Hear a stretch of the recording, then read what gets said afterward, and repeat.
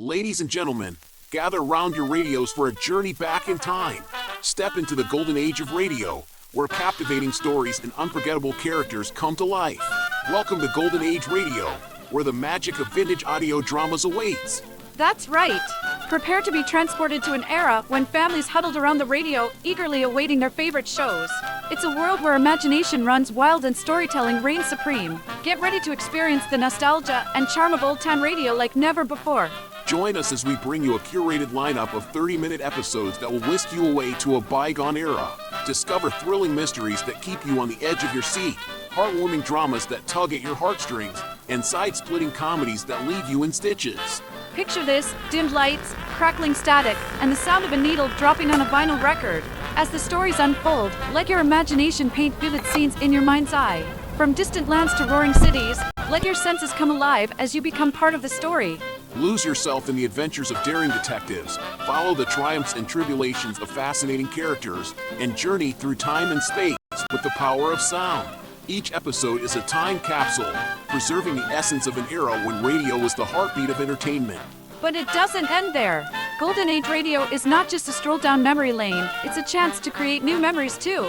Share these timeless stories with your loved ones, introducing them to the magic that captivated generations before us. So, dust off your radio, dim the lights, and prepare for an evening of enchantment. Tune into Golden Age Radio and let your imagination take flight. Stay tuned to hear our curated selection of 30-minute episodes. Relive the nostalgia, discover the classics, and immerse yourself in a world of unparalleled entertainment. Golden Age Radio, where the past comes alive, one episode at a time. Golden Age Radio, your ticket to timeless storytelling. Subscribe for more videos.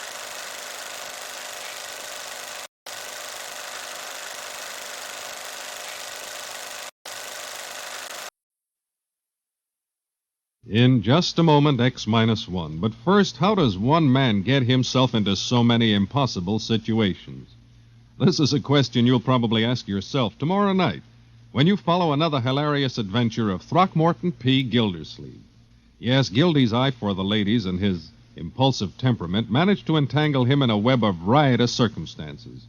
Join the romantic water commissioner, his neighbors, Judge Hooker, Mr. Peavy, and all the loyal Gildersleeve household as they romp through another episode of The Great Gildersleeve tomorrow night. And now stay tuned for X-1 on NBC. Countdown for blastoff. X-5, 4, 3, 2, X-1, fire.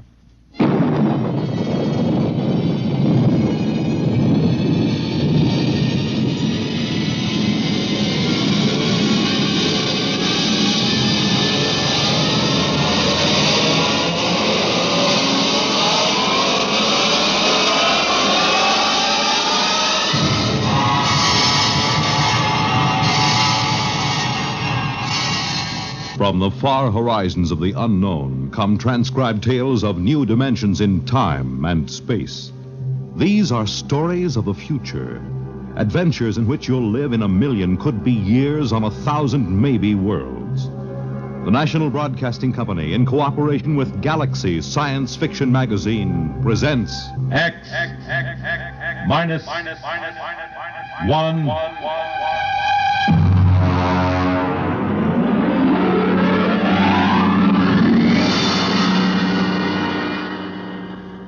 Tonight's story, The Cave of Night, by James E. Gunn. Oh, you want a level, Charlie? Okay. Though yet of Hamlet, our dear brothers, death the memory be... Anyway, how's it, okay? Okay. Check recording, will you? I may go over a half hour. Make sure they've got another reel of tape ready, okay? All right, Look, Bill, I've just put the segments of tape together for the next week's show. I'm going to record my narrations, and we'll listen to it together tomorrow. I know this is unusual, but you're the producer, and I don't want you out on a limb that may be sawed off behind us. This week's show is liable to either win us every award from the Peabody to the Pulitzer Prize, or maybe put the network out of business. Okay, we start with the standard opening. Behind the world, etc., 40 seconds.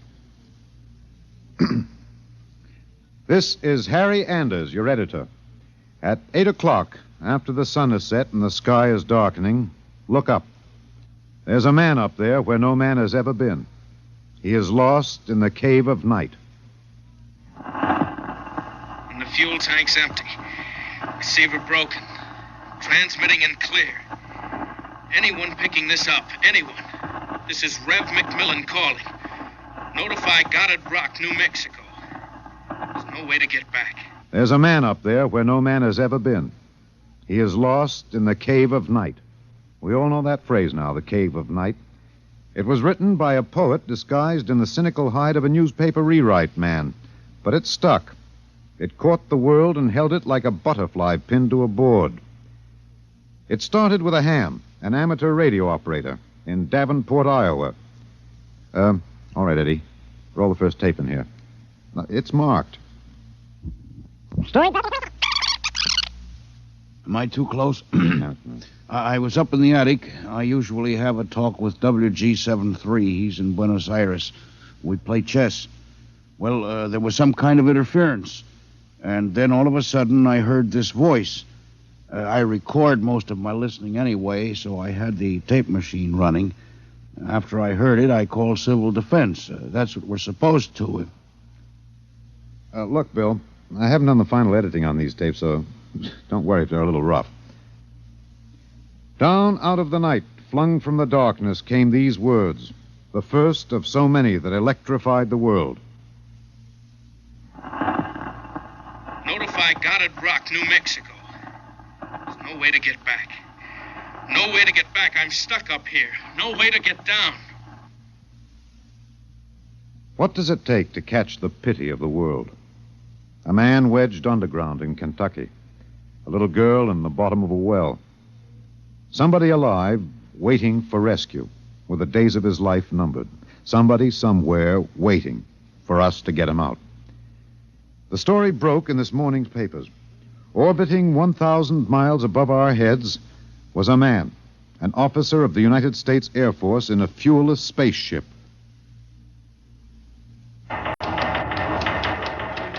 We're recording at the desk of Mike Bayless, senior night editor of the Continental Press National Wire. Hey, you always get a reaction like this.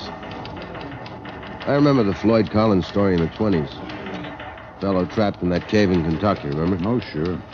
And the whole country hanging on to see if he could get out. Then there was that little girl stuck in the well. Kathy Fisker's? Yeah. We pulled all those stories out and put them on the wire for background. But this hit bigger. We got the first lead from an Air Force handout in New Mexico. They just said an experimental rocket failed to return to base. But by that time, the cat was out of the bag. Ham operators picked up those messages from Boston to Fairbanks, Alaska. Mr. Bayless, you first used the phrase the cave of night, didn't you? Yeah, I guess so. I mean, you got to get a little purple on a thing like this. People eat it up. You can't spread it on too thick. Anyway, I was lost in a cave once when I was a kid in upstate New York. I waited around for a couple of hours in the dark until they came for me. It kind of reminded me of that. It reminded the world of terrors at night, of struggling awake through nightmares. The fears of loneliness, darkness, falling, suffocation, thirst. It reminded me of Rev McMillan. Perhaps I have an advantage over all the other reporters for newspapers and radio and television because I knew Rev McMillan. I knew him in college and in the Air Force. I knew that he was testing rocket-powered craft at Goddard, but I didn't know they were so close to space. No one knew, till those messages of desperation crackled down through the atmosphere. I remembered Rev when I saw those headlines that morning. Straight black hair, Clark Gable ears, a reckless grin. He ate well, reveled in expert jazz and Mozart opera, and he talked incessantly. His southern speech was no drawl. There was too much to say. And now he was alone. And soon all that might be extinguished. The men from the radio newsrooms rushed to Goddard Rocket Base armed with miniature tape recorders. Oh, we certainly get a good story on this. Gentlemen, Hold it down. I'm Colonel Arthur J. Hannigan, Information Officer for Goddard Rocket Base. And I'm authorized to issue the following statement. First Lieutenant Reverdy L. McMillan, United States Air Force pilot, Experimental Rocket Division, took off from Goddard Base at 22:34 Rocky Mountain time. His craft, the XR-37 Mark II, a hydrazine nitric three-stage rocket. I'm sorry I can't describe it, boys. Classified. Well, in order to maintain orbit, the motors were pulsed for 1 second every 15 seconds elapsed time. After 3 minutes, the exhaust was seen by ground spectroscope observation to flare for half a minute. His fuel supply is exhausted. The craft has reached sustaining orbital speed. Well, what does that mean, Colonel? He's out of gas. He can't get down. The first mobilization was of the scientific brains massed at Goddard. Few of them knew Rev. Brains at a research project are usually carefully sorted out and salted away from the distractions of the outside world. They designed, they invented, they calibrated and theorized. But they didn't know the short, stocky man with a lopsided grin who rode the fruit of their labor up and out, and now circled the world of his birth with time ticking out. I covered the hearings in Washington for the network newsroom. I flew down from New York, and the stewardess came out every few minutes to tell the passengers the latest news. She called him Rev, although she never knew him, and once I thought I saw a tear. The hearing was before the subcommittee of the Senate Committee on Military Affairs. Presiding, Senator Alan J. Haggister of Kentucky. All right, General Finch. You've made the technical situation fairly comprehensive, even to an old cane-brake, redneck hillbilly like myself. I have tried to make the gravity of the situation apparent, sir. It appears to me, General, that the sacred life of a human being created in the image of his maker is in danger. It's no light thing to be thrown away like some guinea pig. If that ship wasn't safe, if that poor man up there in the cave of night is to die, somebody is responsible. Isn't that right, General? Sir, a manned rocket was sent up because of one simple fact. It takes a computer of tremendous versatility and capacity to operate a Harrison-Munch reactor engine. A computer of infinite complexity. And I ask you, General, I put the question to you, why was such a computer not designed? It has been designed, sir. It was designed 500,000 years ago. There is only one mechanism competent to handle those controls, sir. That is the human brain. All right. I turn now to my second question, General, and I ask it not only for myself and my colleagues on this committee, but for 170 million Americans listening on the radio, watching on television. With that man up there living out his last days, why was it not possible to send a ship up after him? Why was there no second ship built? For one reason, Senator, money. The appropriation for rocket research fell short by 12% of the amount needed even to build one vessel. Oh, frankly, gentlemen, the deficiency was made up by cutting corners and diverting funds from other projects. That is not the point, General. There's a man up there who's going to die. With the limited funds you gave us, we've done what we set out to do. We've demonstrated that space flight is possible, that a space platform is feasible.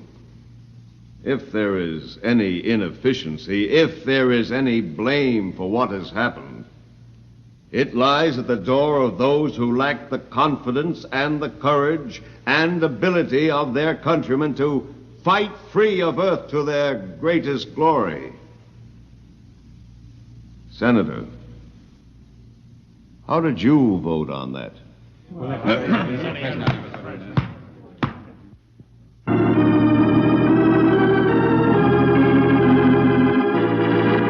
This is Harry Anders in the gallery of the Washington National Cathedral.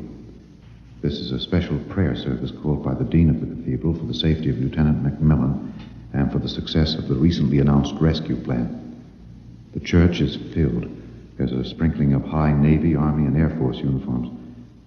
I see General Finch in the second row, next to the Secretary of the Air Force and the newly appointed Undersecretary of Defense, Mr. Winokur.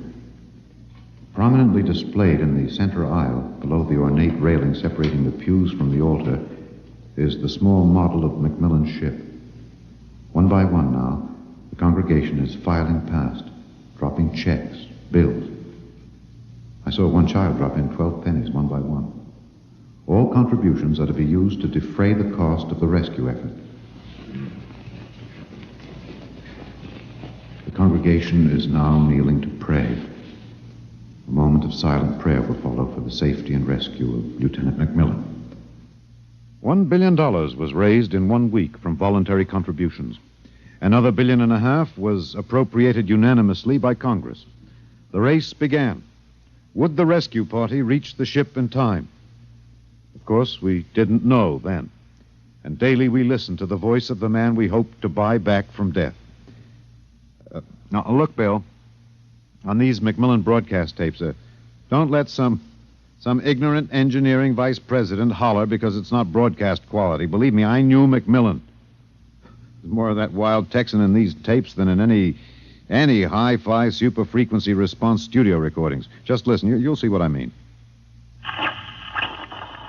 I've been staring out the portholes. I never tire of it. Through the window at the right, I see a black velvet curtain with a strong light behind it. There are pinpoint holes in the curtain, and the light shines through, not winking the way stars do, but steady. There's no air up here. That's the reason. My oxygen is holding out better than I expected. By my figures, it should last 27 days more. I shouldn't use so much of it talking all the time, but it's hard to stop. Talking, I feel as if I was still in touch with the Earth, still one of you. Even though I am way up here. Too bad the receiver is broken, but if it had to be one or the other, I'm glad it was the transmitter that came through all right. There's only one of me. There are billions of you to talk to. You can't see me now. You'll have to wait hours for the dawn. I'll have mine in a few minutes. That's the way he talked. And as we listened to the lonely voice from the night, the engineers, the scientists, the construction men worked round the clock. General Finch presented the problem in the pool interview. I asked the questions for the combined networks that afternoon. Most of you heard the complete broadcast live as he briefed the world with the clipped, laconic delivery of a soldier. There are two basic problems. We've recovered the first and second stages of the rocket. We've only to construct the third stage. The second problem is more difficult. The pilot. Lieutenant Macmillan was the only man physically and psychologically qualified. We discovered that in our first program. His training and orientation took 18 months. We have now to duplicate this in 27 days. You think it's possible, General? I don't know.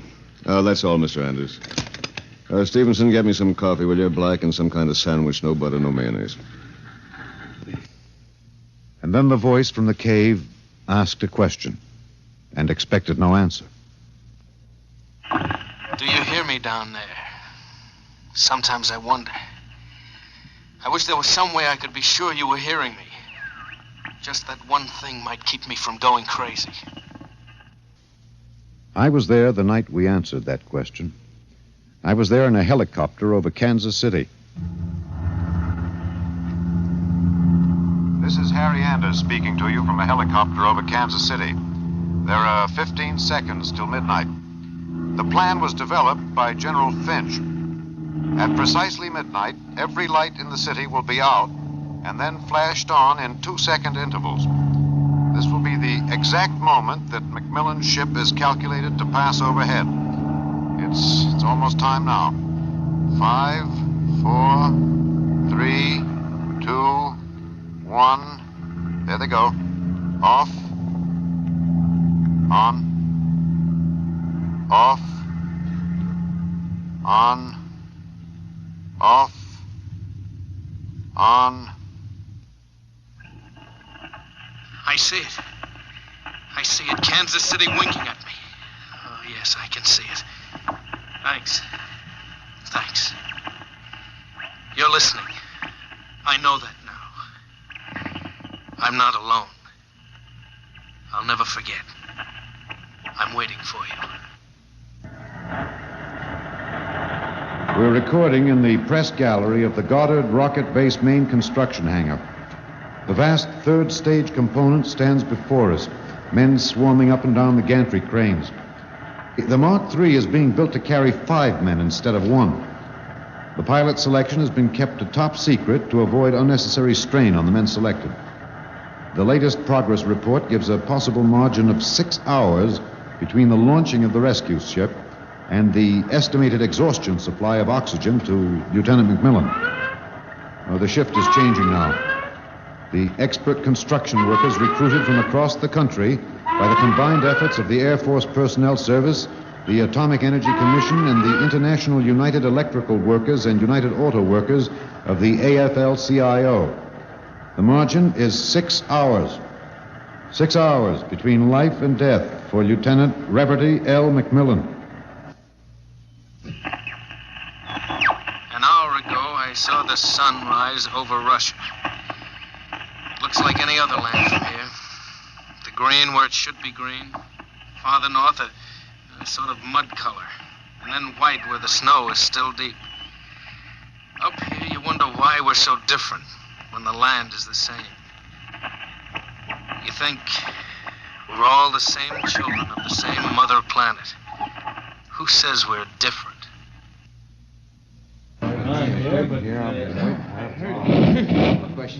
Can you hear me in the back? Hey, you're standing a little close. Well, how about this? That's better. That's better. All right, gentlemen, I have exactly 5 minutes for the press conference, therefore I'm not going to answer any questions. Progress report is as follows. As a safety factor, we're constructing 2 complete 3-stage rockets and 6 additional 3rd-stage components. The telemetered reports from McMillan's ship have added important additional information, and the first of the rescue vessels should be ready to be launched at the estimated time, weather permitting. Now, don't ask a question. Within certain limitations of air turbulence, the rocket will be ready to lift in time to save Lieutenant McMillan. 21 days. The air is bad tonight. Can't seem to get a full breath. It seems to stick in the lungs. It doesn't matter, though. But I wish you could see what I've seen. The vast, spreading universe around Earth like a bride in a soft veil. You'd know then that we belong out here. Come out, mankind. Come out and see what I have seen.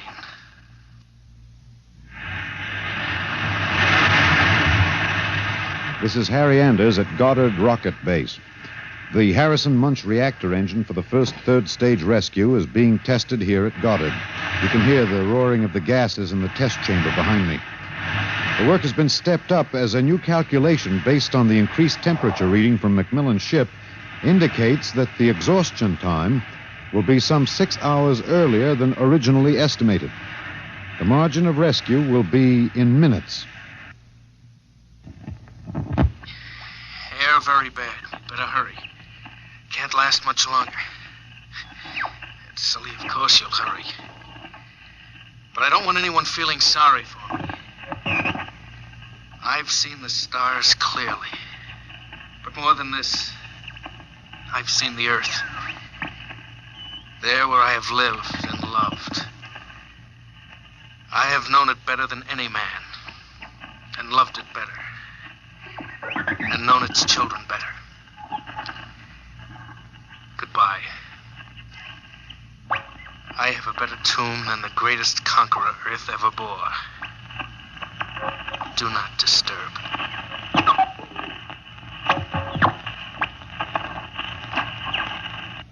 Countdown for blastoff.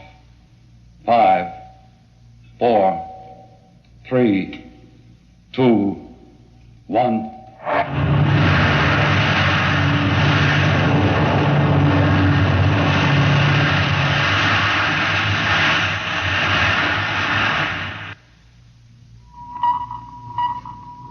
Anders, tape 323.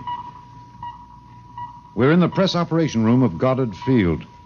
The rescue rocket has been aloft 53 minutes plus. Its calculated time of arrival is 54 minutes. You will hear the voice of General Beauregard Finch on a direct pickup from the rescue vessel, which has been named unofficially the Lifesaver.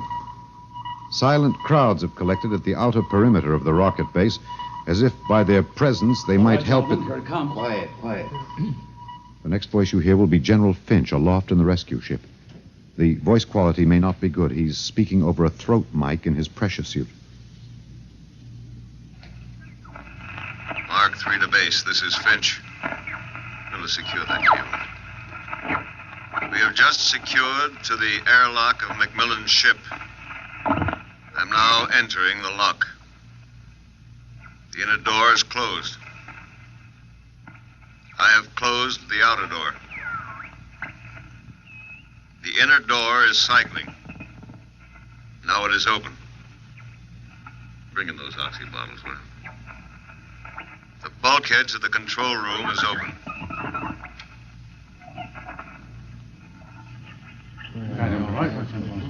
Is he all right? Come on, will you? What's happening? Lieutenant McMillan is dead. He died heroically, waiting till all hope was gone, until every oxygen gauge stood at 0. And then, well, the airlock was open when we arrived. In accordance with his own wish, his body will be left here in its eternal orbit. I'm going to leave now. My feet will be the last to touch this deck. Lieutenant McMillan is in his control chair, staring out towards the stars. I'll leave the airlock doors open behind me. Let the airless, frigid arms of space protect and preserve for all eternity this man they would not let go. Well, that's the show, Bill. Bill, you remember at the conference we hadn't made up our mind whether to pick anything up from the celebration last night after the news of the Mars landing? I said it was the right end for Rev McMillan's story. You said it was old stuff. Every kid knew the sequence. The ships built to rescue Rev, used to set up the satellite base, from the base to the moon and now to Mars. Well, I went out with a mini-tape last night, and I've got the end of the story. Here it is. This is Harry Anders in Times Square. The neon rocket ship at the top of the Times building has just flashed into brilliant light. The signal that the landing signal has been received from the rocket Rev McMillan III. Man has landed on Mars. And a holiday crowd here in Times Square is celebrating like 1,000 New Years rolled into one. I'm being tossed and pushed and clapped on the back all at once. Let's see what the man on the street thinks about man on Mars. You, sir. I'm broadcasting. No. How do you feel about it, sir? How do you feel tonight about man's conquest of space, of the planet? Leave me alone. I'm in a hurry. Well, just a few words for the... Look, you get your hands off me. Let go of me. I'm not interested. Wait a minute, sir. Wait. Rev! Rev, come back here. Rev! You think I could listen to that voice over and over in a tape editing room and not know every vowel, every consonant? I'm telling you, Bill, I saw him. Rev McMillan. The black hair was gray and those Clark Gable ears were pinned back, but that's a simple operation. I played that piece of tape over and over. It was Rev, I know it. He isn't up there. He's alive. We've got it, Bill. We've got it on our show. We'll break it. Rev McMillan is alive. I haven't written it yet, but we finish it off with this, with a question. Why did they announce he was dead? I'm in the tape editing room now. I've got the reel ready to record the answer. Excuse me, Mr. Anders. I'm... Hey, just a minute. I'm recording. You better see the page outside Mr. at the... Anders, I'd like to talk to you for a moment, if I may. I have a letter of authorization... Just a minute. I'll be through in a minute. Look, Bill, I've got the answer now. Last night, they landed on Mars. But that first ship, the one that circles up there now, there isn't anybody on it. There never was, except a 30 days recording and a transmitter. That's all. He was never up there. They didn't have the money for a manned rocket. They wanted a crash program all out, so they sent a decoy up. And we all broke our hearts to rescue the man who wasn't there. Oh, he must be laughing, General Finch and the rest of them, the ones that knew. I guess they had a problem. What to do with Rev. I wonder if he slipped away from whatever guards they have around him to see the celebration. He looked a little sad. Now, I think sometimes he must wish he was really up there in the cave of night, seated in the icy control room, 1,075 miles above the Earth, staring out at the stars. Mr. Anders, I must insist. What? That... Bill. Looks as if I won't have to worry about editing this tape. My friends are from Washington. I'd like to call your attention to the last paragraph. What? Oh, no. It's very simple. You won't have to burn it. It's easy to destroy recording tape. I throw this switch. When the tape goes through the erasing head, it's gone forever. Oh, too bad. Would have made one fine show. Okay. So long, Rev.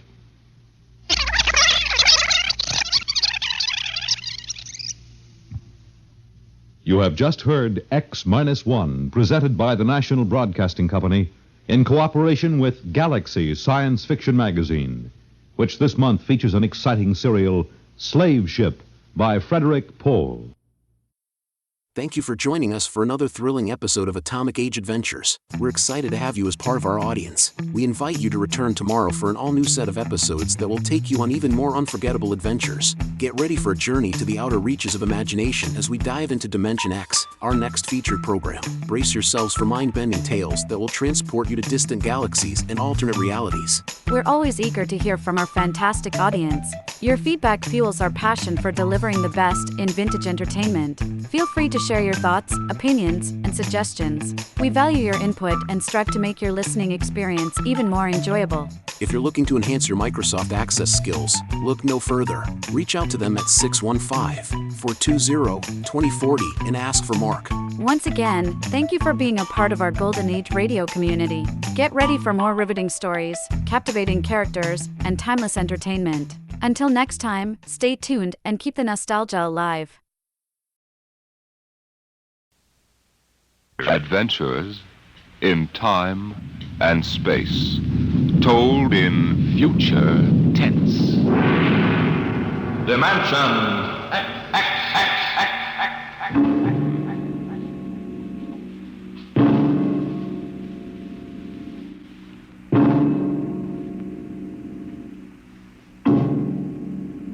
Can you predict the future?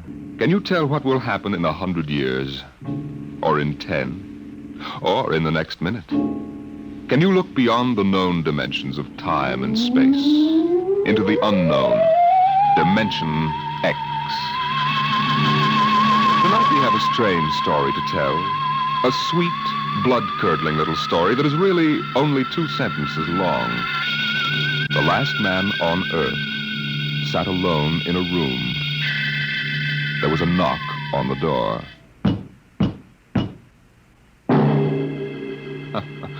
Think it over. Suppose you were the last man alive on Earth, in the universe for that matter. The last man sitting alone in a room, and suddenly there was a knock on the door. What knocked on the door? You wonder, don't you? Your mind, faced with the unknown, supplies something vaguely horrible. But it isn't horrible, really. You'll see. The last man on Earth sat alone in a room. There was a knock on the door. What? Oh, what's that?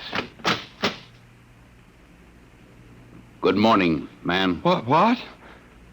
Who are you? You have regained consciousness. Well, who are you? I am Azan. Maybe if I close my eyes, it'll go away. I will not go away, man. No, I guess I am awake. Who? What are you? I am Azan. Well, what's that? Azan is intelligent life.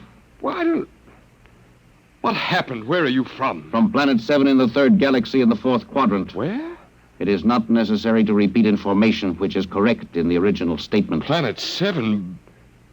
You mean I'm not on Earth? You are still on your planet. Well, then what are you doing here? The Zans have annexed your world. You mean you've conquered Earth? Yes, that is correct. We will now prepare your planet for habitation by the Zan.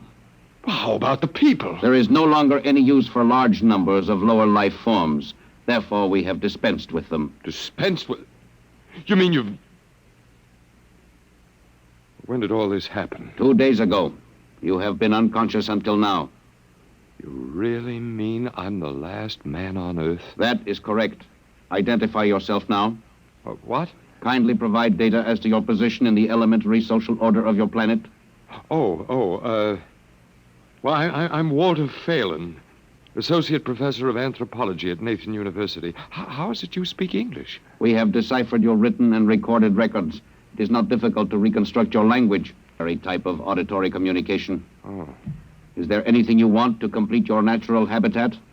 You mean I'm a prisoner? That is correct. What will you want further in your room? Well, do I have to stay here? Yes. The rest of my life? Forever. Well, then you better bring in my books. I got to call you something. Do you mind if I call you, George? It is immaterial. All right, then, George. You know, I can't really believe this.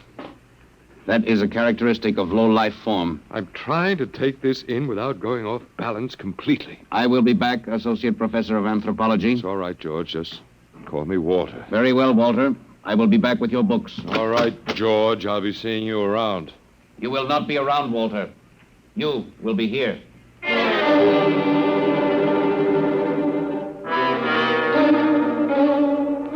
Yes, the last man on Earth sat alone in a room.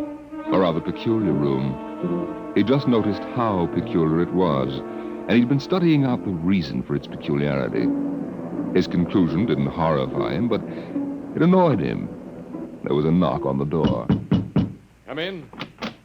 Oh, hello, George. Hello, Walter. What can I do for you? Point 1, you will please henceforth sit with your chair pointed the other way. I thought so. That plain wall is different from the other sides, isn't it? That is correct. It is transparent. That's what I thought. I'm in a zoo, right? That is correct. I knew it.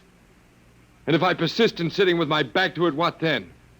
You'll kill me, I ask, hopefully? No, we will not kill you. That's too bad.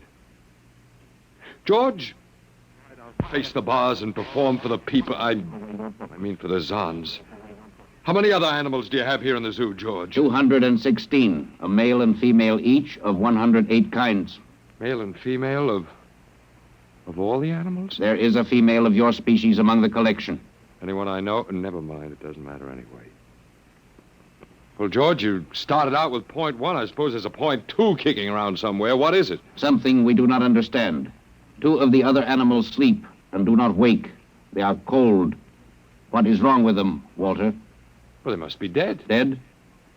That means stopped. But nothing stopped them. Each was alone. Sure, they just died. But I have told you they were alone. Nothing stopped them.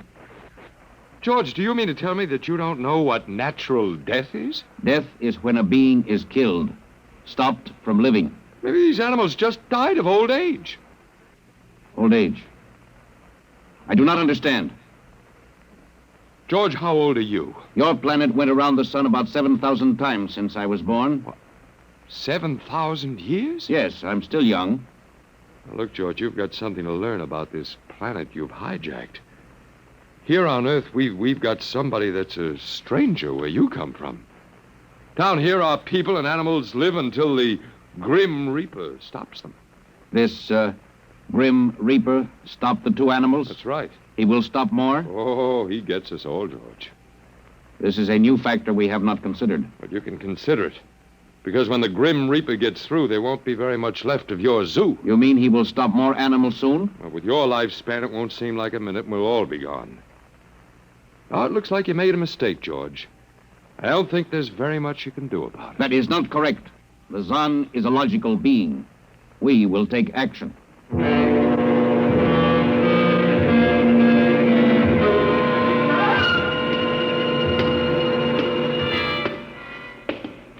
are you taking me, George? We will be there shortly. You mean, it's moving day? That is correct.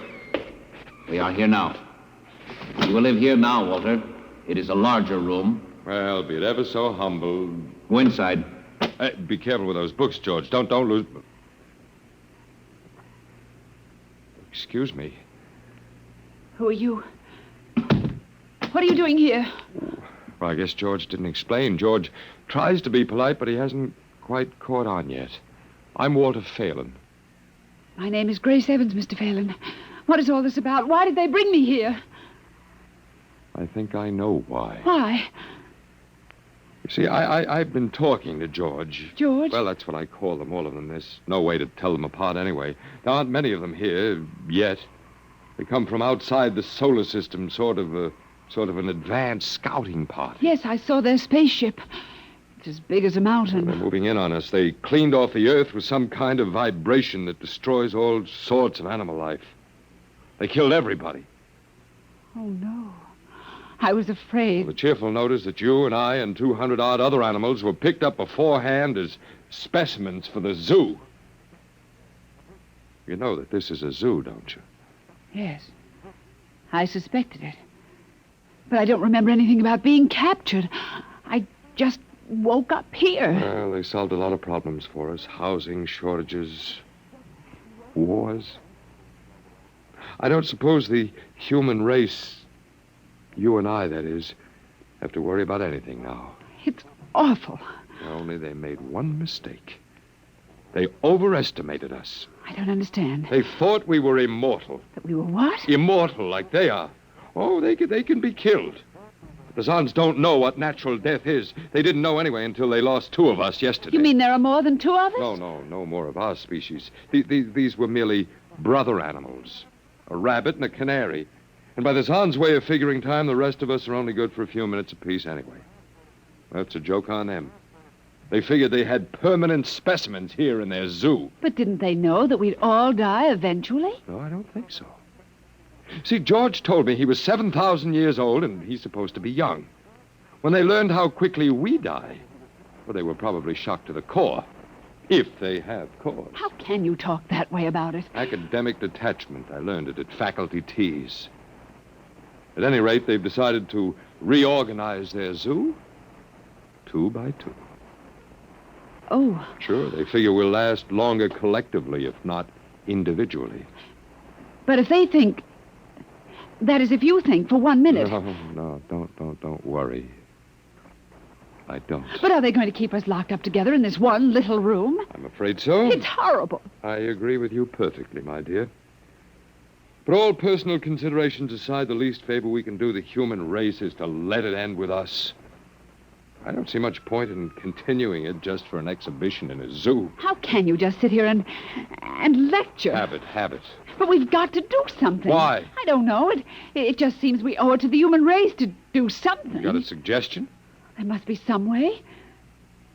They can be killed, you said. I think that anything that would kill one of us would kill one of them. You see, I figured it out, I think. George cut his... Well, I suppose you'd call it his hand when he brought in my books. It started to bleed, red blood, but I could see the cut closing just as he stood there. And by the time he left, it was healed.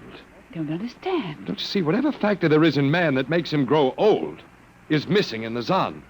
They just go on and on and on until they're stopped. Yeah. But suppose we killed one. There must be some way. Well, but what would be the use? They wouldn't even punish us. They just give us our food through a trap door and put a sign out saying, "Beware of the man, dangerous." I don't think they'd have to bother in your case. I don't see anything funny. I'm sorry. Just reminds me of Martha. Martha? My wife. She died 2 years ago. I'm sorry. No, not at all. Oh, that'll be George with my books. Come in. Hello, George. Hello, Walter. Point 1, I have brought your books. Point 1, Well, what else is on your mind? Point 2, another creature sleeps and will not wake. A small feathered one called a duck. It happens, George. I warned you. Old Man Death, the Grim Reaper. I told you all about him. Walter, the Council of Zon has met. It has been decided logically that the only intelligent life to escape the vibration is you. Therefore, the logical conclusion is you are stopping these animals by some means unknown to us. George, you're off your trolley. You will tell me now how this is done. You boys afraid you're going to lose the whole zoo? It is necessary to save the remaining specimens as long as possible. If we do not get information, we may be forced to dispense with your species entirely. Now, wait a minute. This means you, Walter, and the female. Now, wait a minute, George. Don't go off half-cocked. Let me take a look at these animals that won't wake up. I will take you there now. Go first, Walter. After you, my dear George.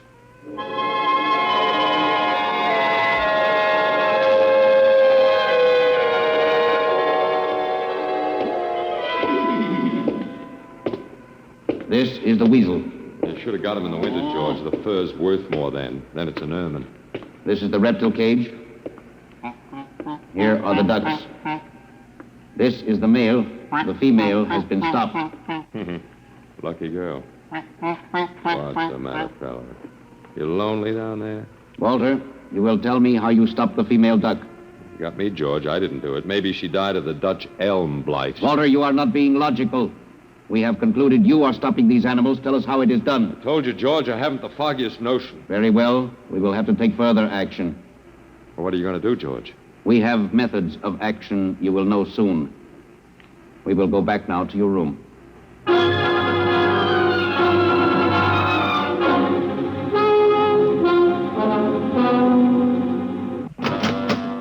What happened, Mr. Phelan? You can call me Walter. After all, George does, and we have more in common. Oh, please, what happened? Just a duck, a dead duck. George thinks I killed her by remote control. He thinks I'm holding out on him.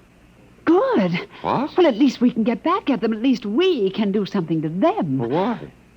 After all, George isn't a bad fellow, if you like an ant mentality. How can you say that? They've wiped out the whole human race. They've murdered everybody. I suppose they have, but we can't change that now, so why think about it? Well, we can't just sit here and do nothing. I fail to see how we can do anything else. Oh, of all the men in the world they had to pick. Don't you want to fight back? Don't you want to keep on fighting until the end? It hadn't occurred to me. But we've got to, Walter. Why? Well, I can't really explain, but, Walter, if there was any good in man at all, it was that he kept on, struggling against nature and in the end even against himself. But at least he kept on fighting for what he thought was right, and we're all that's left. Walter, we just can't end it by giving up. We've got to keep on fighting. You know, you do remind me of Martha. Oh, look, there isn't much left for us, but we could beat them in this one small thing. We can pretend that there's a secret about death, and we could refuse to tell them anything. But there isn't anything to tell. Well, they don't know that. Promise me you won't give in. I suppose the worst they can do is to kill us. Oh, Walter. All right, Miss Evans. Hello, George. Hello, Walter. Now, you will tell us how these animals are stopped? George, this may come as a great shock to you, but I've decided not to tell you. Why? Oh, call it a romantic attachment to lost causes. My grandfather was a Confederate officer. Walter, you are not being logical, but that is expected in lower life forms. You will come with me now, Walter. Where are you taking him? To the second level. Come now, Walter. You won't tell them. I can't guarantee anything, but as of now, I don't intend to. We've got to fight. Remember that, Walter. We've got to go out fighting. I think you're right. Come now, Walter. Goodbye. It's been a pleasure, Miss Evans. I am waiting. Come now, Walter. After you, my dear George.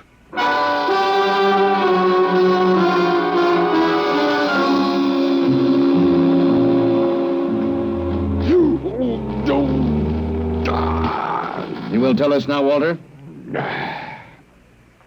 That was the first level of vibration. There are many more. However, we have calculated that none of them exceed your threshold of unconsciousness. Oh, very clever, George. Of course.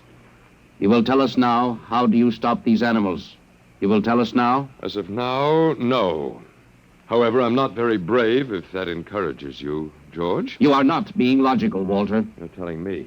We will now use vibration level 2. You will tell us now? You know, George, I can't figure it out myself, but I'm stubborn. Maybe it has something to do about the dignity of man, the civilization such as it was that you wiped out. I do not understand. I didn't think you would. So go ahead. Vibrate. Vibration level 2. It will be very painful, Walter.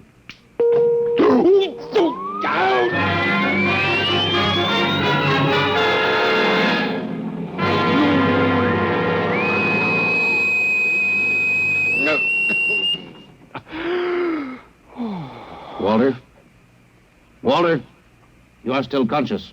Let me alone, George. You will tell us now. You will tell us how you stopped the animals. Let me alone. We have had vibration levels 1 through 10. There are still 15 more before your threshold of unconsciousness. No, let me alone. Walter, listen to me. Another creature sleeps and will not wake. We must know now. That's tough. You better start vibrating again, George. No. What? It would not be logical. We have calculated that no further level of vibration will overcome your irrational psychological block. We conclude you will not tell. You mean you're going to let me go? That is correct. That's real nice of you, George. I appreciate it. We have calculated that the resistance of the female of your species will be lower. We will now place her under the vibrations. Oh, no, George, you can't do that. Why not, Walter? It is the logical plan. No, she couldn't take it. Yes, that is what we expect. Therefore, we will go and bring the woman here. No, now listen to me, George. There is no secret. Do you understand that? There's no secret. Those animals died from natural causes. And I'm telling you the truth. That is not a logical answer. We will get the woman. Well, I've told you the truth. Can't you understand? We must know now. The female animal caged next to the duck has been stopped. We must preserve the survivor. The animal next to the duck? We will bring the woman here. She will tell us after the vibration. No, listen, George. George, do you want the truth? You want to know how to save the mates of the animals that have been stopped? You will tell us now? Yes, I'll tell you. Take me to that stopped animal, and I'll tell you how to save its mate. Very well, Walter. You are being logical now. We will go.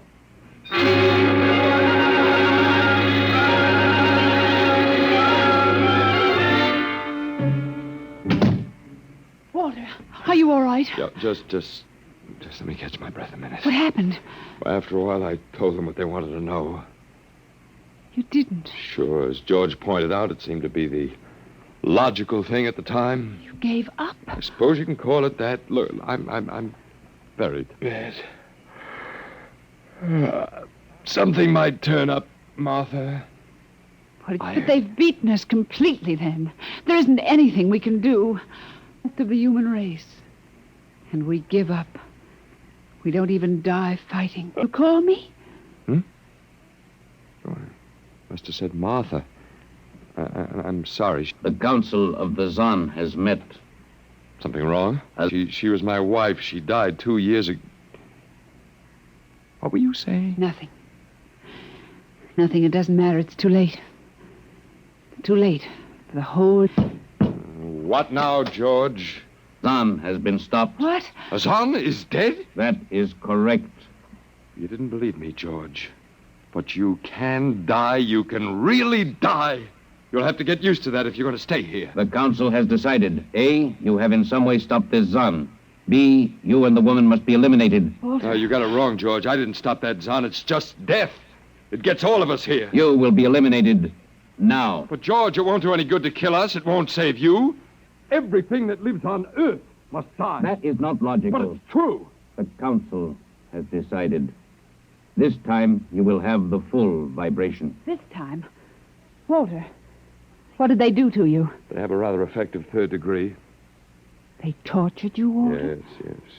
And I... Walter, it was all my fault. I wouldn't even have tried without you. I suppose we have a last chance now to end with some dignity. I think you're a very brave man. Well, there isn't much else to do. Do we go now, George? Now, Walter. Wait. What's that? I have been told another Zon has died. Now will you believe me? The Council of the Zon meets now. 2 gone already, and you were with me, George. You know I didn't kill this one. What stopped him then? I told you it's old man death. You came to the wrong planet, George. Your immortality doesn't go down here. He can stop you, but you can't stop him. And you'll all die if you stick around. And now what? The council has decided this is a place of death. We will leave your planet. Leave? You mean you're giving up? It is not safe for the Zon. Walter, they're leaving. They're really going. Go on then, George, and don't hurry back. It would not be logical to do so. We are leaving the Earth now. Goodbye, Walter. Goodbye, George.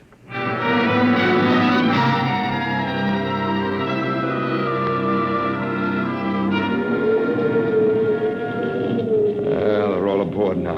Oh, it's so wonderful to feel the wind and the sun again. Close the hatches. Walter, is it safe for us to be out here? Sure, they're not interested in us any longer. They only want to get away. And I want to see this, Grace, the Zon leaving Earth forever. Now they're blasting off.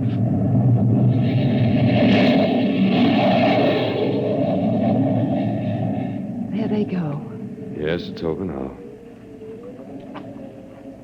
Well, I suppose we might as well go back in. I still don't understand, Walter. What made them go? Oh, I just told them the facts of life. Of death, you mean? No, of life. After all, I thought George was old enough to know at 7,000 years he was getting to be a pretty big boy. I wish you'd stop joking and tell me what happened. Look out for the steps. Well, do you remember when the first animals died? Yes, the rabbit and the canary. And their mates just started to pine and waste away? Yes. Well, that worried the Zon. They wanted to keep the last specimens alive if they could. So finally I broke down and told them about affection. Affection? Mm-hmm. And then I introduced Donald. Donald? Who's that? Here we are. Oh. Come here. Grace, I want you to meet Donald. Oh, Walter, please. What does affection have to do with it? Well, that's what the Zon wanted to know.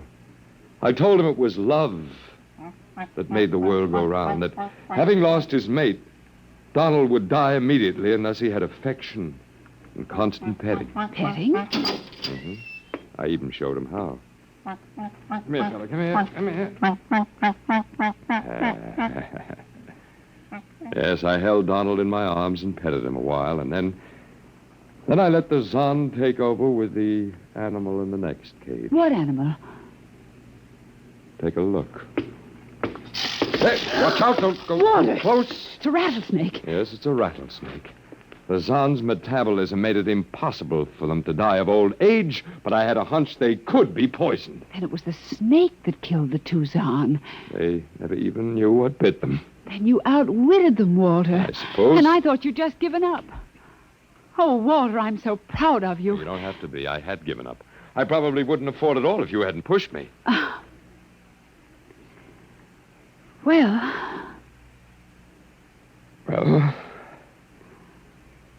we've got a world to plan, a whole new world, Grace. I know. We'll have to decide which animals to let out of the zoo and which ones would be safer to keep in. But first, there's a much bigger problem. What's that? The human race. Oh. Yeah, we've got to make a decision about that. It's a pretty important one. Yes. But... It hasn't been a bad race. Of course, it may go backward for a while until it gets its breath, but... Well, we can save the books and all the most important things and get it started ahead once more. Please, Walter. It's the Garden of Eden. Oh, don't be all ridiculous. over again. Don't be ridiculous, Walter. Funny. You even blush like Martha. Oh, only you're stronger than she was. And prettier, too. I wish you'd forget about Martha. I think I will, my dear, if you'll only give me a little time. Now, Walter Failing, you listen to me. If you think for 1 minute that we... Well, I thought it would never happen to me again. But it is love that makes the world go round. And so, Grace, if you could only... I wouldn't marry you if you were the last man on earth. But that's exactly what I am. I don't care. I don't even want to talk about it. I'm going out. Well, all right, my dear, but think it over and please come back. You see, I told you. It wasn't really so horrible, our story. Remember how it goes. The last man on Earth sat alone in the room. And then there was a knock on the door. Come in. Oh, come in. Come in. My dear. You see, it wasn't horrible at all.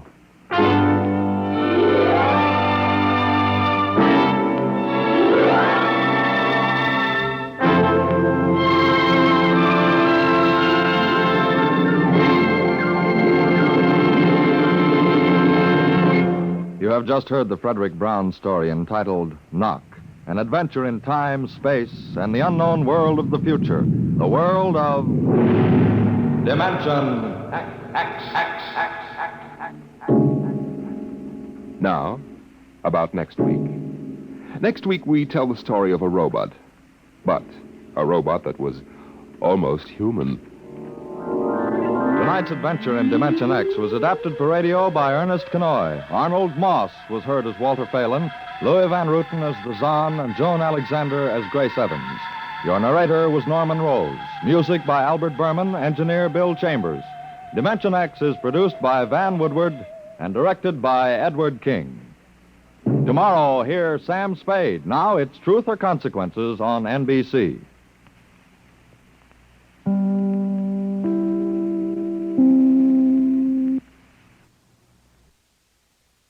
Thank you for joining us for another thrilling episode of Dimension X. We're excited to have you as part of our audience. We invite you to return tomorrow for an all-new set of episodes that will take you on even more unforgettable adventures. Get ready for a journey to the outer reaches of imagination as we dive into X-1, our next featured program. Brace yourselves for mind-bending tales that will transport you to distant galaxies and alternate realities.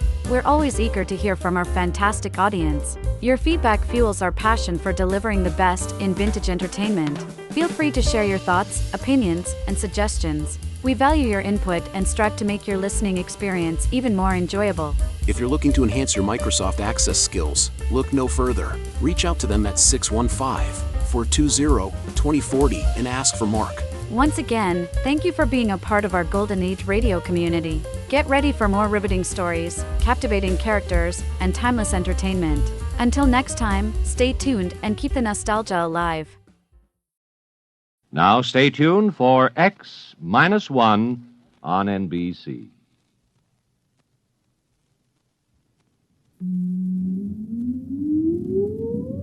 Countdown for blast off. X-5, 4, 3, 2, X-1, fire.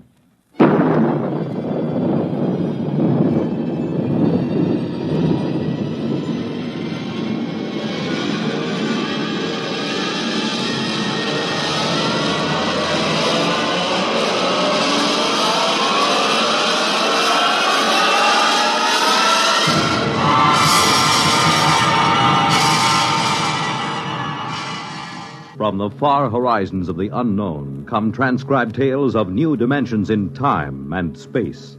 These are stories of the future, adventures in which you'll live in a million, could be years, on 1,000 maybe worlds. The National Broadcasting Company, in cooperation with Galaxy Science Fiction Magazine, presents X minus 1.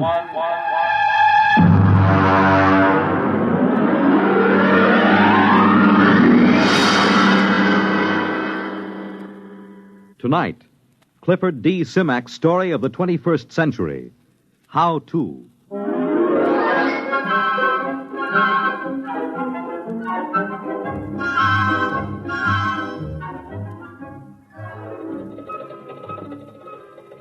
Build your own three-dimensional color TV set. Complete kit, screwdriver assembly in 3 hours. Nah, I've done that. Well, let's see. A dog is man's best friend. Build your own dog. Complete kit, spaniel model, only $250.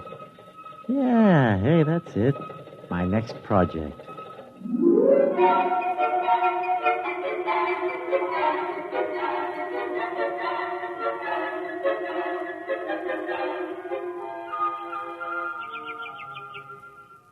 Gordon, is that you? Yeah. Where are you? Out on the terrace. I'm just finishing a landscape. Oh, hi, yeah. Grace, look, did it come? Don't kiss me. You'll get all full of paint. I wasn't going to. Where's the package? Well, they set it against the side of the house. Over there, see? Oh, it came, huh? I want to look at it. I would have put it down in the basement, but I couldn't lift it. Hey, this is pretty heavy for a spaniel. I can't lift this myself. Well, I'll start dinner as soon as I finish this part of the picture. I want to get the grass while the light's right. Yes, all right. So no hurry. I want to examine the kid anyhow. Of course, if you didn't waste our money on things like dog kits, maybe we could afford a robot, and I wouldn't have to cook. Yeah. All right. There. That should be enough for now. The light's beginning to get tricky. Good night. You're not going to open that thing here on the terrace. Now, you'll make a mess. I just want to see the parts. You know, this thing's too big and heavy to be a dog kit. Maybe it's a Great Dane. No, it can't be. Look, here's the shipping tag. From How To Kits, Inc. to Gordon Knight. One dog kit, spaniel model, $250, paid in full. The Great Dane cost $350. Well, all I can say is that must be the world's biggest spaniel. Hey, you know, that's darn funny. I told you I don't want you fooling around with it up here. Now take it down in Grace, the basement. this can't be a dog kit. You know what I think? It's a robot. A robot? But you didn't order a robot. What did you? No, certainly not. They made a shipping error. That's about the size of it. Ah, doggone it. I'll have to put this crate back together again and call the express company. Are you going to return it? Well, certainly I'm going to return it. You don't think we can keep it, do you? Well, why not? The tag says paid in full, so they can't say we owe them anything. But it's a robot. They're expensive. Well, I don't see how the company will ever know.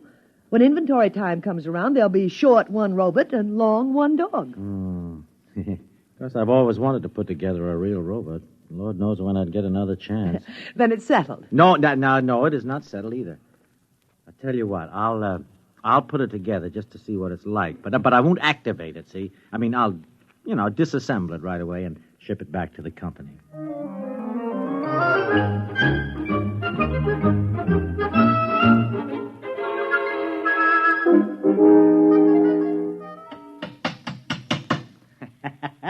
Well, there we are. Grace, look at it. Isn't that a beauty, though? You finished? Well, all but the activating. Oh. Grace. What? You know, I was just thinking, how do I know I've got all the parts adjusted properly? I haven't the remotest idea. No, well, I mean, the only sure way would be to test it. You mean activate? Well, only for a minute or two, you understand? I mean, just to be sure. Then what? Well, then I'll disassemble it, naturally. Well, all right. As long as you don't take too long. No. I'll have it in a jiffy. Now, here, look. Oh, see, all I have to do is just put on the activating plate. Yeah. And turn this lock nut in like so. Now, wait a minute. Just adjust the automatic current control. Huh? Yeah, there. Now, that should do it.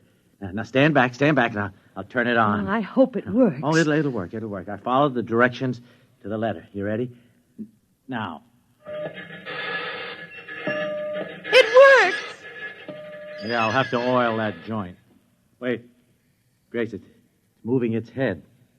My name is Albert. I am a robot. What is there to do? Well, it certainly has a nice voice. Now, take it easy, Albert. Just sit down and rest, and we'll have a little talk. There's no need to rest. I was made to work.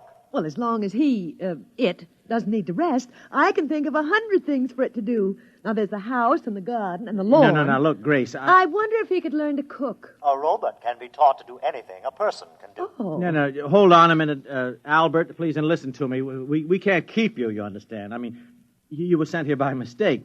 But, I mean, as long as you're activated, there wouldn't be any harm in letting you do a few things. I can do anything. Good. The whole house needs a thorough cleaning. Grace. Then, of course, I'd like some new drapes for the study. No. And the kitchen hasn't been painted for 4 years. Then there's that leaky faucet. Oh, Lord. Well, what's the matter? Attachments. There aren't any. Look, he can't do all that stuff without attachments. And they cost almost as much as the robot itself. Don't worry about attachments. Just tell me what's to be done. Well, you heard my wife. Oh, what about your grounds? Oh, I got 100 beat-up acres that need attention, but of course I realize that's too much work, huh? Don't worry about a thing. I can fix it for you. I will make the necessary equipment.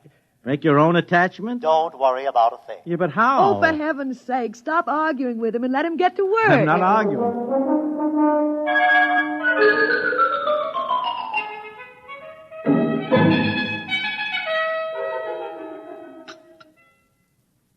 Morning, Gordon. Your coffee's ready. How'd you sleep, dear? Oh, not so good. Kept hearing noises all night. Oh, that was Albert working in the basement. Yeah. Albert? Hey, gosh, that's right. I forgot robots don't sleep. He was working all night. When I came into the kitchen just now, I found the breakfast all prepared.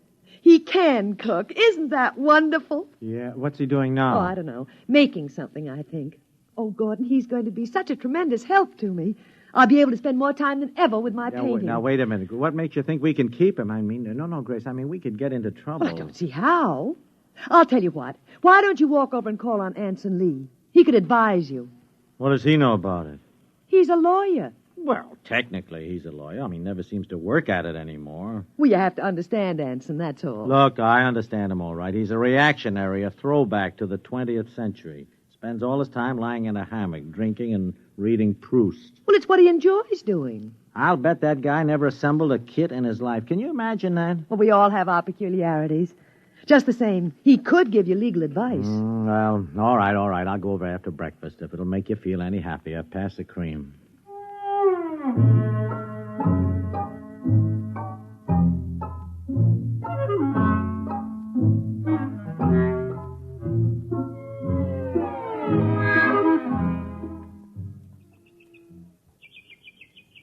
I'll have a drink night. Hard cider. Made it myself. Thought you didn't go in for home projects, Lee. Oh, I don't. Making this cider was the first honest work I've done in years. I don't doubt it. Every time I get a end to work, I look across at your place and I decide against it. How many rooms have you added to that house since you got it built? 8. Good Lord. Think of that. 8 rooms. No. It's not hard once you get the next. Kind of fun. You just buy a how-to kit. Sure, I know. Just follow directions. That's right. Anybody can build a robot on a kitchen table. Well, no thanks. Why do you say that? What? I mean about building a robot. Oh, I don't know. I suppose I expect you to start building one any time now. You've done everything else. What's got into people these days, Knight? They just aren't equipped to enjoy their leisure. That is, most of them aren't. Me? I am. I read, and I lie in a hammock, and now and again I even think. Yeah. Yes, I guess that makes me an eccentric. Here, have another drink. Oh, no, thanks. I'll have to get back to my place.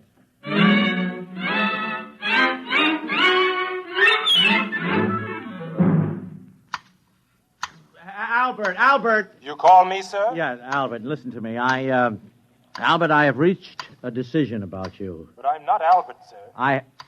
Huh? You would hardly expect Albert to be clipping hedges. Well, if you're not Albert, who are you? Abe. Albert is down in the basement.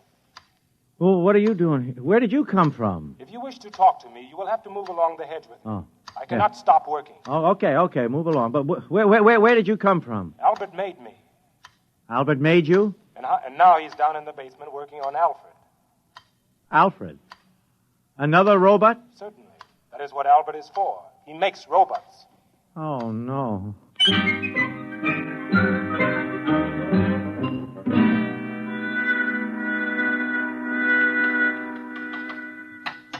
Albert.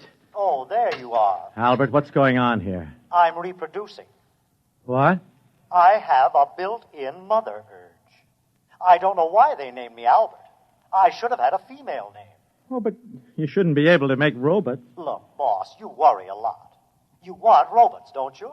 Well, yeah, I guess everybody could use a robot. I make robots. I'm making all you need. Albert, put down that head and listen to me. I want to have a serious talk. Sure, boss. What's on your mind? Now, Albert, I just looked through your packing case and I found this tag. Look, it says X, 190. X, Albert. Don't you understand? That means you're an experimental model. That's correct. You were never meant to be sold. That is also correct. I know. Don't you see? That means trouble. I can't keep you. I've already taken care of that. How do you mean? I filed off my serial number and replated the surface. Well, why did you do that? So that they can't come around and take me back. They made me, and then they got scared and shut me off. But you're not afraid of me. I'm You not. assembled me and let me go to work. Yep. I'm sticking with you, boss. Wait a minute. This could mean a lot of trouble for me, Albert. No trouble. They can't prove a thing. I'll swear that you made me. I'll not let them take me back. They will take no chances next time. They'll break me up for scrap. Oh, but look, if you make too many robots... Robots are useful. You need a lot of them in this place. Now, don't worry, boss. Everything will work out. Well... I'll take good care of you. Yeah. Now, I must go back to work. Adalbert is nearly finished.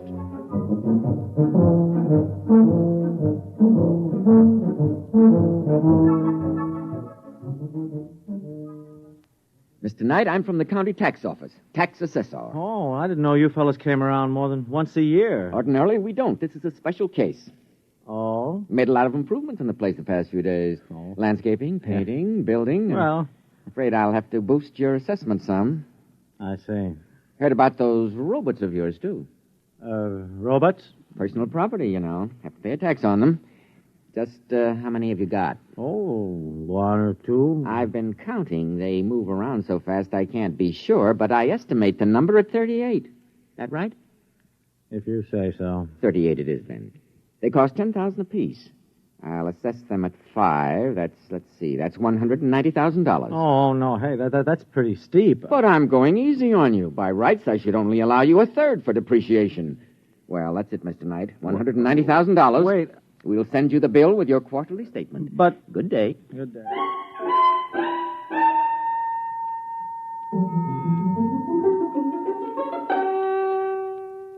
Now, Albert, look, I've been holding off until we got the new landscaping job under control, but I can't hold off any longer. I mean, we got to start selling some of the robots. Selling? Yeah, 20 of them. That should do for a start. The tax assessor was here. I need the cash. You can't sell the robots, boss. Why can't I? Because they're my family, my boys. Named after me, all of them. Albert, I'm sorry, but that's ridiculous. They're all I've got, boss. You wouldn't sell your own children, would you? Well... All their names start with A, just like mine. Abe, Adelbert, Alfred, Adam, Aaron, Anton, Axel. All right. Don't go through the whole roll call. I mean, the point is I need the money. Don't you worry, boss. I'll fix everything. You have nothing to worry about.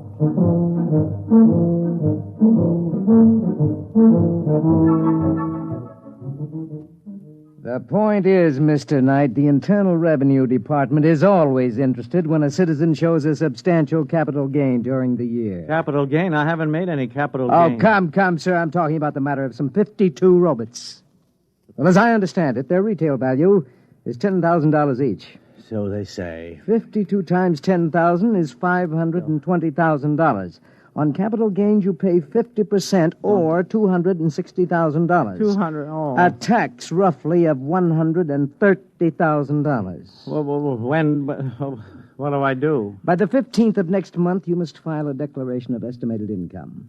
You pay half of the due tax at that time, and the balance in monthly installments. And there's one other matter. One other matter?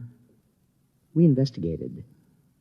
We found you make $10,000 a year. Huh?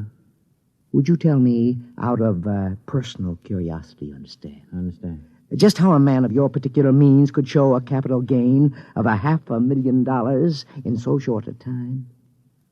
I'm beginning to wonder myself.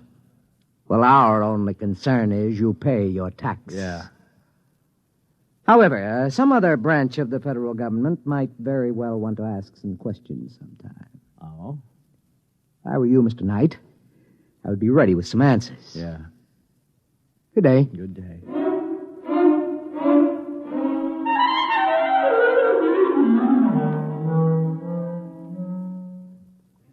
Albert, now look, I tell you, this is a crisis. Do you understand it? Like it or not, I have got to sell some of your boys, a whole bunch of them. Boss, I told you not to worry. Not to worry. Listen, I just came from the income tax people. I owe the government a cool $130,000, and those boys don't fool around. I'm desperate. Money is no trouble, boss.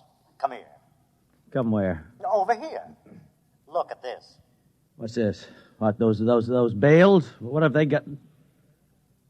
Don't tell me. Full of money, boss. Help yourself. You mean the actual, real money in those bales? Not stage money now. Real money, boss. No ones, of course, but lots of 10s and 20s. Yeah. That bale over there is full of 50s. Full of 50s. We didn't fool around with the ones. Albert, look me in the eye. Did you make that money? You said you needed it. We took some bills and analyzed the ink. Found out how to weave the paper and made plates. I hate to sound immodest, boss, but they're beautiful. Oh, my gosh, I'm a counterfeiter, too. We just ran off as much as we thought you'd need. Yeah. If it's not enough, we'll make some more. It's enough, not another dollar. Well, you're the boss. Albert, listen to me. There are laws in this country. I mean, you just can't go out and print money. That's a crime, don't you understand? Now, look, you take it all outside and burn it right up. You understand? And don't print any more. That is an order. Gordon, are you down here? I'm busy. I hate to disturb you, dear, but I thought you ought to know about the sheriff. I don't want to know the sheriff. He was here with a subpoena, or whatever you call them. That's what you call him. Seems the how-to company's going to sue us. Oh, no. Oh, no, all right, that does it. That Gordon, does it. where are you going? To see my lawyer.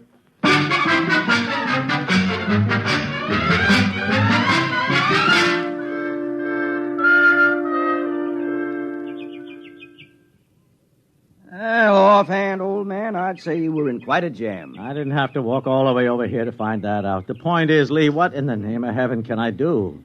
Well, first, you'll have to file a declaration of estimated income. Even if I can't pay? Well, especially if you can't pay. Oh. Technically, then, you haven't violated the law, and all they can do is to try to collect what you owe. Yeah. They'll probably slap an attachment on your bank account. What bank account? I'm broke. Oh. Well, then I'd say your major worry is the how-to company suit. Yeah. Now, if I were you, I'd settle it out of court. Out of court? Mm-hmm.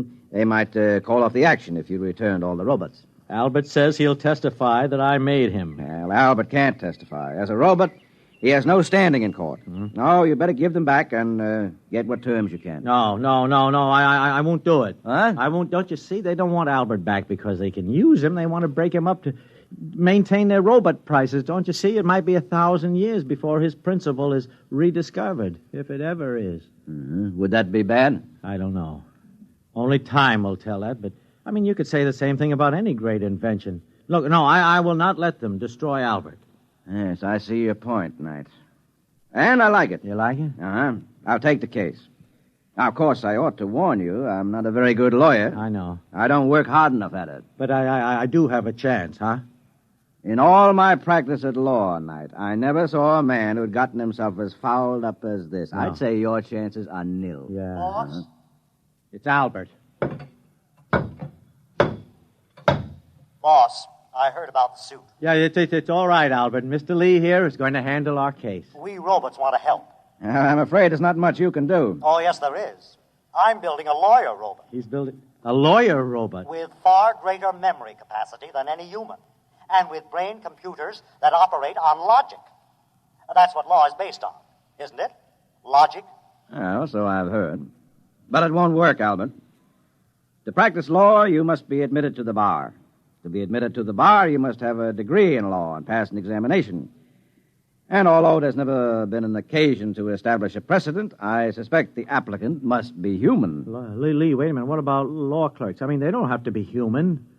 Well, I'd say that was completely true. Yeah, then Albert's robots can be clerks. Mm-hmm. Well, could be. See what I mean? Yes. It's never been done, but there's nothing in the law that says it can't be done. Then it's settled. I'll make a dozen to start. Each one will be an expert in one phase of the law. Boss, you're going to have the most powerful battery of legal talent ever assembled under one roof.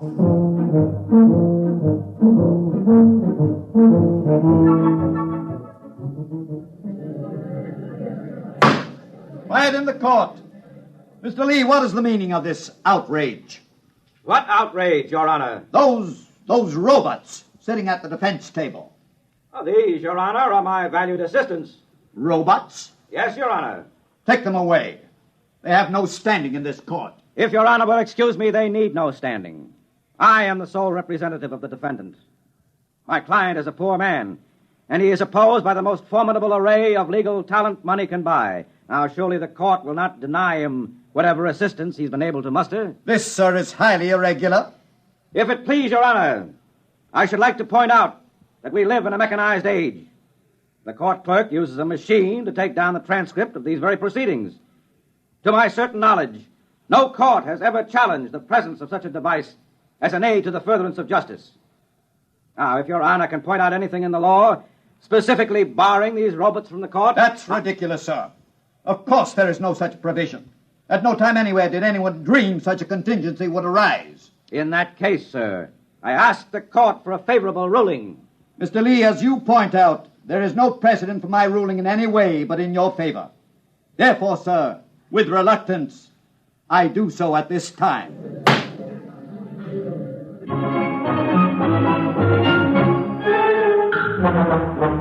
And what kind of a day has it been? It's a day in which a new kind of trial has suddenly captured the imagination of the public.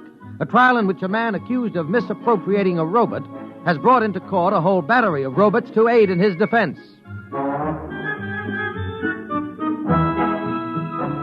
To give validity to their argument, Your Honor, it must first be proved that these robots are, in fact, the property of the plaintiff. That is the issue at trial in this case. So, in the now famous robot case, the issue has come down to this. Was the robot stolen or was he liberated? It is a far-reaching question indeed. Your Honor, I have already established that robots are possessed of free will, that they have the power of reasoning, and that they can most certainly reproduce. As to my worthy opponent's fourth contention, that they have no spiritual sense, I contend that this is irrelevant. There are agnostics and atheists in the human race, and in general, no one has denied them their full rights on this count. And so the trial has at last come to its end. The whole nation, indeed the whole world, awaits the momentous decision which must be handed down. In Washington, D.C., Treasury officials have been meeting steadily for a week to find some way to avoid the loss of the enormous taxes on robots in the event the decision rendered is in favor of the defense. One high government official has said that if robots are declared free and equal, it means they must be given full citizen rights under the Constitution. Already, the chairmen of both major political parties are mapping campaigns to corner the robot vote.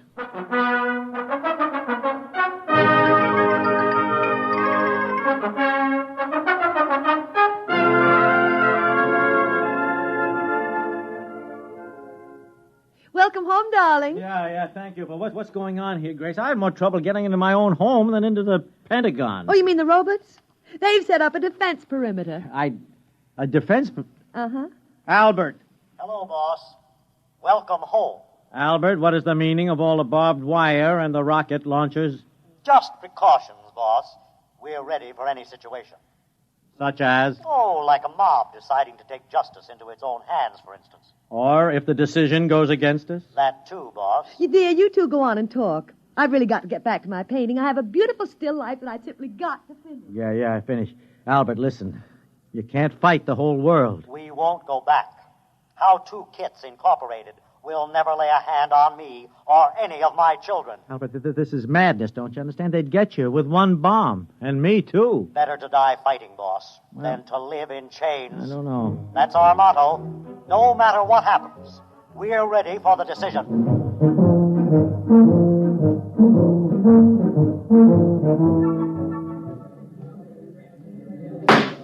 The court is ready to render its decision. It is the most difficult decision I have ever made, for in following the letter of the law, I fear I may be subverting its spirit. After long days of earnest consideration of both the law and the evidence as presented in this court, I find for the defendant, Gordon Knight. I cannot rule otherwise. May I add that this ruling, in spite of the fact that I myself made it, outrages my social conscience.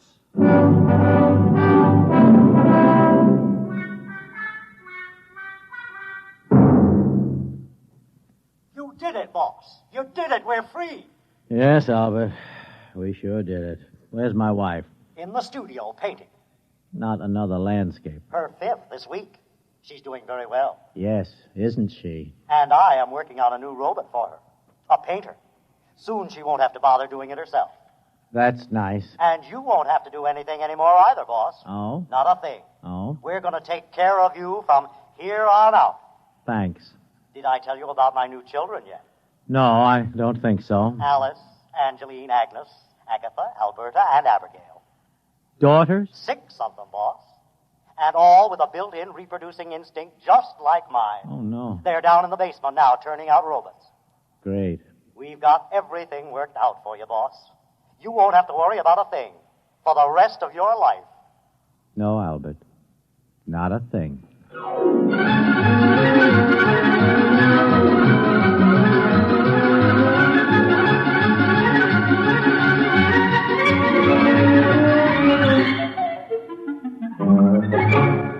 You have just heard X-1, presented by the National Broadcasting Company in cooperation with Galaxy Science Fiction Magazine. which this month features Name Your Symptom by Jim Harmon, a story of a future in which anyone who shunned a cure needed to have his head examined, assuming he still had one left.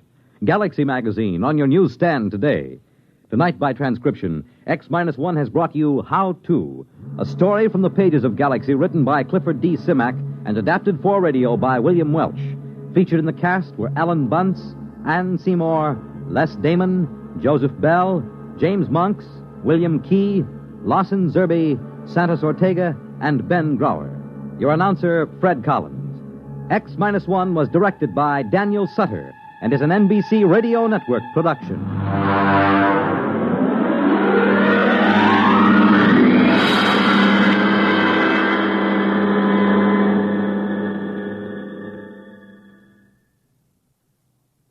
Hear politics and primaries, Dateline, Illinois, and Wisconsin, tonight on NBC Radio. Thank you for joining us for another thrilling episode of X-1. We're excited to have you as part of our audience. We invite you to return tomorrow for an all-new set of episodes that will take you on even more unforgettable adventures. Get ready for a journey to the outer reaches of imagination as we dive into Space Patrol, our next featured program. Brace yourselves for a combination of sci-fi and law enforcement. We're always eager to hear from our fantastic audience. Your feedback fuels our passion for delivering the best in vintage entertainment. Feel free to share your thoughts, opinions, and suggestions. We value your input and strive to make your listening experience even more enjoyable. If you're looking to enhance your Microsoft Access skills, look no further. Reach out to them at 615-420-2040 and ask for Mark. Once again, thank you for being a part of our Golden Age radio community. Get ready for more riveting stories, captivating characters, and timeless entertainment. Until next time, stay tuned and keep the nostalgia alive.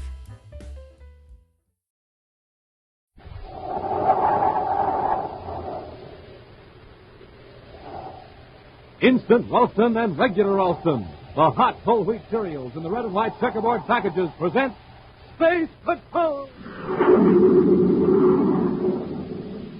High adventure in the wild, vast reaches of space. Missions of daring in the name of interplanetary justice.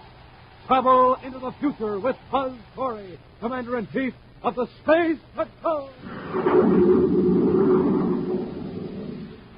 In today's transcribed Space Patrol adventure, Buzz and Happy are in the refrigeration control compartment of their spaceship on a flight to Venus. The air is rapidly leaking from their ship, and then they discover a giant worm clinging to the wall of the ship. Take this bar and knock it loose, Hap. Yes, sir. It won't come loose. It's as hard as metal. You're right. That's what it eats.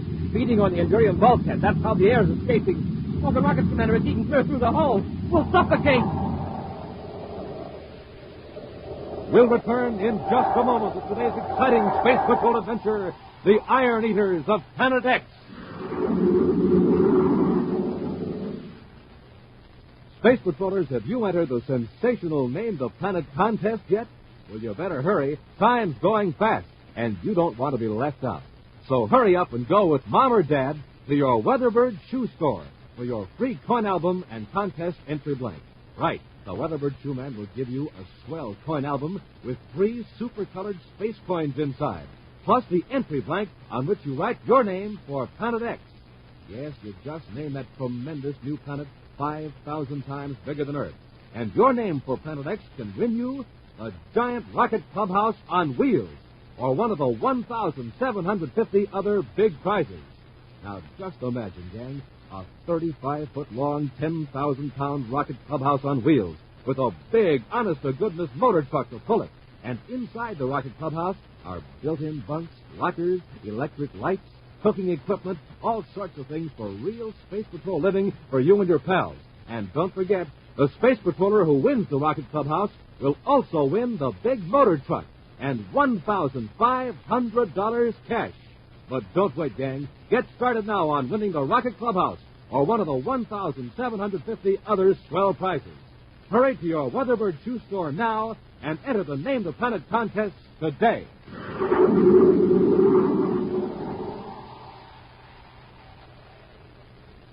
And now, today's Space Patrol adventure, the Iron Eaters of Planet X. For weeks now, there has been no major crime along the space lanes. Days have passed since a Space Patrol ship has reported even so much as a sighting of spacecraft approaching or leaving Planet X. Patrol ships ordered in close to the giant planet have made swift, daring scanning flights over known installations and have returned with identical reports. No new or suspicious activity. But still, Commander Corey holds firmly to his policy of constant vigilance. And then one day, a patrol ship spaceophones a report that justifies the commander's alertness. In the central office on the planet Terra, Buzz hands a copy of the report to Cadet. Atomic radiation trace suspected J-14, Planet X. Nuclear reactor in full operation. Two power radiation towers focused southeast and south. Well, that's why things have been so quiet, Happy.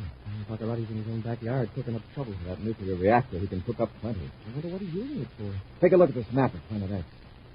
Those thin green lines show where Baccarotti's beaming the power from his reactor. One beam goes toward his biggest spaceship, and the other is aimed toward a mining region. See what that means? You can speed up production of spaceships and war materials. Exactly. Well, then we'd better put that reactor out of operation quick. Yeah, that part is fairly simple. A cosmic bomb would take care of that, but we have reason to believe that 8 of the most brilliant nuclear scientists of the United Planets are at that planet. Captured by Baccarotti, huh? Yes. We didn't attempt to capture that planet by a land attack with endanger. That's right. You sure got us stymied. For the present. What we need is a way of creating a panic about the reactor. A panic that will completely disorganize Baccarotti's men, yet won't appear to be caused by the space patrol. That's a big order. There's a man on Venus who may be able to help us. Expert in mass psychology and Professor Dewey. He's unable to come to Terra because of his illness, so we're going to Venus. Oh, why couldn't you just... Why couldn't I space upon him? This is a matter I want to keep completely secret. Yeah, the Baccarotti's spy is still around. He might intercept the spacephone message. Right. Let's get over to the spaceport supply depot, huh? Oh, your appointment with Bert Gant. Mm-hmm. He's the new civilian supervisor in the ship's supplies section. Just a courtesy call, but it might help him let him know that Space Patrol understands his problem. He'll probably have plenty. The last man on that job couldn't take it after this trouble with Baccarotti started. Bert Gant's a younger man, Hap. Let's hope he's a capable one.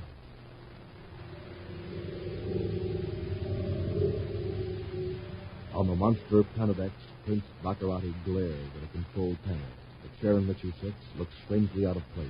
Massive and gaudy, it looks more like the throne of an Oriental potentate who ruled on Earth 15 centuries ago. Regally, Baccarotti turns as his chief advisor, Dr. Malengro, enters the tower room and bows before him. Good news, Your Highness. 2 more power relay towers are in operation. At this rate, Your Excellency's castle will soon be lighted by your reactor plant thousands of miles away. That's not important right now. That power is for factories and mines.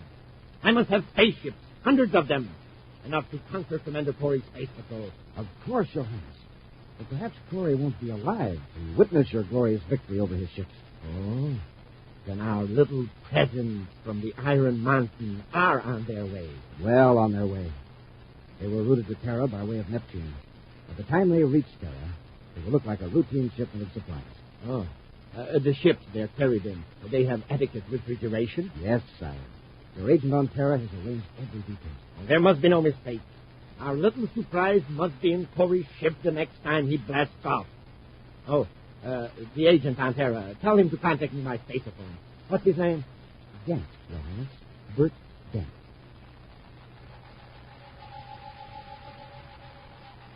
In an office of the Spaceport Supply Depot on Terra, Buzz Corey and Cadet Happy are having a friendly chat with the new civilian supervisor amid the murmur of a battery of auditing machines. Yeah, I'll be blasting off for Venus in a few hours. You'll be working closely with the supervisor at Venus City Spaceport. I'd like to have you come along and meet him. Go with me? Yes, I don't intend to be away long. But I'm just getting into the swing of things here. To leave now...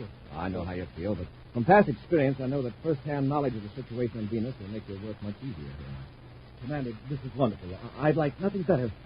But the fact is, my doctor has cautioned me about space flights while I'm under treatment. That's different. Nothing serious, I hope. A temporary condition. I had a minor operation a few weeks ago. Some other time, then. If that happen, I will get out of here now, Mr. Gant, and let you get back to work.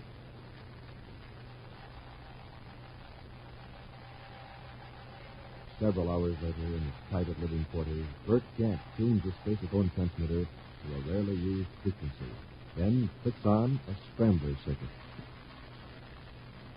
Using a code name for even greater secrecy, he finally makes contact with a man who sits in a throne-like chair on a planet billions of miles away.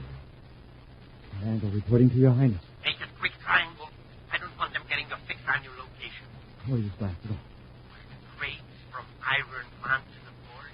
Yes, Your Highness. The refrigeration system will fail an hour after blast off. And then the contents of those crates will go to work. He'll never reach Venus. Triangle off. Nearly 2 hours out of Terra, Commander Corey and Cadet Happy are working their way aft with the ship on automatic control. Happy, stripped to the waist and covered with grease, is wiping the perspiration from his forehead with the back of his hand. Not just in supply compartment 3, sir. Refrigeration's cutting out all over the ship. You're telling me? The hull is reflecting back quite a bit of the heat into space, but pouring through the viewport. I thought I could fix it in a jiffy, but it's a lot more serious than a blown fuse or a stuck relay. Let's take a look at the connections in the terminal box. Well, the trouble might be in there at that. Covers both of them. Pat, hand me a wrench. Yes, sir. Let's see, I left it lying right there on the floor, and it will put rings around my head and call me Saturn. Look at this. You call that a wrench? It's the handle of it, or part of the handle. Don't tell me you broke an Endurium wrench. Who, me? Let me see them. Yes, sir. Looks as though they've been cut in a Talmud test. Who cut a wrench? Besides, there's nobody else aboard to cut it. We'll worry about it later. Get me a wrench out of the toolkit. Got around here? Yes, sir. I had it right over here. The toolkit's gone. Hey, Commander, I know you think I'm space happy, but it's true. I lugged it in here and set it down. Somebody must be aboard. A stowaway. Hey, we'd better hold it, Happy. What's down there? Are those the plastic handles of some of the tools? Looking up. But they are, all right. I think they're right about a stowaway. And he made the reefer system talk out. Wait till I get my hands on him. Commander, what's that? Up there in the bulkhead. It looks like a big welt in the metal. But, Commander, it's moving up. I think I saw it move. You're right. Crawling along like a worm. A gigantic worm. Where did that thing come from? A worm as long as your arm. There's another one. Lower down on the other bulkhead. Hey, our stowaway brought them aboard to keep us interested while he wrecked the ship. No, these are the stowaways. Look at the metal bulkhead. Pitted where they crawled. Gee, that's Endurium. How could a worm make any impression on a sheet of Endurium? Well, that's what they eat. What? That and other metals. That's what's happened to the tools. Pat, get that rod. Yes, sir. Here it is, sir. You can knock them off with that. It's coming loose, sir. Yeah, now get the other one. Well, come loose. It's stuck tight. Wait, Hap. Lean close to it and listen. Feeding a metal bulkhead. Got to shut this compartment off in a hurry before this thing eats a bigger hole. Yes, sir. Now let's get forward and boost the oxygen supply. Commander, look. Out there in the corridor. There are dozens of them. All our air's escaping. We're too late. They've eaten through the hull. We'll return to Space Patrol in just a moment. You have 1,750 chances to win in the Name the Planet contest. Right, Space Patrollers. 1,750 chances to win a wonderful prize, like a Schwinn bicycle, for example. 750 Schwinn varsity bicycles are being given away. Schwinn, the lightweight bike. Plenty sharp-looking, plenty rugged, with 3-speed gear shift and 2-wheel handbrakes. And listen, you have 1,000 chances to win a beautiful Space Patrol wristwatch, or a super-powered autosonic rifle, a streamlined outer space helmet, or a valuable Space Patrol emergency kit. And remember, every Space Patroller can get a free prize. Just have Mom or Dad go with you to your Weatherbird shoe store for your free space coin album. Now, inside it, you'll find your Name the Planet contest entry blank and free space coins. Terrific coins, big as a $50, with designs of planets on them in starlight silver. So good-looking, you'll want to get more and build a real space coin collection. And here's how. Inside every new package of good hot Ralston, you'll find another swell space coin to add to your album. And on the outside of every new hot Ralston package, directions for entering the contest in case there's no Weatherbird shoe store near you. look for the package with a picture of the Commander or Cadet Happy on the front. So go to your Weatherbird shoe store for your free coin album, get a package of good hot Walston with a free space coin, and enter the Name the Planet contest now.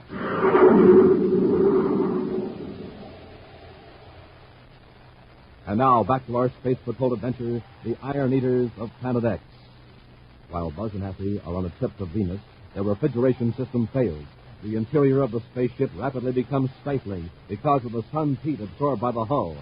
As they attempt to locate the cause of the trouble in their ship's cooling system, they discover two enormous worm-like creatures, literally feeding on the Endurium bulkhead of the ship. They seal off that compartment, but find dozens more of the metal-devouring worms in the corridor. Now, with air rapidly escaping into space, they stagger toward the forward end of the ship, gasping for breath. Seal off this section, Hap. Help me with the door. Yes, sir. There's another worm on the bulkhead over your head. Here's the spacesuit locker. We try to get into our spacesuits before that one eats through the hull. Here, Hap, get into it quick. Yes, sir. The worm dropped to the deck. Hey, look at that hole. All the air will be gone before we can get our suits on. I'll press my spacesuit tight against the hole. That'll stop the leak till you get into your suit. Then you do the same for me. Yes, sir.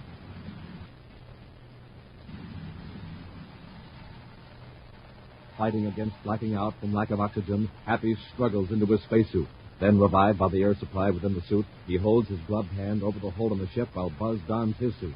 A few moments later, Buzz is at the controls of the ship, correcting their vector toward Venus.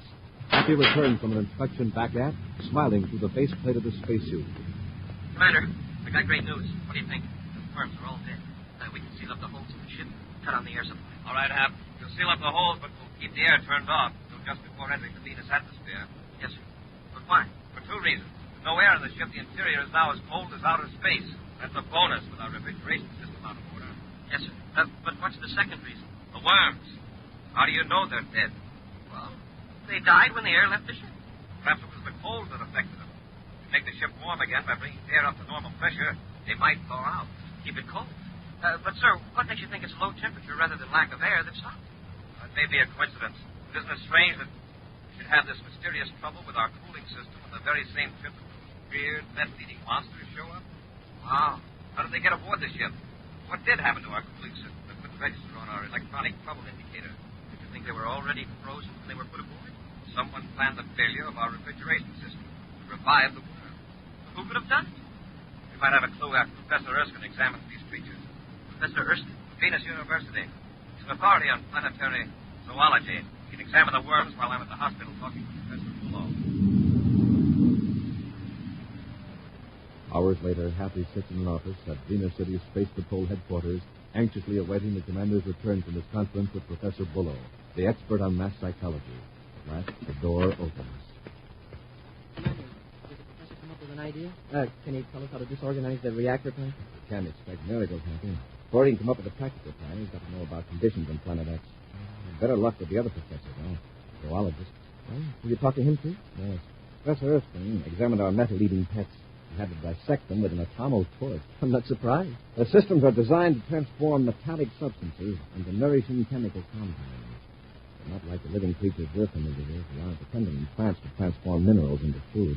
Are any of the worms still alive? Yes, they're revived. They're safely sealed in old-fashioned wooden boxes. They won't eat anything that was once alive in the sense that we know. No meat, fish, plants, or trees. Just nice, juicy Endurium lynxes and tender spaceships. The professor is sure their basic food is iron ore. You lift it with a magnet. Where do they come from? He doesn't know. He refuses even to guess. Well, if he doesn't know, who does? We do. The professor eliminated all the planets but one. Planet X. Right. But how did they get in the ship? Who put them there? We're blasting off the Terra immediately, Happy. There's someone there I want to talk to. Someone I think can answer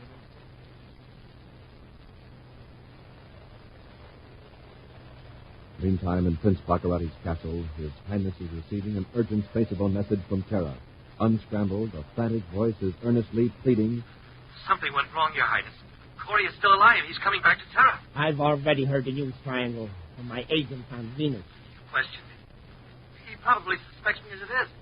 If he gives me a brainograph test, he'll know everything. You've got to protect me. Don't worry. Corey will never question you. I'll order one of my other agents on Terra to take care of you. His name is Brugger. Now, don't worry. Thank you, Your Highness. Thank you. Baccarati out. Yes. Kruger will take good care of Bergkamp. The incompetent bungler. Back on Terra in his private quarters, Bergkamp paces the floor nervously. In a corner is a bag packed with a few belongings. At the sound of footsteps outside his room, he stops pacing, eyes staring wildly at the door. And then... Who is it? Over there. Oh, Tom, wonderful. I've been worried. My bags are all packed. I'm ready to go. Put it down, Gant. You aren't going anywhere. But His Highness said you would take care of me. That's right. You're this. No. No, don't shoot me. This is all a mistake. Yeah. You made it. His Highness doesn't like bunglers. There are other people in the village. They'll hear the gun. It's silent. Now lie down so you won't run. No. No, Kruger, please. Drop it, Kruger. Huh? I said drop it. He came just in time. Came just in time. You know what he was going to do. Yes, I know, and I know why he was going to do it. What do you mean? Don't play innocent, John. You supervised the loading of my ship. You saw to it that those metal-eating worms were loaded into the refrigeration compartment in metal boxes. Really, you fixed the solenoids and the magnetic heating exchange pumps so they conked out. As the ship warmed up inside, the worms thawed and ate their way out. I did do it. Honestly, Commander. You had it done then. Baccarati's orders. That's why you were afraid to come to Venus with me. You never had a minor operation. I had your record checked. I had to do it. Baccarati had something on me. Something that happened years ago. If it had come out, I could never have held a good job with the government. So you helped a man who's trying to destroy the government you worked for. That's great logic, I'll give it to me straight and fast in a hurry. Those worms came from Planet X, didn't they? Yes. Where on Planet X? From the Iron Mountain. It has a high percentage of iron ore. The worms are thick on it, and then it's like an atom. X is a big planet. There is Iron Mountain. In sector L-15, about 100 miles east of the Colossus River. Happy? Yes, sir. You'll see that Gant and Bridge are locked up. And we'll blast off at Planet X. First, we'll pick up some fishing tackle. Fishing tackle? Yes, several tons of steel netting. Let's get these fellows ahead.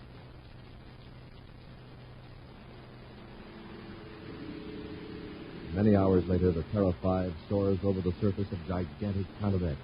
No enemy ships challenge them because Baccarati's warning system, destroyed by Buzz and Happy on a previous foray, is still virtually useless. Mile after mile of the vast planet rolls under them. And then, finally, a barren peak looms flatly ahead against the setting sun. That must be Iron Mountain, sir. It's checked with the grid coordinates. Notice it's not a growing thing for hundreds of miles, not even a weed. Metal-eating worms have this area all to themselves. They can have it. All right, Halfman, we'll cut our velocity and get ready to land at the base of the mountain. Open the bomb bay.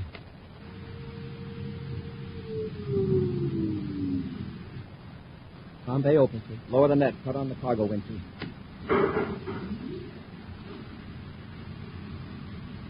That's enough.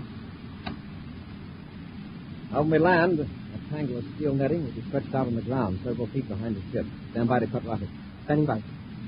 Cut rockets. Full repeller ray.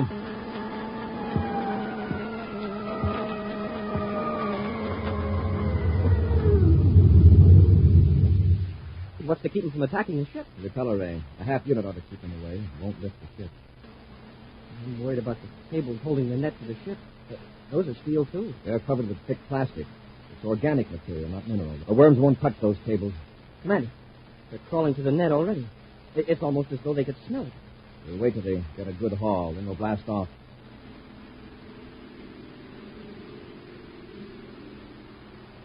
Within a few minutes, the heavy steel net is a mass of giant crawling creatures, eagerly devouring what to them is a rare delicacy.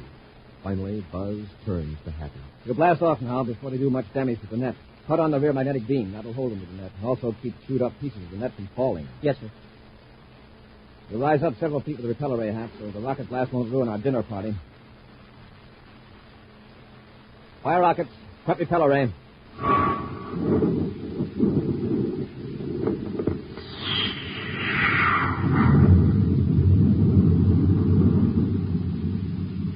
We'll go up several miles where it's good and cold. That'll put the worms quietly to sleep the way it did in our ship. I don't think we've lost any of them, sir. We'll keep our velocity down fairly low so the net won't trail back into the rocket blast. And that means we won't reach the reactor plant until long after dark. That's fine. But Roddy's men won't be able to identify the ship. When it flies over and nothing happens, they'll assume it's a Planet X ship.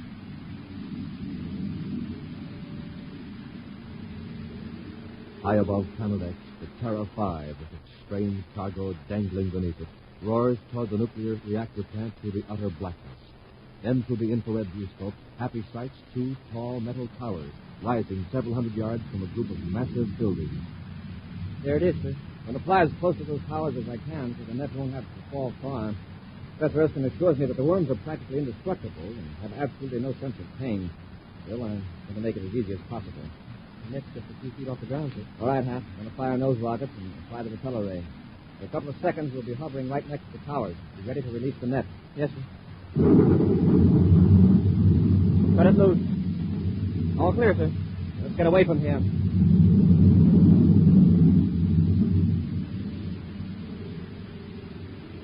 And so, with a burst of speed, the spaceship leaves the reactor plant far behind. Then, using the row of hills to the east as a shield, returns and lands to wait developments. If the ship has alarmed the personnel at the reactor plant, there is no sign. Hours pass. Then, in the dim light of dawn, black lumps on the ground begin to move. The chill of outer space is leaving their bodies, and they awake. They munch contentedly on strands of the steel net, as though it were soft spaghetti. Soon, the net is gone, and they crawl toward the Endurian towers. There is no hurry, no greedy scrambling. There is food for all, tons of it. The towers continue to radiate their tremendous, invisible energy across Planet X. And in the growing lights on top of the hill, Buzz and Happy watch. Then, suddenly, Happy exclaims, Wow. See that flash of light? The worm from Nordic Crossways from one of the towers. It fell and cut through a heavy power line from the generators. Hey, the crew is coming out of the buildings now. Yeah, screaming out. Hey, look at them scatter. And no wonder the towers are buckling. The men are in no danger, but they don't know it. There go the towers.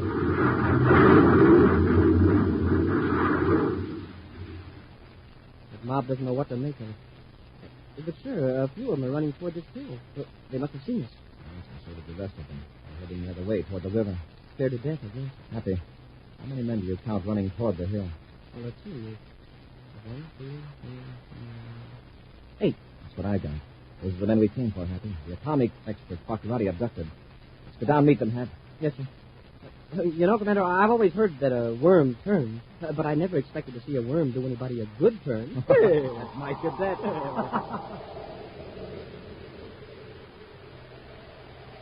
An action preview of next week's exciting Space Patrol adventure in just a moment. Space Patrollers, this is Commander Corey. I don't want you to miss the opportunity to win the Giant Rocket Clubhouse or one of the other big prizes. You'll have to hurry. Go with Mother or Dad to the Weatherbird shoe store for your free Space Coin album and contest entry blank. If the Weatherbird man has run out of albums, ask him to get you one. Then you get a package of hot Ralston with the free Space Coin inside. Remember, see your Weatherbird shoe dealer, get some hot Ralston, and enter the Name the Planet contest today. And now, a preview of next week's exciting Space Patrol adventure. Buzz and Happy are in a scientist's laboratory on the planet Venus, bound hand and foot by Prince Baccarati. As they struggle to free themselves, a vacuum pump steadily draws air from a chamber containing a powerful chemical. Keep struggling, Happy. Got to cut off that pump before the chemical explodes. The cord is digging into my wrist. How much time have we got? It'll blow up when the indicator reaches 1/100th of an atmosphere pressure. 100? Smoking rockets is almost that right now. The ropes are so tight I can hardly move. Be sure to join us again next week for the thrilling story, Cyclone in Outer Space, when Instant Ralston and Regular Ralston again present Space Patrol! Space Patrol, created by Mike Moser, starring Ed Kemmer as Commander Corey and Lynn Osborne as Cadet Happy, was written by Lou Houston, produced and directed by Larry Robertson, executive producer Mike Devery. Other players were Bela Kovacs, Ken Mayer, and Norman Jolly. Dick Tufel speaking. Now, don't forget to tune in next Saturday and every Saturday when Instant Ralston and Regular Ralston again present Space Patrol!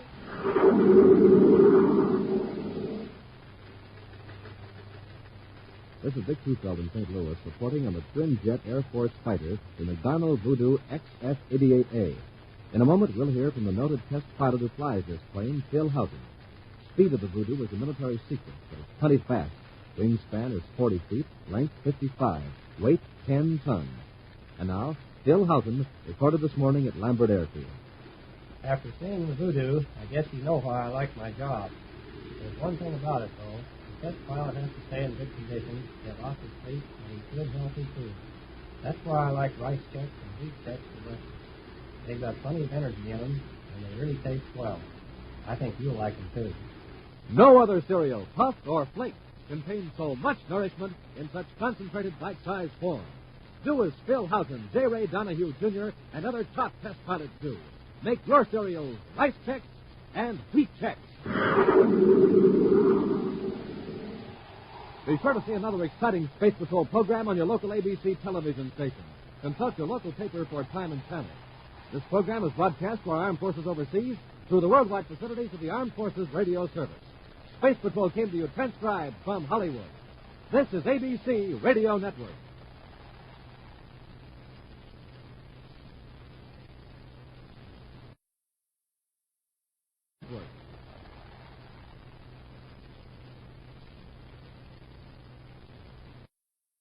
Thank you for joining us for another thrilling episode of Space Patrol. We're excited to have you as part of our audience. We invite you to return tomorrow for an all-new set of episodes that will take you on even more unforgettable adventures. Get ready for a journey to the outer reaches of imagination as we dive into Inner Sanctum, our next featured program. Get ready for chilling suspense as you delve into a tale of psychological intrigue and spine-tingling horror that keeps you on the edge of your seat.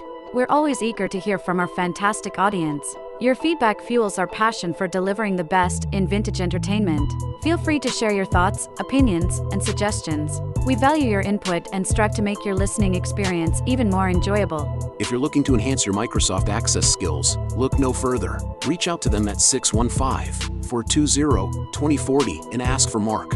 Once again, thank you for being a part of our Golden Age radio community. Get ready for more riveting stories, captivating characters, and timeless entertainment. Until next time, stay tuned and keep the nostalgia alive.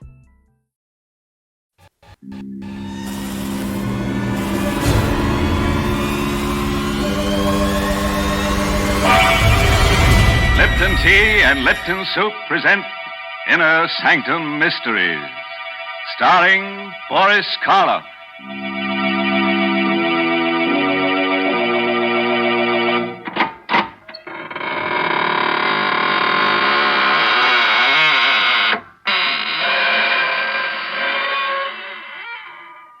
Good evening, friends of the Inner Sanctum. This is your host. Welcome again through the squeaking door to another session of mystery, murder, and madness. Oh, excuse me if I don't get up, but I'm all worn out. Yes, I've had a hectic few days with an old friend who just blew into town. He's one of those earnest souls who insists on doing everything for himself. Consultations with the monument makers, the grave diggers, fittings at the coffin makers. Yes, quite a busy body. But then we only die once, you know. Oh, these friends of yours, they're such unhappy people. They never seem to enjoy life. Never seem interested in any of the quiet, peaceful, good things of life. For instance, what's the use of telling one of your spooky characters about Lipton tea? They wouldn't like it. But other people enjoy that brisk Lipton flavor. They settle back in an easy chair and say to themselves, Lipton certainly has a rich, hearty flavor. Never the least bit wishy-washy. No siree. But would a ghost appreciate Lipton's? Indeed, he would not. And it's lucky Lipton's is made for real live folks who like good things, or else it wouldn't be the world's largest selling brand of tea. Mary, you've been very hard on my friends. Very. And they won't like it. But then most live folks don't enjoy being scared to death. And that's just what's going to happen to you tonight. Our story is called The Corridor of Doom. It's an original radio play written by Robert Newman. And our star tonight is a man who gives even me the shakes. The famous star of stage, screen, and radio, Boris Karloff. Have you thought about death lately? Not the fact that it's inevitable, that it must come to all of us someday, but rather how it will come. Do you think of it as a sleep and a waking, of a sudden transition from one state of being to another, or to a state of non-being? John Clay was one of those people who never thought about it at all, until he found himself walking down that dim and endless passage which... But suppose we let Boris Karloff in the role of John Clay tell you about it himself. If your blood pressure will take it, put out the lights and come on a little trip down the corridor of doom. When I woke up, I had no idea of where I was or how I'd gotten there. I was lying on a hard, white bed in a clean, white room. There was a dull pain in my abdomen. Touching it tentatively, I felt a bandage. So that was it. An operation. But for what? And where was I? At that moment, the door opened, and she came in. Good afternoon. Or is it evening? Whichever you prefer. It doesn't matter. My name's Clay. John Clay. Yes. And yours? You can call me Nada. Exactly. Where am I? In what hospital? It has no name. What? But that's ridiculous. I'd like to speak to Dr. Rogers. If you'll get him for me, please. There is no Dr. Rogers. At least, not here. Then who operated on me? And for what? Listen, I'm not a well man. I've a very bad heart. Will you get someone who can talk to me? If you wish. I'll call Dr. Stone.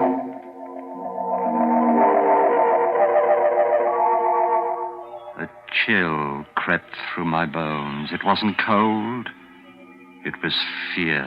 Unreasoning and abysmal fear. The door opened again, and there stood a heavy-set man, his hair flecked with gray, and with him, my son-in-law, Alex Bartlett. Alec, I can't tell you how glad I am to see you. Hello, Father. But why are you standing out there? Why don't you come in? Oh, no. No, I shouldn't advise it, Mr. Clay. And why not? And why... Oh, was it you who operated on me? Yes. I'm Dr. Stone. Why wasn't Dr. Rogers called in? He's taken care of me for years. There wasn't time. It happened during the night. Acute appendicitis. And even as it was... Even as it was? What? And why are you dressed that way, Alec? All in black. Well, it's customary. After all, you are my father-in-law. Of course I am, but... Now, look, Alec. You've got to stop being so mysterious. You know about my heart, what any sudden shock will do. I don't think you need worry about that anymore, Mr. Clay. And as far as the mystery is concerned, this initial period of adjustment is always a little difficult. Difficult? Do you realize what it's like, lying here helpless, completely isolated, as if I were all alone in the world? Or isn't there someone I can talk to? Some of the other patients? Not just yet. When the time comes, you'll meet them. But, look, Doctor, I can't stand much more of this. I can't. If I don't find someone who really cares about me, who'll treat me like a normal human being... My dog. How about my dog? What do you think, Doctor? Yes, that's possible. We'll see what we can do, Mr. Clay. Come along, Bartlett. Goodbye, Father. You'll be back, won't you, Alec? I don't know. I'll try, but it's difficult. Very difficult. Then don't go, Alec. Don't leave me here all alone. Come back. Come back.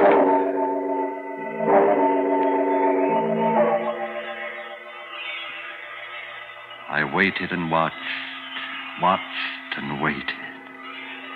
Then the door opened, and there was the doctor again.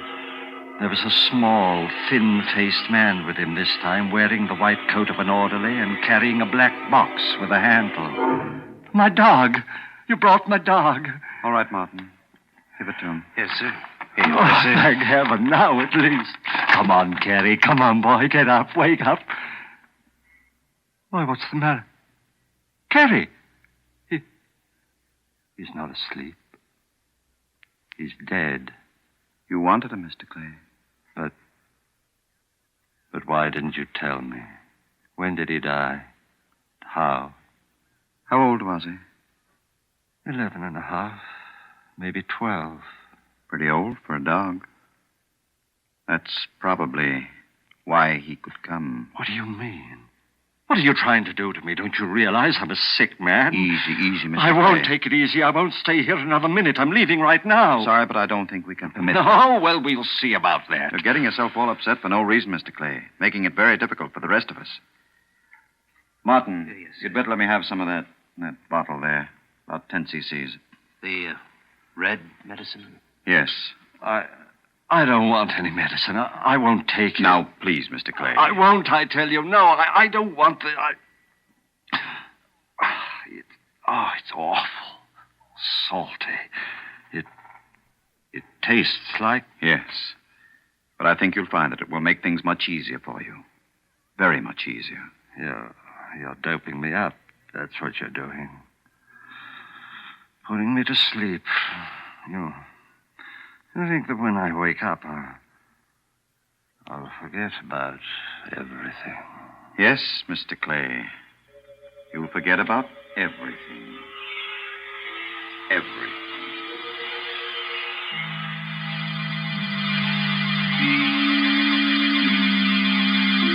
I was somewhere deep down under the earth. It was a passageway, stone-flagged and with stone walls, and I was walking slowly down it in my bare feet.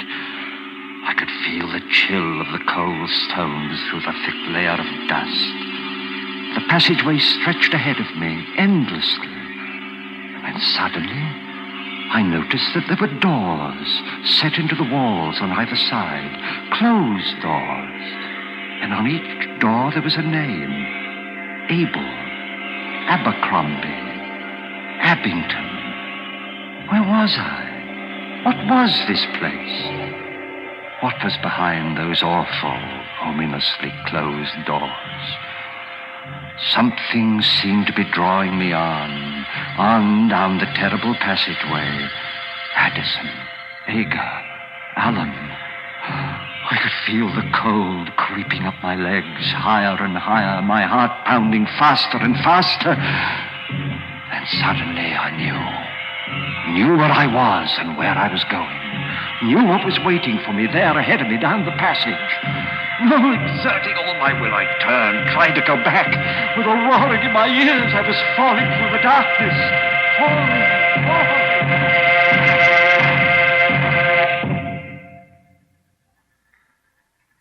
When I opened my eyes, I was in that cold, white room again, clutching the blankets with trembling hands. How do you feel now, Mr. Clay? You cried out, sir, as if... A dream. The most awful, horrible nightmare I ever had. A dream? The doctor will be very interested. Would you care to tell me all about it? Oh, I don't even want to think about it. It was about your former life? Former life? Oh, I'm sorry. I shouldn't have said that. I meant... Here, where are you going? To get my clothes, to get out of here. I won't stay here But you another can't minute. go. You can't, Martin. Help me. Please, let go of me. Let go. Don't you realize that if I do stay here, if I dream that dream again... Listen. I was in a passageway. An endless, eternal passageway like a corridor of doom. It stretched on and on to infinity with doors, closed doors on either side. And on each one of the doors in alphabetical order there was a name. The name of all those who had died since the beginning of time. I was walking down that corridor on my bare feet and... Why are you looking at me that way? You mustn't talk about that. You mustn't, do you hear? But you asked me. You didn't dream that dream. You couldn't have. And you've got to get it out of your mind. We'll help you. We'll give you a massage. That should make you relax. The alcohol, Martin, right over there. A massage, you think that'll help? If it doesn't, we'll call Dr. Stone. Try something else. Martin. I see. Now what? What are you staring at? Your feet. On the soles. Dust. Thick, gray dust. Dust. Like the dust in the passage. The corridor of doom. And that means... It wasn't a dream. It means... I was really there.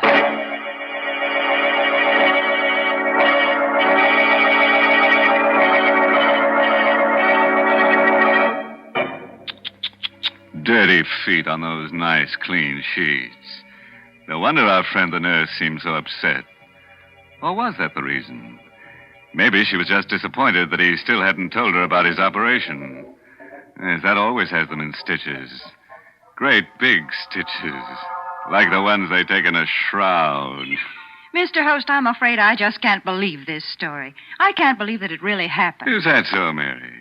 Do you think Mr. Clay got that gray dust in his feet because he has feet of clay? Hmm?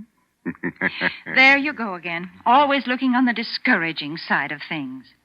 I really do believe I'd rather talk to cheerful folk, like those nice young men and women who sang that new Lipton tea song when I was at the studio. Sing a song of Lipton's. Yes, that's the way people ought to feel about tea. Because, you know, when you're feeling discouraged or tired, there's nothing quite like that brisk flavor of Lipton tea to perk you up. Yes, brisk means that Lipton's is never wishy-washy. No, siree, as they say in the song. So when you've had a busy afternoon, or maybe when friends drop in for a little talk, pour yourself a cup of cheer with brisk-flavored Lipton tea.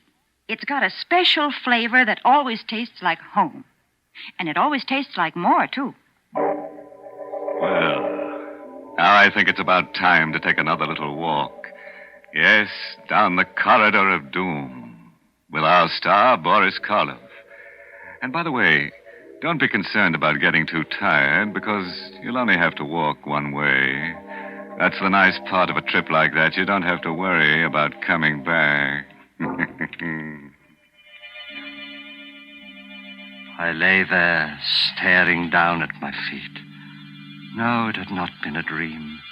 For there, on my feet, was the thick, heavy dust from the corridor of doom. I had been there, walking down its awful silence, not in my mind, but in the flesh. My heart clenched like an icy fist that I threw the blankets aside, started to get up. Mr. Clay, what are you doing? Where are you going? Let me go. But you can't get up. You can't leave. Oh, let me go. Martin, quick, help me. Please, Mr. Clay. Oh, for heaven's sake, let me go. Don't you realize what this means? If it wasn't a dream, and if I stay here, go down to that horrible place We've again... got to make him quiet down. Some more of that medicine, Martin. Another 10 cc. Right. Oh, no more of that. It's here, Mr. Clay. You must take it. You must. It will make you sleep. Sleep so soundly that you won't be able to go down there again. No, but... All right. Give it to me. Here. You stay here, Martin. I'll go get Dr. Stone and tell him. Better, Mr. Clay? I don't know. Color. Dark red. Taste. It's like... Yes, I know. And it makes me sleepy. My eyes get heavy and... Have you been here for a long time, Martin? No, not long. What is it like outside of this room? It's strange. Like no place else. And the other patients, what are they like? They're strange, too. Listen, Martin. I'm a rich man. You're the only friend I've got here. You've got to help me. Whether you're rich or poor doesn't matter. As for helping you, that's what I'm here for. You've got to stay here. Watch me. Every minute. My heart. I don't think it'll stand much longer.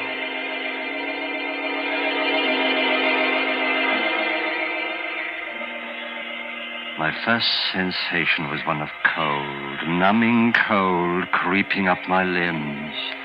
I reached for the blankets, couldn't find them. Then I opened my eyes, and I was there again, back there in that awful endless passage, that corridor of doom. The same stone wall, stone floor, covered with a thick layer of dust. The same doors with a name on each one, on both sides of me. But now I was up to the bees. That one there, Barbara, next to it, Babbitt, and then Backer. I tried to cry out, but I couldn't utter a sound. I tried to stop, check myself. My muscles didn't respond. Slowly, heavily, I continued walking on down that endless passage. Past Badger, Baffin, Bagley, past the bees and towards the seas. Towards a door with my name on it. My heart pulsed, pounding with terror. My breath rasped in my throat. Convulsively, I clutched at the walls, forced myself completely around.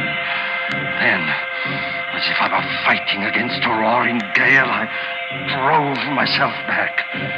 One step I took, 2, 3, and I stumbled. I was falling again, falling through darkness, complete, absolute, unending.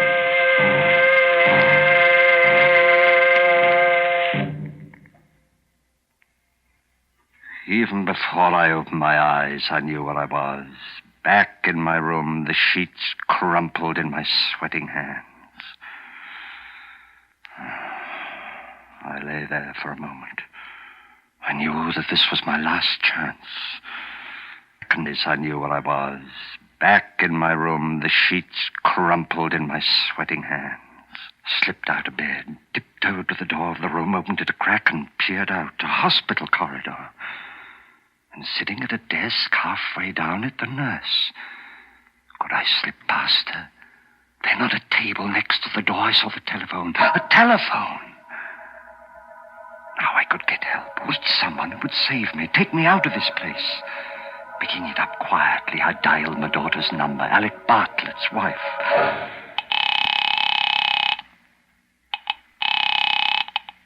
Hello? Jane? Oh, thank heaven. Hello? Jane, it's your father. Listen, you've got to help me. You've got to come and get me. I'm at the hospital. Alec Hello? knows where. Hello? Is anyone there? Yes, can't you hear me? Didn't you hear what I said? It's your father and... Jane! Hung up. I heard her, but she couldn't hear me. Something wrong with the phone, her phone. I've got to get hold of somebody, but who? Dr. Rogers? Oh, might be out. And if they come in while I'm phoning... Oh, I know, of course.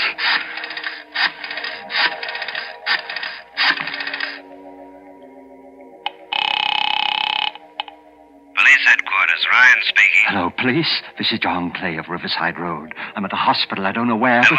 But can't you hear me, officer? For heaven's sake, listen. It's a matter of life and death. John Clay at a hospital. My son-in-law, Alec Bartlett, can tell you where. Hello? Officer, listen. Don't hang up. Don't. Oh, nuts. Officer, hello. Anything the matter, Mr. Clay? Dr. Stone, your telephone, there's something wrong with it. No, Mr. Clay. There's nothing wrong. Not with the telephone. But I tried to make 2 calls. 2 different numbers, and... I know. And you should have known. Nurse, orderly. Should have known what? Why couldn't they hear me when I could hear them? Why? Yes, Dr. Stone? Will you put Mr. Clay back into bed? No. I'm awfully sorry, sir. I only went out for a minute. Come on, Mr. Clay. No, please. leave me alone, please. Mr. Let Clay, go. please. No. No use struggling. You know that, don't you? Yes, I know. Doctor, I won't have to go back down there again, will I? Down to the corridor? That's not up to me. All right, nurse. I think we're ready for another dose. The final one. Yes, Doctor. No, doctor. No, not that red medicine. Not again. I'm sorry, but you've had a lot of time. All the time we can give you. All right, Mr. Clay. No, I won't Here. take it. You know what it means, doctor. If I go back down there again to the corridor, it'll be to the letter C. To the place where my name is. If he won't take it by himself, perhaps you'd better help her, Martin. Yes, sir. No, Here, I Clay. won't.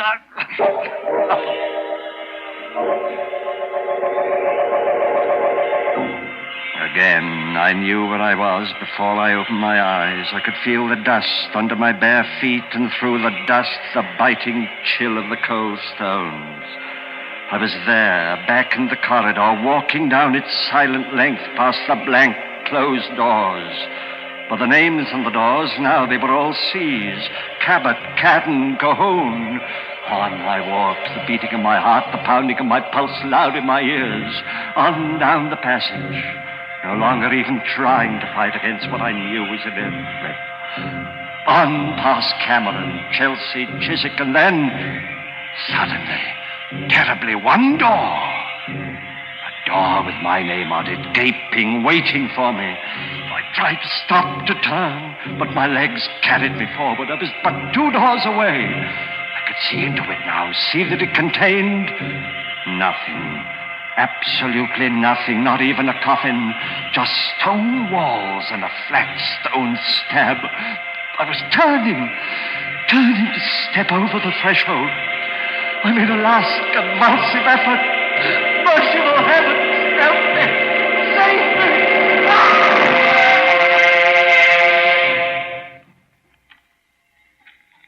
All right, Martin. Pick him up. Yes, sir. Is it all over? Hello, Bartlett. In at the death, eh? I'll see if there's any pulse, of course, but I should think it is all over. It is stone, but not the way you think. What? Clay. He's not dead. No thanks to you. All right, get him up, both of you. Here, Mr. Clay, let me help It's you. all right, Martin. I'll be fine from now on. But how? Don't look so surprised, Alec. Mr. Martin is a detective. I hired him some time ago. You see, I had a feeling that something was wrong when that railing broke accidentally, and I took that bad fall. So I decided I should investigate. You can't prove it. You can't prove anything. The first results of Martin's investigation showed me what bad financial shape you were in. And it was then that I realized that you had actually been trying to murder me to get hold of my money. So I faked that story of having a very bad heart. You mean it? I thought it would give you the idea of trying something more subtle and less dangerous. And it certainly did. But you still can't prove anything, not a thing. No, don't you worry about that. Don't forget. Come back here, Bartlett. You'll never have a chance to prove it. Come back, Bartlett. Oh, you shot him, killed him. Well, I couldn't have. I fired up in the air to get him to stop. Come on. But I don't understand it. There's not a mark on him. But he is dead. He was the one who had the bad heart. That's what gave me the idea of pretend. Good heavens, look. At what? This hallway was supposed to be the corridor of doom. When I reached the door with my name on it, I was supposed to die. Look. Look at the name on that door there. The one right next to him. Bartlett. His name. So what? Nothing, Martin. Nothing at all.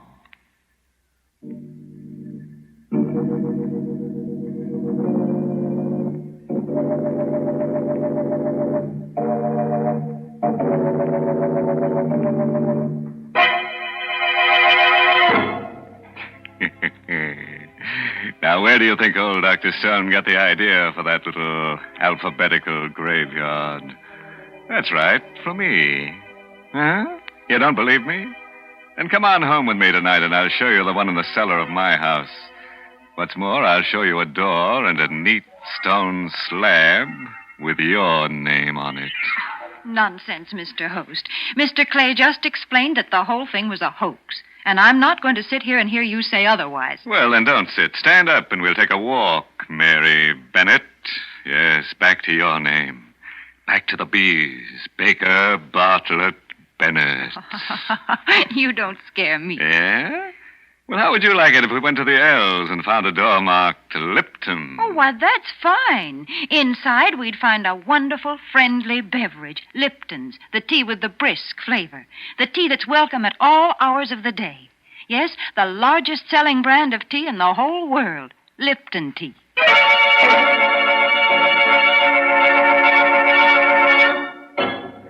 And now a word of advice.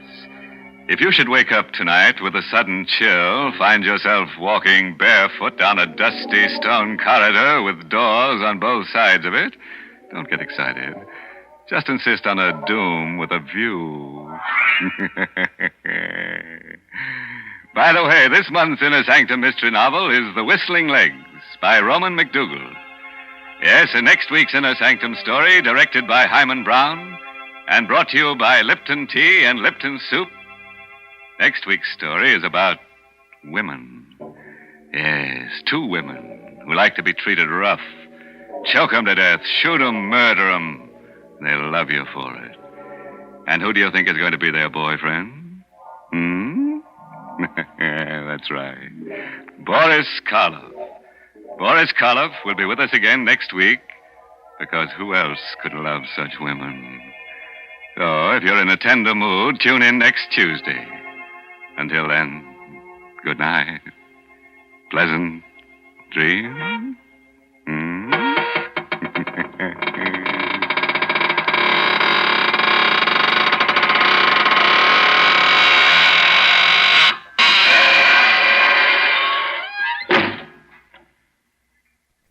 it's wonderful how quick and easy cooking can be these days. I guess some of you remember when it used to take half a day to make a pot of chicken noodle soup. But now we have Lipton's Noodle Soup Mix. You might say Lipton's takes no time at all to prepare, and yet it has a fresh cooked chickeny taste, a real old-fashioned homemade flavor. Yes, and it's brimful of tender golden egg noodles. Lipton's is grand for quick meals, and it's also a perfect beginning for the most elaborate dinner. So don't forget to serve Lipton's Noodle Soup. And don't forget to tune in next Tuesday night for another Inner Sanctum Mystery.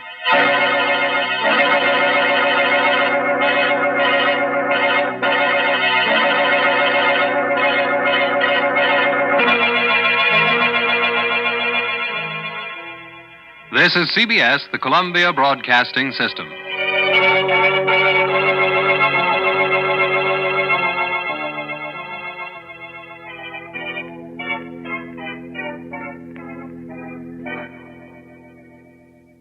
Thank you for joining us for another thrilling episode of Inner Sanctum. We're excited to have you as part of our audience. We invite you to return tomorrow for an all-new set of episodes that will take you on even more unforgettable adventures. Get ready for a journey to the outer reaches of imagination as you escape our next featured program. This exciting thriller will keep you on the edge of your seat as you experience captivating moments of action, suspense, mystery, and science fiction.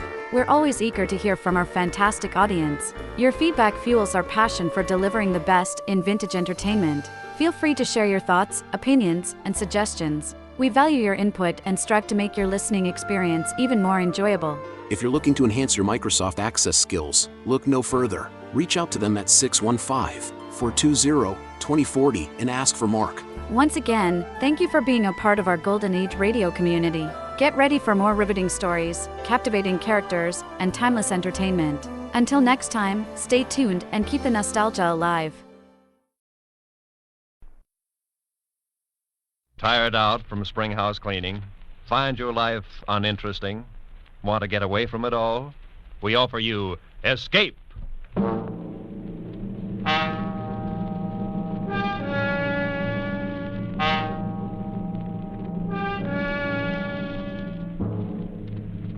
You are drifting on the burning glassy surface of a tropical sea, trapped on a flimsy raft, with 3 murderous companions from whom you cannot escape.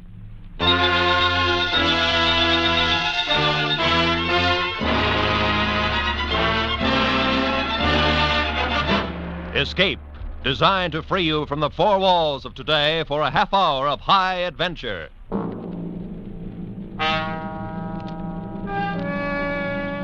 Tonight, at your request, we bring back one of our most popular escape stories.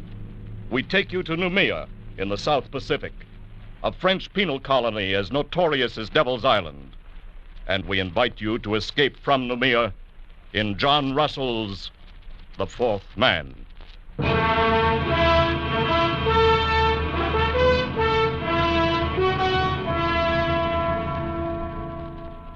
The raft stood to open sea. A mat of pandanus leaves served for its sail, and a paddle of wood for its helm. Its flooring was woven of reeds and bamboo sticks and rested on triple rows of bladders. It was light, elastic, fit to ride any weather, and it carried 4 men. 3 of them sat huddled together at the far end. Their bodies were blackened with dried blood. The hair upon them was long and matted. They wore only the rags of convicts' blue canvas uniforms.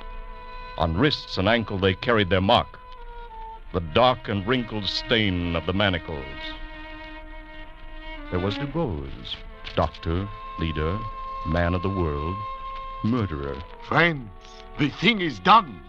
And Fenerou, forger, ladies' man, weakling, coward. Yes, we got away, all right.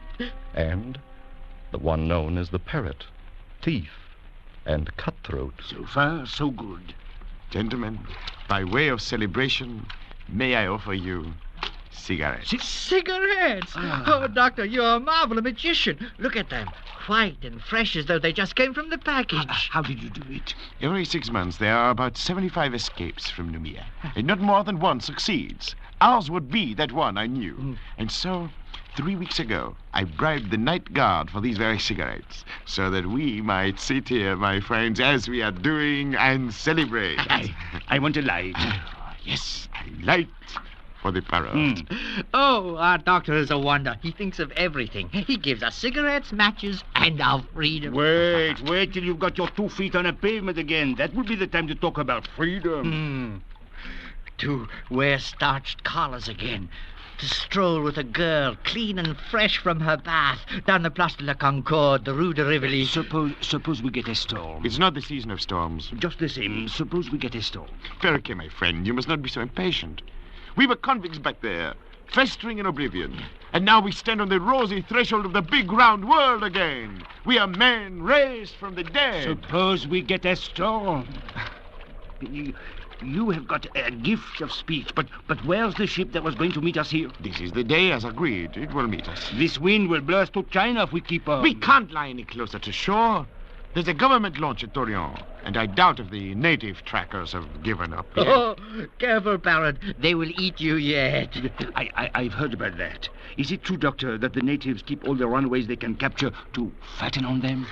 They prefer the reward. Still, I doubt if they've entirely lost the habit of cannibalism.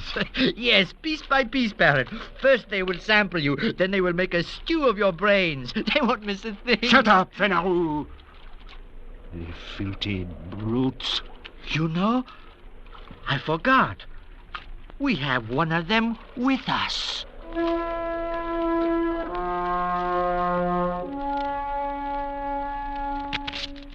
The fourth man was steering the raft. He sat crouched in the stern, his body glistening with spray. His huge dark hands held the steering paddle. He was motionless like an idol, his eyes fixed on the course ahead, the fourth man on the raft. My friends, you are looking at a Kanaka. You will see nothing superior. No line of beauty to redeem the low angle of the forehead, the knobby joints of the body. Nature has stamped him with the mark of inferiority. And he has set the final seal himself with that twist of bark about his middle, that prong of pig ivory through his nose. Nonetheless, he is a man, and there is a price on our heads. He could be taking us where he lied. Calm yourself, Fenarou. He is a very simple animal. An infant, really. Does that mean he could not double-cross us? It does. He is bound by his duty. I made my bargain with his chief up the river. And this one is sent to deliver us on board our ship. That's the only interest he has in us. And he will do it? He will. It is the nature of the native. I don't trust him. Not for a minute. The brute. The animal. You! It's you I'm talking about, you filthy brute! Parrot! Save your breath, Parrot. He speaks no language, only a few noises, a few signs. I don't feel right on the same raft with that.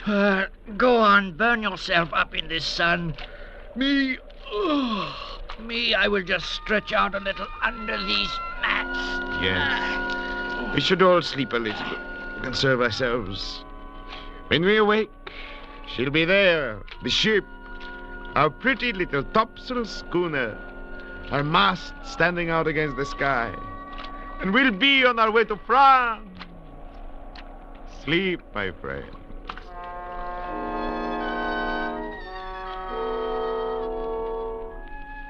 The two younger convicts dozed under the heat of the day, but not Dr. DeBoers.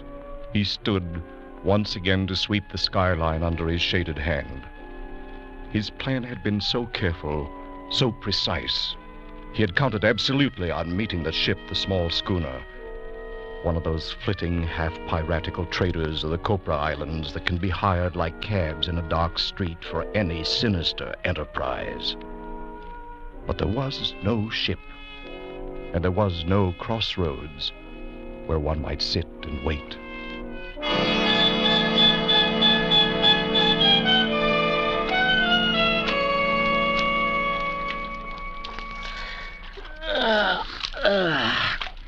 Good morning, Doctor. It's afternoon, Fenarou. Oh, yes, it is. I slept like a corpse. And where's the ship, Doctor? It was going to be there when we awoke. Oh, I'm thirsty. Oh, I'm dying of thirst. So be all, Finero. Where is the flask? Oh, I'm roasted in the sun. You'll have to roast some more. This crew is put on rations. What are you talking about? Where is that water? I have it here. So you have. You think it's yours? It's ours, Parrot. I want a drink.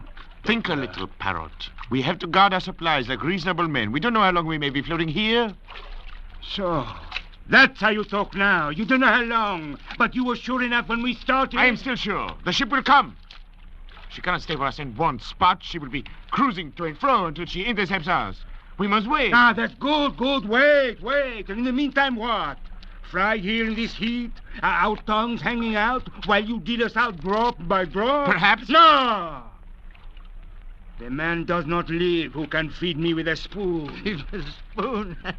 Laugh, you scum! But you're in this too, with this captain who thinks of everything and still puts to sea without provisions. Go on, laugh again. Laugh! I wasn't laughing, Parrot. It's true. A bad piece of work for a captain of runaways. Unless you would die very speedily, we must guard our water. And whose fault is it? Mine, I admit it. What then? Here we are, and here we must stay. We can only do our best with what we have. All right, Doctor. Do your best. Give me a drink. You may have your share, of course. But be warned. When it is gone, don't come to us. To Finero and me. Oh, what's fair is fair. My drink! Very well. A thimbleful? One thimble? This way we should have enough for 3 days. Perhaps more. With equal shares among the three of us. That's right. There are only 3 of us. Were you thinking of him, Finero? Of our pilot? He looks somewhat like us, doesn't he?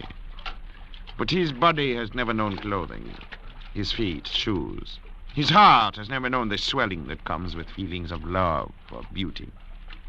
His mind has never known a single thought. Look at us 3 gentlemen. You, Finero, a forger. You, Parrot, a thief. I, Dr. Dubourg of Paris and Marseille, a murderer. And yet we are civilized men. And this is a savage animal. Our provisions are for men only.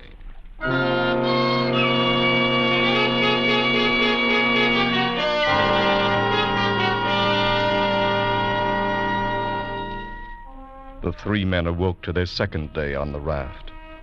They looked and saw the far round horizon and the empty desert of the sea, and their own long shadows that slipped slowly before them over its smooth, slow heaving. The land had sunk away from them in the night. The trap had been sprung. As the savage sun kindled upon them with the power of a burning glass, a calm fell, an absolute calm. The air hung, waited.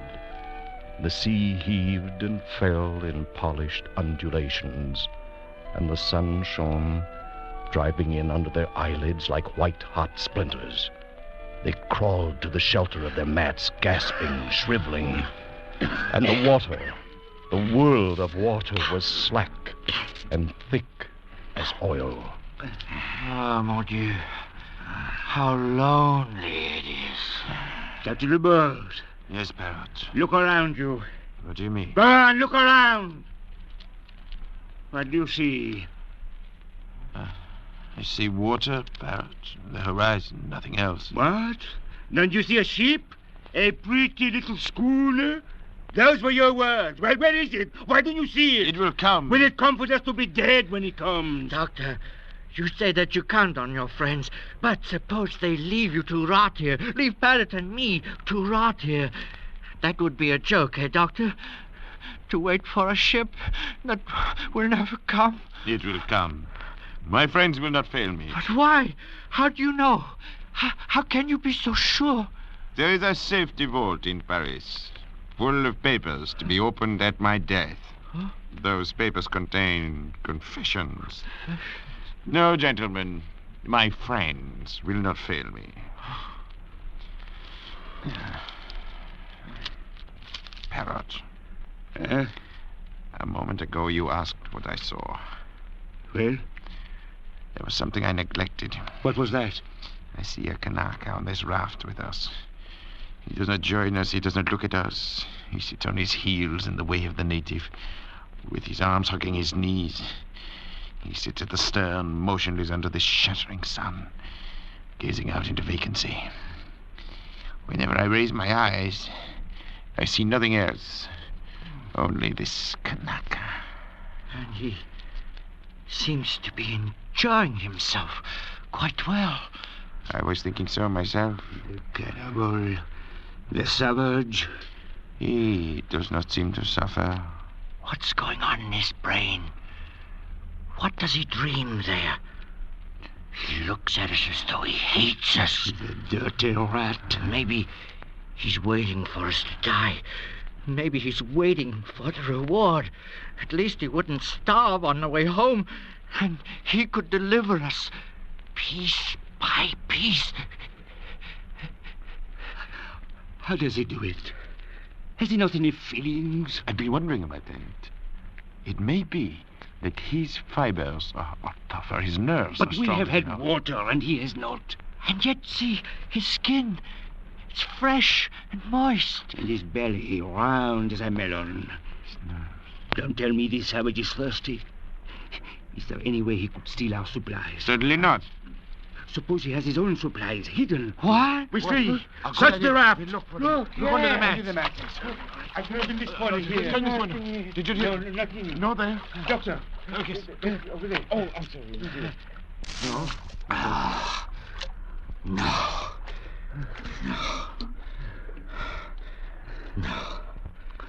You are mistaken. He has nothing hidden. You're wrong about him, Doctor, when you say he has no understanding. There is one thing he knows, and knows well. Pain. Harry, don't hit him! No, not so much. Harry, no! There, scum! That will teach you! Not so cheerful now, are you? Not so happy with your luck? That will make you feel! A higher race tramples the savage, with or without cause. And that is natural.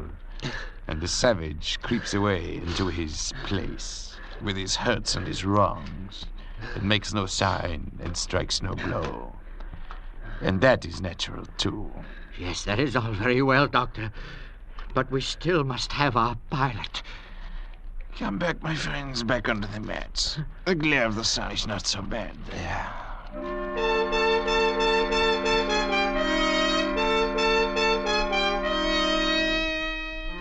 So the days dragged by, the second and the third, and now it was the fourth day.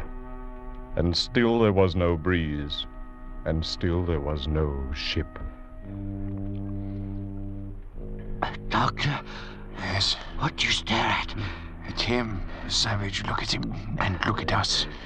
We are dying. Our powers are ebbing. And him? He's naked, wild, brutish. He's yet to give the slightest sign of complaint or weakness. Yes, it's true. At night he stretches out and sleeps. Those long hours when we wrestle and fight with despair, he sleeps like a child. Then in the morning he resumes his place aft, unchanged, fixed, a growing wonder. Doctor, is this a man or a fiend? A man is man. A miracle. He's a man, and a very poor and wretched example of a man. You will find no lower type anywhere. Look at his cranial angle, the high ears, the heavy bones of his skull. He's scarcely above an ape.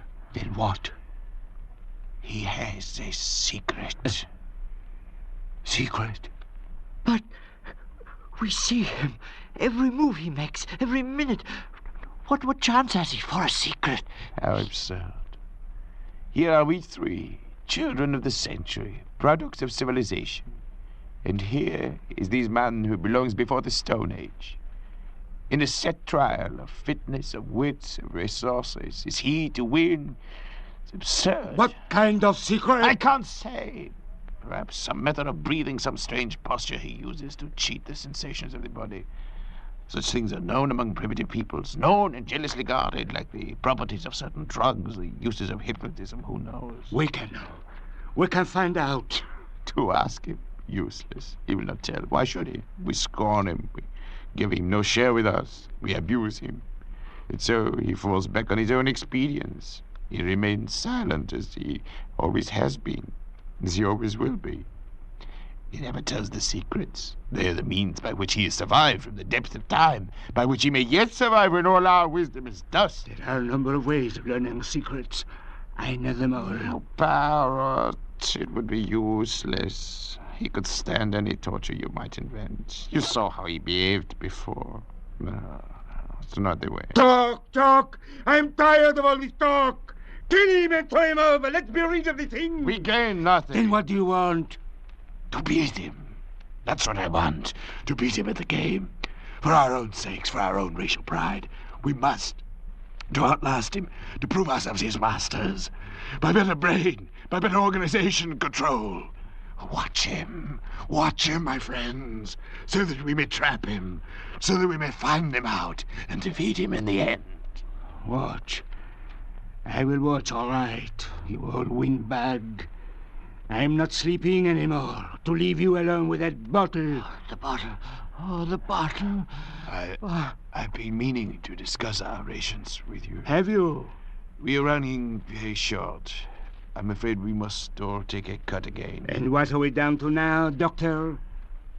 Half a thimbleful. No. We must keep our weight. I say no! Then we'll put it to a vote. You say no, I say yes. Fenero? Yes, anything. But give me mine now. Then it's half a thimbleful for Monsieur Fenero. Your share, Fenero. More, or I'll die. More. No more today. You must. Oh, Doctor. No more today. Look, a ship. Where is it? The bottle, Doctor! What? Here's the bottle! He drank. Look at him. You killed him with that oar. What about the bottle? There's some left. You caught him just in time. And you got the bottle just in time. It seems I did. And there's no ship. There will be no ship. We are done. Because of you and your dirty promises that brought us here. Doctor, liar, fool. Don't come any closer. Unless you want this flask broken over your head. No, I would not want that. No, Barrett, just think. Why should you and I fight? We can see this trouble through and win yet. This weather can't last forever. Besides, now here will be only two of us to divide the water, yes? Yes. That is true, is it not? Fenero kindly leaves us his share. An inheritance. All right. I'll take mine now.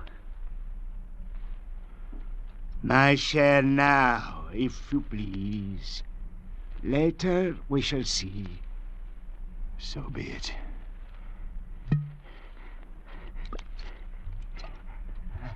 Your share.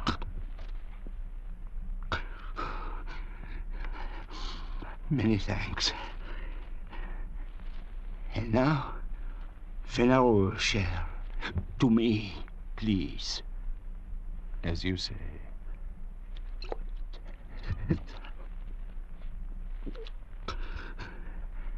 And now, another. Another good doctor. 3. That's enough, Barrett. No, Doctor. It is not enough. Now, I will take the rest. Oh, Barrett, stop. Your arm. Please. I will kill you if you don't. Thank you. You see, I have manners, haven't I? And I have wisdom, too, because I have fooled a very wise man. I toast you, Doctor. The best man wins. It was a very bright idea of yours. The best.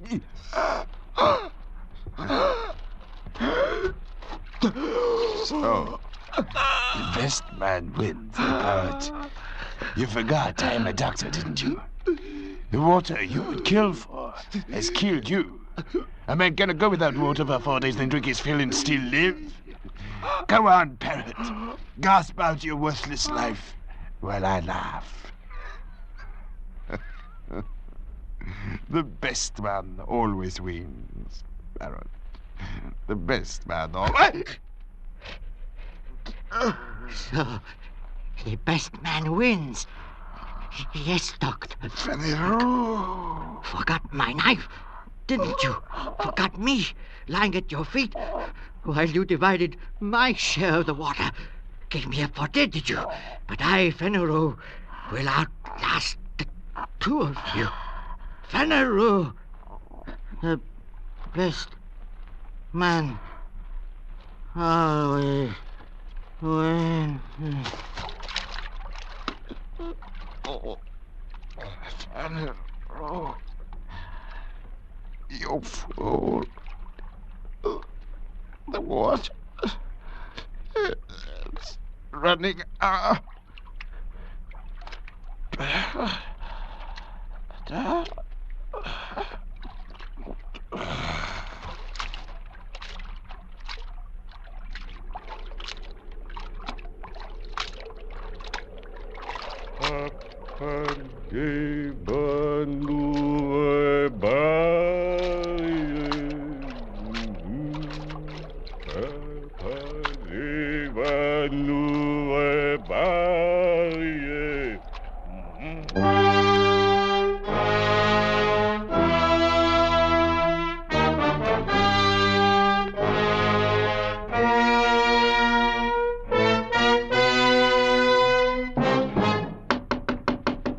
Come in. The longboat's back, Captain. The raft was here all the time, not 10 miles away from us. Ah, that calm. Such misfortune. Well, where are they, the passengers? We're too late. They're all dead. Will you mind your business? But one is stabbed to death, another is skull crushed, the other fried by the sun. All dead. Well, then, all the better. They'll cost nothing to feed. But how... Hogsheads, my friend, the hogsheads in the afterhold. Filled them nicely with brine, and there we are.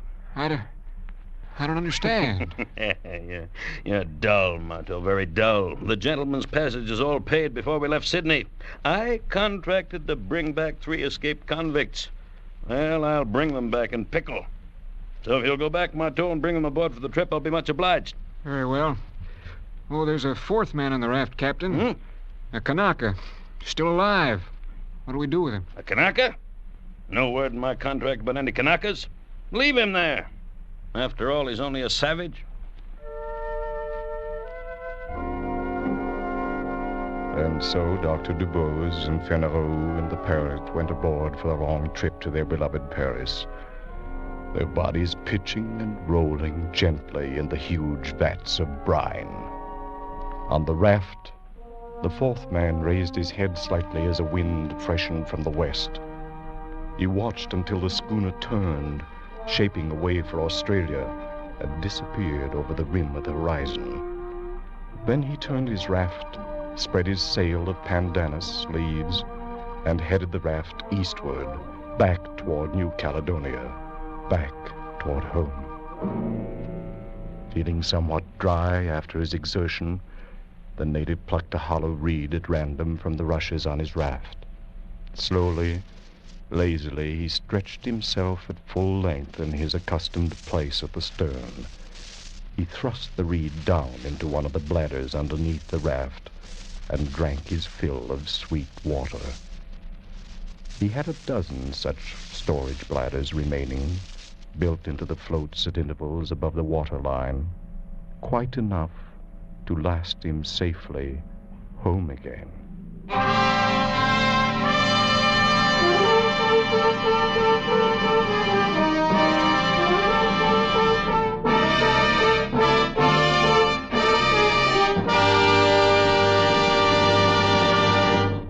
Escape is produced and directed by Norman MacDonald, and tonight brought you The Fourth Man by John Russell, adapted for radio by Irving Ravitch, and featuring Barry Kroger as the Doctor, Joseph Kearns as Feneru, Jay Novello as Parrot, Lou Merrill as the Captain, Byron Kane as Morteau, and Eric Rolfe as the narrator. Music is conceived by Cy Feuer and conducted by Wilbur Hatch.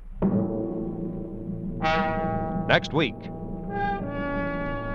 You are groping in the dark of an African night, trapped on a dock above a crocodile-infested river, fighting for your life against a ruthless giant from whom you must escape.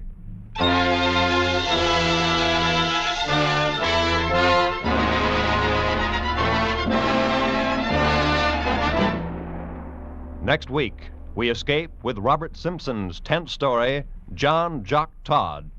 Good night, then, until the same time next week, when once again we offer you Escape. This is CBS, the Columbia Broadcasting System.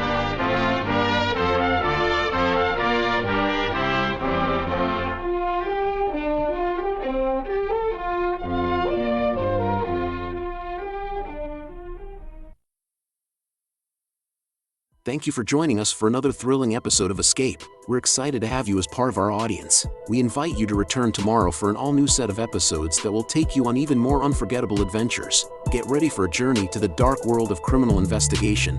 Our next featured program, The Black Museum. True stories about crime scene artifacts from investigations at Scotland Yard. We're always eager to hear from our fantastic audience. Your feedback fuels our passion for delivering the best in vintage entertainment. Feel free to share your thoughts, opinions, and suggestions. We value your input and strive to make your listening experience even more enjoyable. If you're looking to enhance your Microsoft Access skills, look no further. Reach out to them at 615-420-2040 and ask for Mark. Once again, thank you for being a part of our Golden Age radio community. Get ready for more riveting stories, captivating characters, and timeless entertainment. Until next time, stay tuned and keep the nostalgia alive. This is Orson Welles, speaking from London.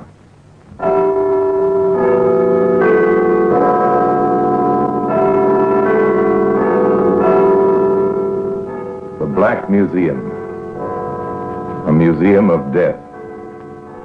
Yes, here in the grim stone structure on the Thames which houses Scotland Yard is a warehouse of homicide, where everyday objects, a cotton reel, a tobacco pouch, a bootlace, all are touched by murder.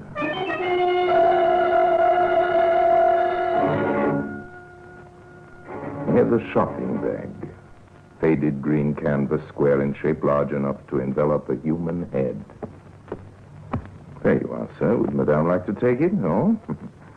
Nothing inside now. These wisps of blonde hair were found inside by the experts in the police laboratory, but that was a long time ago. Who did the hair belong to? Well, there was no doubt about that. This is Vera Dawson's hair, Inspector. Victim number 5, eh? Yes. She's been in the habit of bleaching her hair for years. That's why it probably came out fairly easily. And the pathetic blonde hairs proved that the canvas shopping bag had been used to suffocate their owner, victim number 5. That is why the bag has earned its place today in the Black Museum.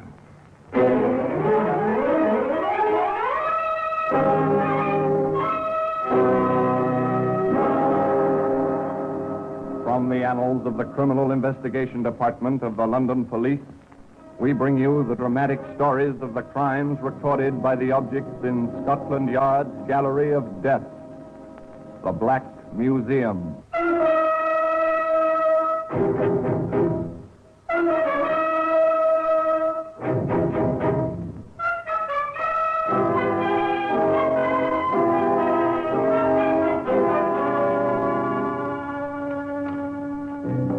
Here we are in the Black Museum. Beyond these stone walls, London throbs and is alive. But within these closely guarded precincts, all is silence and death. It's quiet, very quiet. Come with me under the frieze of death masks. The masks of criminals of bygone days, suspended grimly below the ceiling. They were collected at a time when the forensic theorists believed that a composite face made up of the dominant characteristics of hundreds of criminal features would resolve into a picture of the typical criminal. But in 1913, the experts decided that the masks presented nothing different from your face or mine, the average law-abiding citizen.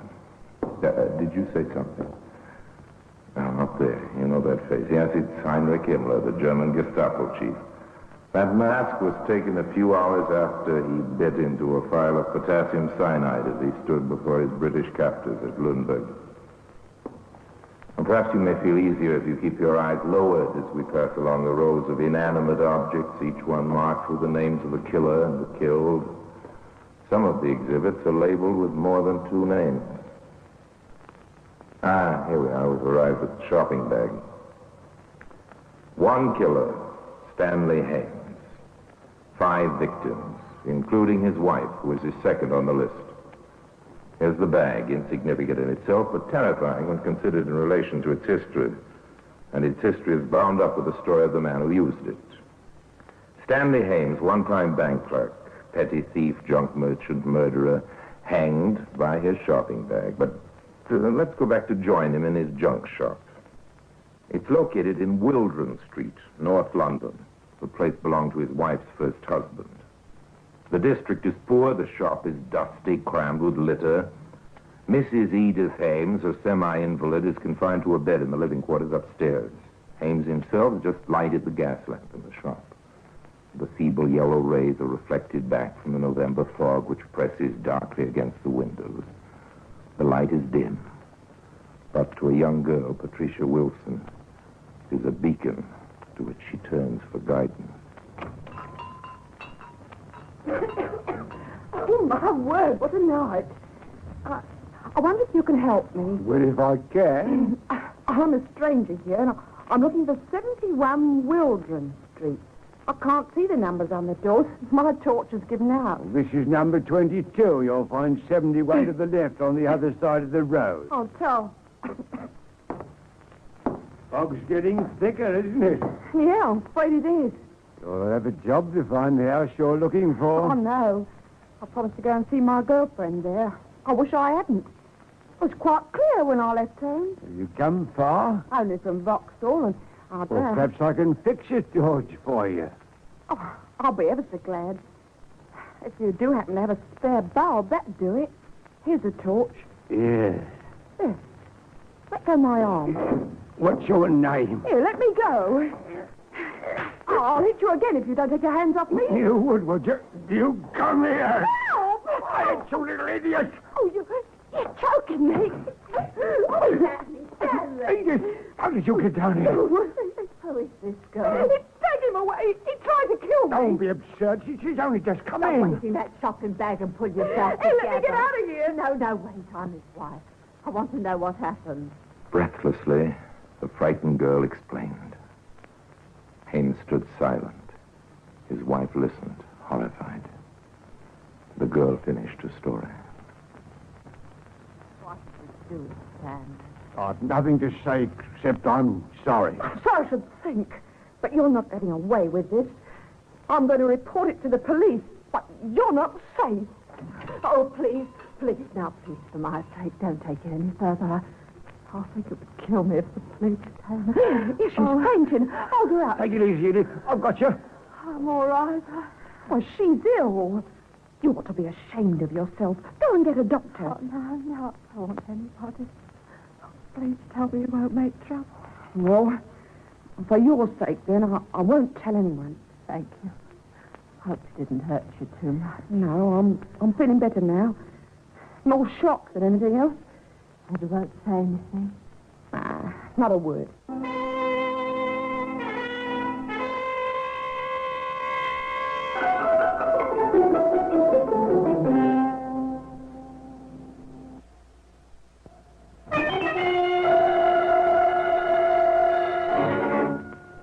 In her efforts to avoid a scandal, Edith Hames had signed her own death warrant. Police intervention at this stage might have prevented her husband from following the path which leads to the scaffold. As it was, Patricia Wilson kept her promise and nothing happened. The weeks passed, and slowly in the dark mind of Stanley Hames, strange ideas began to take shape. The brief encounter had triggered off a demon that must be satisfied. And at last, the fatal opportunity presented itself in the comely form of a Miss Sylvia Parks, age 27. Good evening. Can I see the second-hand doll's pram you got advertised in the window? Yes, it's at the back of the shop if you'd like to have a look. My sister's little girl. She's 8 tomorrow, and I can't afford much. Ah, well, this is a bargain. I only picked it up 2 days ago. There it is.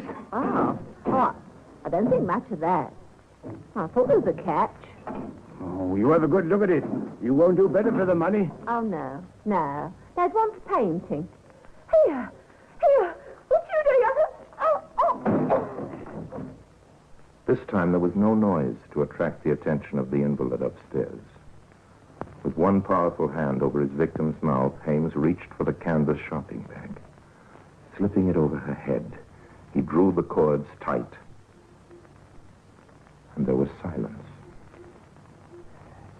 It stopped her. I must get her out of sight. Gently does it. Edith mustn't hear. Now, loosen the floorboards by the back door.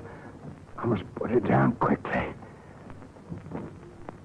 Sylvia Parks disappeared into the 4-foot cavity between the foundations of the building and the floorboards above the ground floor. But although Mrs. Hames may have heard nothing upstairs, she must have sensed the horror below. Quite suddenly, before her husband could replace the boards, she appeared at the door, leaning heavily on her stick for support. What's that? Hans, what is that? Nothing's happened. Why the devil you creep up on me? I can't stand it. Get back where you belong. You've done something. Get out! What are you doing down there? I thought I'd smelled gas. I've been looking at the pipes. There's a woman's hat on the floor. Where is she? Get out! Get out! She's down there. I could see her foot. Ah!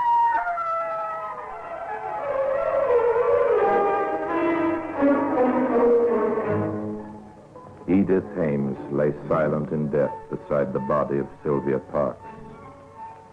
And what of the murderer? Was the demon satisfied? Seems that for the moment he was. According to Hames's own story, he took himself off that night at the local public house. Felt that he needed company. Live company. All right. If it isn't the old junk man himself. How's business, chum? Business is fine. Well, you wouldn't think so looking at that shop of yours. It looks like a blooming morgue. Why don't you give it a good clear out, eh? If you'll look after your own affairs, I'll attend to mine. All right, I was only kidding. Here, have a drink. Now. Yes, I will. I'll have a large scotch. Oh, getting your own back, eh? All right, I asked for it. Large scotch for Mr. Ames, please, Sally. Okay, celebrating, are you? Yes, I'm celebrating. Here, how's that wife of yours? Is she any better? My wife? Oh, yes, she's much better now. Oh, I'm glad about that. She used to be a regular in here when she was married to... Well, I've known her a long time, of course. Yes, longer than I have. Well, tell her Joe was looking after her, will you? Me and the missus have promised to come round and see her one night. Oh, well, didn't you know she's going to stay with her married sister in Birmingham? Has she? I never knew she had a sister up there. Oh, yes. Oh, well, here's your drink. Bottoms up. Now I see why you're out on the loose. Oh, cheerio. That's all. I needed that. Whoa, it's not much fun living on your own, is it? Oh, I'm as miserable as sin when my missus pops over to see her mother.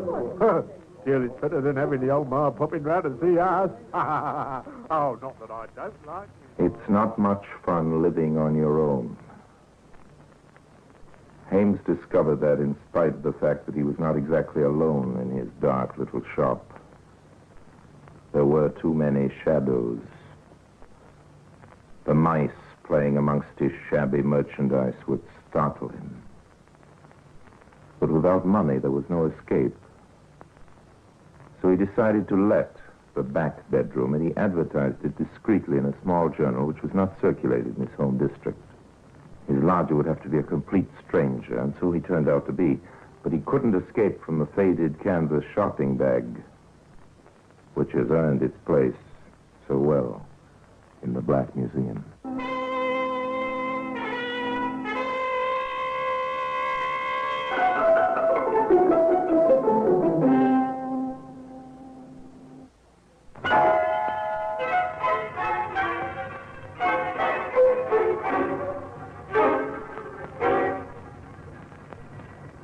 We returned to Stanley Hames in his shop at 22 Wildron Street. The advertisement for a room to let has produced its result, and the back bedroom is occupied by a short, middle-aged man with square shoulders and wary eyes. He calls himself George Smith, which is as good as any other name, but Hames is suspicious. The lodger never ventures out except for brief moments during the hours of darkness. He behaves like a man who has something to hide. And Stanley Hames, now desperately short of money, decides to cash in on his opportunity. Who's there? Only me. Want to speak to you. What do you want? I hope you find the room comfortable. Suits me. Yes, it's well tucked away, isn't it? Nobody would look for you here. What are you getting at? Nothing. But I'm afraid I've got to increase your rent. Ah, it's like that, is it? Yes, it is. I'm no fool. You dirty little runt, I could break you in half. Think so? I've got strong hands, you know. And if I did happen to disappear, things would become even more complicated for you, wouldn't they? I don't know what the devil you're talking about. Well, I'm increasing your rent from £1 a week to £5 a week. Oh, and you thieving If you don't swine. like it, you can get out. I see. All right. I'll give you 3 quid. That's my limit. It's 5 all out. For 5, you get food and protection. So you found out who I am, eh? Yes. Okay. I'll take your term. Here's your first, Father. The bluff has worked. Hames had no idea that his lodger was, in point of fact, Gary Saunders, a wanted man. His partner had squealed on him following a vicious case of robbery with violence. Now every policeman in the country was on the lookout for him. But how infinitely safer he would have been in jail. As it was, his hush money restored Hames to his old self, and once again, the demon started working. Towards the end of January, the murderer met a painted lady who agreed to visit his home. It was during the night that Smith, alias Saunders, was awakened sharply from an uneasy slumber. He jumped from his bed, crossed the narrow landing, and burst into the room which he knew Hames occupied. It was a pretty clear case of murder. By heavens, take that thing off her head. How dare you come in here? Take that bag over. Get out of the way. Stop! Stop! You pay for this! She's dead. You've killed her. Yes, she's dead, isn't she? But who did it? You or me? What do you mean, you murdering devil? I happen to have a clean record. My word will carry more weight than yours, I imagine. Oh, you'd frame me, would you? You're not fit to live, Ames. Why, Sandra, I'm going to get the police. I'll take what's coming to me. But you're going to swing for this. I don't think so. Drop that knife. I'm not going to swing for you or anybody else. Nobody knows she was here, and nobody knows you're here. Get back, get back. Now. No, don't do it. I told you I had strong hands.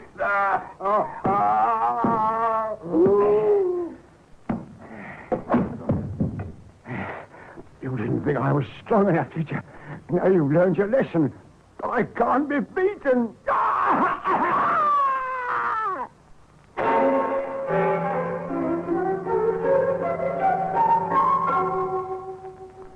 Sylvia Parks, Edith Hames, the unknown lady who was subsequently identified as a Mrs. Doris Luke, and Gary Saunders. 4 victims. And to avoid the trouble of dragging the last 2 down the stairs to the burial ground under the shop floor, Hames shut them away in a cupboard in the bathroom. After that, he cleaned up and discovered nearly £2,000 in notes which Saunders had hidden away in his back bedroom. This decided him to take what he considered to be a well-earned holiday. But before he went, he added yet another victim to his list, Vera Dawson, of the bleached hair. We don't know how she was lured into his death shop, but we do know that she left some of her hair inside the canvas shopping bag. And at this point, I will hand you over to a young man who was the key witness in the case against Mr. Hames. He's Mr. Peter Johnson. My wife and I were the unfortunate couple who rented the Hames shop. When we met him, he seemed to be just an ordinary sort of chap. He told us he'd redecorated the whole place and was going off to Birmingham to join his wife. Oil for years, you know. Her sister's been very good, but I've decided to find a little place in the country for her. Well, that's probably the best thing. As you see, the shop's empty now, and I've cleared all my old stuff out, and I think it looks quite nice and bright, don't you? Oh, yes. I think it's just what we've been looking for, don't you, Peter? There you are, Mr. Hames. The wife likes it. We're in. Oh, good, good. I'm sure you'll be very happy. You wanted 6 months' rent in advance, I believe. That's right. I'll write you a check now. You haven't got cash? Oh, not for that amount, but the check won't buy. Oh, no, of course not. Well, here it is. It's all ready for you. We really made up our minds to take the place yesterday, you see, but, well, Julie wanted to come back today just to make sure. Well, I know you're going to be happy here. We've been happy. Here are the keys. Now I'll leave you to sort things out on your own. It was 4 o'clock on a Saturday afternoon, so Stanley Hames was fortunately unable to cash the check as the banks were then closed until the Monday morning. In the meantime, Peter and Julie Johnston were having a busy weekend. They camped in the front bedroom for the night, and early on Sunday, the young wife was measuring the floors for carpeting, while her husband was fixing a glass-fronted cabinet in the bathroom. What's the matter, darling? Oh, I've hit my finger with a hammer. Oh, have you hurt yourself? No, just flattened my first finger.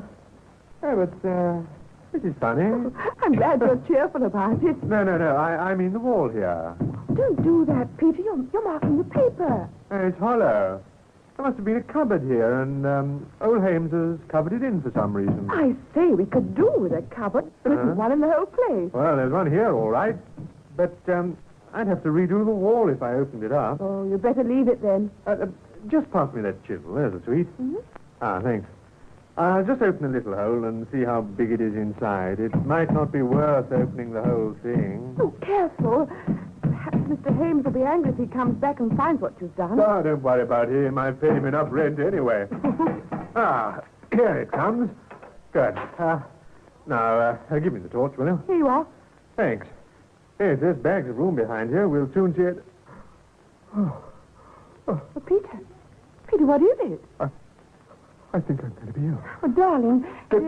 Get out of here. Go on. Right outside. Why? Why? I can't talk. Just get right out into the street. Oh. Quick, come on.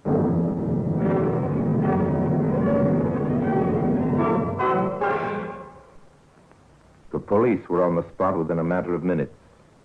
As their cars roared into Wildren Street in answer to Peter Johnston's call, curtains fluttered in front windows, and a growing crowd appeared quickly outside number 22. Are you Mr. Johnson, sir? Yes, that's right. This is my wife. I'm Inspector Denton. Perhaps the lady had better stay out here while you show us the way up. Yes, sir, of course. I gather you took possession yesterday. Yes, I only wish we'd never seen the place. This is the bathroom. Have a look through that little hole in the wall. Right. Give me your torch, Robert. Yes, sir. Now, let's see. Ooh. Well, I've seen a few things in my time, Mr. Johnson, but this is about my lot. I understand why you're so upset. This is the works, is it, sir? I'll say it is. There's 3 of them in here. A man and 2 women. You better go down to your wife while we take the whole wall down, Mr. Johnson. We haven't seen the half of it yet. In point of fact, the inspector had seen rather more than half of it. The bodies of Sylvia Parks and Edith Hames were discovered under the shop floor a few hours later. By that time, the whole building was being methodically opened up. Floors were lifted, chimneys explored, the foundations and a small patch of garden were being dug, and the word went out to get Stanley Hames. We managed to obtain a photograph of him from one of his neighbors, but we were dealing with a wily customer. Even before he knew the chase was on, he'd shaved the top of his head, which gave the impression of baldness. And he put on horn-rimmed spectacles, which completely changed his appearance. He heard on the radio that the balloon had gone up sooner than he expected, and by then he was well away from London. Those notes which Jerry Saunders got on his last job, Superintendent, I've got the numbers. Good. And there's no possibility of the money being hidden away in 22 Wilton Street? No, sir. Hames got it all right, and it won't be long before he starts passing some of it. Yes, we better notify every area in the country. As soon as one of those notes is traced, we'll be on the Hames trail. He might be in disguise, or he might be lying low. But he's got to spend money, and that's how we're going to find him. For obvious reasons, no mention of the money was disclosed in the press. So Stanley Hames was unaware that he was carrying his own death sentence in the canvas shopping bag, which also contained his spare clothing. Yes, he had taken the bag with him. Perhaps it had a morbid fascination. Perhaps he thought he might use it again. But anyway, it made a convenient carrier. Convenient for him and, as it transpired, convenient for the police. Days after the murders were discovered, I had a call from a young lady named Patricia Wilson. She told me how the previous November she'd been caught out in a fog and gone into the Hames junk shop for directions. She told me how he'd attacked her and how his wife had pleaded that she shouldn't report it to the police. Oh, I made a terrible mistake. But I had to come and tell you. We're very grateful to you, Miss Wilson. Now, if you can cast your mind back, I'd like you to try and tell me every little detail of what happened and what was said. Well, the first words I really heard Mrs. Hames speak sounded sort of funny and out of place. Oh, how was that? He got one hand on his throat when she'd come in, and well, he was fiddling about with something over my head. She said to him, she said, "Stop waving that shopping bag and pull yourself together," she said. I see. You suppose he was trying to pull the bag over your head? Oh, my goodness, I never thought of that. What sort of bag was it? Green canvas thing, the string round the top. You trace anything like it amongst the stuff he disposed of, Inspector? No, sir. No bags or cases. Yeah, and it's just possible he might still have the bag with him. Better add that to the general description. Yes, sir. Right away. A detail, a flimsy possibility. But every step had to be taken that might help to trace the murderer. Then, after nearly a week of suspense, the first stolen note was reported right in London. Hames had come back to hide amongst the teeming millions in the great city. The search was concentrated now, and after 9 days on the run, Hames was caught. It was the canvas bag which attracted the attention of a plainclothes officer. It made him concentrate on the man's face. And, taking a chance, he approached him. Excuse me, sir. Yes? I'm a police officer. I'm sorry to trouble you, but I wonder if you'd just remove those glasses for a moment. All right. There you are.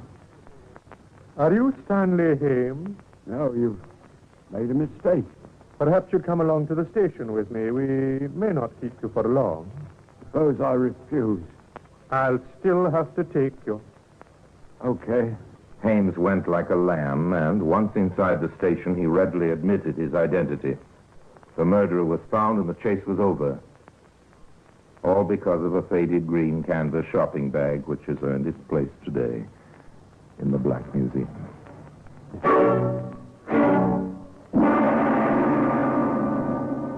Orson Welles will be back with you in just a moment. Hames was a killer because it was his desire to kill.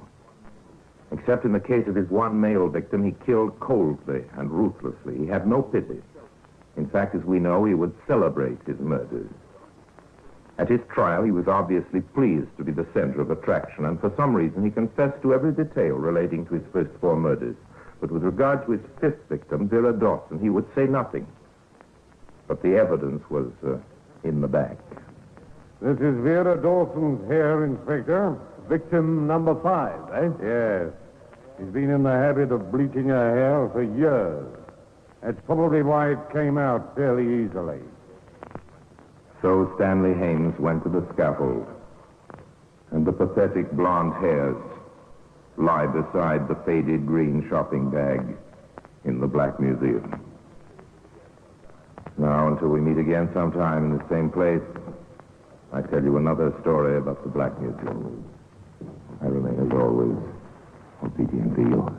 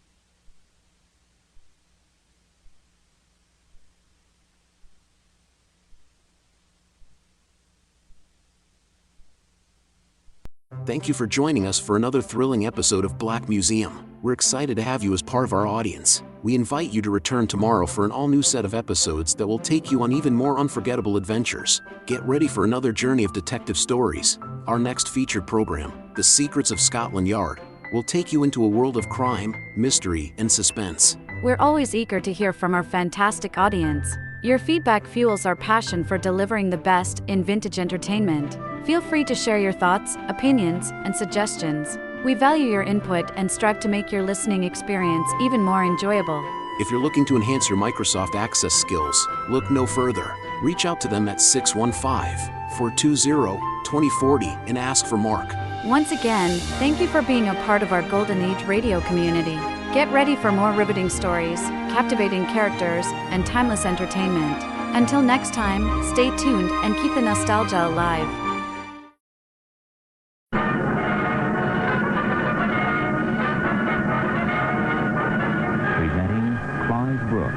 In The Secrets of Scotland Yard.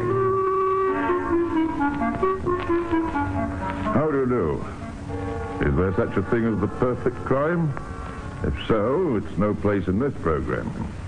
For we're concerned with the majority of crimes, the imperfect ones. And yet, every so often, there comes a crime so very near to perfection that the criminals themselves must have believed at one stage of the game that they would really get away with it. And yet, invariably, they were wrong. Such is our case today, a classic in the annals of the tricksters. You've heard the expression safe as the Bank of England. For more than a century, that expression has signified the stability of a great British institution. Stability, yes, but invulnerable, I wonder. The title of this program is The Bank of England Robbery.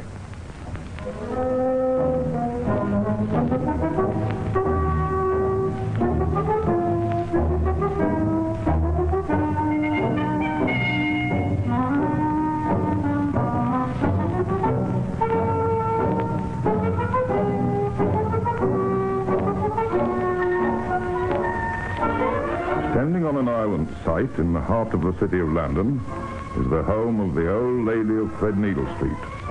For this is the affectionate name by which the Bank of England is known the world over. Her stone walls are guarded at night by a company of guardsmen, and her gold and good name are guarded by day by the vigil of the clerks and managers.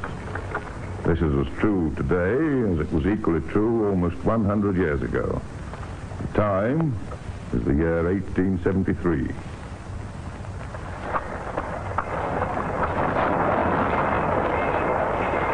Strolling along a city street in the summer of that year are two men. One is an inspector from Scotland Yard. The other is the famous American detective Arthur Pinkerton, who was over in England at the time in connection with some investigations for one of his American clients. Oh, a beautiful day, Inspector Shaw.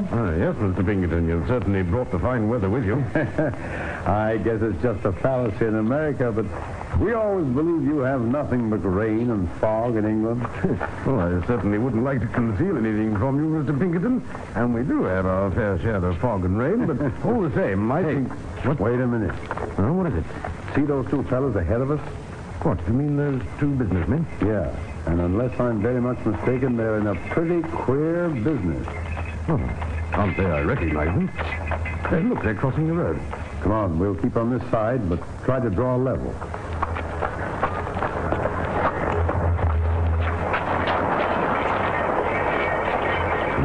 No, they're strangers to me.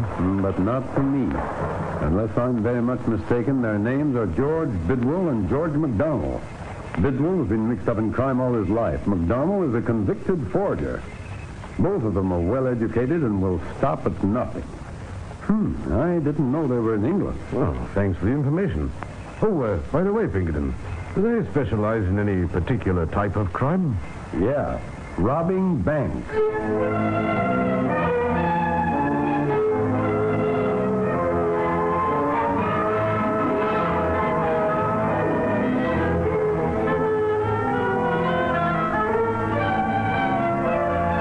Detective Inspector Shaw arranged for the men to be shadowed. For the next few months, Scotland Yard kept a close watch on their movements. As an additional precaution, Scotland Yard sent a circular letter to the London banks, warning them of the presence of Bidwell and MacDonald in Europe. However, the majority of the banks had their own system of precaution, and the bank managers were not very impressed. Another of these circular letters from Scotland Yard. I don't know what they take us for. A bunch of fools, I suppose. A couple of American tricksters over here. I suppose they think they can get away with the sort of trickery they use in New York. Oh, I get as surprised as they try it over here. I'd like to see them try it. His wish was to be fulfilled. The months went by, and no more news was heard of Bidwell and MacDonald. They both went over to the continent, and Scotland Yard gave up their watch. Then, a few months later, Scotland Yard received an urgent message from the Bank of England. Thank goodness you're here, Inspector. Immediately my attention was drawn to this forgery, I sent for you personally. I felt that if any man could help us, it'd be you. Oh, that's very kind of you, Mr. May. Well, now, suppose you give me all the facts of the case. But this morning, I had a message from Colonel Fraser, who is the manager of our West End branch. Among the bills cleared by him yesterday were 2 notes to the value of £1,000 each, in the name of a very respectable financier, Mr. Blydenstein. You mean that these notes were signed by Mr. Blydenstein and were, in fact, promissory notes to the value of £1,000 each? That is correct. Each notes such as these, provided they are genuine and signed by a reputable banker or financier, are accepted by the Bank of England as full security. In fact, just as if they were actual money. And in due course, these bills go through to Mr. Blydenstein, who pays them, and the transaction is completed. Yes, of course. Such bills are usually post-dated. In fact, that is the reason they're lodged with the bank. On the date stated, they would go to Mr. Blydenstein, who would pay up. And these bills were, I presume, credited to the account of one of your customers at the West End branch? Yes, the account of a Mr. Warren, a businessman of considerable interest. He's an American. Oh, an American. You say he has considerable interest. Has he had the account of the bank for a long time? Not a very long time. No, I've had a talk with Colonel Fraser, and I gather, in point of fact, he's only had Mr. Warren's account for about a year. But that, of course, is explained by Mr. Warren being an American. He's over here in connection with the construction of the new Pullman trains. He's having a number of these trains built in Birmingham for use in England and on the continent. Oh, how did you know this? He told Colonel Fraser.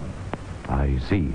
Now, I should not want you to think that Colonel Fraser relied on Mr. Warren's word concerning his stability.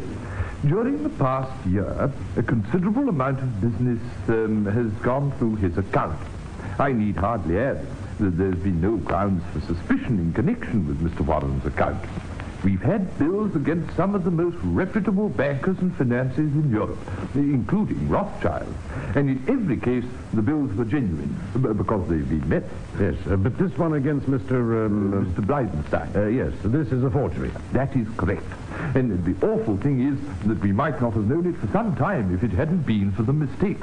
Oh, what mistake? Well, I told you, these bills were made out to be payable on a certain date. Yes? Well, on this particular bill, there was no date. It was noticed by one of the clerks, and Colonel Fraser sent it round to Mr. Bleidenstein to have the correct date added. It was then we learnt it was a forgery.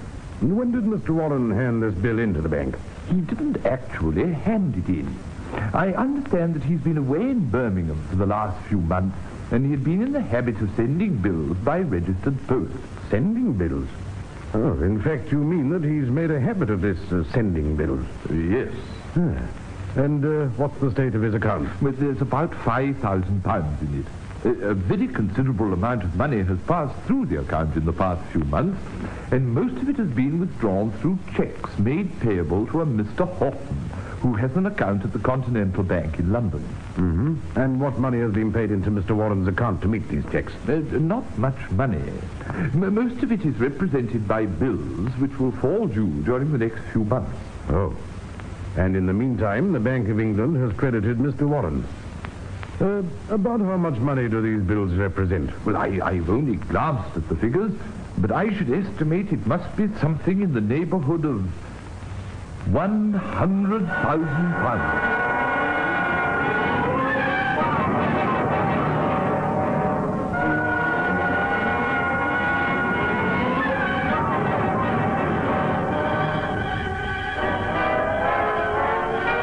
£100,000. Mr. Warren didn't do things by halves. Immediately, Scotland Yard acted. Obviously, the account at the Continental Bank, in the name of Horton, was the means whereby the criminals were extracting the money. On the very day while Mr. May and the inspector were visiting the Continental Bank, a young man came in to cash one of Mr. Warren's checks. Good morning. Good morning, sir. I've come to cash this check. Oh, thank you, sir. If you'll just wait 1 moment, will you, sir?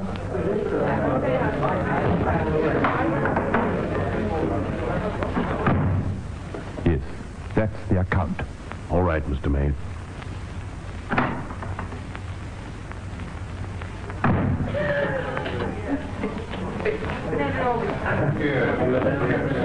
Just 1 moment, please. Yes? Anything the matter? I'm a police officer. If you'd accompany me to the manager's office, I'd like a word with you.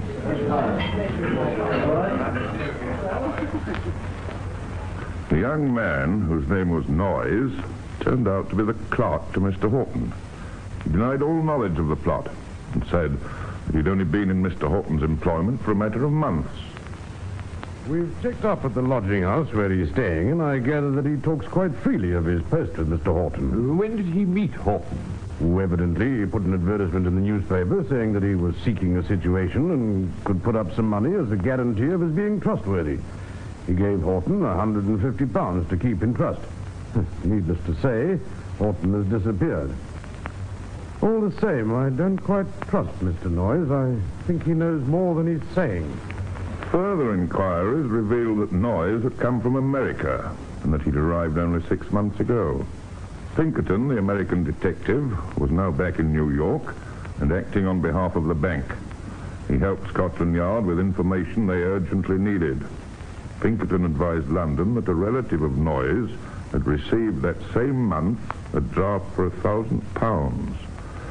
For a junior clerk, Mr. Noyes was very well paid. It's no use, you know. You'd better tell us the truth. Where did you get this £1,000? What £1,000? Did Horton give it to you? I don't know what you're talking about. Where is Horton?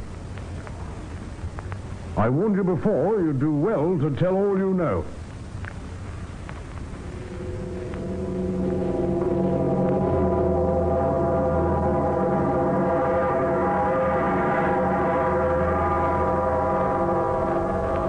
But the gang had chosen well.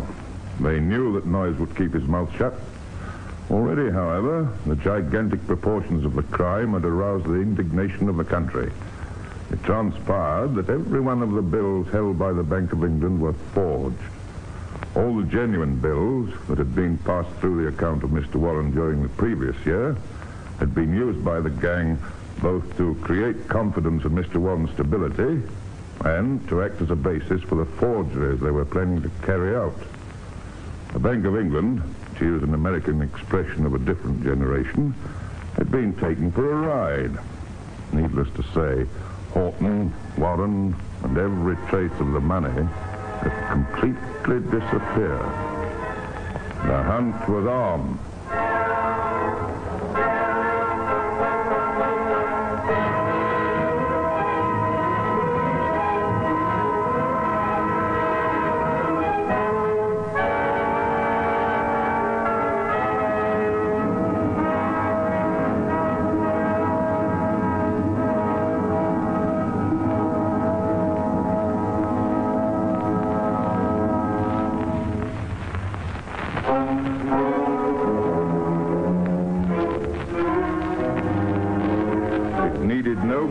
Feat of detection on the part of Scotland Yard and Pinkerton to identify Horton and Warren as George Bidwell and George MacDonald.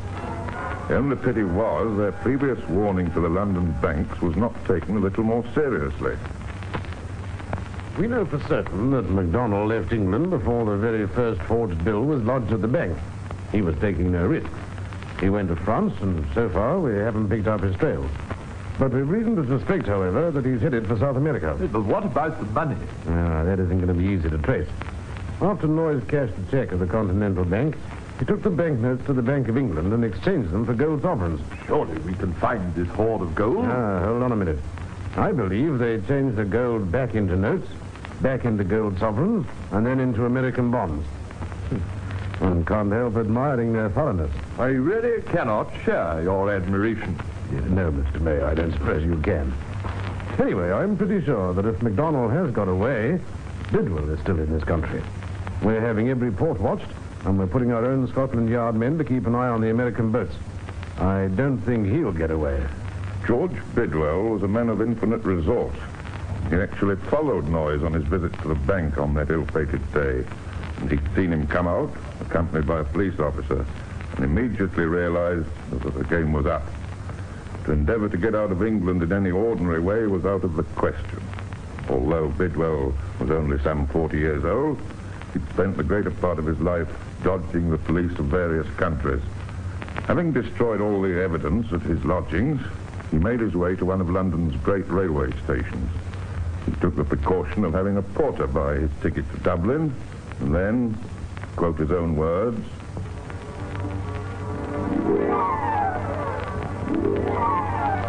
I intended taking the 9 p.m. mail train, and as a precaution, I waited until the last moment, after the passengers were on board and the waiting room doors shut.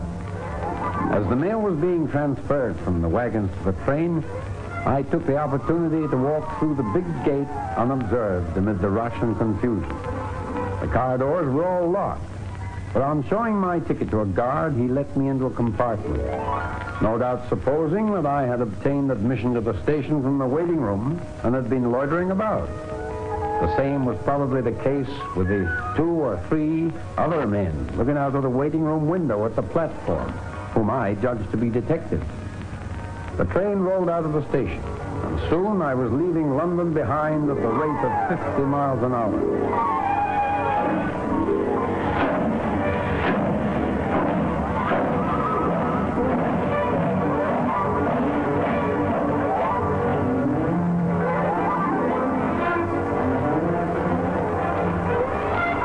After midnight, we took the steamer to Holyhead and arrived at Dublin about 7 a.m.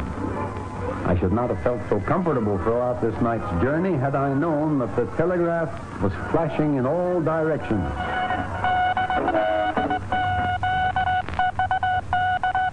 £500 reward for the capture of George Bidwell, who is supposed to be one of the persons engaged in the great bank forgery. He is an American citizen, about 40 years of age, of dark complexion, and is alleged to be an Ireland.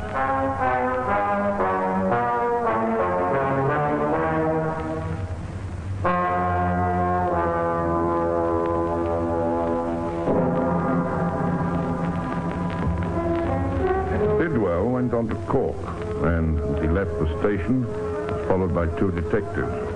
One of them inquired whether he'd ever been there before. With a haughty yes, he walked slowly away. He made his way to a wharf where a tender was waiting to convey passengers and mail to the liner SS Atlantic.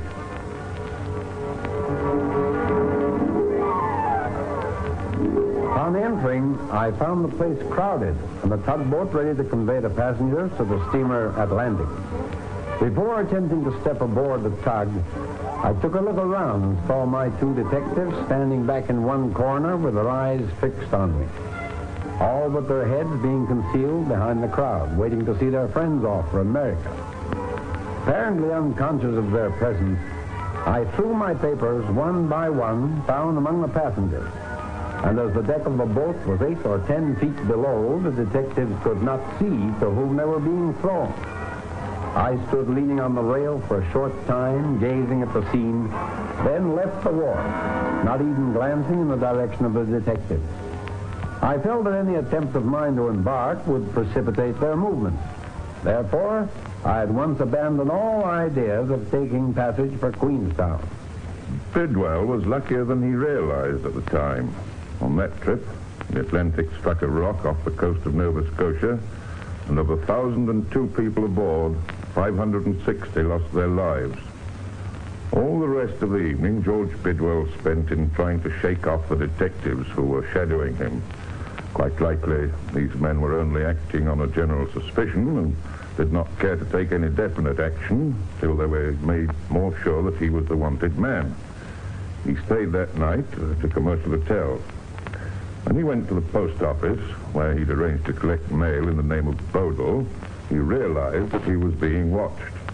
He hired a jaunting car and set off to the country.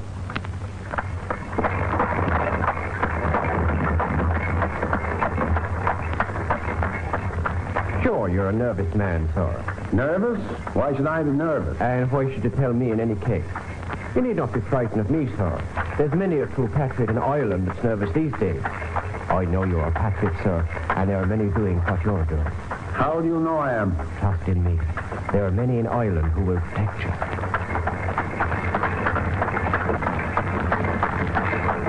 When they reached a small town, Bidwell dismissed the jaunting car and decided to stay the night at an hotel.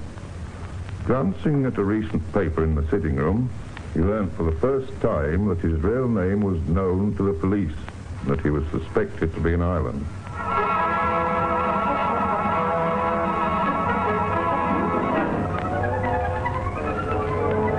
I sat in a hotel, utterly dumbfounded, bewildered, paralyzed. I'd experienced some shocks, some takedowns in my time, but never one to compare with this. Arousing myself from a state of mental stupefaction, hitherto unknown, I put the paper into the fire and retired to the room allotted to me. But in the morning, he was off on the road again, posing as a Fenian, an Irish revolutionary. He managed to make his way to Dublin. He put up at a small hotel and might well have escaped detention if he hadn't left behind him his scarf with the initials GB. This was seen by one of the maids. I found this in his room, sir. He must have left it out when he was packing. Ah, this is our man, all right. I want every man you can spare to watch all the trains from Dublin tonight. Very good, sir. He must not get away. He must not get away. But he did, to Belfast, where, pretending to be a Frenchman, he managed to get on a boat to Glasgow. From there, he went on to Edinburgh, where he posed as a German medical student. For over 3 months, he lived there, corresponding with friends in America and successfully concealing his identity. Every day, he went for a brief stroll to buy the latest Edinburgh and London papers. The newsagent, not entirely taken in by Bidwell's disguise, felt there was something suspicious about his customer. He happened to mention it to another customer who worked for a firm of lawyers. And among the clients of this firm of lawyers was the Bank of England. By such a slender chain of circumstances and luck, information concerning this mysterious stranger came back to Scotland Yard. Bidwell was followed. He took flight, tried to get away. This time he did not succeed. I tell you, I'm no Fenian. I know that. Then what do you want me for? For forgery. I don't know what you mean. I think you do.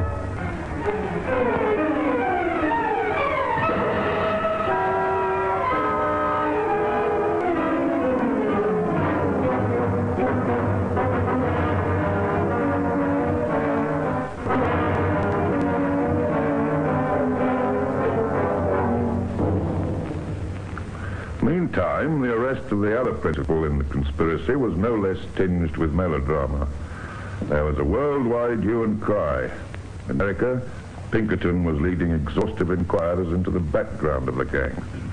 A trail, in the end, led to Cuba, where other members of the gang were found and arrested. As for MacDonald, he fled aboard the liner Thuringia, and his arrest was only achieved after a melodramatic boat race in the New York harbor. And what of the loot? Among the few clues which had not been destroyed by MacDonald and Bidwell was a letter which mentioned a certain Major Matthews. With his name as our guide, we went through the shipping records of every mailboat company. And at last we found traces of a trunk of clothing which had been sent to the depot of the North Atlantic Express Company in New York to be called for by Major Matthews. Wrapped up in the soiled linen were found 3 bundles of bonds to the total value of almost $300,000.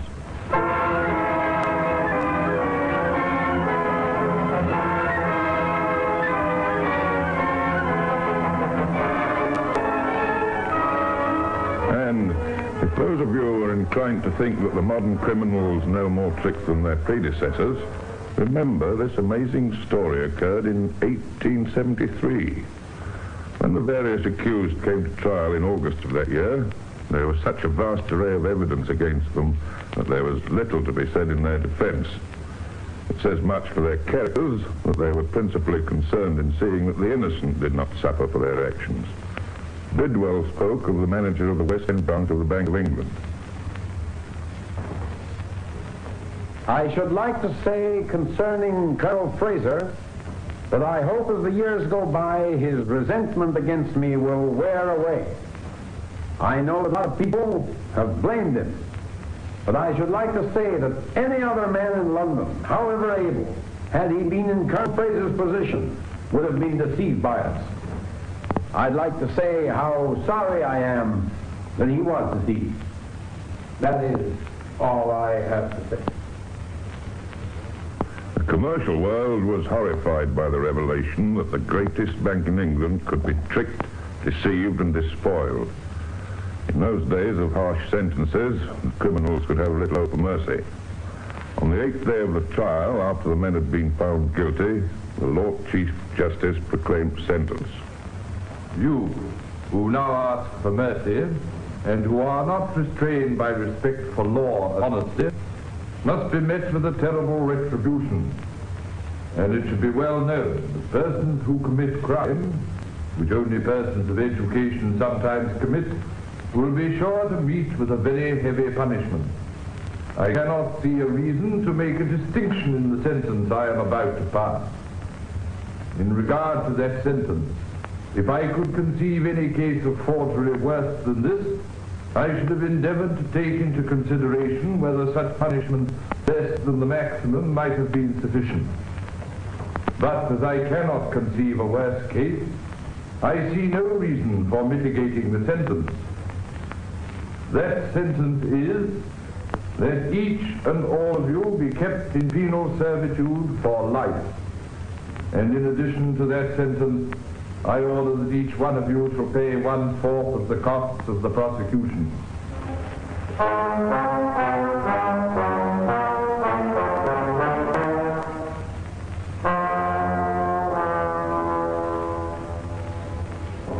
20 years were passed by before the last of these criminals was released. Bidwell lived to write the story of his infamous crime. As for the rest, there's a trace. Have you noticed one thing about this story? At each stage, The almost perfect crime was spoilt not by the diligence of the bank or the law, but by those little errors which, as we've learned in the series, time after time give the criminals away.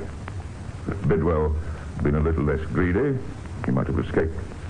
Remember, those two bills which led to their downfall were not detected because they were forged, but because he'd forgotten to fill in the date.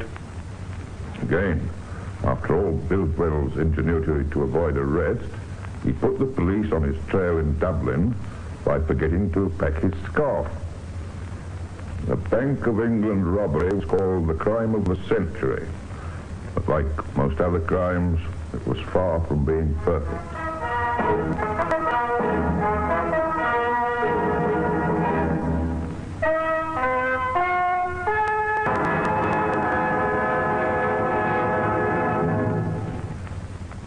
Well, that's all for now. At our next meeting, I hope to be able to tell you more of the secrets of Scotland Yard.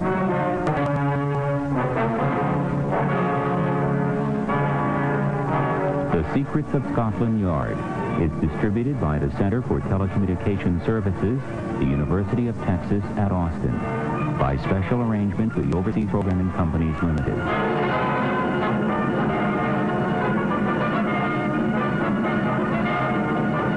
This is the Longhorn Radio Network. Thank you for joining us for another thrilling episode of Secrets of Scotland Yard. We're excited to have you as part of our audience. We invite you to return tomorrow for an all-new set of episodes that will take you on even more unforgettable adventures. Get ready for a journey to Los Angeles. For our next featured program, Dragnet. The stories you are about to hear are true. Only the names have been changed to protect the innocent. We're always eager to hear from our fantastic audience. Your feedback fuels our passion for delivering the best in vintage entertainment. Feel free to share your thoughts, opinions, and suggestions. We value your input and strive to make your listening experience even more enjoyable. If you're looking to enhance your Microsoft Access skills, look no further. Reach out to them at 615-420-2040 and ask for Mark. Once again, thank you for being a part of our Golden Age radio community. Get ready for more riveting stories, captivating characters, and timeless entertainment. Until next time, stay tuned and keep the nostalgia alive. Subscribe for more videos.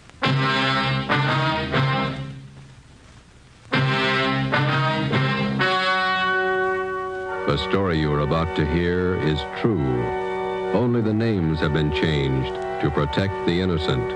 Fatima Cigarettes, best of all long cigarettes, brings you Dragnet.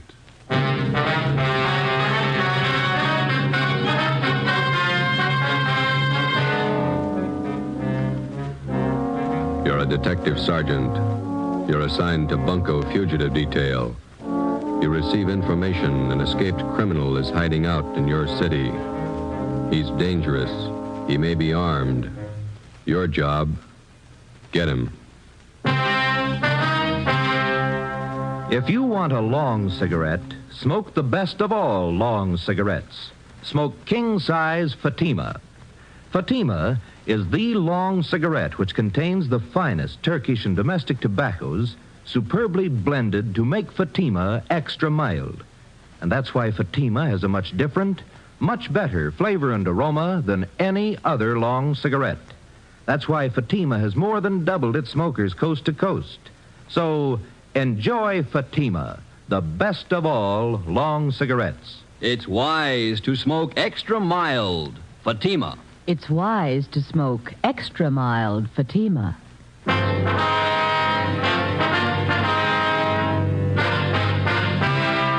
Dragnet, the documented drama of an actual crime. For the next 30 minutes, in cooperation with the Los Angeles Police Department, you will travel step by step on the side of the law through an actual case from official police files. From beginning to end, from crime to punishment, Dragnet is the story of your police force in action. It was Thursday, April 27th. It was warm in Los Angeles. We were working a night watch out of Bunko Fugitive Detail. My partner's Ben Romero. The boss is Blaine Steed, captain of Bunko Fugitive. My name's Friday. I was on the way back from communications, and it was 6:45 p.m. when I got to room 38, squad room. Hi. How are you? How about some dinner? Well, we got one to check out first. Here's the teletype. Skipper just brought it in. Thanks. From San Rafael, huh? Pick up and hold for this department one Alfred Garvey. Wanted for suspicion, forgery, robbery. This man poses as a fingerprint expert from San Rafael Police Department. Here's his log book from the Record Bureau. Mm-hmm. We're informed Garvey is registered at the Fair Deal Hotel, your city. Where's that? Over near First and Broadway. Yeah. Please advise us on his arrest, and officers will arrive with warrant signed. Chief Police Frank Kelly, San Rafael, California. Shouldn't take long to pick him up. All right, we can eat later, I guess. Hi. Hi, Max. What are you doing around? I thought you took off on vacation. I am. Just came back to pick up some stuff in my locker.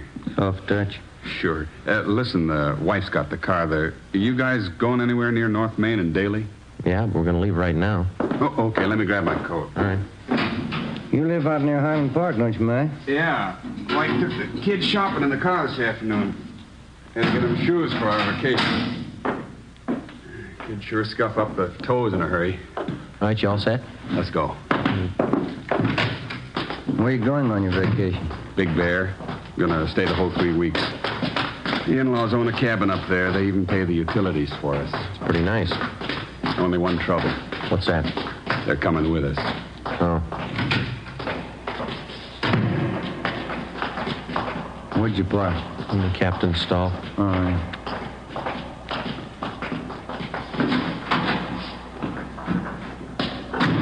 All right, in the back. Okay.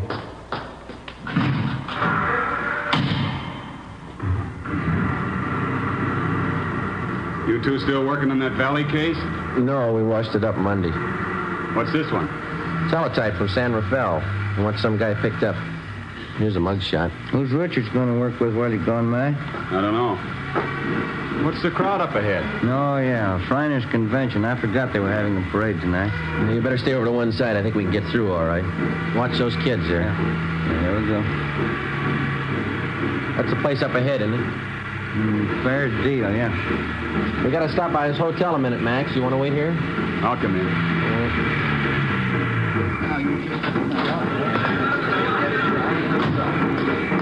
It's a big turnout for the parade, huh? Yeah, it's a big crowd. Fair Deal Hotel. Look at those rates. 35 cents a day, $2 a week.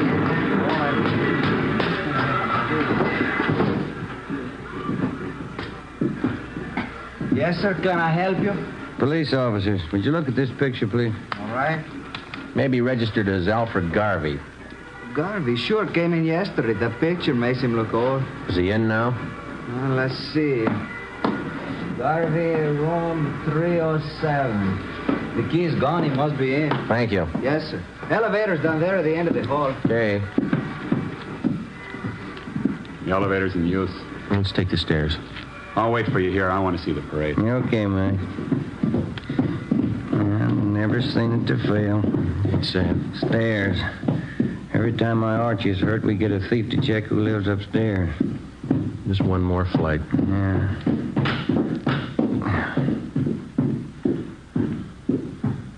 305, 307. Door's open. Let's have a look. Come on. It's empty. Nothing in the closet. Yeah, pretty fast checkout. It came from downstairs. The lobby. Come on. Yep. Come on, hurry up. Yep. Hey, stop him! Stop that guy, police! The police! It's Maxwell. Max, are you all right? He went out the door, blue suit. It was Garvey. He shot your friend. Call an ambulance. He ran out the door. He shot your friend. Come on, Ben. Call that ambulance, will you? Hey, you. Did you see a man come out of this hotel? What'd you say? Did you just see a man come out of this hotel? That one? I don't know. All right, Ben, you go that way. I'll check up this way. Yeah, right. What doesn't matter? Watch where you're going, huh? Did you see a man running up this way just now, about my height, blue suit? Huh? No, I didn't see anybody. Did you see anybody? Hey, boy. Yeah, you want a paper, mister? No, listen, did you see a man running by here a minute ago in a blue suit? Oh, maybe. I didn't notice it. You want a paper? I'm sorry. Sorry, lady. Ben, over here. Yeah. Did you spot him? No, we're going to need help. All right, come on.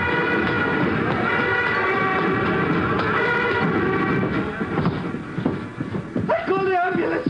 You better help your friend. friend. He's bleeding. I don't know what to do. Ben, get a hold of communications. Get some help out here. Right. The guy came down to the elevator. It was Garvey. Your friend tried to stop him. Garvey shot him right in the face. All right, stop yelling, It was terrible. Now, look, he's bleeding. You better do something. Will you shut up? Max, how is it? Chest hurts. Yeah, all right, easy, huh? Garvey came out of the elevator fast with a gun. All right, take it easy now. Joe, I got communications there blocking off the area. That's fine. Watch that front door. Will you keep those people out of here? Yeah. Chest. I'll be here in a minute, boy. Call the wife, Eleanor. Ambulance is here. Yeah. He looks bad. Well, he's not going to get any worse. He's dead.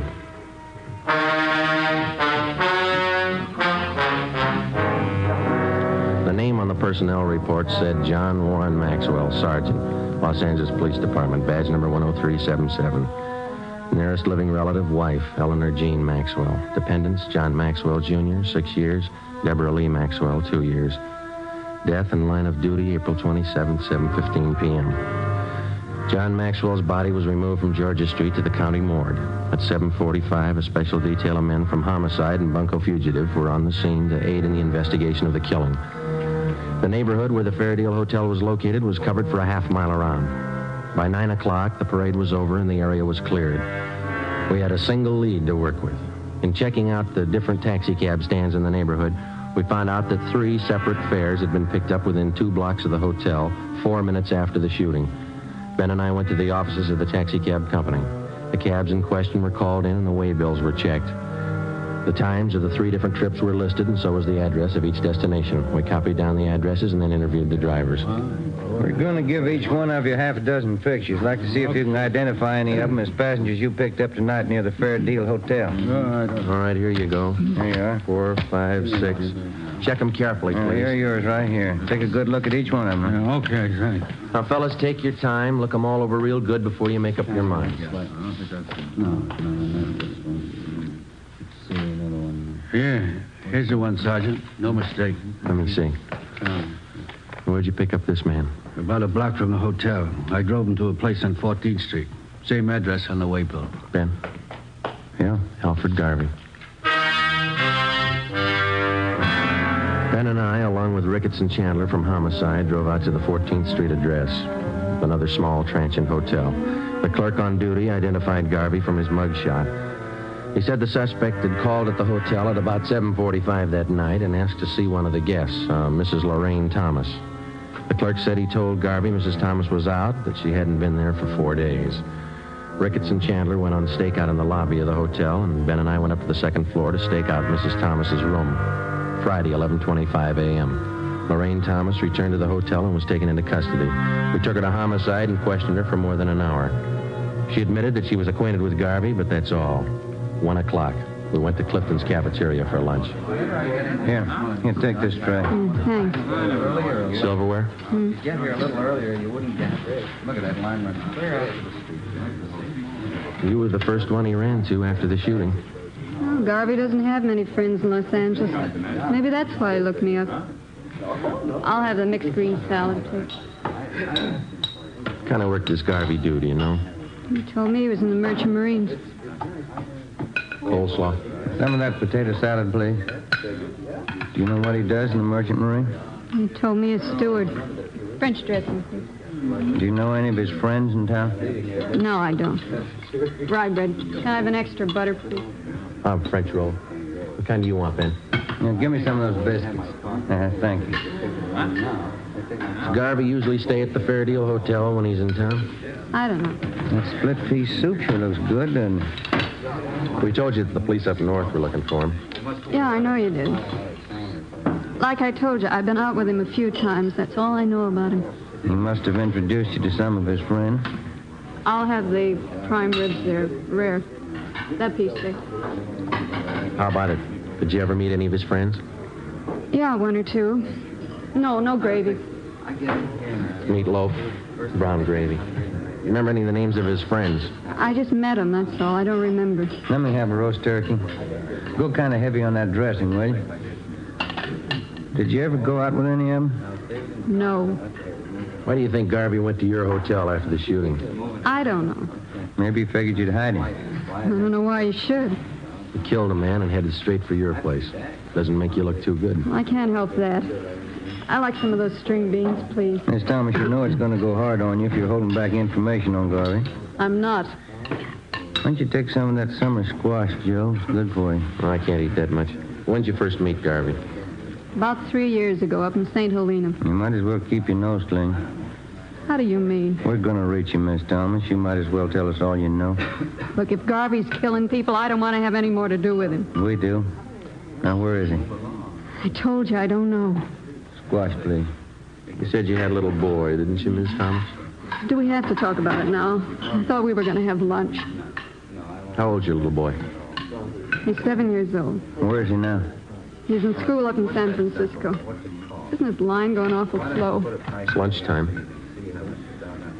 You know that cop that Garvey killed last night? Mashed potatoes, country gravy. Did you hear what I said? Yes, I know he killed a cop. He had a little boy, too. There's nothing I can do. No potatoes, thanks. Yeah, there's something you can do, Miss Thomas. You can tell us where Garvey is. If I knew, I'd tell you. French fries, please. You're kidding us, Miss Thomas, but we're not going to kid you. You know a lot more about this than you're telling us. Maybe I do, but I'm scared. Who are you afraid of? Look, why can't you count me out of this? I don't want any part of it. You're in all the way. The only way you're going to get out is to tell us what you know. He'll kill me. Suppose something happens to me, nobody's going to worry about my kid. You don't have to worry. He's not going to find out. No dessert, please. They'll both kill me. Both? Who's the other one? Well, what's the use? Trouble, no matter what you try to do, nothing but trouble. Garvey's working with somebody, is that it? His name's Jack Fleming. Yeah? They made me promise to cover for him. Give him a place to hide out whenever the heat was on. Then you know where they are. No, I don't, and that's the truth. Why do they need a place to hide out? You said Garvey killed a cop. What about Fleming? Hey, Joe, you better move along. Oh, I'm sorry. What about Fleming? We're going to pull some jobs. All right, we can skip the dessert. Come on. I'll take the check for all of them. Let's go. What kind of jobs? Where? Hold up. Tomorrow night. Three Kings Liquor Store out in Wilshire. Let's sit down. They're both the same, Garvey and Fleming. They can't hold a gun without using it. Here's the table. Oh, you dropped your tray. I'll get you some more. Don't bother. I'm not hungry anymore.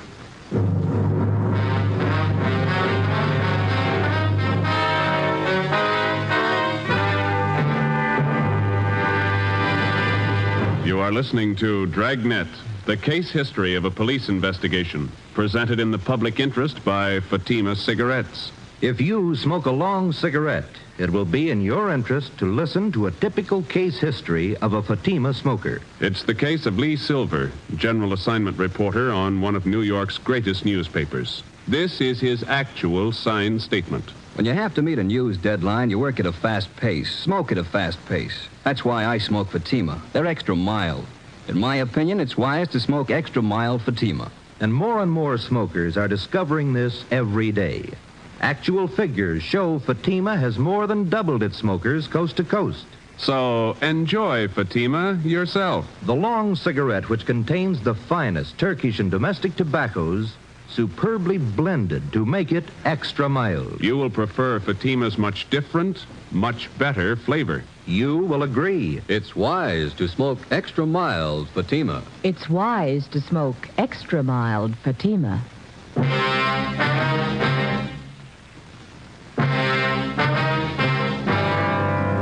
Saturday, April 29th. Last rites were held for Sergeant John Maxwell, and he was buried at Holy Cross Cemetery. A guard of honor from the police department was present, along with most of the men Maxwell had worked with in Bunko Fugitive Detail. The chief of detectives delivered a short eulogy, and then one of the men from the department band sounded taps over the grave. We got back to the office at noon, checked in at the record bureau.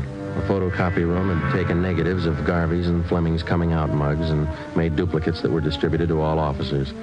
The stakeouts continued at the Fair Deal and the 14th Street Hotel where Lorraine Thomas was staying.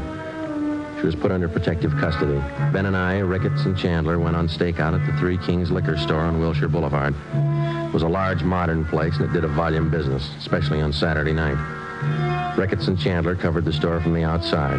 Ben and I were stationed in the supply room at the rear of the place, where we had the main counter and most of the store in full view. We set up a prearranged signal with the clerk on duty, and if and when Garvey and Fleming showed up, the clerk was to accidentally knock an empty bottle off the counter. We waited until midnight. Nothing happened. It's the first customer in half an hour. It's kind of slow. Yeah. Wait a minute. Here comes another one. No sale. It's a woman. Bottle of muscatel, please. Clerk sure got the jitters. Well, I'll put in with him. Well, I could go for a hamburger. Why didn't you eat dinner? I wasn't very hungry then. Oh, I got an almond bar. You want it? Yeah, thanks. Wait a minute. Another customer.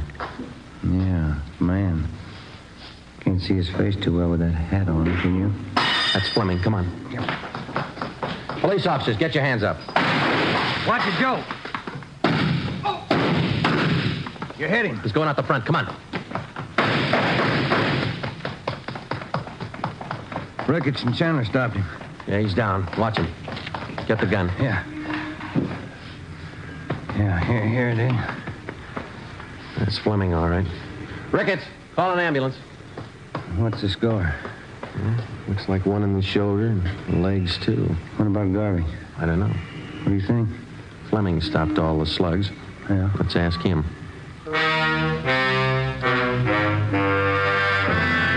The wounded suspect was treated at Georgia Street Receiving Hospital and then booked into the prison ward at the General Hospital. At 11 a.m. the next day, we questioned him, but he refused to admit that he even knew Alfred Garvey.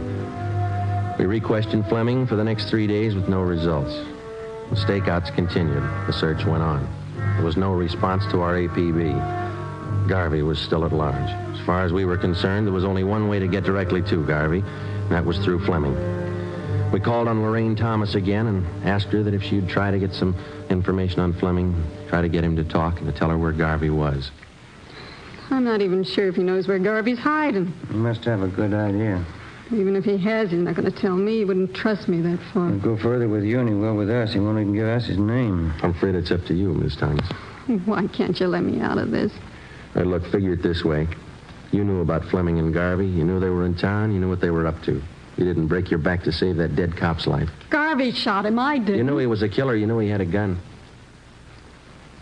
What do you want me to do? Get close to Fleming. Visit him every day till he talks. He doesn't trust me, I told you. Then get him to trust you, will you? Do favors for him. He wants to contact friends to raise money for a lawyer. Help him do that. Run errands. Do anything for him within reason. Suppose he finds out about the holdup. That I told you about it. He's got a long stretch ahead of him. He won't bother you. They'll kill me if they find out. They wouldn't wait a minute. They won't find out. All right. Won't be my fault. Al did the shooting. He killed the cop. Let him square it up. He'll square it with the court. There's only one trouble. Yeah? Maxwell's wife and kids. How does Al square it with them? On the morning of May 8th, suspect Jack Fleming was removed from his private room and wheeled down to the X-ray lab on the pretext of treatment. While he was absent, a dictaphone was placed in his room by a sound crew from the crime lab. Fleming was then returned. That afternoon, while Ben and I listened in on earphones in the next room, Lorraine Thomas paid her first visit to Fleming. We had briefed her on how to proceed in getting a suspect to talk, in particular to reveal Garvey's hideout. It was a slow process. For the next 15 days, between the hours of 2 and 4 in the afternoon, Mrs. Thomas visited Fleming while Ben and I monitored their conversation in the adjoining room. For 15 days, despite all her shows of confidence, Fleming refused to confide. He was sullen and close-mouthed. Some afternoons he would hardly speak to her. On the 16th day, his mood seemed to be improving. Here. Let me fix that pillow for you, Jack. There. Is that better? Yeah. That's good. Thanks. I got in touch with Dave and Johnny like you asked me to. Huh? What'd they say?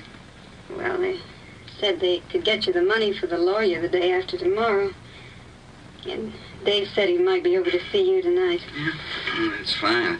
Once I get a lawyer, I'll stop worrying. I stopped by Danelli's place, too. Pop Royce wasn't there. I'm going back tomorrow to see him. He ought to be able to help. You've been okay, Larry. I won't forget it. Oh, that's what friends are for. Gee, I'm sure sorry you had to get it this way. Forget it. I can give it back where it came from. Say, I brought you some new magazines, a couple of candy bars. Swell. Put them over here near the bed, will you? Yeah, sure. Let me get them for you. There, Jack. See, I'll put them right here on this table.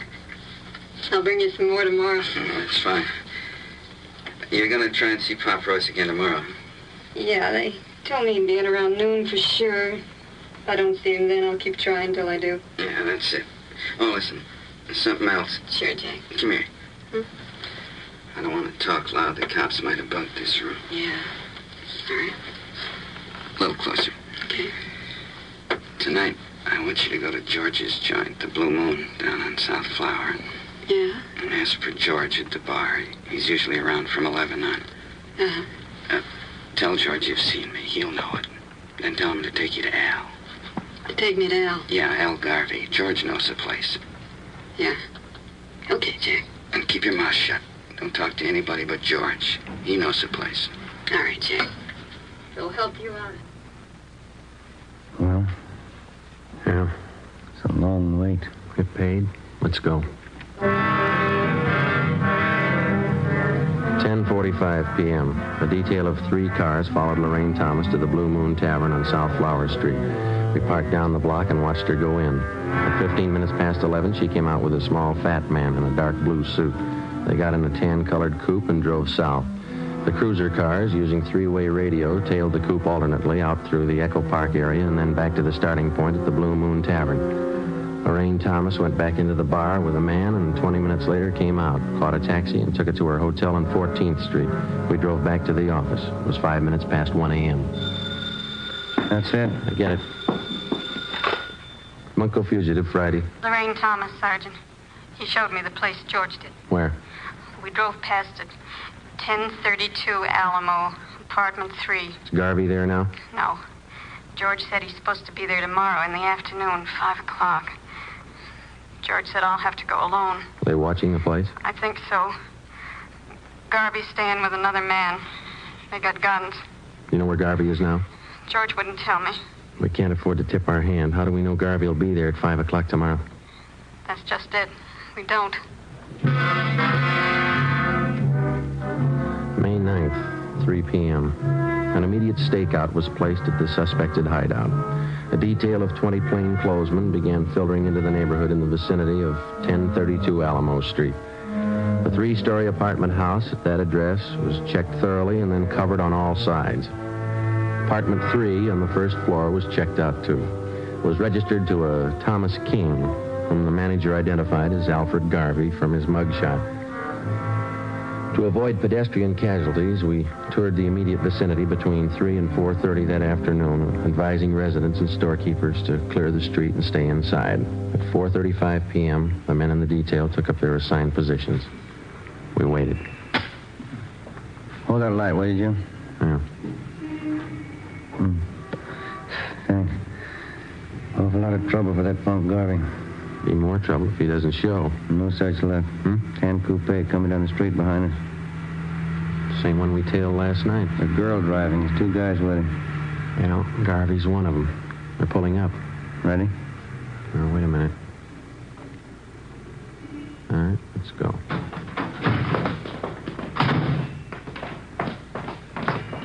Police officers, hold it right there. Al, cops! Don't get down. They're behind the car. Throw him in, Garvey. You haven't got a chance. Al, break for the house! All right, hold it, Ben. That's it. Both of them. Come on.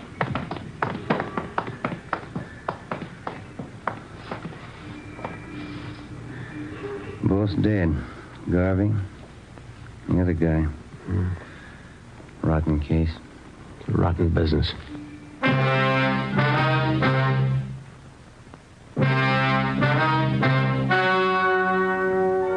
story you have just heard was true. Only the names were changed to protect the innocent. On August 2nd, trial was held in Superior Court, Department 93, City and County of Los Angeles, State of California. In a moment, the results of that trial. It's amazing how many long cigarette smokers are changing to Fatima. Here is the actual report. From coast to coast, king-size Fatima has more than doubled its smokers. Yes, more and more smokers every day are discovering that Fatima is the best of all long cigarettes. Long cigarette smokers find Fatima has a much different, much better flavor and aroma. Long cigarette smokers find that Fatima is extra mild because it's the long cigarette which contains the finest Turkish and domestic tobaccos superbly blended to make it extra mild. So enjoy extra mild Fatima. Best of all long cigarettes. It's wise to smoke extra mild Fatima. It's wise to smoke extra mild Fatima.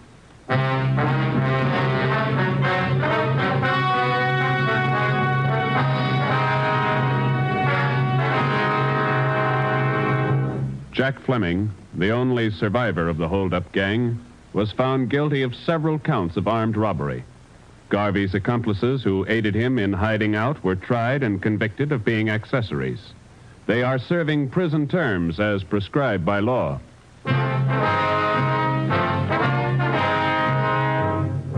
You have just heard Dragnet, a series of authentic cases from official files. Technical advice for Dragnet comes from the Office of Chief of Police W.A. Wharton, Los Angeles Police Department. Fatima Cigarettes, the best of all long cigarettes, has brought you Dragnet from Los Angeles.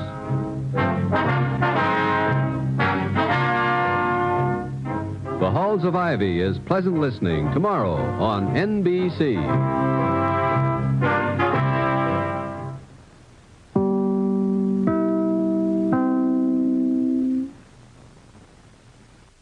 I would like to extend my sincere gratitude to Old Time Radio Research Group for their remarkable efforts in preserving and archiving the captivating world of old-time radio programs. Their dedication to safeguarding these precious audio gems ensures that future generations can relish the enchanting stories, music, and entertainment of the past. Their invaluable contribution allows us to step back in time and experience the magic of radio history firsthand. Their link is in the description below.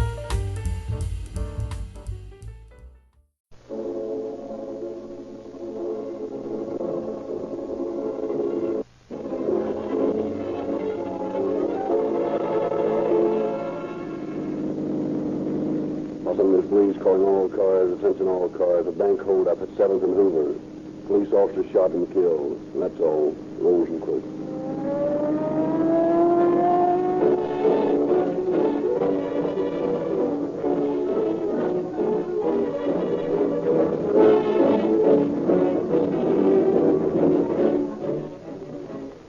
Good evening, ladies and gentlemen. Unless you have had the opportunity to get an insight into the problems of policing your cities and towns, you can never appreciate the most thankless, never-ending job your mind can conceive. Chief Davis, in his modest way, says, it takes brave men, fine equipment, and good gasoline to do a satisfactory job. You have seen and heard police cars, fire engines, motorcycles, and ambulances screaming down the street to aid someone in distress. It takes good gasoline to give them the performance they demand. You have also seen patrol cars or motorcycles driving up one street and down another, hour upon hour. Rigid economy in this branch of city government stipulates economy of operation. When you hear advertising claims of quick starting, pickup, power, mileage, anti-knock, you hope you're getting it in the gasoline you buy. Well, the police car performance you get from Rio Grande Crack includes all these qualities. That is why in the great Southwest, so many police cars, fire engines, motorcycles, ambulances, and other emergency equipment are powered by Rio Grande Crack.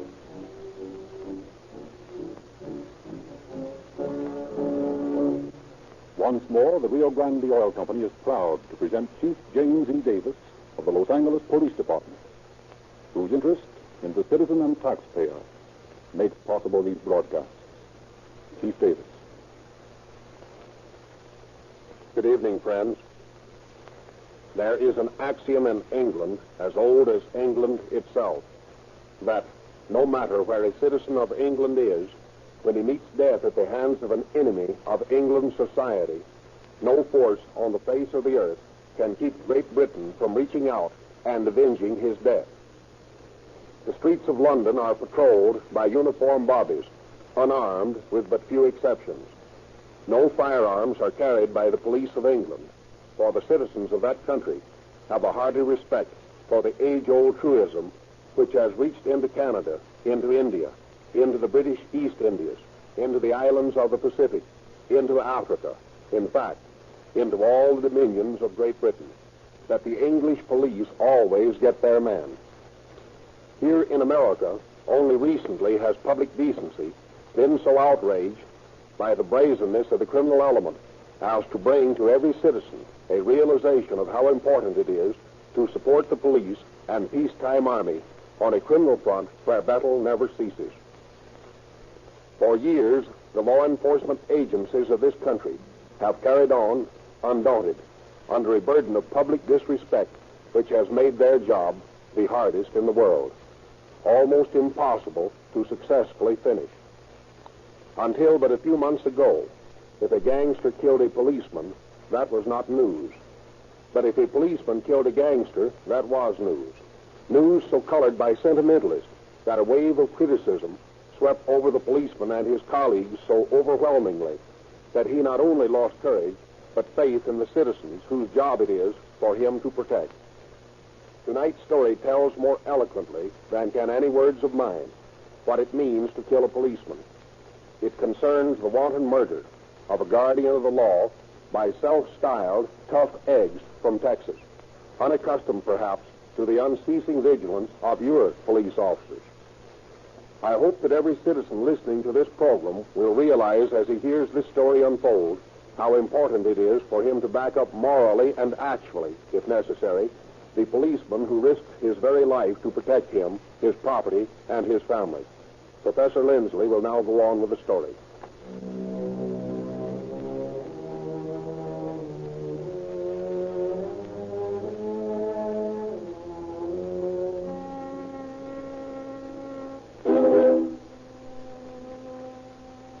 In February 1924, the police department received a tip that the Merchants National Bank at 7th and Hoover is spotted for a hold-up.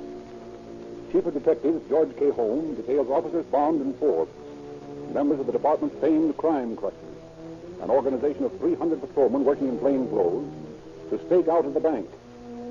We joined them on February 20th, after several days on the job, seated in a little office at the side of the main banking room. Well, this is a soft one, Forbes.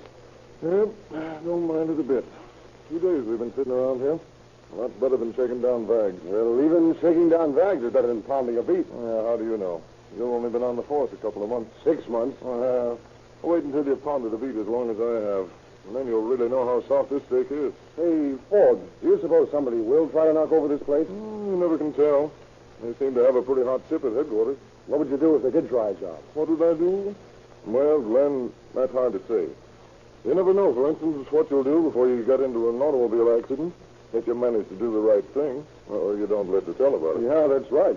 Well, police work's the same sort of thing. Yeah, and it's swell, don't you think so, Forbes? Oh, I don't know. It's a good job.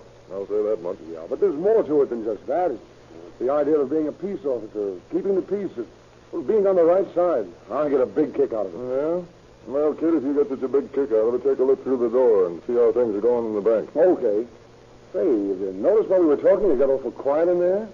Yeah, it did at that. Take a look. Right. Get back in there.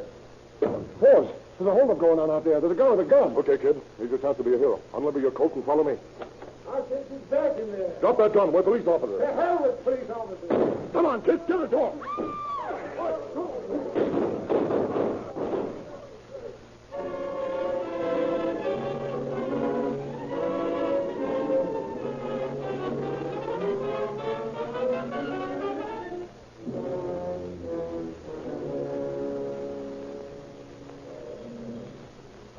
Detective Bureau, how long you been talking? What? Yeah, okay, right away. Line squadron, flank hold up at 7th and Hoover. Off at the top. Get out there, boys.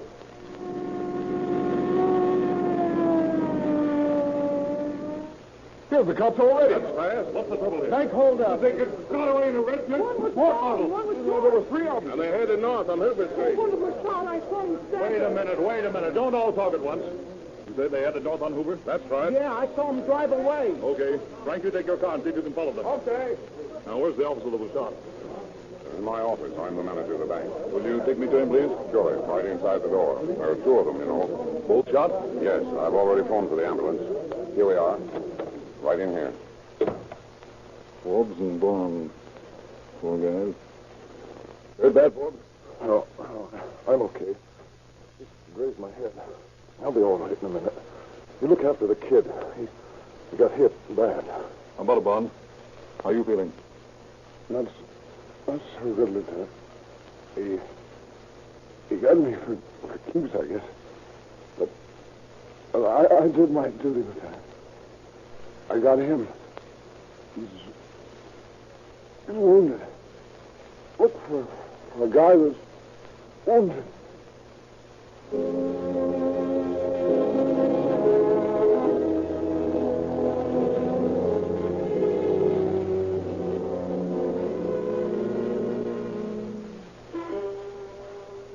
A couple of hours later, Glenn Bond, the police rookie, dies in the receiving hospital without ever regaining consciousness.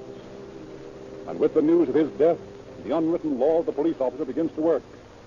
There is not a man on the force but who pledges silently to himself to work unceasingly to avenge the death of his brother officer. In his office, Chief of Detectives Holmes issues orders to a group of officers. Now, from what Forbes has been able to tell us, we know that there were at least 3 and possibly 4 men in this gang. Numbers 1 and 2 entered the bank. 3 served as a lookout, and 4, if there was a 4th, drove the red Buick sport model in which the men escaped. We also know that one of them was wounded. All right. I want every red Buick sport model in Los Angeles stopped and examined for bloodstains or any other evidence that might connect it with the crime. I also want you men to check every drugstore on the west side of town for any suspicious purchases of bandages and antiseptics. Hello. This is Dr. Watkins speaking. Yes? Is that the chief of detectives? Yes. Well, I just handled a case I feel I should report to you. Yes? What was it? A revolver wound. The patient said it was accidental, but it sounded suspicious to me. Go ahead. What were the circumstances? Well, this young fellow had a wound that would seem to indicate that the bullet passed through the lungs. Yes? After I gave him first aid, I told him that he would have to be removed to the hospital, but he refused to consider it. A man that was with him, who said he was his brother, also claimed it was impossible. I warned him that the wound was serious and it should be treated properly, but the patient still refused to go to the hospital. And I told them I would be forced to report the matter to the police. What did they say to that? The patient begged me not to report it. He claimed he shot himself while he was cleaning his gun. But if the police found him, they'd try to hang something on him because he was on parole. I see. Well, that's all there is to it. I suppose it was foolish of me to waste your time about it. No, on the contrary, Doctor. I think you're helping us more than you know. Where did you treat this patient? It was at a rooming house, 522 South Olive Street. Fine. Thank you very much, Doctor. You're quite welcome, sir. Goodbye. Goodbye. What is it, Chief? Something hot? Plenty. Stoughton, I want you and O'Connor to go to a rooming house at 522 South Olive Street and find a man there who's suffering from a gunshot wound. Go through the place until you get him. I think he's one of the boys we're looking for.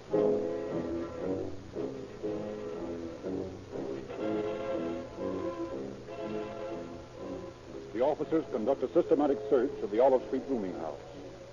Followed by a frightened landlady, they come upon a disheveled apartment on the 2nd floor. I hope you gentlemen will forgive the appearance of this room. It was just vacated a half an hour ago, and I haven't had time to clean it yet. Just vacated a half hour ago, eh? Smell what I smell like? Yep, antiseptic. Let's take a look at the sheets in this bed. Blood. That's what it is, lady. Who rented this room? By 2 brothers. What were their names? Thomas was their name. Bill and Mark Thomas. Oh, do you suppose that one of them was hurt? I don't know. But my guess is he was shot by a dead man. What? Nothing. Where did these Thomas boys go? Well, I don't know. But they left here with another fellow in a green-top taxi. Oh, come to think of it, Mark Thomas, one of the brothers, did look a little sick. Anybody you know of that was familiar with him? Well, they didn't know many people. But there was a couple down the street that used to call on them. What was their name? McBride, I think it was. And where do they live? Why, in that hotel just 3 doors down the street. Okay, lady, and thanks. Come on, Eddie. We'll pay a visit to the McBrides.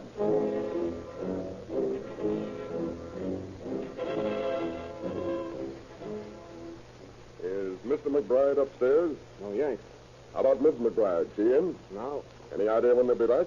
No, I haven't. Well, we'll wait. Well, you might wait a long time. See, there's no telling when they will come back. Yeah? Well, maybe I'll find out quicker if I run that switchboard. Well, what do you mean? You sit over there. I can run a switchboard as well as you can. Well, you must be nuts. I can't let you do that. Come on, quit stalling. You know who we are. You probably know why we're here. Now move over there and make it snappy. I'm the telephone operator for a while.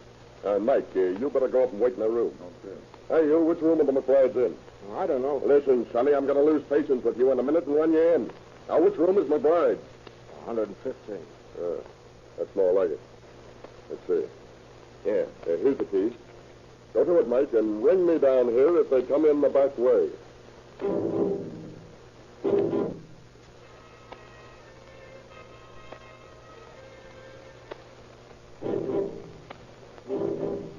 For several hours, Dalton fills the position of telephone operator, handling all the routine calls of the house without hearing anything interesting. Then suddenly a call comes from McBride's apartment. Dalton allows a few seconds to pass and then returns to the phone himself. Hello. Is that you, Les? Yeah. Well, this is Tom. Say, Lou is in bad shape. We got to do something for him. Well, come on up to the room and we'll talk it over. No, that's too risky. I'm afraid of the bulls. Well, let's see then. I'll tell you. I'll meet you in front of the garage at 4th and Olive in 10 minutes. Okay, I'll be there. Hello, Mike? Yeah, what's doing? Plenty. Come on down. We're going places.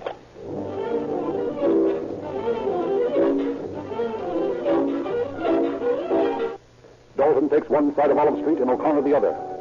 As they approach the corner of Olive and 4th, they discover to their disgust that the meeting place Dalton thought of on the spur of the moment is obscure. There are 3 garages at the corner of 4th and Olive. However, the officers can do nothing about it except keep on the lookout for a young man who might look as though his name was Tom. O'Connor softly calls several passersby by Tom with no success, and is about to give up the vain waiting when a tall young man approaches the corner, looking up and down the street. O'Connor quickly walks up to him. All right, Tom. Why?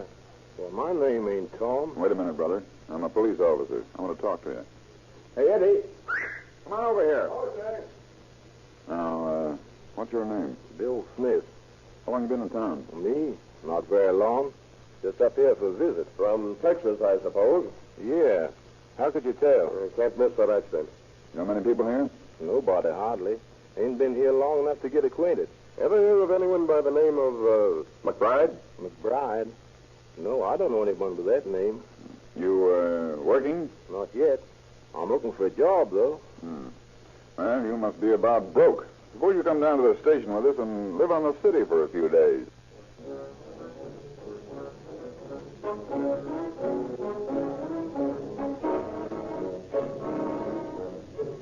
In spite of his protestations of innocence, the man who claims to be Bill Smith is taken in and booked on a vagrancy charge.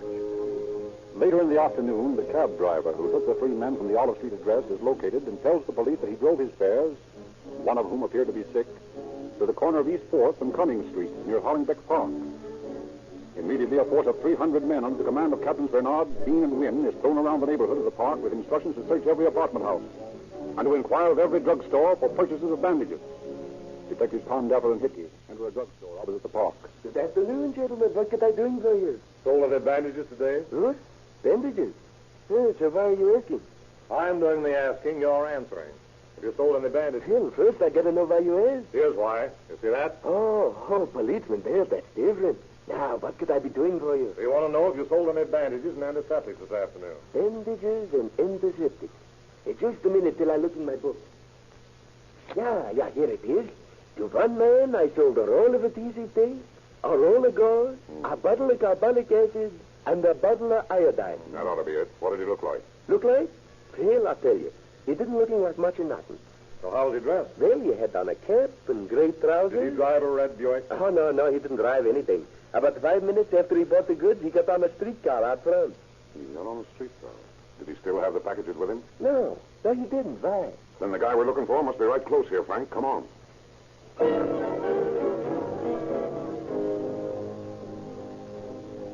The search is centered on the neighborhood in the immediate vicinity of the drugstore. 2 apartment houses are entered without success. But the trail grows warm as Hickey and Condaffer interview the landlady of the third. Yes, there's a sick man here.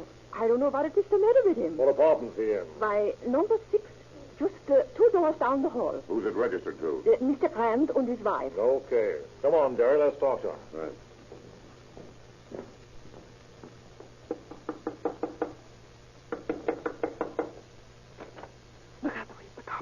What'd you say? Nothing. What do you want? We want to talk to you and Mr. Grant. Well, you can't come in. You slam the door in my face, will you? Come on, Frank, we're going in. Let that guy alone, fella. Put your hands out your side. Haven't you had about enough shooting for today, young fella? Oh, what's it to you? Can't I shoot myself if I want to? Sure, but not policeman. Get that gat under the pillow, Sticky. Okay. Now, what's your name, kid? I ain't done nothing. Nothing wrong, only I'm a parole violator from the state reform school. Now I'll have to go back there. We'll worry about that later. What's your name? Louis Perry. Who's this girl? She's my sister-in-law. She's been trying to fix me up. She ain't done nothing. Maybe she hasn't. We'll take it down to the station with us. What for? You haven't got anything against me. Oh, go on with them, Billy. They can't do nothing. They can't keep you. Just don't tell them anything. You got nothing to tell them anyway. I shot myself cleaning my gun. That's all. Go on with them, Billy. Oh, all right. I'll get my hat. Just a minute. I'll take a look in that closet before you do. Uh-huh. I thought so. Look here, Jerry. 245. And the kid's coat. Nice bullet hole in it. So you shot yourself in the back cleaning your gun, eh, kid? Where are the other boys that were in this job with you? No. So you want to go through the trap alone, huh? The trap? Sure. You killed a copper, didn't you? No, I didn't kill a copper. I didn't kill anybody. I swear it's the truth. I'm innocent. Innocent, I tell you. Yeah, and I'm a ballet dancer. Call the ambulance, Jerry, and we'll get this kid to the receiving hospital.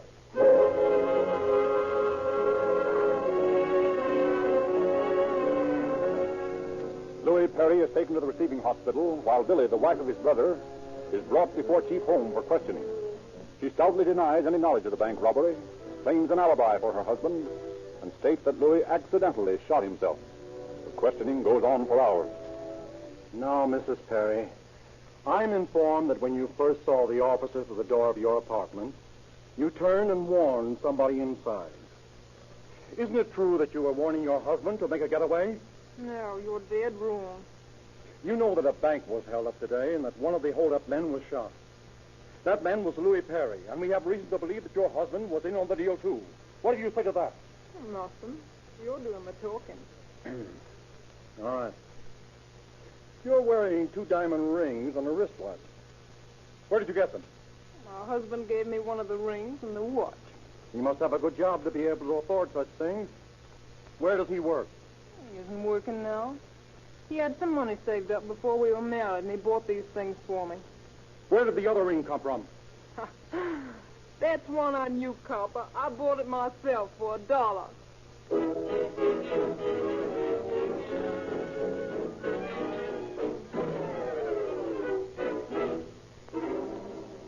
Continued questioning of Billy Perry fails to uncover a single enlightening fact regarding the whereabouts of her husband or the identity of the other members of the gang. Louis Perry, questioned at the hospital, is likewise silent. The investigation is checkmated until late that night when the operator at Detective Headquarters receives a strange phone call.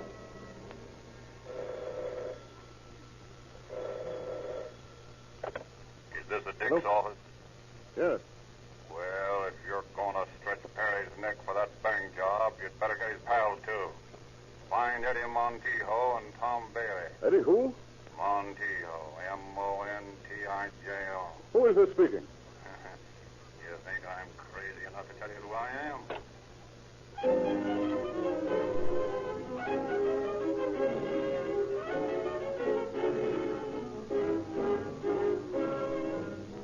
A hurried detailed examination of the police records shows that Eddie Montijo had been arrested 5 times on charges of burglary and petty theft.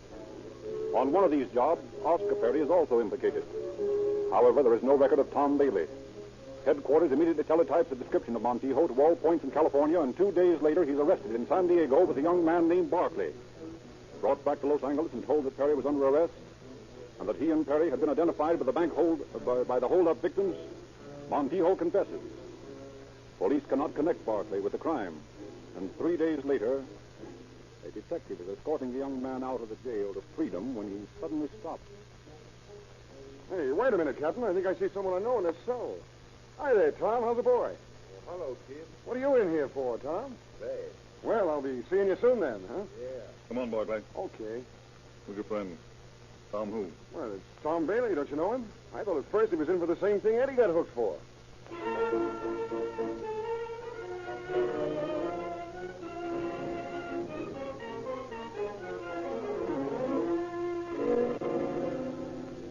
Thus does his friend unwittingly betray Tom Bailey and identify him to the police. For Bailey is the young man who had been arrested by Dalton and O'Connor under the name of Bill Smith. With 3 of the gang under lock and key, police center their search on Oscar Perry. Failing to develop any case against Perry's wife, she is released, and detectives are assigned to shadow her constantly while the wires to her apartment on East 4th and also to her sister's home in Long Beach are tapped. The officers grouped in Chief Holmes' office haven't long to wait for results. Chief Holmes' office. Special operator, Chief. A call has just been placed to that number in Long Beach. Good, let's hear it. I put you on the line. Something good, Chief? I don't know. We'll see. Oh, Billy, that you? Yes. Honey, how are you? Fine. Now listen, sugar. You all stick to what you say. Don't let anyone or anything change your mind. Don't pay no attention to the newspapers. Stick to your story. Want to see me, sugar? Do I? I've just got to, honey. Sure like to hear you say that. You better hang up now, honey. Somebody might be listening in. Call me later, will you? You bet I will. You stick right to that phone. All right. Goodbye, honey. Goodbye, sugar. Operator. Operator. Yes, sir. Where was that call made from? Just a minute, sir. It comes from a pay station on Main Street. What address? I'm sorry, sir. I haven't that information. Why not? Listen here. You got that information. It'll be too bad for you. I'm very sorry, sir. All I know is that the call comes from someplace between 7th and 12th on Main. Well, why didn't you say so in the first place? That damn clock. She must think I'm a mind reader. Boys, this Perry's playing hide and seek with us. I want to go down. I want you all to go down Main Street and cover every rooming house, restaurant, and cigar store between 7 and 12. Bring in Oscar Perry, and don't come back without him.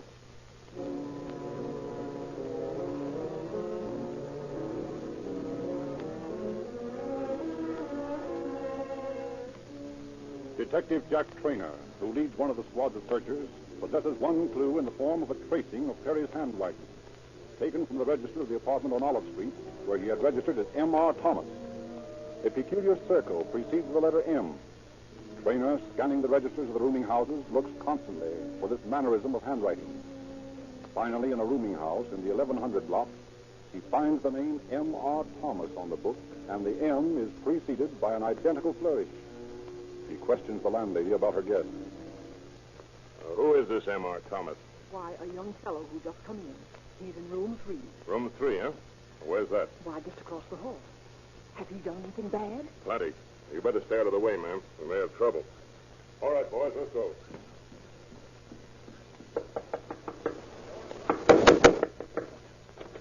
Now, stick 'em up, Perry. What do you want? Frisk him, Eddie. What is this, a surprise party? Yeah, and we bought you a present. A nice pair of steel bracelets.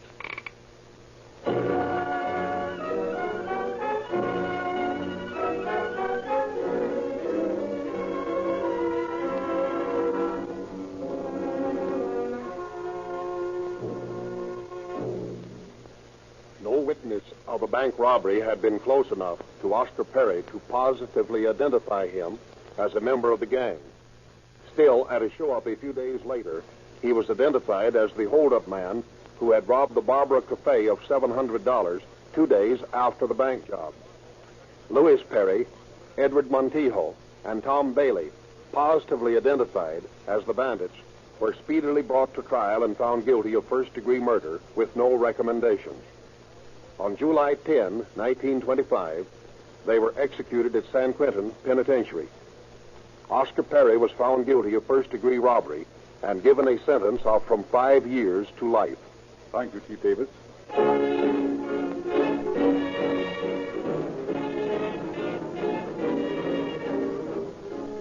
An old Western saying is, chock full of good sense.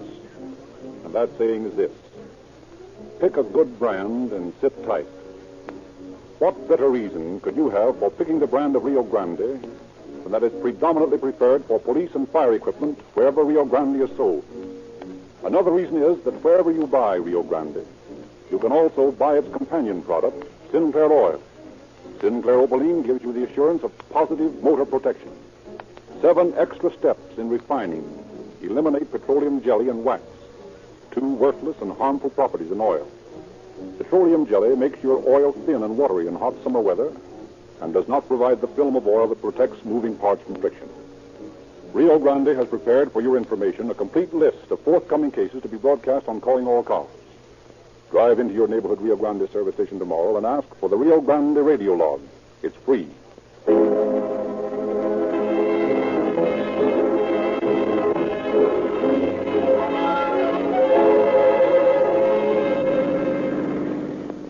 Los Angeles Police calling all cars, attention all cars, cancellation broadcast 39 regarding an attempt bank robbery. Suspects in this case now in custody. That's all. Rolls and quotes. This is Frederick Lindsley saying good night for the Rio Grande Oil Company. Thank you for joining us for a thrilling episode of Golden Age Radio Data Management. We're excited to have you as part of our audience. G3PL.com. We invite you to return tomorrow for an all-new set of mastering Microsoft take you on even more unforgettable adventures. Access is a powerful tool that lets you organize the next installment of timeless tales and report on your data East just around the corner. G3PL.com. Stay tuned for another dose of vintage capabilities that will transform you into a bygone era of entertainment like never before. We're always eager to hear from our fantastic audience. Your feedback fuels our passion for delivering the best in vintage entertainment. Or looking to enhance your Feel free to share your thoughts, learn how to create opinions, and databases, suggestions. design user-friendly We value forms, your input and strive generate to make your insightful listening reports, experience even all more using enjoyable. Microsoft If you're looking to enhance your Microsoft Access skills, look no further. 420 reach out to them at 612 to enroll in our Microsoft Access courses and don't miss out on this opportunity Once again, to become a thank you for Microsoft being a Access part of our guru. Golden Age Visit radio community. G3PL.com. Get ready for more riveting today. stories, captivating characters, and timeless empowering you with the entertainment. knowledge you need to succeed Until in the next time, digital age. stay tuned Email and keep the db at nostalgia alive. g3pl.net now.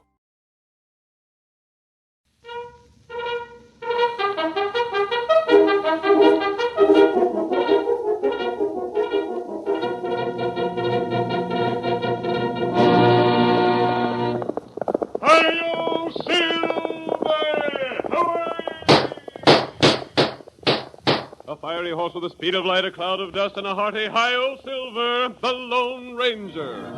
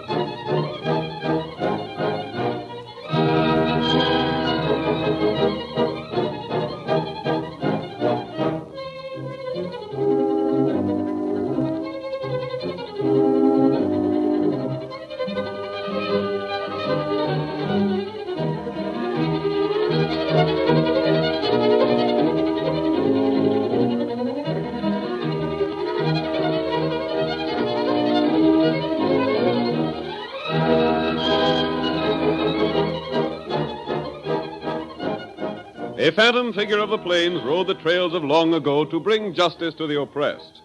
Where he came from, no one ever knew. But his heroic deeds were recorded in the memories of the people of 7 states.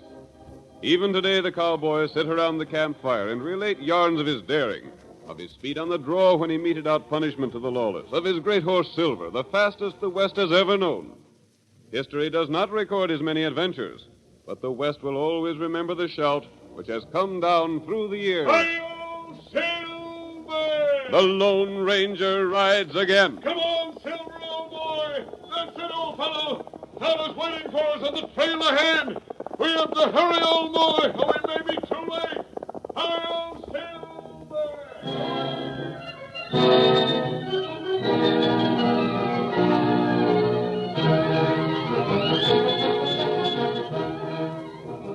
Strange things had happened to the stages that covered the trail between Pine River and Calhoun.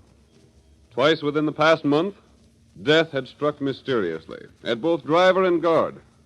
On each occasion, the stage had been brought into town by the unguided horses. Ben Sawtell, district superintendent of the line, found himself helpless to solve the crimes. In the first act of tonight's Lone Ranger drama, we see him in his office with the sheriff, Jack Beardsley. The superintendent is speaking of the deaths. Sure, they could have died by a bad heart or something, Sheriff. I might believe that if one of them had come in dead, but not with all four of them. Yeah, I guess you're right, Ben. Them boys must have been murdered. There ain't no two ways about that. Murdered so's the stage can be robbed. Been robbed then? Both times. Well, I thought there was a sizable load of stuff when the stage come in. And so there was. The mail sacks was filled most overflowing. And the rest of the things was as they should be. All but for one thing. What's that? The mail had been pawed over and handled. For what? To steal the mail that looked like it might have money in it, I guess. Oh, I see. I checked the mail mighty careful when I had the chance, Sheriff, and seen that it was different than usual. That's why I say the killers had gone through it. Figuring the thieving wouldn't be discovered at all, huh? Sure. Who's that skinny-looking kid stopping outside there? I don't know. Never seen him before. Mr. Sawtell? That's me. Who are you, and what do you want here? Oh, my name's Barrett. Peter Barrett. You don't look like you've been eating regular, kid. Oh, I ain't complaining none. Where are you from? Kansas. They call me the Kansas Kid over at Pine River, where I've been till now. Pine River. You come along the trail from there to here? Yep. Bad country, ain't it? Pretty open country, but not much water. Lack of water and the sun is what makes it tough going over that stretch. Yeah, there ain't but one water hole in the stretch that I know of. That's all there is. Well, get to the point. What'd you want to see me for? I'm a stage driver. What? You? And I'm a full-blooded Cherokee doing a war dance. You done laughing? By thunder, Sawtell, he's plumb serious about it. The Kansas Kid, eh? Stage driver. I heard that you was needing some drivers, so I rid over here. On that stove-in Mexican plug that's out front? Yes, sir. I need a job powerful bad, Mr. Sawtell. If you'd give me a chance, How old are you? 18. I'd never believe it. You got the size and weight of a 14-year-old, and not a husky one at that. Oh, I'm 18, and I can handle a six-in-hand. If you'd give me a chance to prove Look it, here, I know... Bert. The Kansas Kid, being as that's what they called you. We need men to handle the stages, and doggone husky ones at that. You heard what's been taking place along the route? Yes, sir. And want the job in spite of it? Yes, sir. You make up in spunk what you lack in weight, don't you? I'll bring the horses through, Mr. Sawtell. And when I get here to Calhoun, I'll be driving them. They won't be pulling the corpse like they done in the past. Maybe the kid knows something, Ben. What do you mean, Sheriff? Let me talk to him. Come here, kid. Yes, sir. You say you can handle a six-in-hand? Yes, sir. Where'd you ever do it? Well, that is... Did you ever try? I can handle them, honest I can. Well, granting that you can. What makes you think you'll come through alive where big men toting rifles and guns and used to all sorts of things on the stage trail comes in dead? Oh, I can't answer you. Can't answer? Why can't you? Well, I just can't, that's all. Look here, Mr. Sawtell. Just give me a try, won't you? Let me have just one chance. You ain't nothing to lose. Nothing but 6 good horses and a stage and cargo. No, I'll handle the stage alone before I let you take it. Is that all you gotta say, then? That's all. Except in this. I'm busy. I ain't the time to palaver with a half-growed towhead that calls himself the Kansas Kid. So vamoose. Well, where to? Gee, Hossafed, I don't care where to. Just vamoose, that's all. Well, my horse can't do no more traveling. I've got to stay in Calhoun. Then stay in Calhoun, drat you. I ain't no cash to eat with. If you don't give me a job, I'll just have to starve, and then you'll have a burying to tend to. By thunder, I never seen the like of you. Why'll I have a burying to tend to? Why should I be the one to put you to work? Because I wouldn't work nowhere else. Well, of all... If you won't work nowhere else, then blast you, go and starve. I don't give a hang, What is you gonna say? What'd you say your name was? Pete Barrett. But you can put it on the payroll, the Kansas Kid. Look here, Sheriff. What am I to do with him? Dread it, I'll lay awake nights thinking of him starving if I don't give him a job. Here, you. Take that broom and sweep this office up. Hang around and make yourself useful somehow. What about driving a stage? No. Then I'll hang around and make myself useful till all the other drivers are killed off. Then maybe I'll get my chance. Start sweeping. Don't get under my feet or I'll likely step on you. Sawtell, I wonder if that kid does know something. Tain't likely. He's the most peculiar acting cuss I ever seen. I can't make him out. He's likely catching ahead. Imagine crossing that prairie land between Pine River and here on that no-account horse. The critter almost has to lean against the hitch rack to keep him falling over. Come on outside, Ben. For what? Something to say. Shut that door. Maybe I'm local, but I got a hunch. Yeah? Keep an eye on that kid. Why? He was powerful determined to get work here, wasn't he? Beat all I ever seen. He knowed you wouldn't trust him with a stage, but he figured he might get another job. For what? Maybe just to hang around the office. Step around the side here. Let's look through the window. Somehow I got a notion the Kansas Kid's tied up with the mysterious murders and robberies. Gosh. Here, take a look. What's he doing? He's at my desk. Pawing through it. By darn, I told you so, Ben. He's found something. What's that book? The schedule.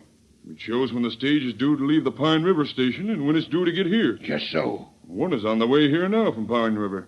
The next one ain't leaving there till next week. Mm-hmm.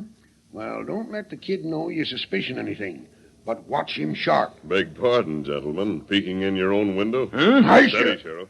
You're both covered. A masked man. Put them guns down, surrender in the name of the law. If I intended to surrender, I wouldn't have come here. Who are you? What do you want? I'm here for information. What sort of information? What's that mask for? I'm not answering your question, Sheriff. I'm here to find out the schedule of the stages. What? So, you're the mysterious killer, huh? You'll think that whether I deny it or not, so there's no use denying it. Then you admit it. No, I don't, Sheriff. I came here to ask a simple question. You give that information to anyone who wants to buy a fare on the stage. Why can't you give it to me? Because you're masked. That's the reason I have to keep my guns handy. How'd you get here so quiet? You were absorbed in watching through that window. You didn't hear my approach. When does the next stage leave Pine River? I ain't giving out no information. Don't you want to solve the murders? Well, He got 'em. Who's the redskin? Did you find out what we wanted, Tonto? Here, your horse, Silver.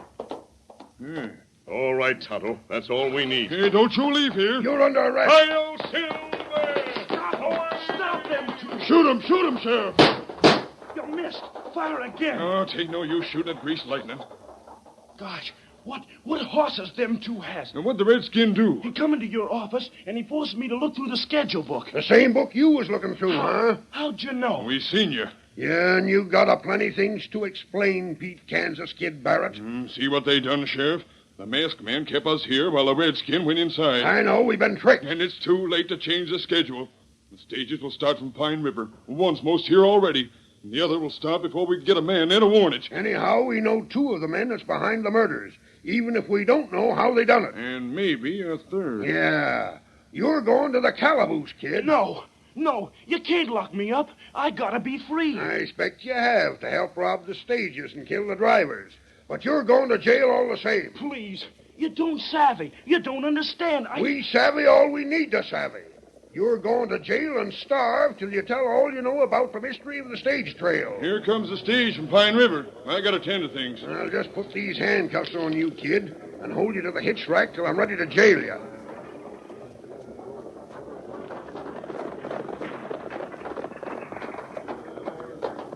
Sheriff, there's passengers on this trip. Look, there's a man and woman getting out of the stage. Sure enough. Please, don't, Sheriff. That'll hold you for a while. Come on, let's see what's up, Ben. Right. Sheriff, please don't leave me handcuffed. You can't do this. You can't, I tell you. Let me go. I'll go ask the guard and driver a few questions about the trip, Ben. Yeah. Sam, you tend to the horse as the mail. I'm going inside the office and see to the passengers. All right, Mr. Sawtell.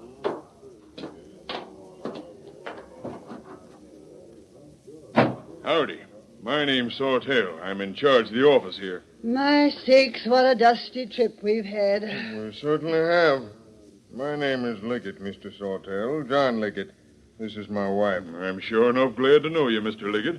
Howdy, Mrs. Liggett. If we were going on much further, I'd have a complaint to make about your drivers. What's that, Mrs. Liggett? The last half of the trip, it seemed as if the driver picked every bumpy spot and stone in the trail to go over. I've never been so shaken in all my life. Certainly a rough trip. I suppose we should be grateful, though, that we're here alive. I hear there's been a lot of things happening on your line, Mr. Sawtell. Sure enough has. I declare it's a relief to see this stage come through safe and sound. We've had a sight of trouble lately. I heard about it. Wasn't no trouble this trip, was there, Mr. Liggett? No, not a bit.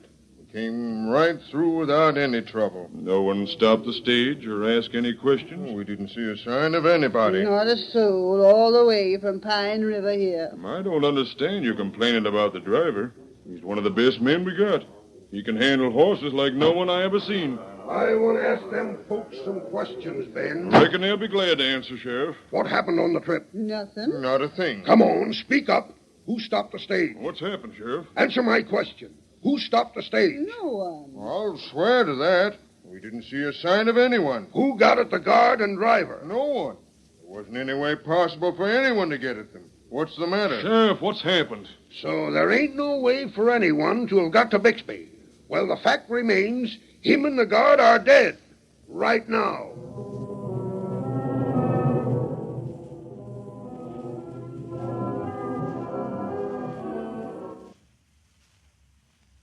The curtain falls on the first act of tonight's Lone Ranger drama. Before the next exciting scenes, please permit us to pause for just a few moments.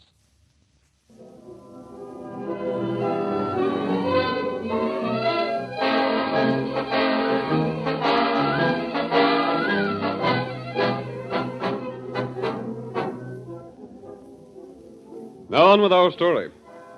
We learn in the first act of tonight's Lone Ranger drama that the stage line between Pine River and Calhoun had been attacked. 3 drivers and 3 guards had been killed, but no clue left behind which would explain the murders. 2 passengers, a man by the name of Liggett and his wife, had been on the stage at the time of the last attack. But though they'd been present when the tragedy occurred, they could offer no explanation to account for it. We return now to the office of Ben Sawtell, manager of the stage line. Sheriff Beardsley has been questioning the Liggetts for more than an hour, but with no result. So that's all you can tell. We've told you the truth, Sheriff. You left Pine River with everyone in good shape, and you didn't see no one on the way here. Not a soul. We didn't even stop, except for the men to fill their canteens with water. My wife means the guard and driver. No one could have shot 'em from ambush. Sheriff, you know blame well there ain't no signs of shooting. That's so. I don't see how the stage could be brought here with both those men dead. Well, the horses know the way as well as the men do. What do you folks come here for? Was you aiming to head on west? No, not unless we had to. We're looking for our son. Your son? Yeah. He ran away from home. We think he came this way. You said nothing about it before. You didn't give us a chance. You were too blame busy trying to accuse us of murdering those 2 men. Have you seen Dave? There ain't been no one here by that name. Dave Liggett, eh? Yes. He seemed to think he had an answer to these strange murders. Great Scott. Maybe it's the kid.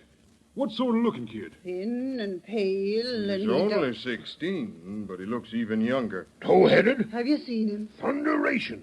That's the Kansas kid. And we thought he was in cahoots with the killers. Where is he now? You've seen him, then? Yeah, he's handcuffed to the hitch rack. He come here with big ideas, and we figured he was in with the killers. He acted peculiar-like. He was bound and determined to drive a stage or work for me here at something or other. We catched him snooping in my books. Oh, John, what can we do with him? I'll go get him. Hey, Sheriff, Sawtell, come fast. There's a masked man and Injun. Where? They're loosening a prisoner. Oh, boy. Get him. We want them to. There they are. Dave! They got him on the horse with the masked man. I'll stop him this time. Oh, don't shoot. You might hit David. Come on! There they go again. I seen him loosen the handcuffs. That settles it. I'm going to get to the bottom of things if I have to jail everyone around here. I couldn't have stopped them, Sheriff. It's all right, Meekin. There wasn't nothing you could do. Great golly. What with another pair of men gone, new arrivals, and that funny-acting kid... Hold on, Meekin. How do you know he was funny-acting? Huh? You ain't had nothing to do with him. How'd you know he was funny-acting? You've been snooping around this office while he was here, ain't you? I didn't mean no harm, Sheriff. Honest, I was... Get inside there. You too, Liggett. Your wife with you. What are you going to do about the kid, Sheriff? Just a minute now. Form a posse. My boy's in the hands of that masked man. Do something, Sheriff. Find David for I says get inside. Maybe the kid is working for killers. Maybe you work with him. Maybe you lied about the trip here. Maybe you killed them guards and drivers. That's not true. How dare you say such things? I dare say what I blame, please. Now sit down. I'm asking plenty more questions. You sit there, Meekin. I didn't mean no harm, Sheriff. All as I done was to get where I could hear what the kid was saying. He looked so odd that Sit down and shut your mouth. You sit there, Liggett, and your wife next to you. Sawtell? Yeah? Go get all my deputies and tell them we're running things with a high hand around this town till we find out about the Liggetts and the kid and the Injun and the masked man. Maybe then we'll know how men can die so sudden.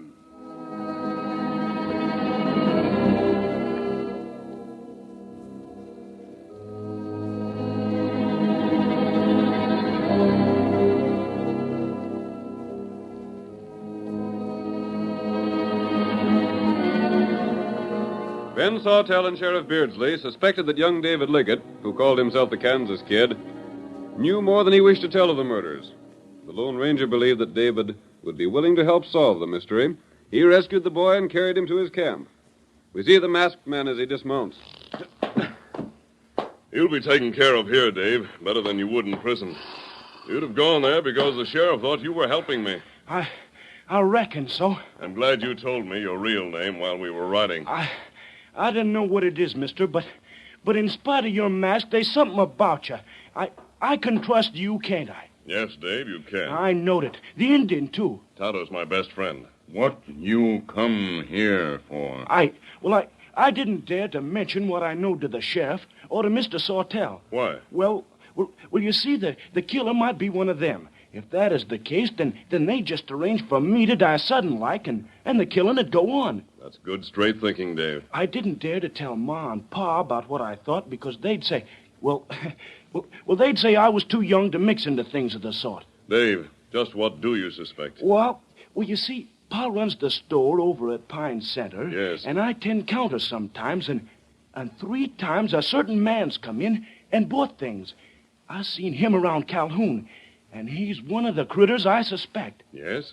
Look here. If I tell you the whole thing, will you take the chance of stringing along with me and just seeing if I'm right? Tell me, Dave. No matter how loco it sounds. Just tell me and we'll see. Tonto and I came here to try and put an end to murder and robbery. If you have any idea how these stage drivers die, tell us. I will.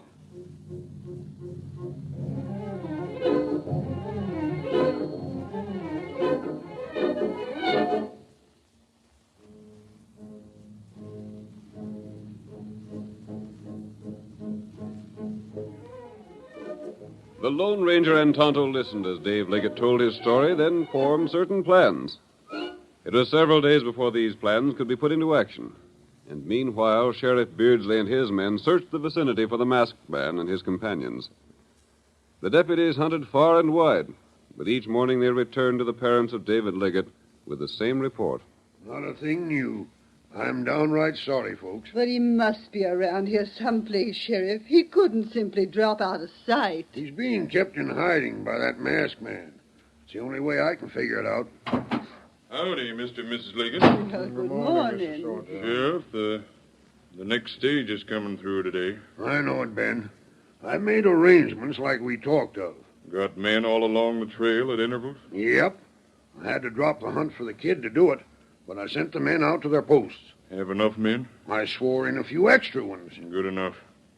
Ain't found no trace of the kid, have you? Nope. Seen Meekin around? Yeah, he's one of the new deputies. Oh, I wondered what he was this time. That coyote gets liquored and falls asleep somewhere in the woods ever so often. Takes too darn many days off. I'd fire him if I was you, Sawtell. I would, only I'm too short-handed already. Snooping in your office window like he done. Isn't there something we can do to find Dave? Can't we call out some army men or something? After the stage comes through, I'll put all my men out hunting him again, Mr. Liggett. That's all we can do. That voice. That's the masked man. There he is! Stand where you are. Sheriff, it's life and death, and you've got to listen to me. You're under arrest. Don't waste time and talk. Come on and follow me. Where's my boy? What have you done with Dave? Your boy's all right, but he might not be if you don't come with me, Sheriff. But I... Along the stage trail toward the east. It's another trick of some sort. It isn't. Bring some men and come. My men are scattered all along the trail. Pick them up as you ride. They're all looking for you and my son. In that case, they may follow me, even if the sheriff won't help solve the mystery. Wait a minute. Come on, follow me. Come on, man.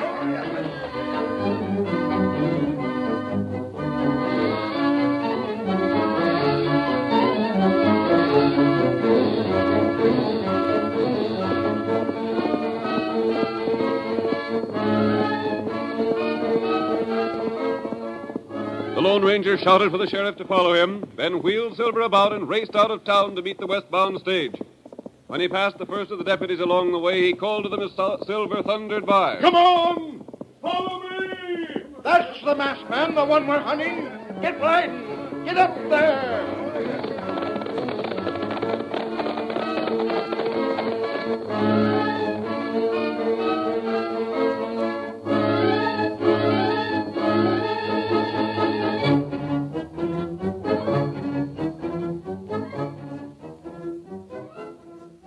The great horse Silver continued his wild dash eastward while the deputies tried to follow. Far ahead, Dave Liggett and Tonto held 3 men at bay with drawn guns. 2 of the men are the driver and guard of the westbound stage. The third is Jake Meekin, the new deputy. It's just a matter of time when these 2 will have to let us go. Just so, guard. If the stage don't get to Calhoun on time, the rest of your deputies will ride out to meet it, won't they? Sure they will. Then they'll make this redskin and kid tell how they've been killing everyone. We ain't the killers. You'll find out soon enough. Look here, kid. You leave the 3 of us go, and we'll give you a chance to get away. No. Well, at least give us a drink of water from that hole. My throat's parched. I ain't had a drink since my canteen went dry a while after we left Pine River. You not take 'em drink. If you're going to kill us in that mysterious way you had, why don't you do it and get it over with? We ain't the killers. And you know it, Meekin. You'll swing for murder when my pards get here. I want a drink. Well, the least you can do is let us have some water. No. You can't touch it. When I say go, we'll jump 'em. It's our only chance. What are you saying, Meekin? Go! Look out! Get up! You not touch water. Now hold him. Hold him till we get ropes. Never mind the ropes. Just drill 'em. It's a doggone good idea. Let me up. Listen to me. I'm here to help you. We ain't the killers. No, we got him at last. 6 murders for him to tell about. Shoot 'em. Shoot the 2 of them. There comes a third. We got a fight, driver. Get your gun from the redskin. Now shoot 'em. I'll fix 'em. Get him, them white fellas. Look out for the horse. That Injun's horse. Look out. He'll get you. Stand up, the 3 of you. Drop that gun, Meekin. I'll show you. Oh, my head. I got my gun again. I'll keep him covered. I'll keep your hands up till the lawmen get here, and then you'll all learn the truth. Keep them all covered. Stand back. All of you heist your hands. You got 'em, boys, huh? Good work. What's happened here? Be quiet and let Dave Liggett tell his story. Mr. Sawtell, will you listen now? Go on, talk. Well, that fella Meekin, he come into Pa's store a few times, and he bought a certain thing that I wondered a lot about. Well, what was it? Poison. A kind that's used for killing crop-destroying bugs. It don't hurt cattle none, but it's poison for a man. The kid lies. He put it in that water hole, and when the guards and drivers would drink there, they'd get poison before they got to Calhoun. Then Meekin would stop the horses, loot the stage, and send the horses on again. That ain't so. That ain't true. Sheriff, for proof, have Meekin drink the water. What about that, Meekin? Them's the 2 that poisoned it. That Injun and the kid. Hold on, Meekin. If that's true, why ain't they let us drink the water?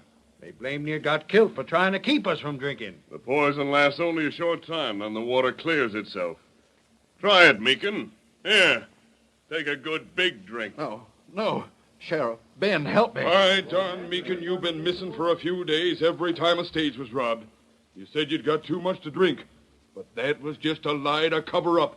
I see it now. I think you'll find the stolen loot in Meekin's home. Meekin, you're going to drink that water. No. Don't make me. We'll pour it down your throat. Don't. I confess. I done it. I'm the killer. Gosh. Look here, kid. How do you know so much? Well, I just had a hunch, and when the masked man got to listening, he figured it was a good hunch. So me and the Indian, Tonto, come here. That's all. Son, if your folks is willing, you got a job on the stage line. Gosh, thanks. Reason the last stage wasn't looted, I suppose, was on account of the passengers carried water for the trip with them and didn't drink from this hole. Well, Meekin, you dirty rat. I got a right to a trial. I got a right to tell my story. I'll tell... Mysterious murders, huh? Why, drat you, I can see through you as plain as day now. Come on and see what hanging's like. Kyle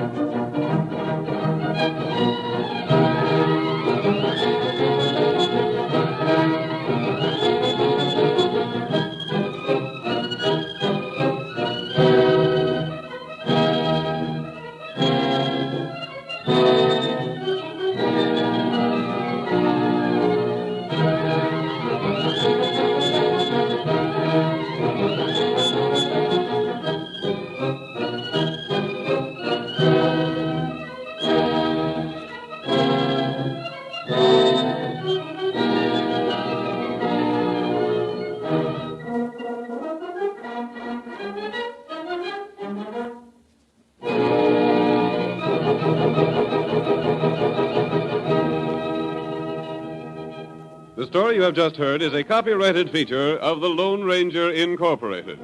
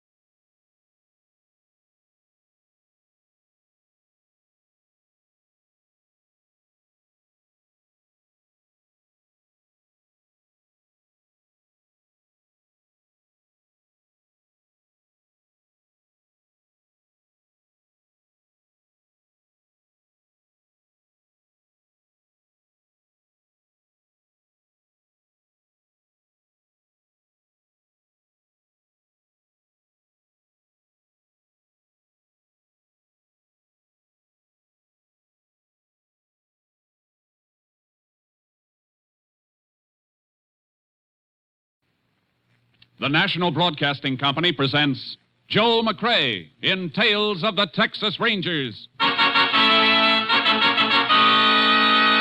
Tonight, transcribed from Hollywood, another authentic reenactment of a case from the files of the Texas Rangers.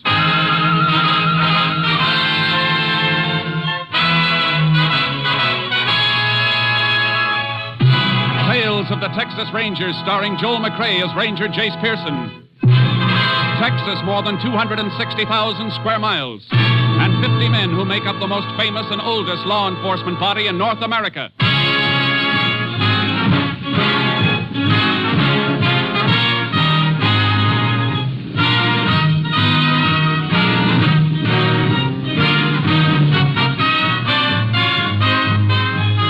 Now, from the files of the Texas Rangers come these stories based on fact.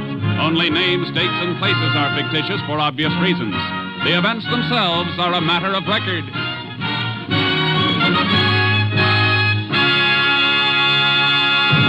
Case for tonight, room 114.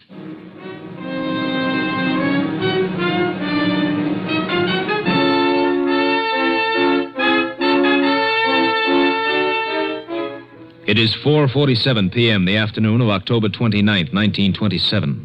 Liz Ferris, a chambermaid at the Hotel Alamo in the town of Limpia, Texas, approaches Sam Bixby, the desk clerk.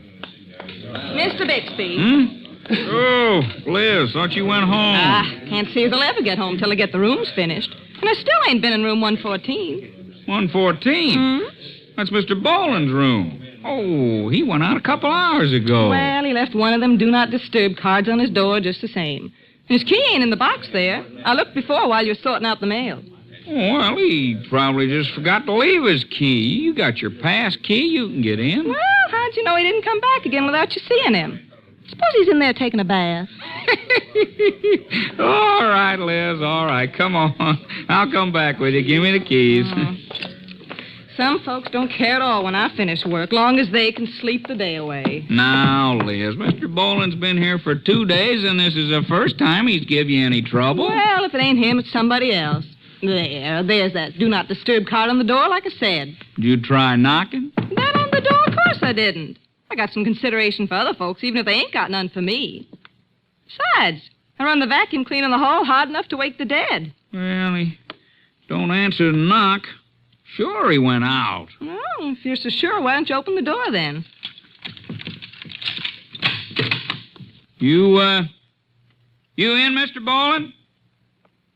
Mr. Boland?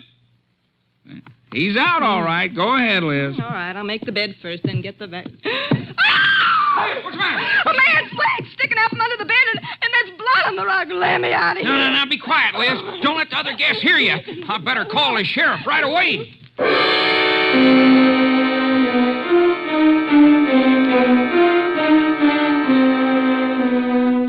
Sheriff James Kerfus reached the murder scene and immediately sent out a request for assistance from the Texas Rangers. Ranger Jace Pearson was assigned to investigate.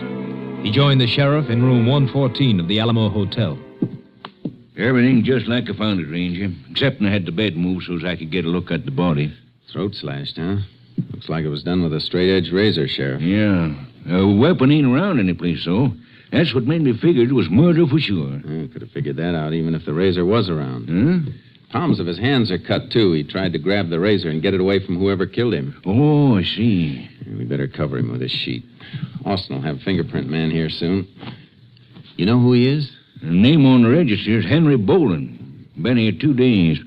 Come up from Lone Star to sell some cattle at the auction barn. All the way up here from Lone Star to auction cattle? That's pretty far. Yeah, now that you mention it, it is. Yeah, plenty far. Who discovered the body? A desk clerk and cleaning woman. You must have passed him out in the hall. I told him to wait right outside. Yeah, I saw him. We better talk to him. Right. Just trying to clean the Bixby. Huh? Liz, Ranger wants to talk to you. Oh, sure thing. I already told you all I know, Sheriff. Anybody come in to visit in this room today? Well, that's hard to say, Ranger. A lot of cattlemen in town when the auction's running. Well, nobody stopped by the desk, but you know how it is. Men know each other, visit around. Sure. If he'd been out tending his business like a man ought to be, he mightn't be dead. That's what I say. Now, Liz, I told you he was out. I saw him go. When was this? Noon, a little later maybe. But I didn't see him come in again. Are you sure it was Boland you saw? Might have been somebody dressed like him, wearing his clothes, maybe. Oh, no, I saw him good enough to know for sure. Stopped just a few feet from the desk to wipe his eyeglasses with a handkerchief. Eyeglasses? Is something wrong with that, Jace? I'll tell you in a minute. He wear glasses all the time? Every time I see him, sure he did. I see. When you opened this door, most of the body was hidden by the bed, wasn't it? Yeah. That's right. Well, the bed's been moved since then. I think you better come in and identify the body. Oh, do we have to? Yeah, I'm afraid it's necessary, because the man in here didn't wear glasses. Oh. Come on. Well, okay. Now, look, he wouldn't have to be wearing them when he was killed, Jace. He never wore them. A man who wears glasses all the time has little pressure marks alongside the bridge of his nose. It's a thing we always look for. Helps with identification. Yeah, I'll move the sheet. All right. What? Well, that ain't Mr. Boland. No, it ain't. Well, then who is this fella? Well, Sheriff, I don't know. I never saw him before. He's a lot different. Mr. Boland not only wore glasses, he had a mustache. And this feller don't. This couldn't be him clean-shaven? No, sir, could not. Looks like Boland isn't our victim, Sheriff. Looks like he's the killer.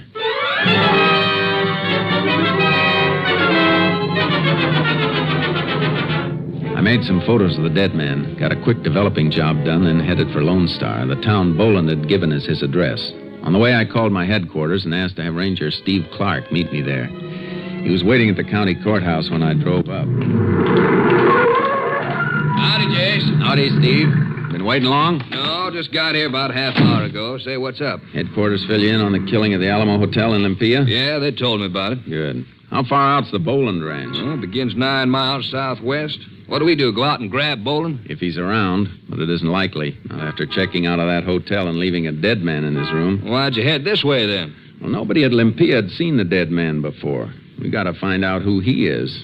If there was bad blood between him and Boland, somebody around here might know about it. That's a good thought.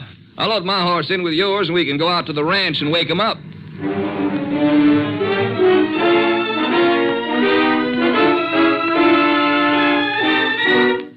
The Boland Ranch was plenty big, spreading and sprawling out south of the main highway. But the ranch house was deserted except for a Mexican woman. She was frightened and wouldn't unlatch the screen door.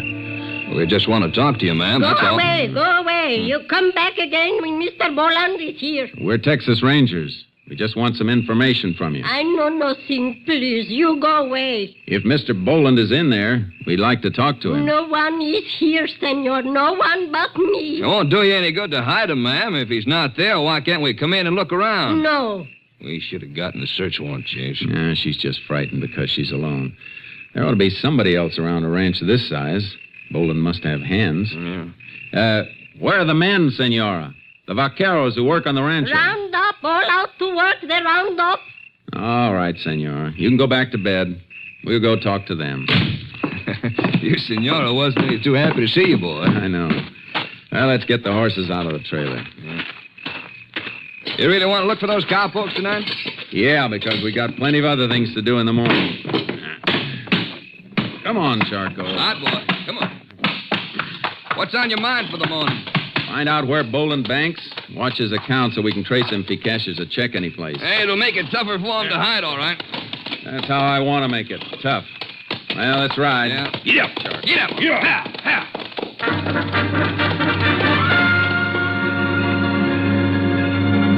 Boland had plenty of stock, all right. We passed cows and calves by the score.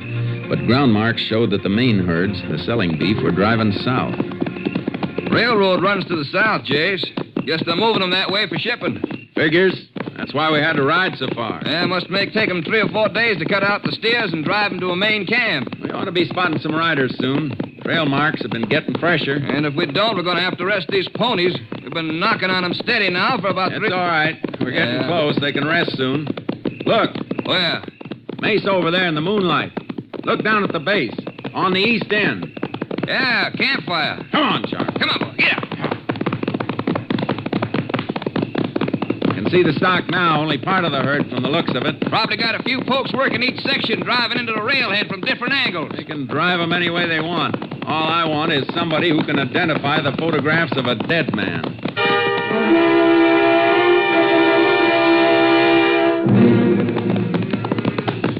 Campfire there, all right, Jace. Nobody around it.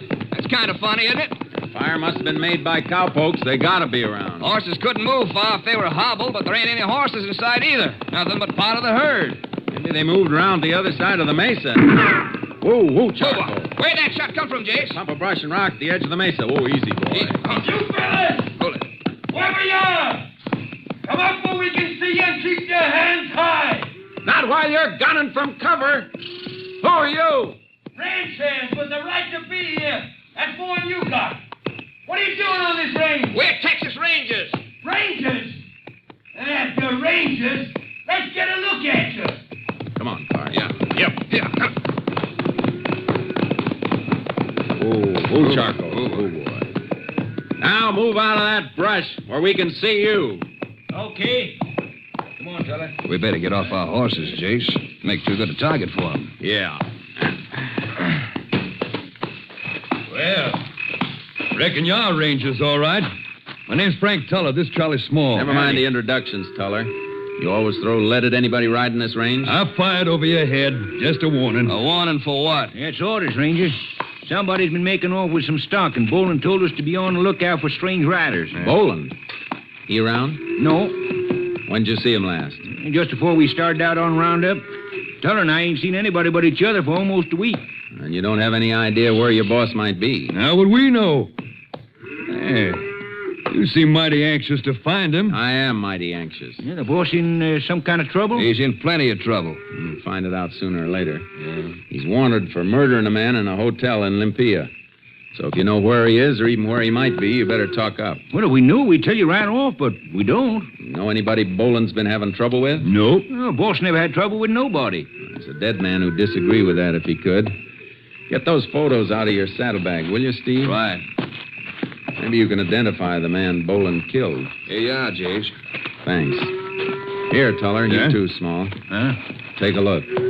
Why, say. Ranger, Boland never killed this man. What makes you so sure of that? Because this is the boss.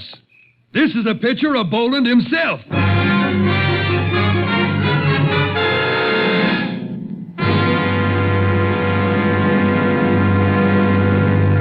You are listening to Tales of the Texas Rangers, starring Joel McCrea as Ranger Jace Pearson.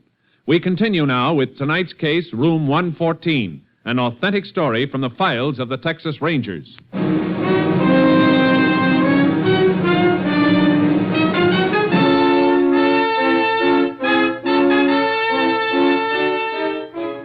We had our killer cold, knew his name, his address, and he turned out to be the dead man. The case fell apart. It didn't make sense. You're sure this is a photo of Boland? We ought to know. We've been working for him for a year, ever since he come down from Wyoming and bought this spread. The desk clerk at the hotel in Olympia said he'd never seen this man before. I can't have that. But Boland was registered at that hotel for 2 days. The clerk said he wore eyeglasses and a mustache. Then the man he saw wasn't Henry Boland. There's something fishy about this whole thing, Jace. I can't figure why anybody... Wait a minute, Steve. Huh? You fellas said Boland thought somebody was running his stock off? Yeah, that's right. Is his brand registered? Well, sure it is. Box B brand. Thanks. If we want any more information, we'll be out to see you later. Come on, Steve. But, Jace, Come on. Get mounted. Get up. Charcoal. Get up. Come on. Hope you catch the man you after. Thanks. What's on your mind, Jace? What'd you ask about the missing cattle and the brand registration? Boland thought some of his cattle were missing. With the registered brand, stolen cattle are hard to get rid of. It wouldn't be so hard if the thief took them to an out-of-the-way auction barn like the one in Olympia and then pretended to be Boland when he sold them. Hey, Jace, that makes sense. Sure it does. That's why somebody registered at the Alamo under Boland's name. Then Boland must have found out about it, went up to Olympia for his showdown, and got himself killed. That's the picture. I'll buy it, Jace, but who killed him? That's something we're going to have to find out. But whoever it was somebody Boland knew, or he wouldn't have been able to follow him to that hotel room. Then if the cattle were stolen from here by somebody Boland knew, and Boland hasn't been here very long, the thief might have been one of his own ranch hands. We'll play it that way, Steve. Let's stick around here and see if we can find a poke with a mustache and eyeglasses.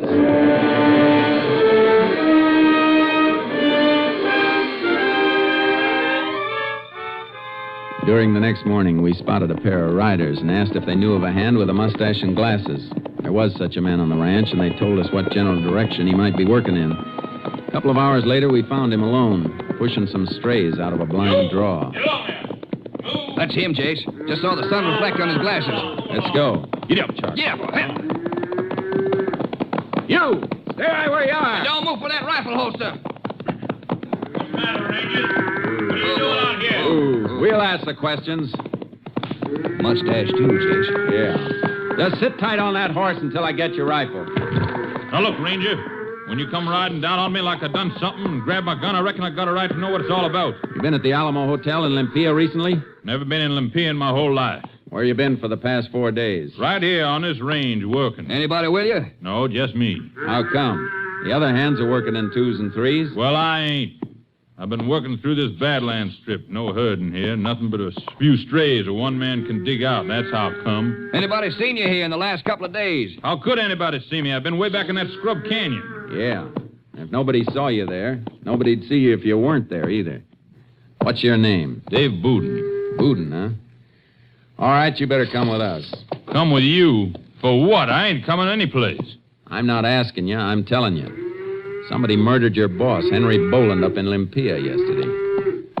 Murdered Hank Boland? That's right. Description of the killer fits you. What? Well, you're crazy. I've been right here, I tell you. Tell me anything you want. But you're coming to Olympia. I want a couple of people to get a look at you.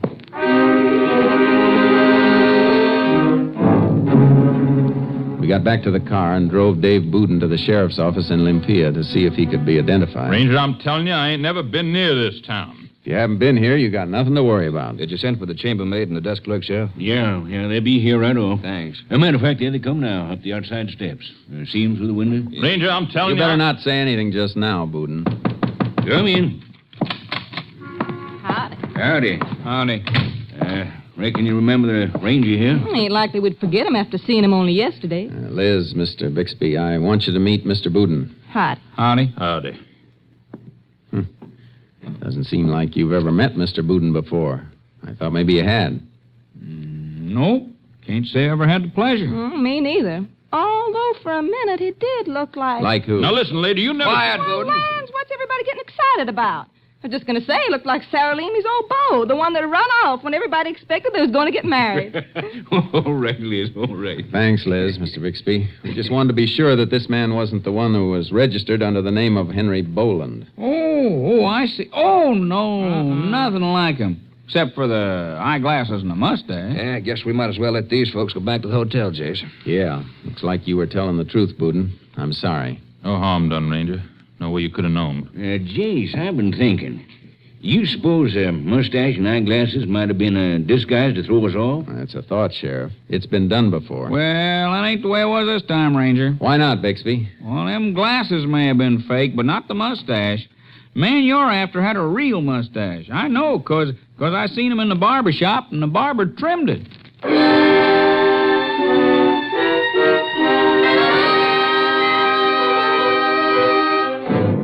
We put Boudin on the bus to Lone Star and sent him back to the Boland Ranch. Clark and I spent the next day questioning everybody in Olympia. The crew at the auction barn, cattlemen, everybody. They couldn't add a thing to what we already knew. When we got back to the sheriff's office, there was more bad news. Had a call from your headquarters at Austin, Jace. They checked those prints the lab crew lifted from 114. Whoever left them had no record. Yeah, that does it. I still think it must have been somebody from Boland's ranch, somebody he knew. That's what we think, and that's the way it looks. But let's face it, Jace. Could have been a stranger stole the cattle. Boland found out about it, went in for a showdown like any hothead, and got himself killed. Killer could have come in from any direction and left in any direction. Yeah, that's right, Jace. No way you're telling... Come in. Howdy, Sheriff. Rangers. Yeah. Something we can do for you? Well, my name is Denning. I drive a line haul for interstate trucking. Route between New Orleans and El Paso. I think I got some information you might want. Leastwise, I thought so over at the Alamo Hotel. What kind of information? This? Key to room 114, the Alamo. Where'd you get this? Well, it was nightfall last. Night of the day Boland was killed, Jace. Yeah. Go ahead. Yes, my relief man was driving. We made a coffee stop, place about 40 miles this side Lone Star. Pulled a truck in the side of the service station there. I was sleeping, didn't want no coffee, so I stayed in the cab and dozed while a relief man went inside. I got it. Go on. Well, cattle truck pulled in for gas. Well, empty. Empty cattle truck, huh? Headed which way? Southwest, toward Lone Star. You notice the license? Well, no, but there was a mark on the side, box with a B in the middle of it. Boland's Box B brand, Jace. Must have been the truck used to haul the stolen cattle up here. Yeah, and to haul the killer back to the ranch. What about the key? I was coming to that. Fell in the cattle truck. He paid for the gas. I didn't see him too good. I was just sort of slumped in my cab. You know, half groggy. Not exactly watching him, but seeing. I know what you mean. Well, when he fished the money out of his pocket, I saw him kind of look at something he dug out with it. Then he sort of looked around like he was looking for some place to throw it. Station man left him to go inside for change. Then the fellow walked right past my truck real quick. He didn't see me, of course, because the cab was dark, and I heard him throw something. Make kind of a clink. Then he went back to the cattle rig and drove off. Is this what he threw away, this hotel key here? That's it. I found it when my partner came out. We went back to check the top and the tailgate, and I sort of looked around and found the key with my flash. How come you didn't just drop it in a mailbox? Well, we had a lot of stops along the line, loading, unloading. And the route came right through here. Thought I'd stop in and just drop it off. Information help you any? It sure does. Thanks. My headquarters will see to it your boss hears about it, too.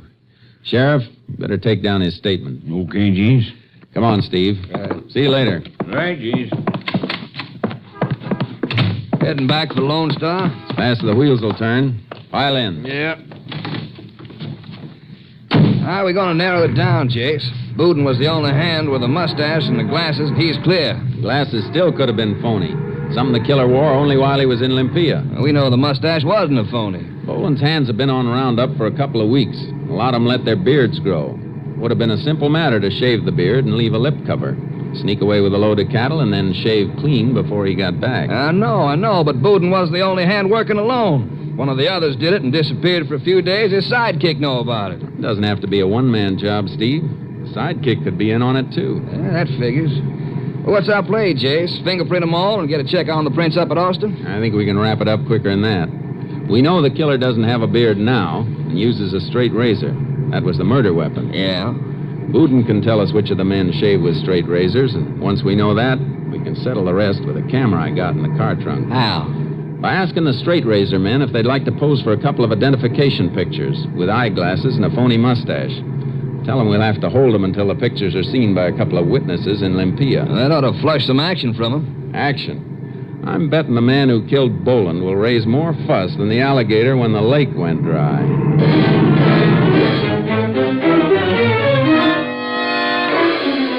Got back to Lone Star just in time. The bank had taken over the management of Boland's ranch as executors, and the roundup was just about complete. Last, the herd was being driven into the stock pens near the railroad siding when we reached the south end of the ranch. There's Boudin, Jace. Taking care of the horses over there by the corral. Yeah, come on. Hey, Boudin! Hey, Boudin! Yeah? I want to talk to you a minute. Hello, Ranger. How you making out? I'll make out fine if you'll help. Pretty sure it was somebody on the ranch who killed your boss. Well, how can I help you? Just tell me which of the pokes use straight razors for shaving. Well, let's see. Jones, and Tuller, and Happy. Tuller, huh? Say, Jace, isn't he the bright boy that fired on us first time we rode out on the range? He's the one, all right. He was clean shaven, too. Feller with him was named Small. You know where they are, Boudin? Well, it was over there a minute ago, driving the last... Oh, here they come now, Jace, around the end of the corral with their horses. Hey, you better drift away, Boudin. Sure thing. Well, howdy, Rangers. Back again? Yeah. Like to have another talk with you, Tuller. You too, Small. Sure, Ranger. What's it about? Make you wait till you dismount. Right. Well, what do you want? Yeah. Find out who killed Boland? We're pretty sure it's one of the hands. All you fellas without beards are going in with us. What for? Why? Yeah. What would that prove? Prove plenty when we get what we want.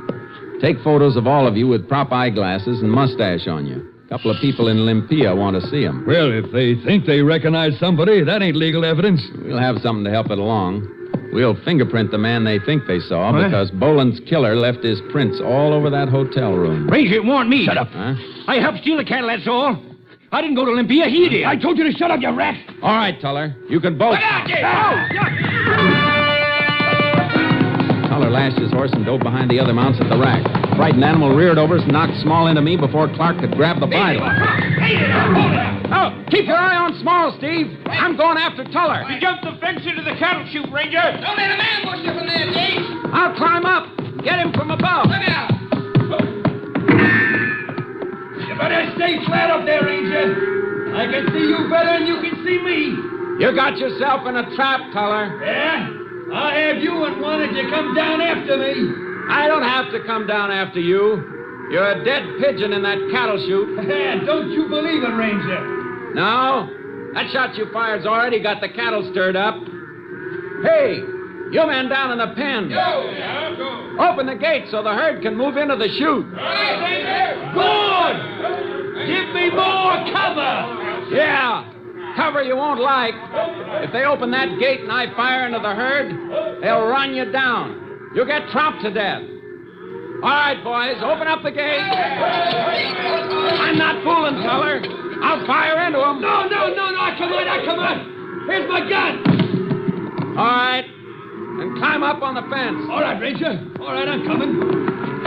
Now, here, give me your arm. I'll pull you out of there. Good, Ranger, okay. Don't let me drop now. I don't want to make no trouble, Ranger. I made a mistake, I admit it. You made a big mistake, Tuller. Too bad you didn't use that razor strictly for shaving. Go on.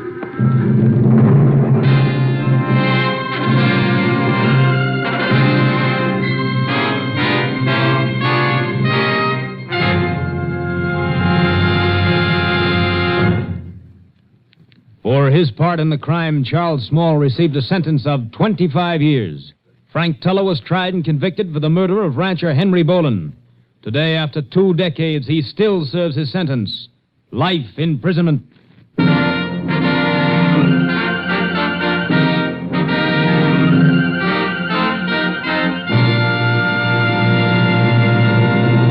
And now, here again is the star of our show, Joel McCrea. Reflecting on the old-time one riot, one ranger reputation of the Texas Rangers, a visitor to Texas recently mentioned to a ranger that he'd been noticing a number of current press reports where 2 rangers had participated in the quelling of a riot or investigation of a crime. After citing this observance to the ranger, the man asked, "How come 2 men are being assigned to some of these cases now? Are the rangers less effective than they used to be?" The lanky ranger shook his head. "Oh, no," he said. "1 ranger is still sufficient to handle the situation, all right, but in these days of complex legal technicalities, we've been sending 2 of them along. One to take care of what trouble there is, and the other one to serve as a sort of a disinterested witness." Good night, folks. See you next week. Next week, Joel McCrea in another authentic reenactment of a case from the files of the Texas Rangers.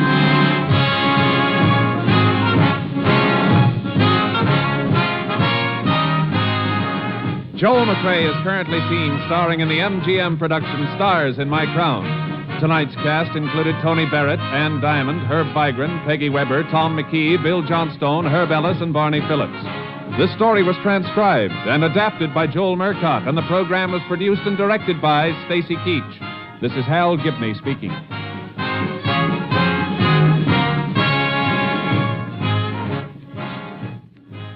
Three chimes mean good times on NBC. Monday chimes mean the best in music on NBC. Tomorrow night, Gordon MacRae stars in the Railroad Hour presentation of the operetta The Firefly.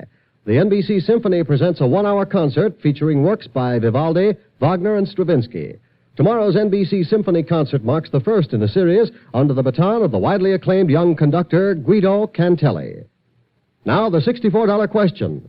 Three chimes mean good times on NBC.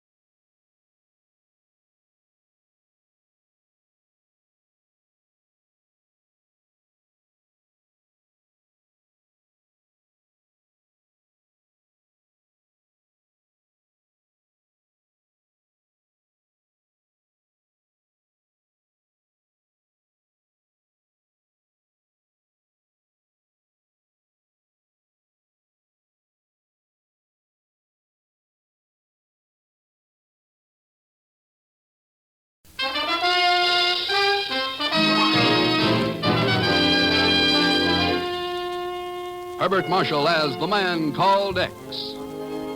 Wherever there is mystery, intrigue, romance, in all the strange and dangerous places of the world, there you will find the man called X.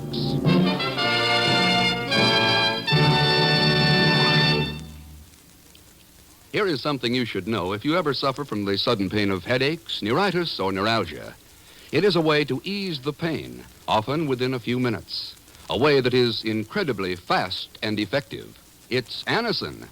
Anacin is like a doctor's prescription. That is, Anacin contains not just one, but a combination of medically proven active ingredients in easy-to-take tablet form.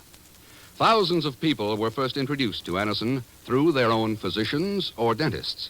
But today, these tablets are in such widespread use that all drug counters have them and anyone may enjoy their benefits. Next time you suffer from the pains of a headache, neuritis, or neuralgia, by all means try Anacin. You'll like the convenience of Anacin tablets, and you'll be delighted with Anacin's incredibly fast action.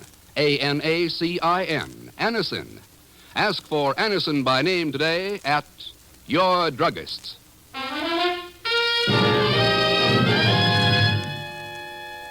In the middle of Asia, astride the highest Himalayas, lies the secret land of Tibet. For centuries, its capital, Lhasa, has been the forbidden city, its lamasseries secure in their mountain fastness.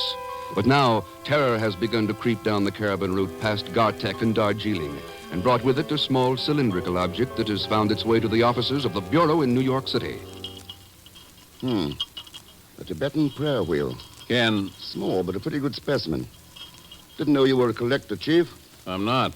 I just thought you might like to read that strip of paper inside of it. I'd like your opinion. You mind? Uh-huh. He who does not call for a light when the darkness surrounds him will fall into the well. It's an old Buddhist proverb. Yeah. It was passed to one of our men by a curio dealer in Darjeeling, an Anglo-Indian woman who worked for the Allies during the war. Name's Awani O'Hara. Awani O'Hara? Believe it or not. Said she bought the prayer wheel from an old monk who said he'd received it from Karai Lama himself. Karai Lama. Chief, remember reading about red agents infiltrating south into Tibet? Yes, Ken, of course. All right. Can mean only one thing. They're trying to move in on the Lama's government. Trying to soften it up so the puppet troops from the east can take over without a fight. It's an old trick of theirs. Yeah, there's no way of making sure, Ken. Westerners aren't even allowed inside the Patala Palace, you know. What's more, we can hardly interfere in the internal affairs of another power. Oh, we've said that before, Chief. In Romania, Czechoslovakia, and Hungary. Look what happened. Besides, it's not just Tibet they're after. The Karai Lama's the spiritual leader of half of Central Asia. Northern India, Bhutan, Mongolia, Manchuria. Yes, that's true. Then it is. And if they can pressure him into swinging over to their side, we might as well give up any hope of keeping the Iron Curtain from dropping over the whole Orient. Ken, do you suppose that little proverb means the young Lama needs our help? Could be, Chief. But what can we do about it? Send a Sherman tank across the Himalayas to bring him out? And how would a man get into Tibet these days, anyway? Same way the little prayer wheel got out. So long, Chief. I'll send you a postcard.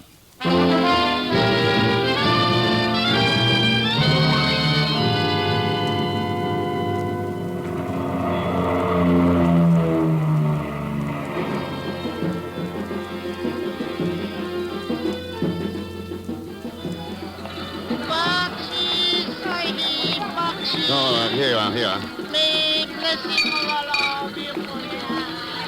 You would like maybe, Sahib, to buy an elephant? Souvenir of Darjeeling? What? Carved from ivory from the Mughal dynasty and made by the ancient craftsmen from... Mr. Rex, you got here. You made it. Oh, I can't believe it. Hagon, what are you doing here in Darjeeling? Mr. Thurston, I'm a Rocky Mountain guide in business with my cousin, Kai Ming Lu. Kai Ming Lu? Well, he may not exactly be a cousin, but he has the Zellschmidt nose. And probably the Zellschmidt ethics. Thank you, Mr. Thurston, thank you. Say, how about a tour of the city? Nightlife, strange oriental delights.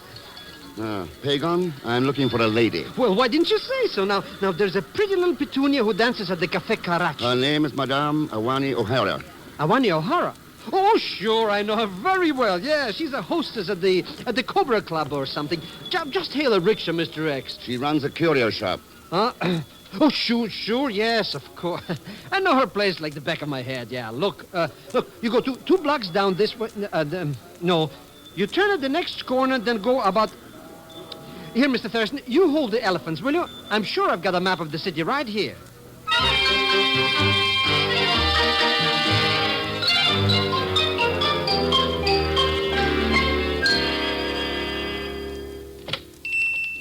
Come in, sir. Come in. Madame Awani O'Hara? I am she. My name's Ken Thurston, Madame. I'm a hobbyist of sorts, and just now I'm interested in Tibetan prayer wheels. I was told you might be able to help me. I see. Prayer wheels. They're very rare now, you know. Good specimens are hardly ever removed from Tibet. Sorry, Mr. Thurston, but I'm afraid I haven't a single one in stock. Oh, then probably you could tell me where I might find one. Quite possibly. What kind of prayer wheel were you interested in? A friend of mine in the States had one. I think he said it came from your shop. It was quite small. Brass, I believe. Inlaid with silver. I think that it would be best, Mr. Thurston, if you came back tonight. Say about 8 o'clock. I may be able to give you the information you want then. You'll obtain this information in Darjeeling? I did not say that. No. If you'll excuse me, it's time for my nap. No, certainly. Madame O'Hara, just one question. I heard a proverb the other day and wondered about its source. It goes, he who does not call for light when the darkness surrounds him will fall into the well. Do you know it? No. No, I don't think I ever heard it before. Good afternoon, young man. Hmm.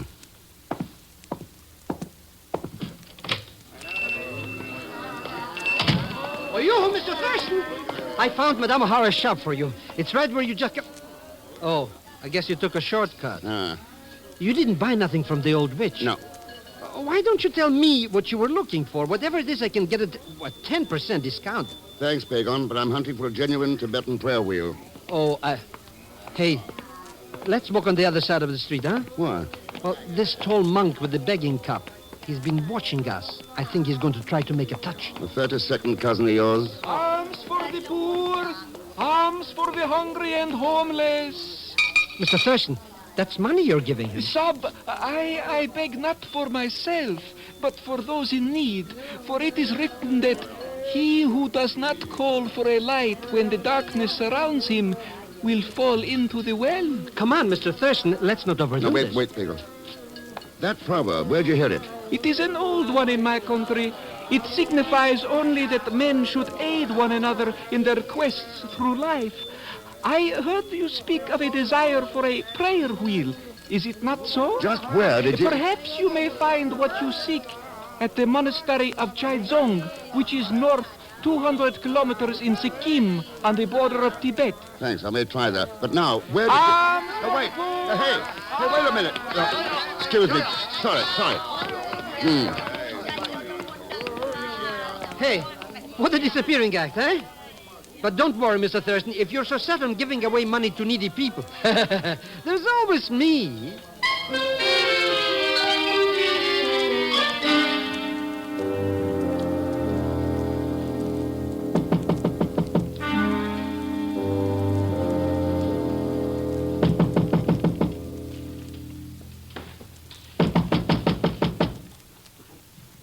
Funny. Shades drawn, no lights. Madame O'Hara said 8 o'clock. I wonder. Maybe she flew away in her broomstick. Oh, why don't we come back when it's daylight? That side window's open, Pagon. Here. Let me heist you up so you can take a look around inside our shop. But, Mr. X, I can't do that. I always get claustrophobia in high pressure. Up you go. Now, see anything? I don't see nobody around, Mr. Thurston. Oh, we're wasting our time. But that Madame O'Hara sure is a lousy housekeeper. Going off and leaving all that broken crockery on the floor and everything all tipsy-topsy like... Mr. Thurston, come back! What did I say? Don't leave me!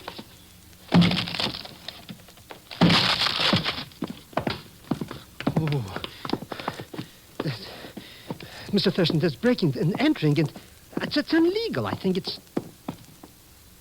Oh, that long yellow sash around her neck.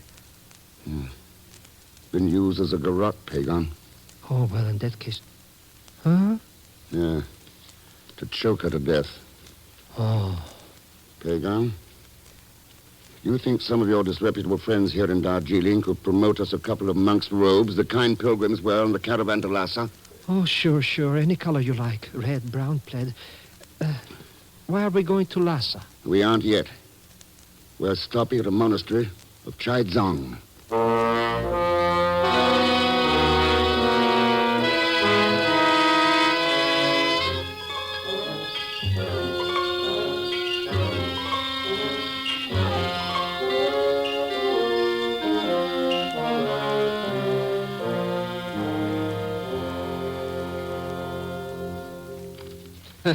What a joint.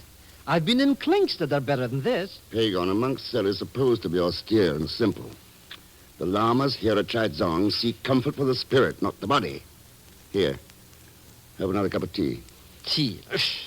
You'd think somebody tell these characters that bourbon's pretty good for the spirit, too. Come in. Mr. Thurston, look. Peace to you. I have been sent by Dao Sung, the patriarch of this lamasery, to bid you welcome. So our meeting outside Owani O'Hara's shop wasn't entirely coincidence. What is coincidence? Perhaps only the workings of the mind of God. Perhaps. If you are free, Mr. Thurston, Dao Sung would like to extend his greetings in person. Why not? Pagon, you wait here. Oh, sure. This way, please. Dao Sung must not be kept waiting. I suppose you are somewhat surprised to see me here, Mr. Thurston. Not any more than I was at the way you disappeared in the crowd back at Darjeeling after suggesting that I come here. No, wait, please. Oh, thought you said we shouldn't keep Dao Sung waiting. That monk who stepped into the shadows at the head of the stairs. The one in the yellow robe? Yes. It is very odd. The members of our sect do not wear that color. He must be of a different order. Yeah, he must be. Unless the members of your order carry guns. Guns? Oh, Mr. Thurston. Look out, get down. Oh. All right, come on. No, Mr. Thurston, wait. Wait, why wait? But he ran up to the inner courtyard. What difference does that make? It is hallowed ground. What? If you, an unbeliever, were to walk there, it would be desecrated. Heaven All forbid right, such... all right. He's gone now anyway. You sure you don't know who he was? Had I only been able to glimpse his face. But now, of course, there is no way to identify him. Unless Dao Sung, as the ruler of our lamasery, can find a way to apprehend this evil one. Come, we must hurry and tell him of this most untoward occurrence. Yeah. If he doesn't know about it already.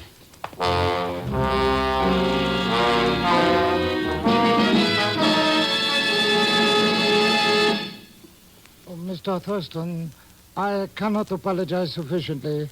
In these times, even a monastery is not always a place without violence. So I found out. Since you Americans prefer directness, I shall be direct. Until a few years ago, I was the tutor of the young Karai Lama. Peace be with him. Last month, I returned to Lhasa. I found the Lama surrounded by new advisors, men whom I did not know. Oh?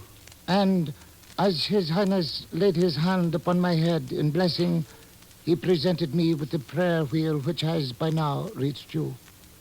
Alone, I could do nothing to help him escape, but with your help, I will make another pilgrimage to Lhasa. And with your help, we can bring the Karai Lama back with us, back to freedom. Freedom. These advisors you speak of, what do you know about them? Very little, but a friend more recently returned from Tibet knows more. With your permission, I shall call him. Mei Shao. Dao Song, I have been awaiting your summons.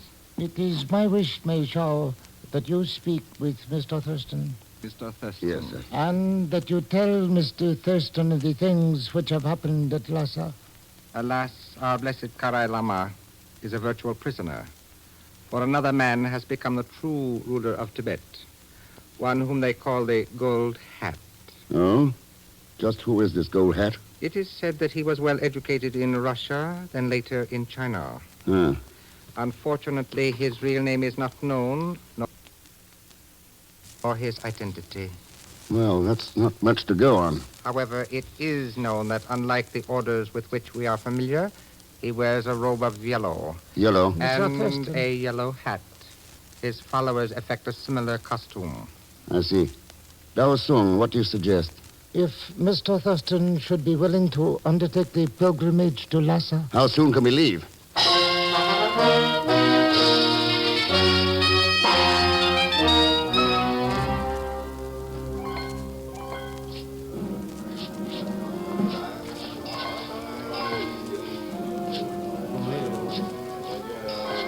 First, we have to walk all the way here to Lhasa. And now that we finally gathered this Lama Palace, we have to crawl on our knees. Just be quiet and keep your head down.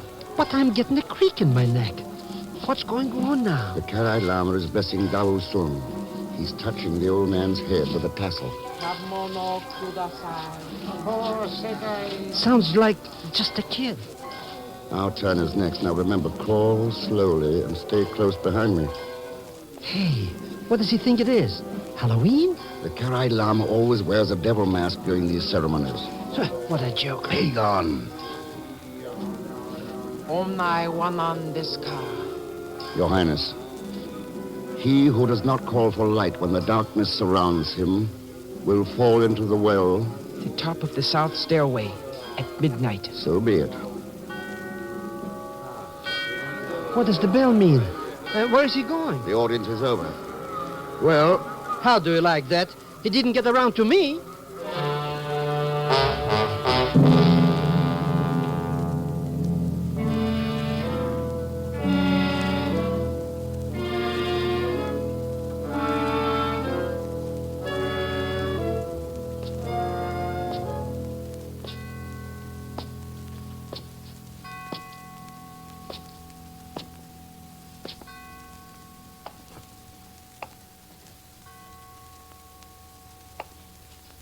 Mr. Thurston, Oh, Your Highness.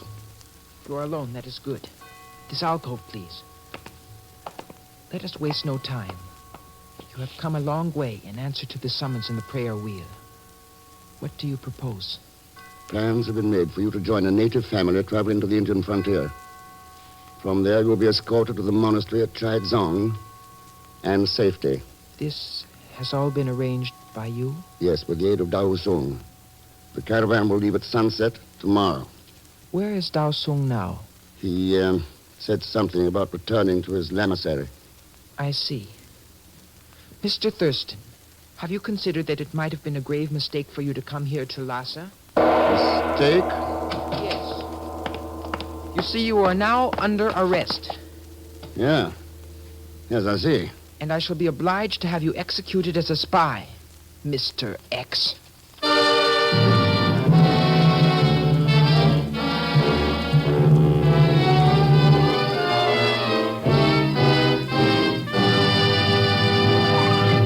We will continue with the man called X in just a moment. Here's a word from RCA Victor. A real-life mystery which puzzles people who own television sets is how in the world they ever lived without them. Without those puppet shows and Wild West sagas which keep little children fascinated while mother's getting dinner. Without those comedy programs which draw teenagers home like magnets. Without those sports events which so magically erase the day's cares from Dad's face. And without those wonderful plays which make a woman see her own life in proportion. Why don't you make this a television Christmas for your family? Naturally, you will want RCA Victor Television, America's favorite, already proven in over 1 million homes. So early next week, see your RCA Victor dealer and choose from 18 beautiful new million-proof models the RCA Victor Masterpiece, which will keep the cheerful contentment of Christmas alive at your house the whole year around.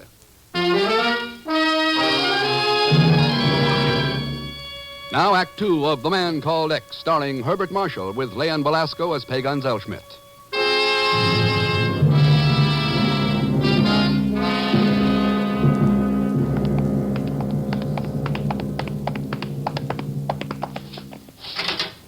Hello, Mr. Thurston. I've been expecting you. You've come to get me out of the clink, eh? Does it look like it, Pagan? Oh, well. Oh, welcome aboard, Mr. X. Say, you don't really think they're gonna hang us, do you?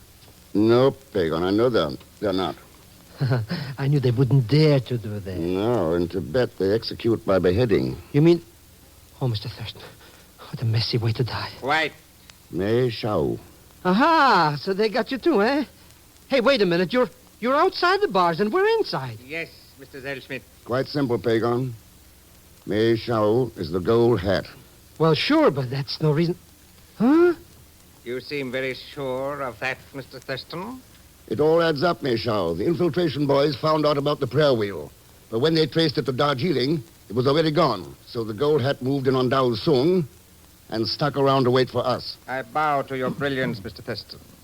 How sad that such a facile mind should serve the decadent capitalists of Wall Street. From whom you're planning to rescue the poor, downtrodden Tibetans. And you are going to help me. Your execution will serve as an object lesson to those who would interfere in the internal affairs of my country. I see. And now that the Karai Lama is under your thumb, there'll be no one to stop you and the invaders from taking over. But I still don't understand why he should call for help and then have us in prisons. Yeah, the dirty, no good... It is very simple. The great Lama has come to see that our way is the right one for Tibet. Maybe. But it was pretty sudden, wasn't it? He gave that prayer wheel to his old tutor only 2 weeks ago. Yeah, and when we come to help him, he sticks us in a hole in the ground. I tell you that Karai Lama is no good Joe. Matter of fact, Pagon, I've been thinking exactly the same thing. Remember when he blessed Dao Sung in the throne room? Sure. He touched him on the head with the gold tassel. The lowest form of blessing. Huh? Isn't that right, my Shao? The gestures of religion do not concern me, Mr. Thurston. No, I'm sure they don't. But in this case, it was more than a gesture. If the Lama had recognized his friend and teacher, he would have placed his hands on the old man's head. Well, maybe he couldn't see very good through that Halloween mask he was wearing. On the other hand, that same mask would have kept Dao Sung from seeing the Lama's face, from recognizing a false Lama. You mean they switched Lamas? Suppose you answer that question, Mei Sao. What possible difference could that make to you now, Mr. Thurston? That's true. We're scheduled for execution, aren't we? There will be no formal execution. Instead... No, please, point the thing out the other way, will you? It will be so much simpler this way, will it not? An American executed might require explanation, but if it were simply called a disappearance, huh? Has it occurred to you, Mei Shao, that if I discover the imposture, Dao Sung will discover it too? What difference can it make? You seem to underestimate the efficiency of my organization. Come closer to the bars. Look, down the hall. Even now my soldiers are bringing your friend Osang to join you. Well, Mr. X? Yes, you're efficient. Dao Sung. Oh, yes, Mr. Thurston. All is well. What about these soldiers? Well, as you suggested, I did not leave the city entirely, but camped on the outskirts until a loyal one here in the palace informed me of what had happened to my 3 friends. 3? And this joker still thinks Meishao is his friend. You were generous enough to come to my help. Now I have come to yours. These men who look like soldiers are, in reality, fellow monks. What? Wait, Dao Sung. Well, there is no risk. We were able to pass this sentry safely.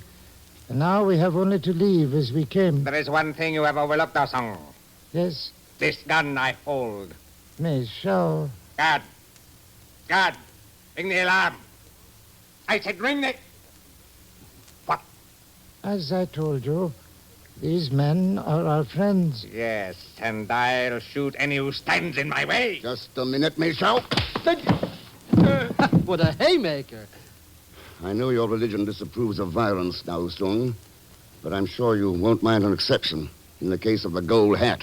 The gold hat? Oh, yes, Mr. Thurston. In this case, I do approve your very excellent right hook to the jaw.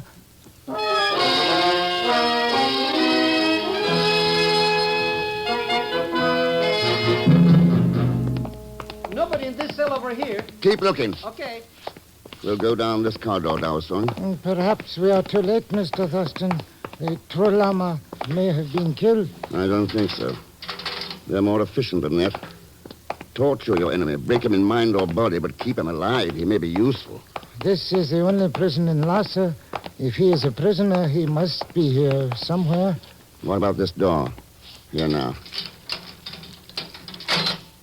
Ah, peace be with your highness. Dao Sung, revered teacher, rise and take my thanks, you and your friends. Now we must hurry, highness. If we are to be beyond the palace walls when the gold hat recovers from the effects of the right hook. Right? I'm sorry to disagree, Dao Sung, but the Karai Lama is staying here. So are we. But, Mr. Thurston, it was to aid his escape that we came to Lhasa. That may be. If we run away, we'll save his neck and ours. But the gold hat will stay in power, and the false Lama be the leader of Tibet. Your Highness, the choice is up to you.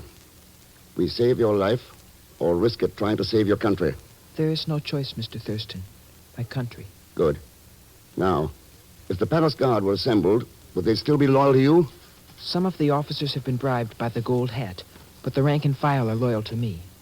That is why my alter ego has never dared to appear before the people without his mask. Sounds like the old story, the organized few pushing around everybody else who didn't know what was happening until it was too late. Well, maybe we can give the bully boys a taste of their own medicine. But, Mr. X, that's the alarm gong. It'll bring the guards. Right, Pagon.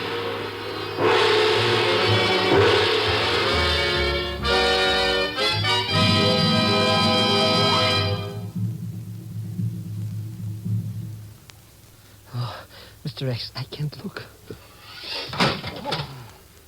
The price of treason is pretty high, Pagan. It's not what's happening to Mao Shao. That phony llama, it's the heavy blade. It's so big and so sharp. And... Mr. X, they sharpen it for us. Well, Your Highness?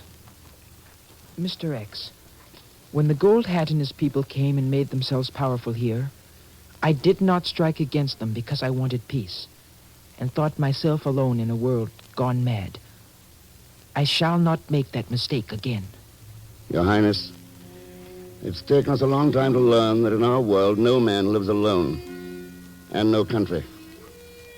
That we must each of us bring light to those who cry out in the darkness, lest all of mankind fall into the well. Peace be with you and your people.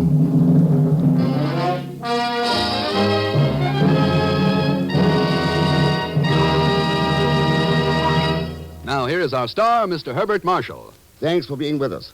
Next week, Mr. X starts out on what looks like a fishing trip off Baja, California, but ends up with a strange combination of a beautiful woman, an important foreign agent, and a submarine, to say nothing of Leon Velasco as Pagon Zellschmidt.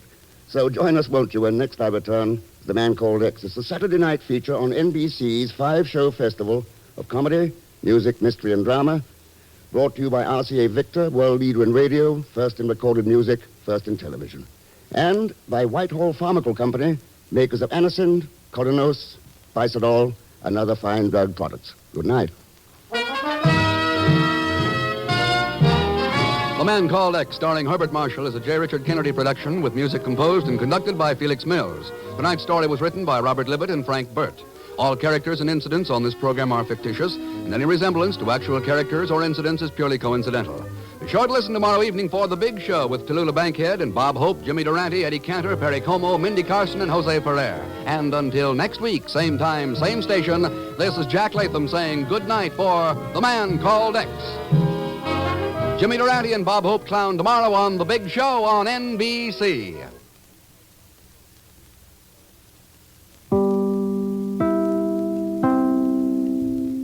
Thank you for joining us for a thrilling episode of A Man Called X. We're excited to have you as part of our audience. We invite you to return tomorrow for an all-new set of episodes that will take you on even more unforgettable adventures. Now we will visit Agent K7, a riveting program centered around the daring exploits of a top-secret spy as he battles against espionage, crime, and international intrigue, showcasing his resourcefulness and cunning as he strives to maintain global security.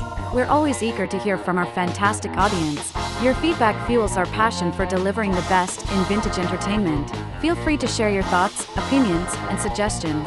We value your input and strive to make your listening experience even more enjoyable. If you're looking to enhance your Microsoft Access skills, look no further. Reach out to them at 615-420-2040 and ask for Mark. Once again, thank you for being a part of our Golden Age radio community. Get ready for more riveting stories, captivating characters, and timeless entertainment. Until next time, stay tuned and keep the nostalgia alive. Subscribe for more videos.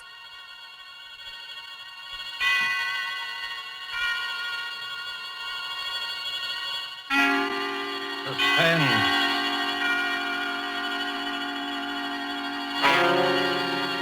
This is the Man in Black, here again to introduce Columbia's program, Suspense. In our starring Hollywood cast this evening is Mr. Peter Lorre, who appears as a mysterious gentleman called George Ravel. Miss Wendy Berry plays our worried heroine, Marjorie. Mr. George Zuko is the lawyer, Alex Stevens. The story called The Moment of Darkness is tonight's tale of suspense. If you have been with us on these Tuesday nights, you will know that suspense is compounded of mystery and suspicion and dangerous adventure. In this series are tales calculated to intrigue you, stir your nerves, to offer you a precarious situation and then withhold a solution until the last possible moment. And so, with The Moment of Darkness, and with the performances of Peter Lorre, Wendy Berry, George Zuko, and our other players, we again hope to keep you in suspense.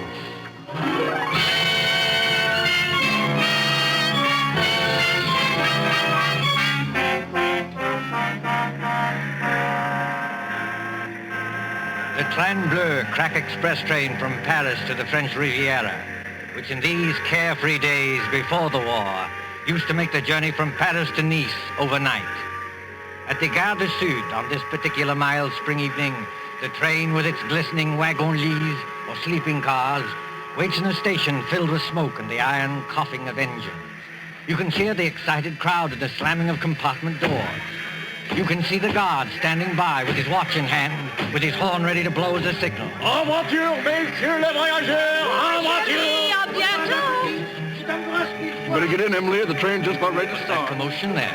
The last moment just before the signal, a girl in a light summer dress carrying a small suitcase hurries along the platform towards car number 10. The girl is blonde and evidently English, and as she hurries towards the guard... En voiture! Dépêchez-vous, mademoiselle. Hurry up, please. Oh, yes, of course. Is this carriage number 10? Oui, mademoiselle, numéro 10. Hurry up, please. Thank you. I'll get in. Et maintenant...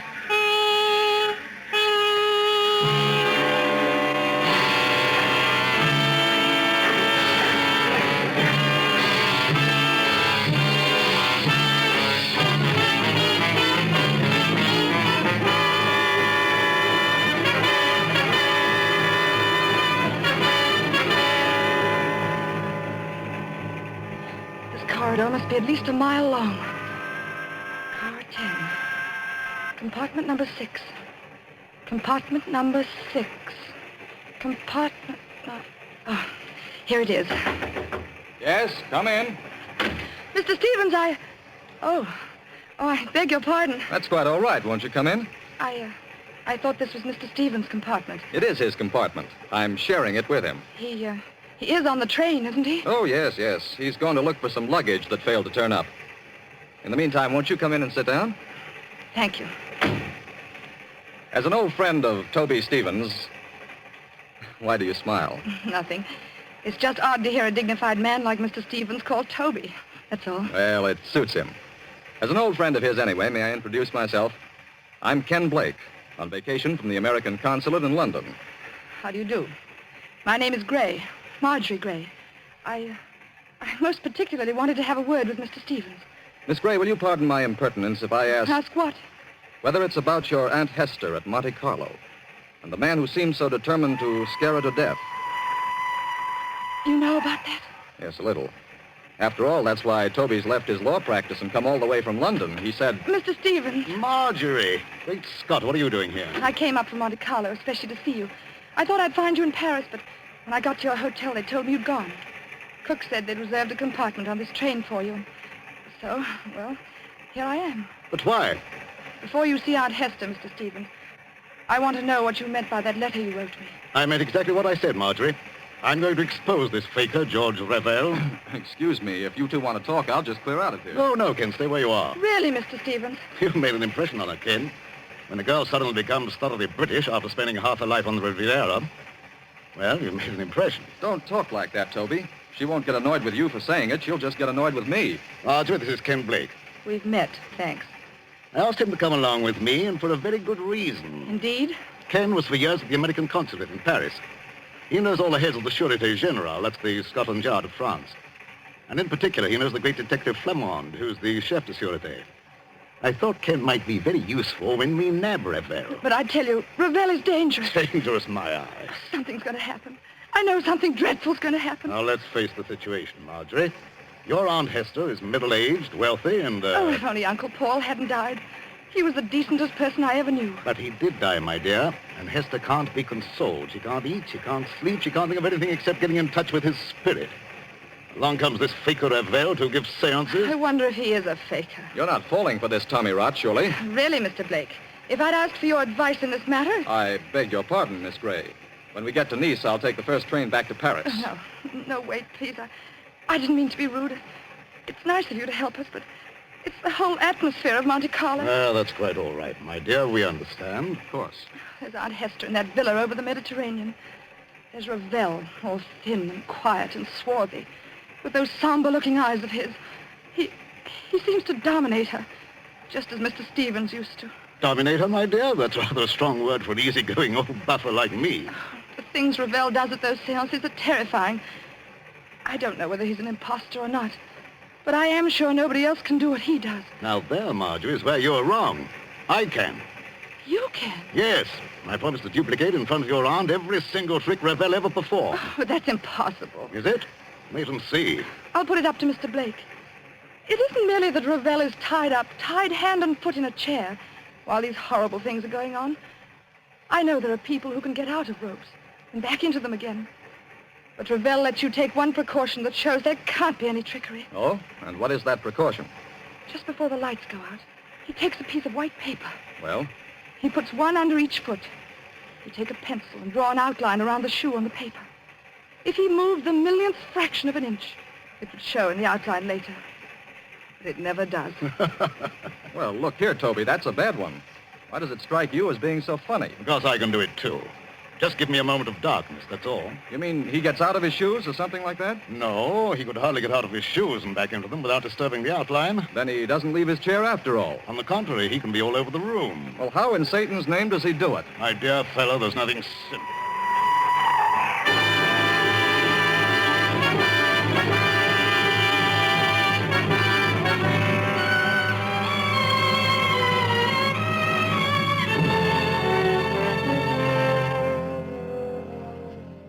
The Villa Bijou, Monte Carlo, the next evening. On the lighted terrace, that white villa, overlooking the olive groves and the sea, 3 people are seated at their ease, enjoying the night air. Below glitters the town, a white palm garden. But even its lamps are dimmed by the firework illuminations from the Promenade des Anglais. When the Principality of Monaco celebrates its ruler's birthday, great rockets go hissing upwards to burst and bloom in colored fires against a black sky.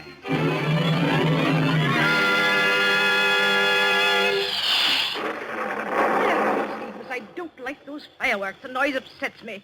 I wish they'd stop. Never mind the fireworks, Hester. You've heard my proposition. Give me an answer. Oh, what's more, you spill broth on your jacket at dinner. You're the clumsiest eater I ever saw. Here. Let me take a handkerchief to it. Please, Aunt Hester, won't you answer Mr. Stevens? Why don't you two let me alone, both of you? We're only trying to help you. Don't you believe that? Oh, yes, I believe it, but I'm happy. I talked with my husband twice last week. Now, look here, Hester. This has got to stop. Why? Ravel's a fraud, and I can prove it. If Monsieur Ravel is a fraud, what has he gained by this? Has he not asked for money? I don't know, has he?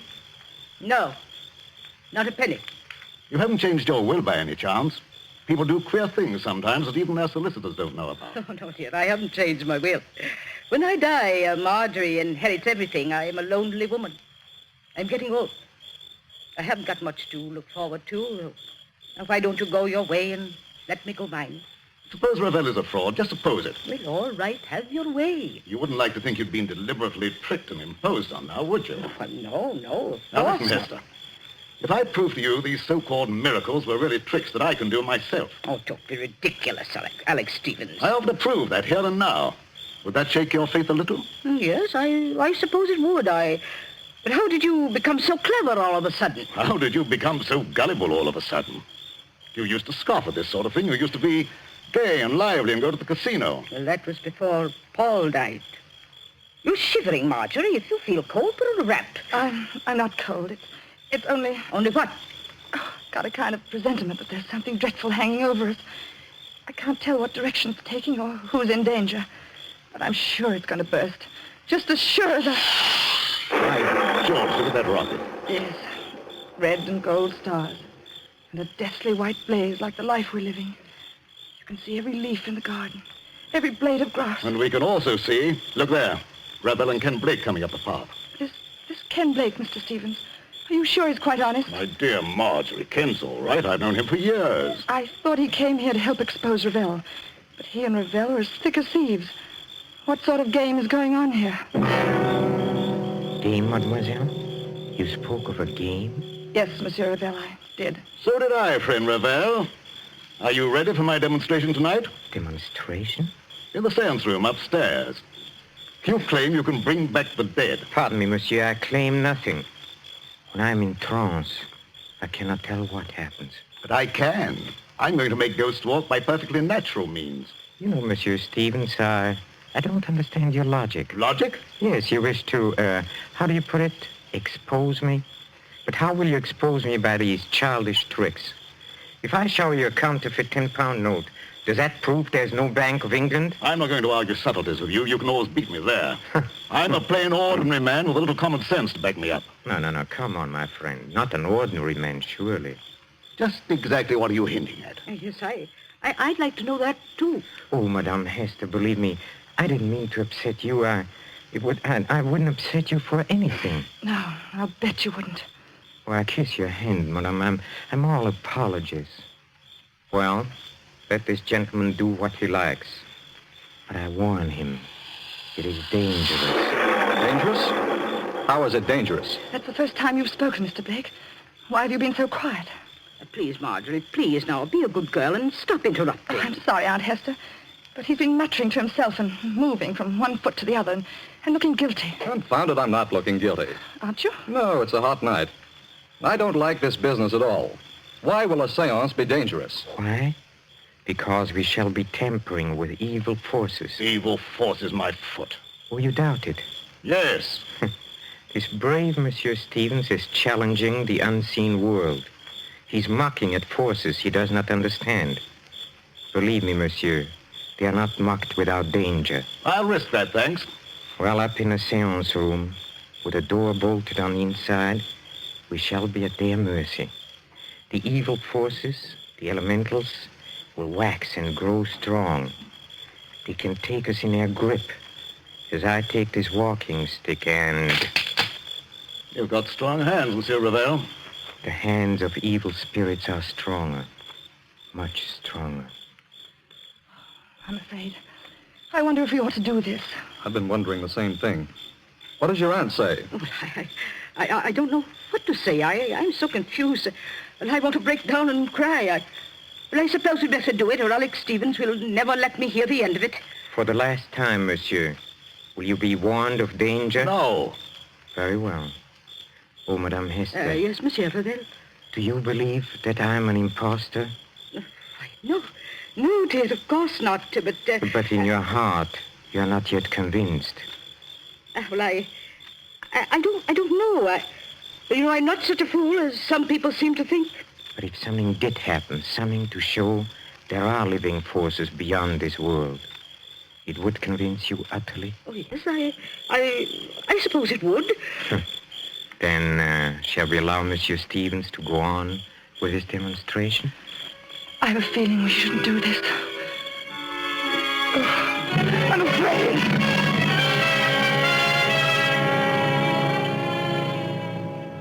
Upstairs at the Villa Bijou, there is a small, bare, deeply carpeted room.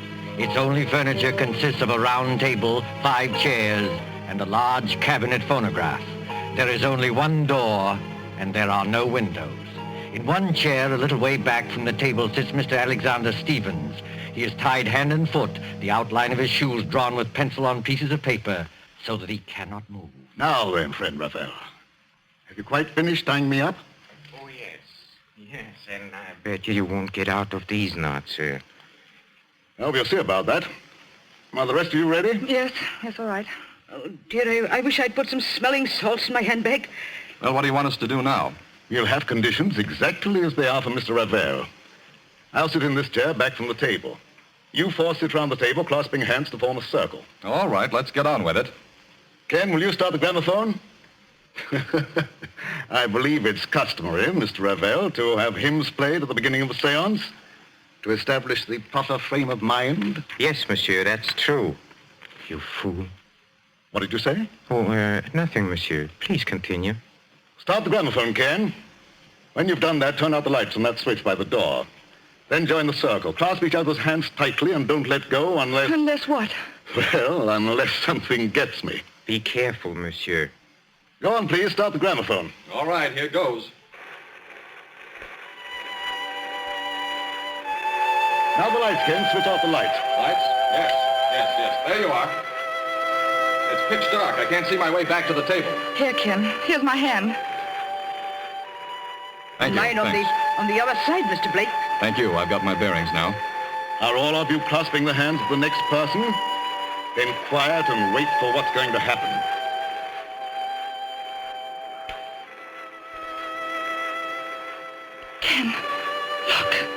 Look where? Over there, where Mr. Stevens is sitting. What about it? There's a luminous spot in the dark, about the size of a shilling. Shh. Quiet, please.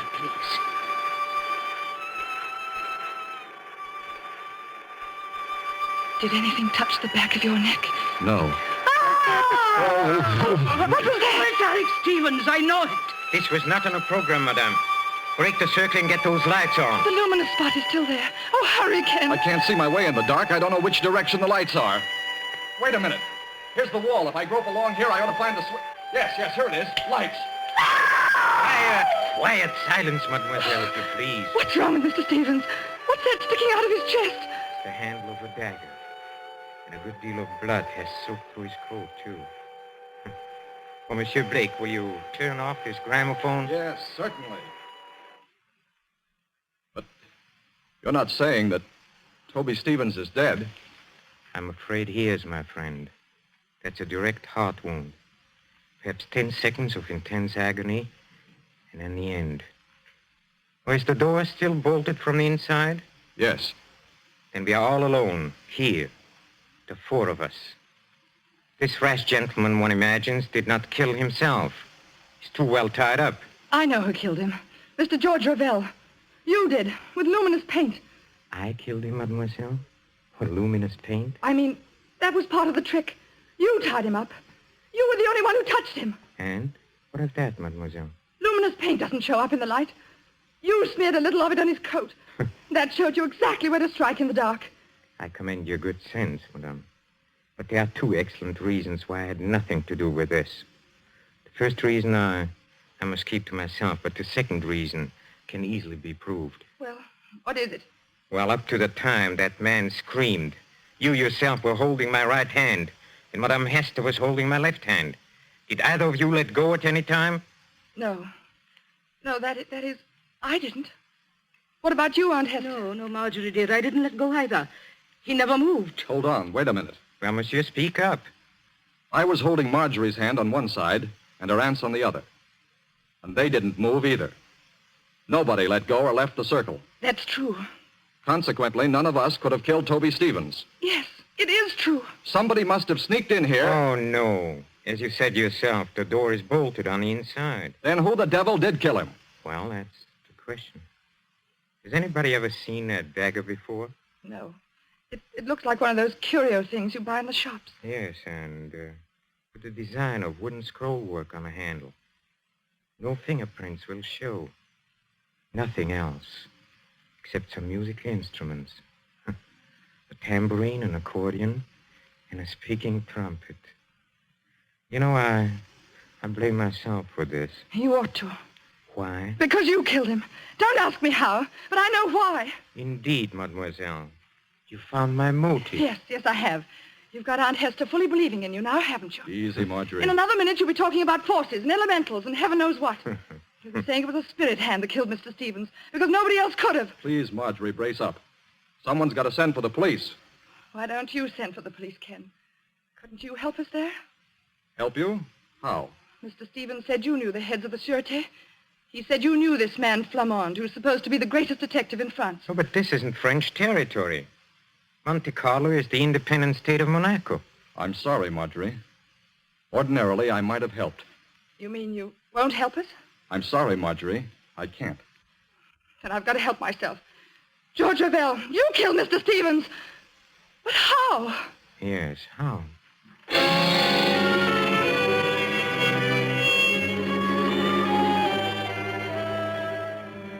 24 hours later, 24 hours of blind puzzling.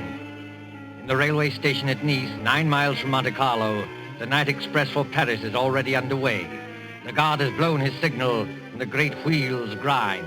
A young man, hatless and worried, pushes through the crowd past the already moving train. Non, monsieur, c'est défendu. Vous êtes trop tard. Too late, nothing. I'm getting aboard this train. Prenez garde, monsieur. Prenez garde. I'm sorry to have caused you any trouble, guard. But do you happen to know whether... Marjorie. Ken Blake, what are you doing on this train? Exactly the question I wanted to ask you. Walk along the corridor with me, will you? All right. Marjorie, you little idiot. What's the idea of running away? If it's any of your business, Mr. Blake, I'm not running away. I'm merely going to Paris. You were told to stay in Monte Carlo. Don't you know you can land in jail for this? They'll put you in jail, too, won't they? Yes, I suppose so. But what's the idea of going to Paris? First of all, I had to get Aunt Hester away from that man, Ravel. She really thinks he can call up ghosts now. Is your aunt on this train? Yes, in that compartment there. Second, I'm going to Paris for some real help. I'm going to the Sûreté. I'm going to see this man, Flamande. You won't find Flamande in Paris, Marjorie. And you'll certainly never get him to arrest Georges Ravel. Oh? And why not? Because, my dear idiot, Georges Ravel is Flamande. What are you saying? The man who calls himself Ravel is really Flamande, the head of the whole French Detective Bureau. He made me promise not to tell anybody. And that's why you've been looking so guilty for 2 days. Yes, I tried to tip you off today, but the police were with us all the time. So he is a fake spiritual medium. Mr. Stevens was right about that. And I still say I'm right about the other thing. Whoever he is, Ravel killed Mr. Stevens. But how and why? Oh, I don't know. This alleged detective. Did he tell you why he was masquerading as a medium in Monte Carlo? No. All I know is that we're in one sweet mess. We've left town without permission. They'll probably stop the train and send us back in a patrol wagon. Oh, no, my friend. That won't be at all necessary. Ravel! Yes, mademoiselle. Ravel or Flamande.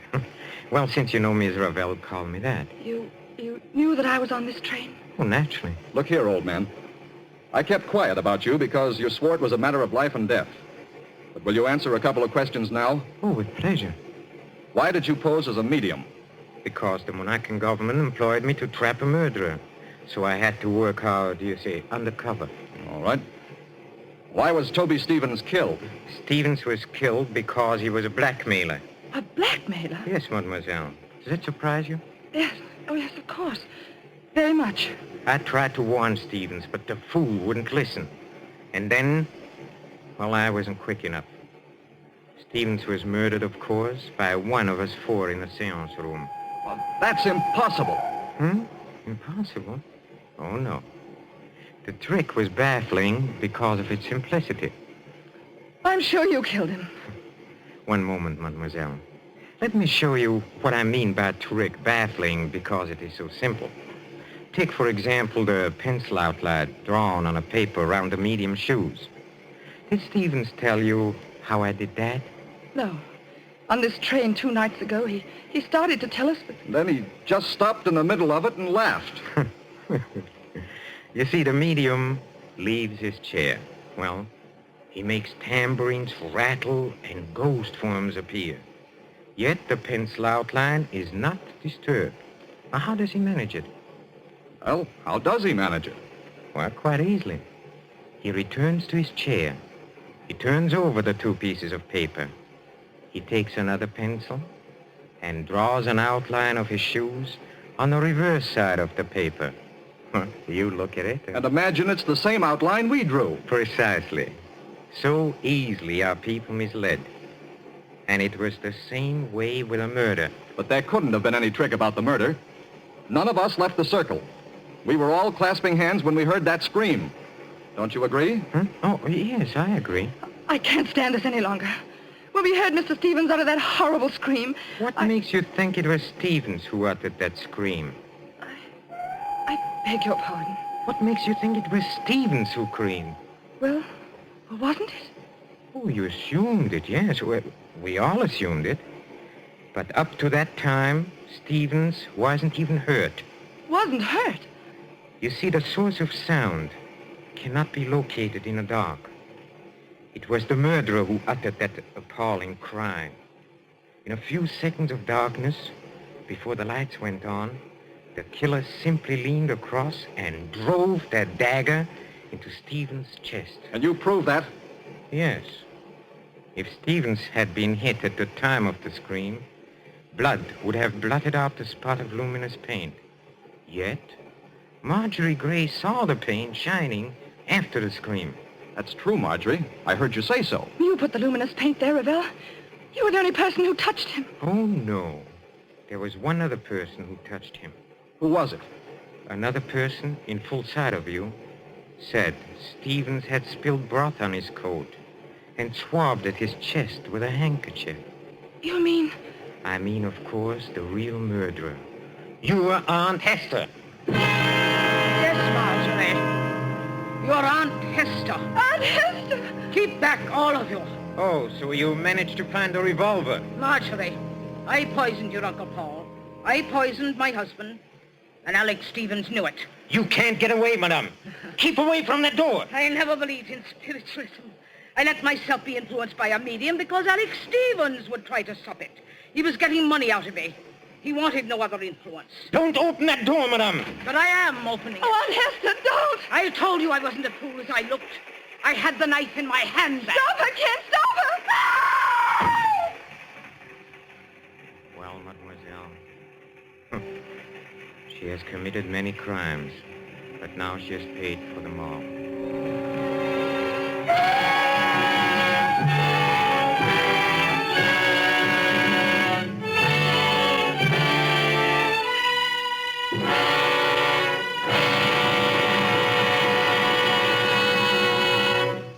And so closes The Moment of Darkness, starring Peter Lorre, Wendy Berry, with George Zuko. Tonight's tale of suspense.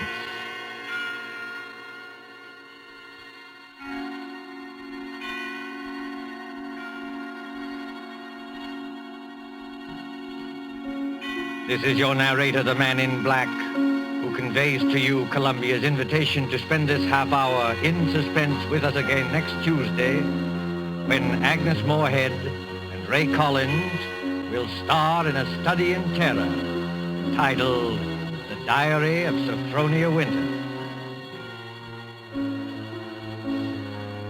The producer of these broadcasts is William Spear, who with Ted Bliss, the director, Wilbur Hatch, and Lucian Morowick, conductor and composer, and John Dixon Carr, the author, collaborated on tonight's Suspense.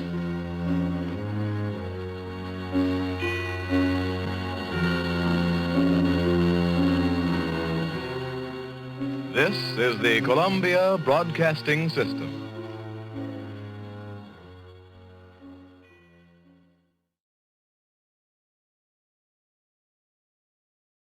Are you ready to unlock the full potential of your data management? Look no further. Introducing G3PL.com, your ultimate destination for mastering Microsoft Access. Microsoft Access is a powerful tool that lets you organize, analyze, and report on your data with ease. And with G3PL.com, learning how to harness its capabilities has never been more accessible. At G3PL.com, we believe that knowledge is the key to success. Our expert instructors will guide you step by step.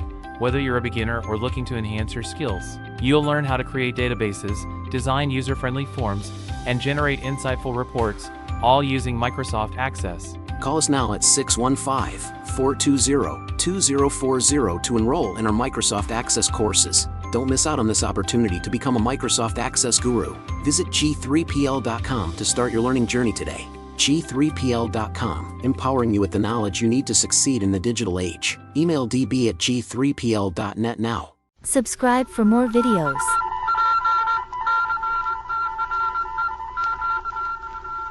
Secret Agent K7 returns.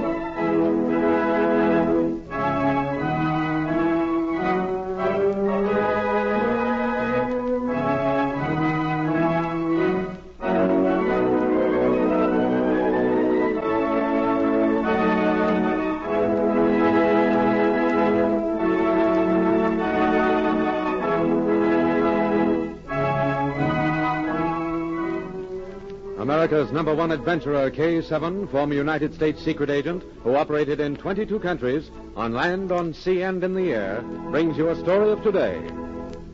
We take you to K7's headquarters. This is Secret Agent K7 speaking. Send in Special Agent M for assignment. At once, K7.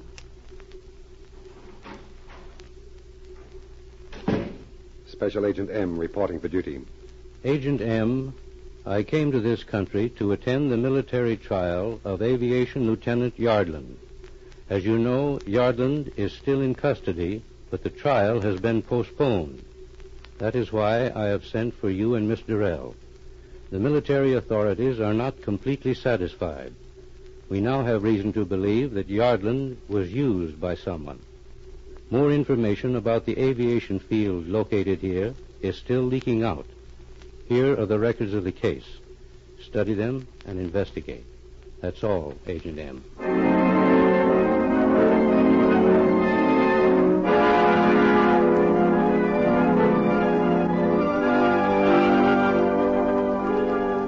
That night, Agent M and his assistant Ivan studied the mass of evidence collected against the young lieutenant. After several hours, M threw the papers on the table in his study. Finished, Ivan? Yes. Then let's catalog our findings. We know that Lieutenant Yardland has an excellent record. He was arrested on information from an unknown source. The search of his rooms uncovered undeveloped photographic film which had been exposed. When developed and printed, this film proved to be pictures of new airplane plans, of hangars and of the airfield here. M, call it a woman's intuition if you like, but I believe he is innocent. Look at the facts.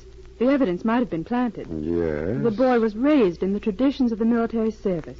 His father was an officer before him and was killed in action during the war. That might have embittered the boy. Oh, I don't believe it. Look at his record. I have, but let's go on. He has no relatives except a sister who is married to a doctor and lives here. I'd like to talk to her, M. Perhaps we will later. Ivan, I'm going out. I need more information. When I get it, I'll let you know our next move.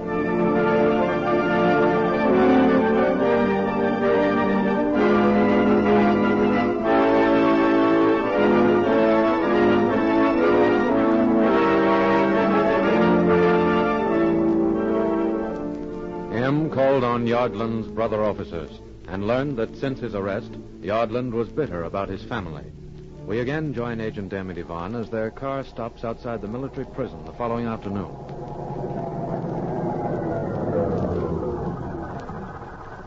All right, Ivan. Here's your pass. The officer in charge expects you. You'll have no trouble. Why can't I go in under my own name, M?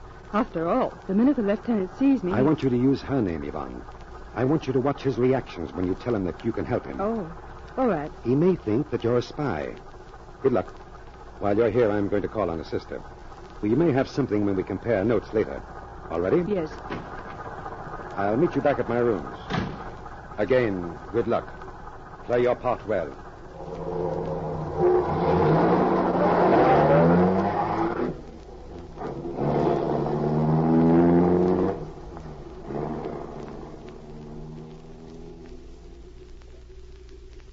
Within the military prison, Yvonne waited in a small reception room while the young lieutenant was brought to her.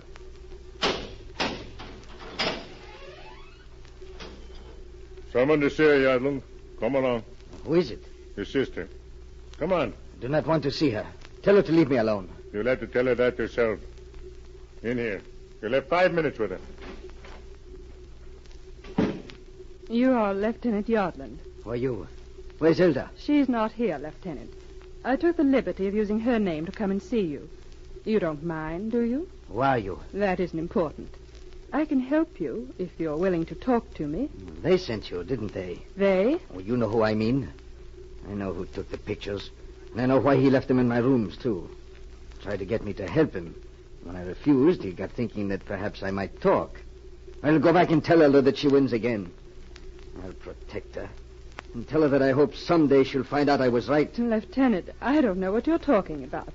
I came here to help you. Tell them I don't want any help from enemy spies. And I will not see you if you come back. And tell the guard who you are. I don't care if they do find out who sent you. The guard already knows who I am, Lieutenant. I'm Yvonne Durrell, assistant to Special Agent M. You're a Secret Service woman. You tricked me. You posed as a spy. Look, you've got to listen to me. I didn't mean what I said. All right, Yardlin. Time's up. Come along. Wait. I must talk to her. Time's up. Please, I've got to talk to her.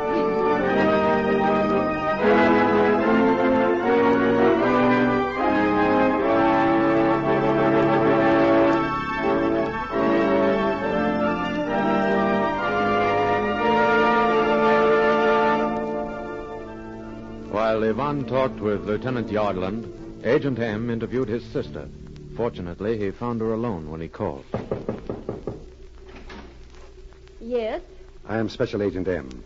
You are Lieutenant Yardland's sister? Yes. What do you want? I'd like to ask you a few questions. May I come in? I suppose so. What do you want? Is your husband home? No. What do you want? We have told everything we know. We cannot help Paul. He would not let us anyway. You were not on friendly terms with your brother? He never came to see us, if that is what you mean. Why? Because he did not like us, I guess. I am sorry for him, but when does his trial come up? I notice you're packing. Do you want to get away before the trial started? That is not true. My husband is sending me to his home. Oh, won't you ever stop asking questions? You do not know what Paul's arrest has meant to me. I want to get away until the trial. That is why I am packing. I'm going to my husband's home tonight. Now, please go. Oh, I'm sorry. I merely wanted to find out where you were going. Gee, my throat is dry. I wonder if you'd let me have a glass of water before I leave. Water? Yes, if you don't mind. Why, yes, of course. I am sorry I was upset. You must understand. I think I do. Thank you. If you will wait a moment now, I will get the water.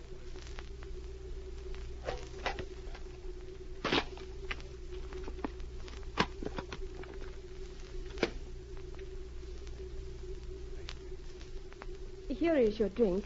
It is not very cold. Thank you. I hope you have a pleasant trip.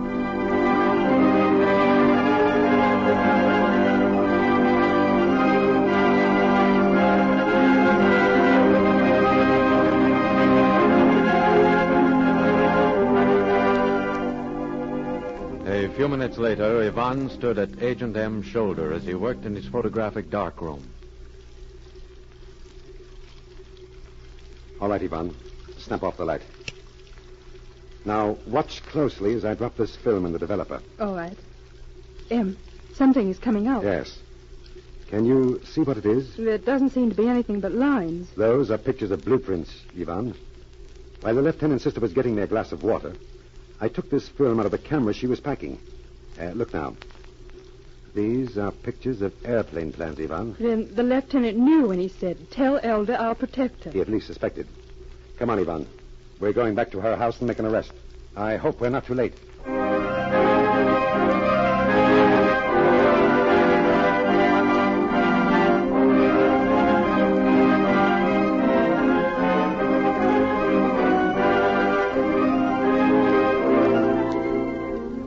It was night when Agent M and Yvonne returned to the house. They stopped their car a block away and approached on foot. A light was burning in one of the windows. Yvonne and M looked in, then made their way around to the back door. I'm going to try and get in without attracting any attention. Now, these are ordinary locks. One of my passkeys may work.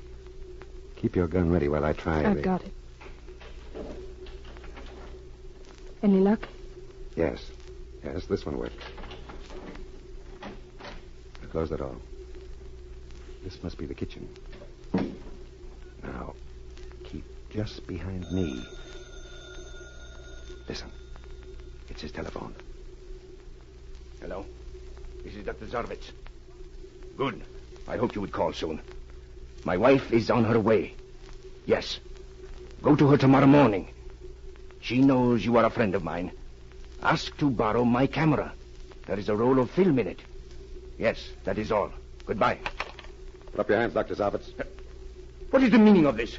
Who are you? It means you're trapped, Doctor. What are you talking about? You'd blame her. You sent your wife across the border into your own country tonight. But there was no film in the camera she packed. I took that film this afternoon. Whatever pictures my wife has are hers, not mine. I do not know what you are talking about. I think you do. Even though you knew your brother-in-law, Lieutenant Yardland, didn't like you and opposed your marriage to his sister, You tried to use him in your spy work.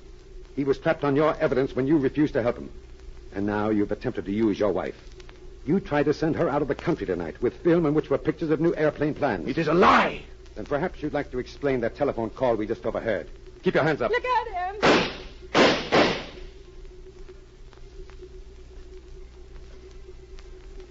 Special Agent M reporting, K7. My investigating is complete. Dr. Zavitz was the spy responsible for the theft of military secrets. He was Lieutenant Yardlin's brother-in-law. He implicated Lieutenant Yardlin when Yardlin refused to accept him or help him in any way. Both Yardlin and his sister are innocent. Case is closed.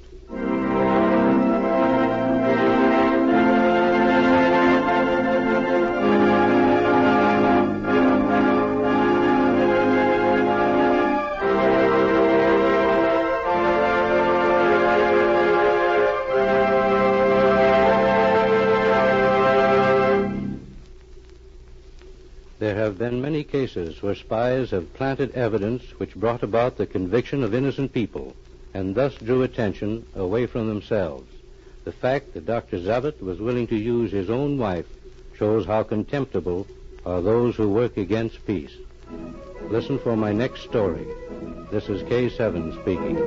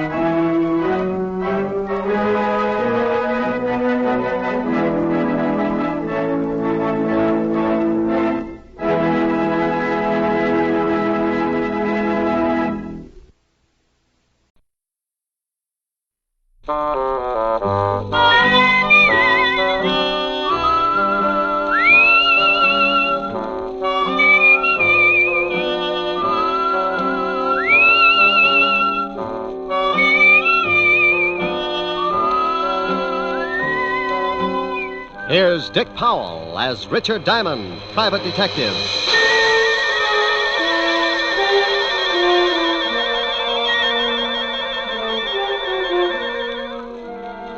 My name's Diamond, and I'm in business for a very simple reason. I like money. Oh, sure, I could do better, but I don't believe in straining myself. I might make a few bucks more, but so what? You work harder, your back gets weaker, and you take that extra couple of bucks and spend it for a brace to keep you from folding in the middle.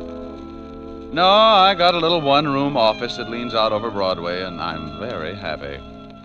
Sometimes I get a case that lasts a week, $100 a day in expenses, and I make enough to pay the rent. Take my girl Helen Asher to dinner a couple of times and rest my feet on the desk like a prosperous businessman. I'm in partnership with a shill called Human Nature. And with him on my side, it just figures that people are going to get in trouble. like the character who's ringing the doorbell of an apartment on the east side. He's built just right for more trouble than he can handle.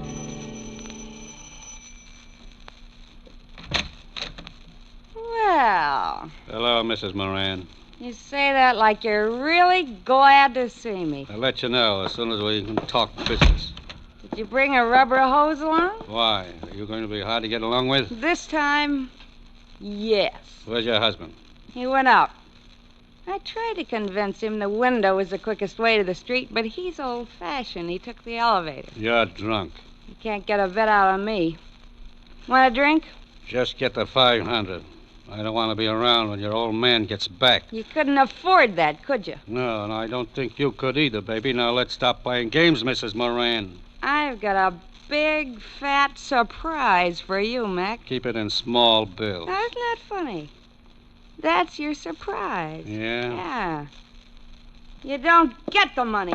You get something else. Stop yelling. You'll have the whole building up here in a minute. They'll be up anyway, Mac. A gunshot makes people curious. Now, wait a minute. You don't have to pull a gun. I don't have to do anything. And I'm breaking myself of one habit right now. I'm through paying your dirty blackmail. Now, you know I got my orders. If I don't collect, someone else will be around. Come on, give me the gun. Sure. A piece at a time. I need a drink.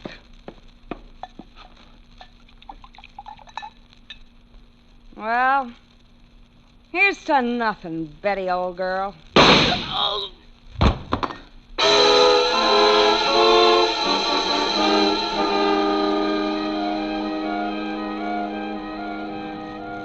Extra, extra, read all about it. Mac Grayson shot to death in blackmail plot.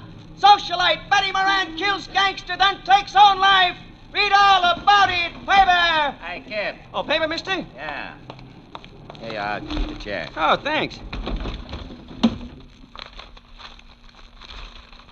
Wealthy wife of William Moran kills...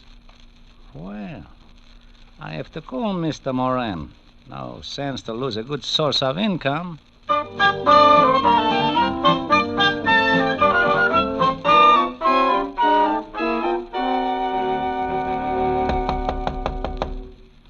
Yeah, come in. Mr. Diamond? Over here. Oh, this clothesline, I couldn't see you. You always do your laundry in your office? Free soap. Pull up a chair, Mr. Moran. William Moran. Oh. Nice pair of Argyles. One of my old clients. Sends them down from Sing Sing. Have you read the morning papers, Mr. Diamond? I haven't had time. Took some throw rugs down to the laundromat before I started on the socks. My wife died last night. What did you eat for breakfast? Why, pancakes and eggs? Why? You must eat a whole pig when you're not in mourning. How did she die? She was shot to death. Couldn't she get 2 people for a pyramid club? She was being blackmailed. It's usually the other way around. The victim shoots the blackmailer. She did that. His name was Mac Grayson. I want you to find the other man behind this blackmail ring. Oh, what makes you think there was more than one? I received an anonymous phone call this morning. It was from a man who said he was a friend of Mac Grayson. He made it perfectly clear that he was going to continue with the blackmail. You, know what they had on your wife?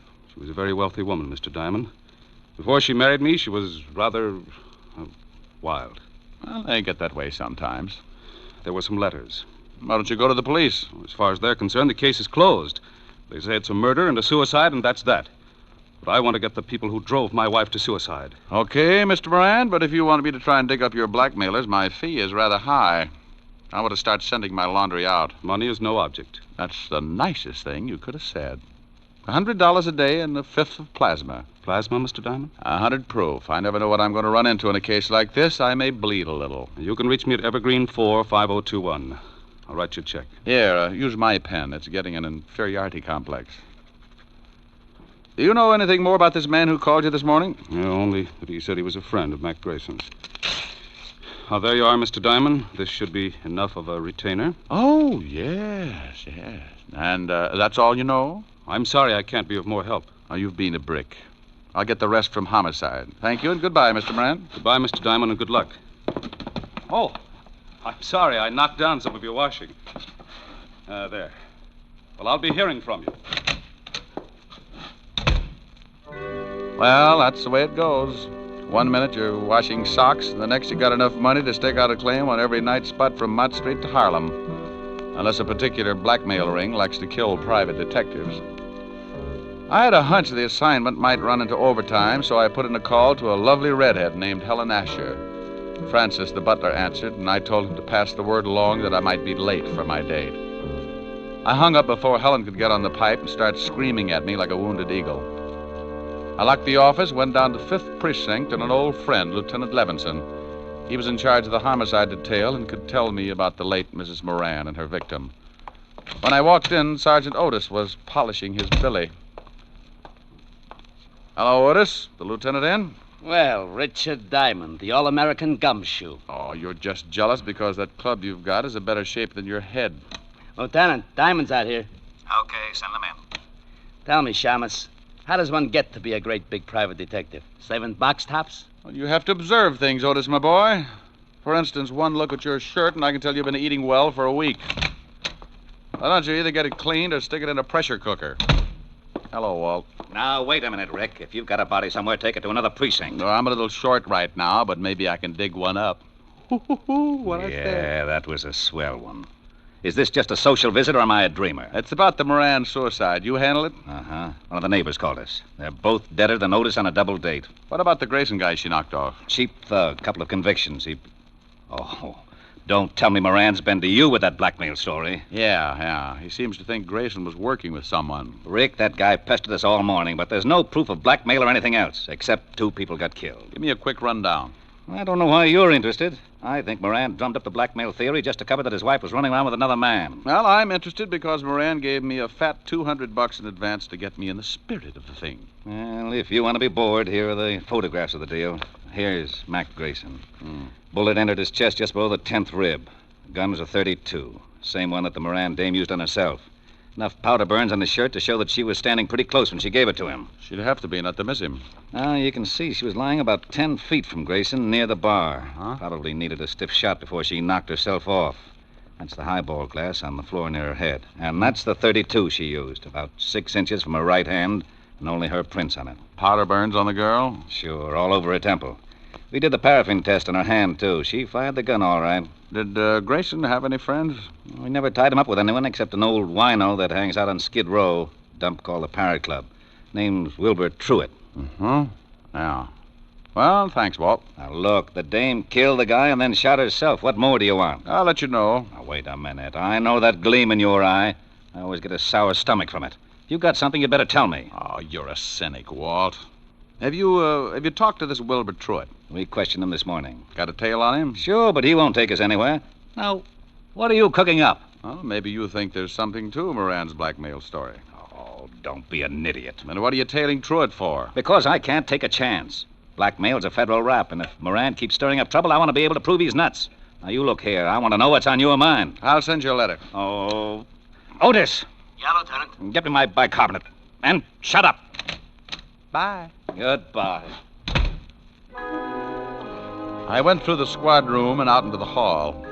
I used the payphone by the door and put in a fast call to my client, William Moran. I had a hunch, and Moran's $200 retainer in my pocket gave him an A priority on it.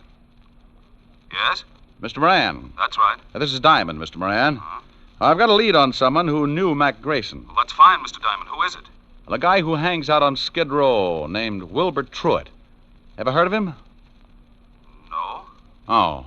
Well, he might have been the one who phoned you this morning. I think I'll go down and find out. Good. You'll keep in touch, won't you? Oh, as long as I'm on the case. Goodbye, Mr. Moran.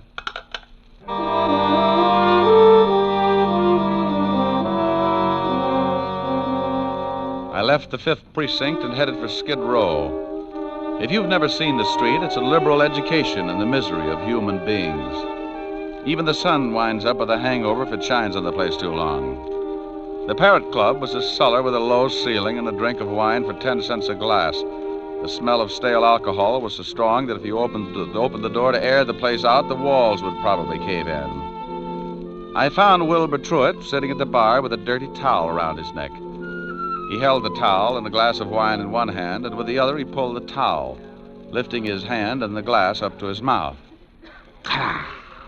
You must have been an engineer. I learned this little stunt in grammar school, bucko. I started missing my mouth 30 years ago, so I use this towel as a sort of alcohol pulley. It cuts down the element of risk. Hate to spill a drop. You know a guy named Grayson? It's the shakes, bucko. I am completely exhausted after a night of revelry, and my hand waves like it was flagging down a caravan of whiskey trucks. Look, friend. But after one or two pick-me-ups, I am perfectly capable of lifting the glass by myself. And come nightfall, I'm in excellent condition to entertain my little friend. Oh, swell. Most cowards let the little fellows frighten them, and they end up in Bellevue, but I like them. They worried me at first, but when they found out how much I drank, they began to show the strain, and the shoe was on the other foot, so to speak. Oh, no. They tried to frighten me the first night, but I just kept right on with one bottle after another, and it finally drove them to drink.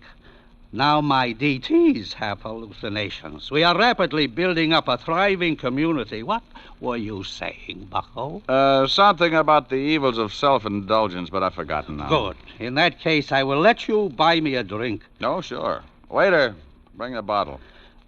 You just gave me cold chills. If I lick your hand, it's only a sign of fond endearment. Okay. Now, do you know a guy named Grayson? I knew there was a catch. Are you a cop? No. In that case, I trust you. Besides, you are holding that lovely bottle. What about Grayson? First, a small glass of truth serum. First, Grayson. I can't stand to look, so I will turn my back on the bottle and tell you what I know. Mr. Mac Grayson, a very unsavory character who reached a sudden demise last evening, dealt in smutty pasts and made them pay off by milking his victims. He has only one friend, a Mr. Leo Fink. Now, please, I'm beginning to spit out wads of cotton. Where does this Fink live? Oh, you are indeed a heartless rogue. I was once. You aren't by any chance a spy from the Purity League? You get the bottle when I find out where Leo Fink lives. 1120 2nd Avenue now, please. Now, here you are. Don't struggle with the cork, bucko. I have just acquired the strength of an uncropped Samson. And as I gaze upon this ruby goblet, I am reminded of the fact that you are not the first to come seeking the whereabouts of one Leo Fink. Huh? Play it back in English. A thug with the disagreeable habit of twisting my ascot approached me not 10 minutes before you came in seeking the same information. Did you give it to him? I had to. One more pull on my tie, and dissipation would have been a thing of the past. Thanks, Wilbur. Here, buy yourself another jug. Oh, bless you. And good morrow, cousin. Here's to my love. Oh, true apothecary. Thy drugs are quick. Thus, with a kiss, I die.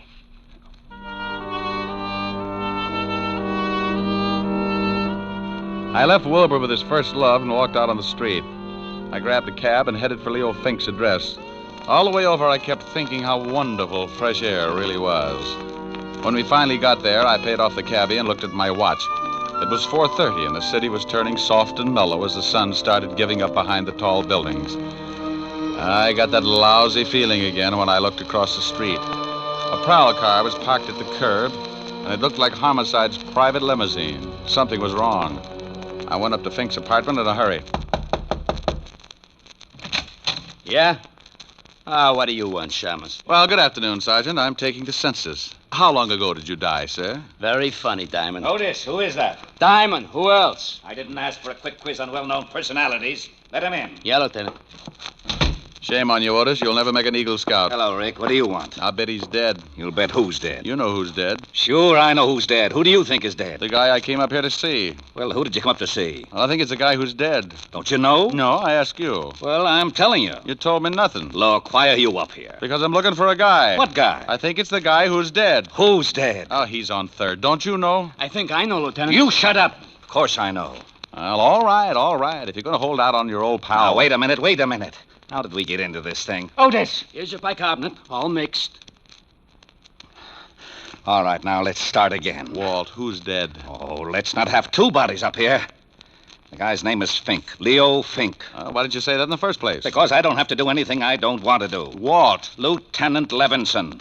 Now, what are you doing up here? Well, I came up to see Leo Fink, that's all. Well, he's in the other room. If he spills anything, don't believe it. He's been dead for 10 minutes. That's too bad. He knew Mac Grayson. Yeah, how did you find out? That sweet old gentleman you sent me over to, Wilbur Truitt. Oh, you got something out of him, huh? What else did he tell you? Nothing, but we struck up quite a friendship. I'm going to go back over and see what another bottle of wine will do to his memory. I'd better haul him in. Well, don't do it, Walt. Don't do it. I can find out things a lot quicker. Shh. I got a system. Okay, but keep me posted. I've got to clean up here. How did Fink get it? 2 bullets in the head. No idea who gave it to him. They used a Luger, I think. Hey, have you questioned Otis? Oh, go on. Get out of here. Walt, tell me, did you check the prints on that highball glass next to Mrs. Moran to find out whether they were from her right or left hand? Now, what difference does it make? I'll let you know. Now, you wait a minute. No, I can't. I'm behind schedule now. Bye. Oh, Otis!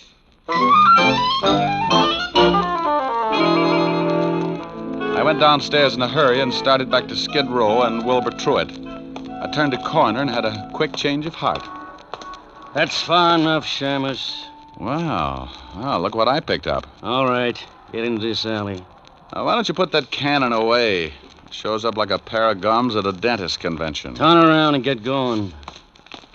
I can run if it would help. Take your time. You haven't got too much of it left. Stop nudging. You got a cold barrel. Don't you like it? No, but it helps. A lesson in the manly art of self-defense. Next time, don't get so close with a gun. Well, what do you know? A Luger. Okay, so I'm a Butterfingers. You got the gun now. What are you going to do? I got a mean streak, and it shows up when someone tries to kill me. I'm going to ask a couple of questions, and if you don't answer them, you'll wish you'd picked on an octopus. Now get up! Oh, you're a big one. Now, who sent you after me? I don't know. Who sent you after me? Honest, I don't know. Oh, wait a second. All right, the guy told me on the phone his name was Jones. Sure, first name's John. Oh, wait. I know it's a phony, but he was recommended. You get paid for your work, don't you? Yeah, but this one I collect after the job. Where? I thought you'd gotten over that stubborn streak. Okay.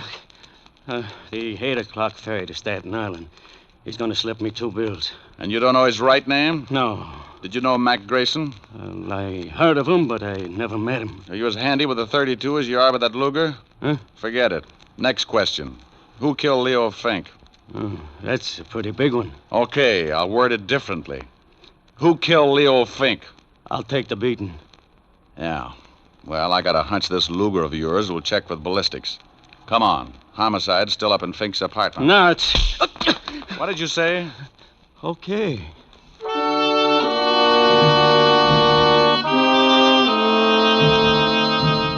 I hustled Louis up to Walt and left him handcuffed to Sergeant Otis. They deserved each other. Louis said he was going to be paid off at 8 o'clock, and my watch said it was 7:15. That gave me 45 minutes to check at homicide and still catch the ferry to Staten Island. The fingerprint man at the 5th Precinct put the prints from the highball glass under a microscope and told me what I wanted to know. My hunch had been right. So I grabbed a cab, and 20 minutes later, I was paying for my ticket at the ferry landing. A thick, wet fog was beginning to roll in off the river, and by 8 o'clock, it was hard to even see your watch. Someone was playing a piano in the lounge as the ferry began to move slowly across the river. I didn't know who I was looking for, but I figured if there was going to be a payoff, it would be outside. I leaned against the rail and took out a cigarette. Got the match, mister? Yeah, right here. Thanks. Lousy night. Yeah. He wasn't my man. When he struck the match, I could see his dirty work clothes and his factory badge. I started down the other side of the boat. Finding a killer in that fog was like looking for your car keys in a mine shaft. I reached the bow of the boat, and right then I knew I was about to score. I get a tight feeling in my stomach when I start closing in on danger.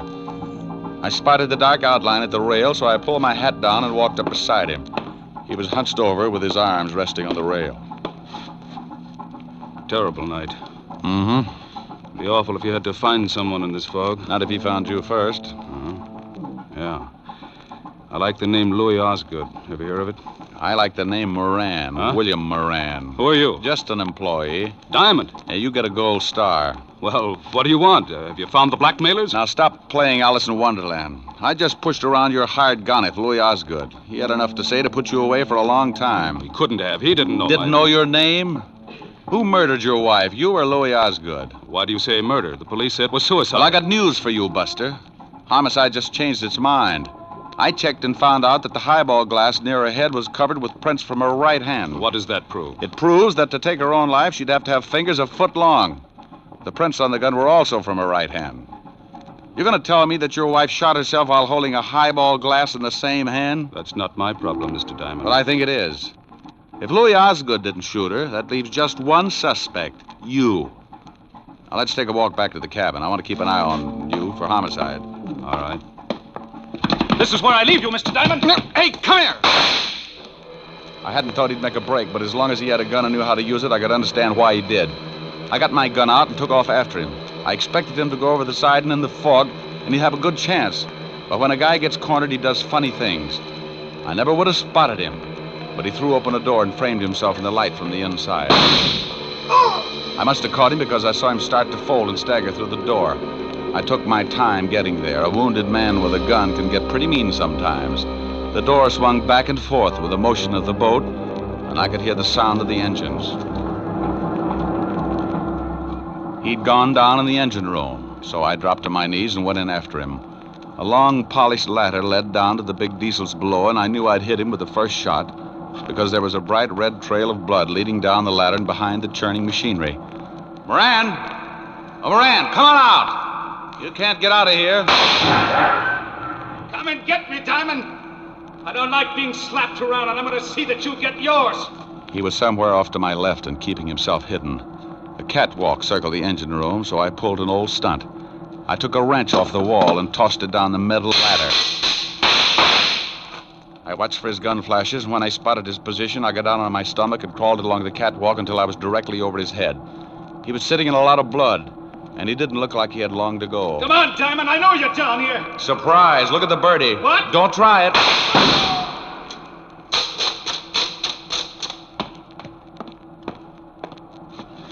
Sorry, Moran, but this just wasn't your night. You want to tell me about it? I shot my wife. I came in just after she shot Grayson. And she was standing at the bar with her back to me, mixing a drink. She dropped the gun by Grayson's body, so I picked it up and shot her. Wiped my prints off and put hers on it. Why did you do it? I hated her. She had money. I found some letters and turned them over to Mac Grayson, a well-known blackmailer. I wanted him to drive her crazy until she drank herself into a sanitarium, and then I'd have her money. I never guessed she'd kill Grayson, but when I did, I saw a chance to kill her and make it look like suicide. You should never have called me. The police were satisfied. I had to find Leo Fink. He knew I'd hired Grayson, and he was going to blackmail me. So when I dug up the little wino that knew Fink, you hired Louis Osgood to bump Fink and me. Is that right? Hey, Moran. Oh, well, it was a dull conversation anyway. Lousy night.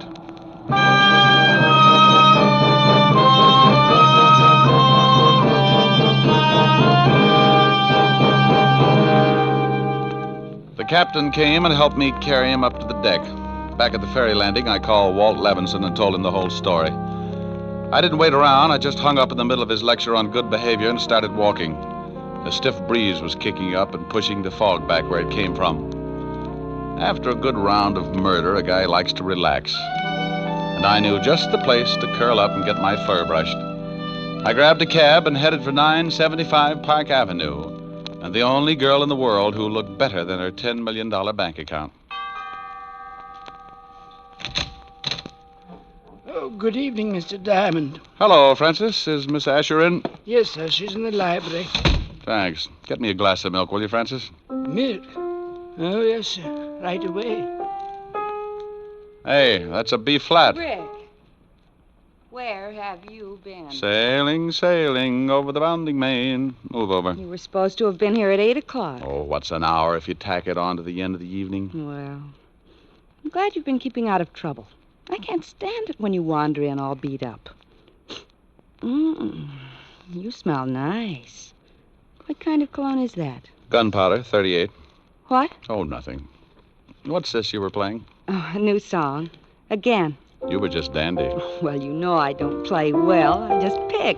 You should be glad you don't play the guitar. With those beautiful nails, you'd saw it in half. You're ridiculous. Whoops. Oh, that wasn't a B flat. Rick. Mm-hmm. Who do you love? I won't tell. Rick? I love you, baby. Then let's get married. Hey, these are pretty good lyrics. Now stop that. Again, this couldn't happen again. I hate you. This is that once in a lifetime. This is that moment divine. You never sing when I want you to. What's more, this never happened before, though I have waited a lifetime for such as you to suddenly be mine. No comment? No. Mine to hold as I'm holding you now, and yet never to part. Mine to... Hey, what's the matter? Don't go. You want to sing? Go ahead. Well, what did you have in mind? I won't tell. You're not being original. That's my line. Well, I'm mad. Come here, come here. No. Come here, Helen. Still mad? No. Well, let's get you mad again. It's so much fun making up. Mine again. What's the name of the song again? It never happens again. I'm mad. Oh, good. No. Ricky. Here's your milk, Mr. Diamond. Oh, my goodness, you never warned me. You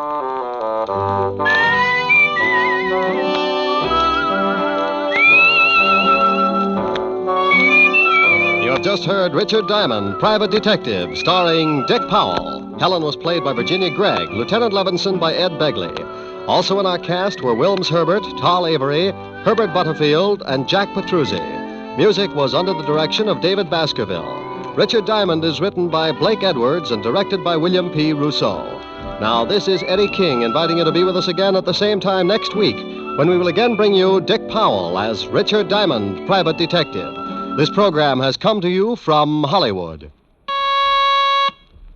Now, NBC brings you a three-way cavalcade of grand comedy with Phil Harris and Alice Faye, Fred Allen and Henry Morgan, all following in fast succession over most of these NBC stations. This is NBC, the national broadcasting company.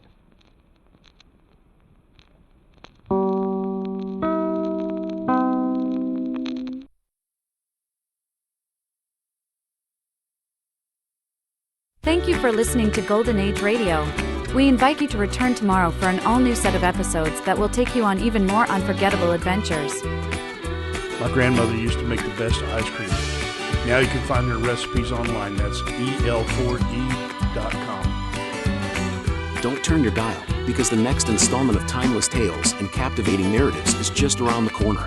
Stay tuned for another dose of vintage radio magic that will transport you to a bygone era of entertainment like never before. The Adventures of the Falcon, starring Les Tremaine.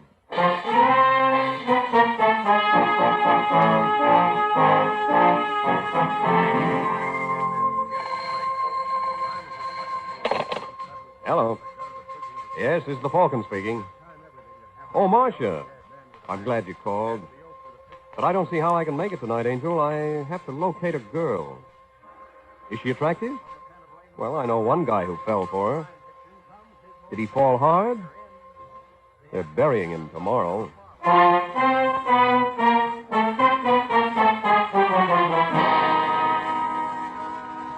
Once again, the Mutual Broadcasting System brings you The Adventures of the Falcon. One thing about Michael Waring, the Falcon, he certainly gets around. You met him first in his best-selling novel. Then you saw him in his thrilling motion picture series. And now we're happy to bring you again his adventures on the air. Yes, it's Michael Waring, that freelance detective who's always ready with a hand for oppressed men and an eye for repressed women. So join him tonight when the Falcon learns Murder is a knockout.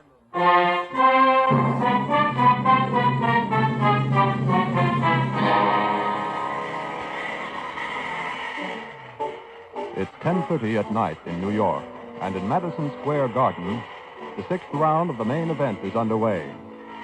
At the ringside, blonde Kay Davis looks from the fighters to her escort, Vic Jones, whose good-looking but rather weak face is chalk white as he sees the boy he is rooting for taking a bad licking. Come on, Wallace. Keep that left up. Keep it up. Oh. This looks like the finish. Come on, Walters. 1, 2, 3. Well, there it is. Come on, Walters. Get up. Oh, don't disturb him. Vicky needs his Get up, rest. fella.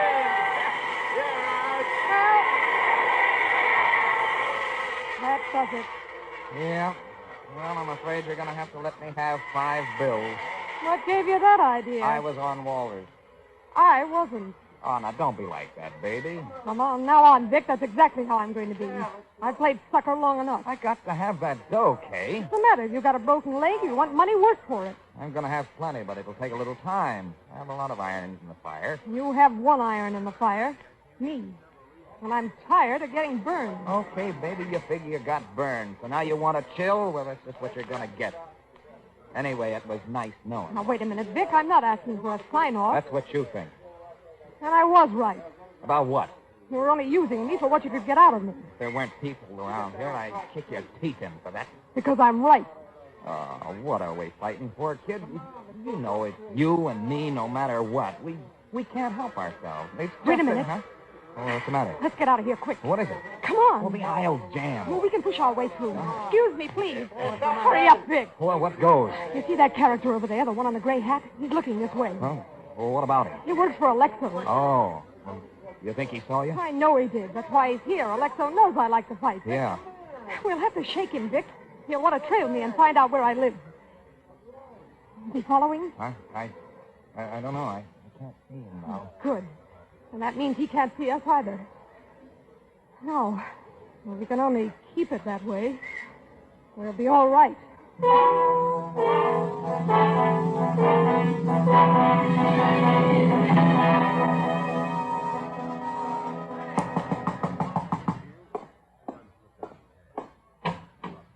Hello, Hagen. How do you know my name? Kay pointed you out at the fight tonight. Sorry she couldn't stay around to see you, but she wasn't feeling sociable. She went home. I apologize. What do you want? Alexo, is he here? No. Doesn't get in till tomorrow morning. What do you want to see him about? I have a proposition for him.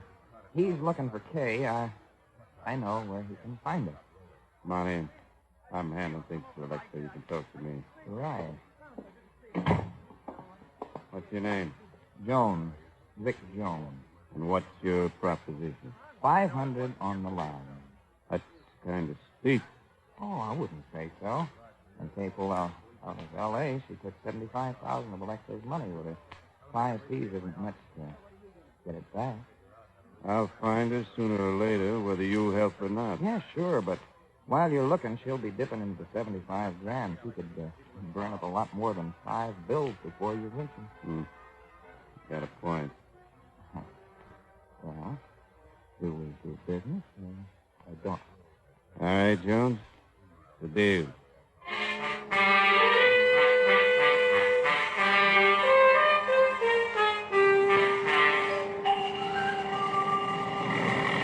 Flight 9 for San Francisco and intermediate cities now loading gate 3. All aboard. Flight 9, please. Alexo, here I am. Hello, Hagen. How was the trip? So. How are things going? Got anything on the girl? Not yet. Nothing? Tried the fight? Yeah, if she was there, I didn't see her. Don't think she's in New York. The detective in Chicago saw her buy a ticket to New York. Maybe she went on through. Florida, maybe. I think she's here. I wouldn't have come all the way from L.A. if I wasn't pretty sure. Well, what should we do? I've already wired Mike Waring. The Falcon? Yep. You don't want that bird snooping into your activities. He won't. All I'm going to have him do is locate the girl. Well, I don't like it. You know, Hagen, sometimes I get the idea you don't want me to find Kay. What? Now, look, Alexo, I turned the town inside out trying to find her. I hope you did. Because if I find out you are lying, you are the one that's going to be turned inside out.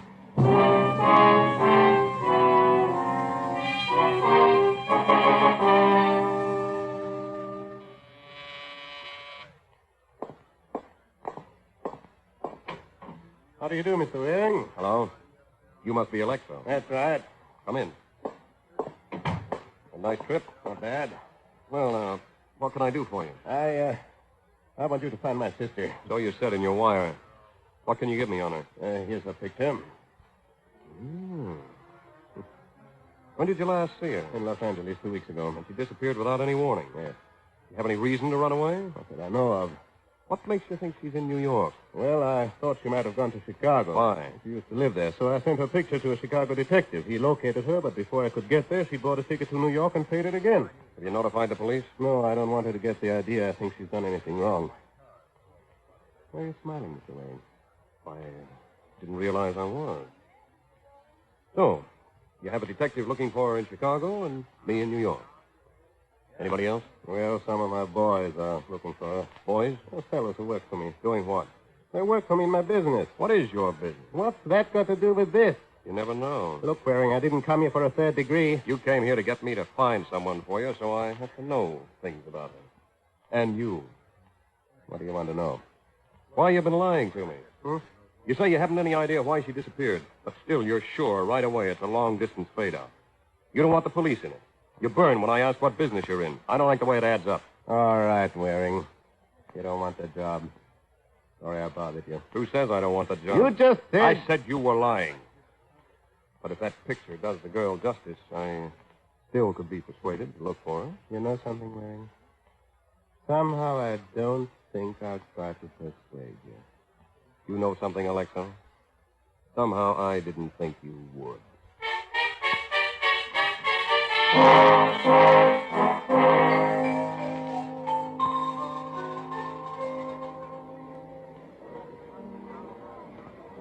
Hello, Kay.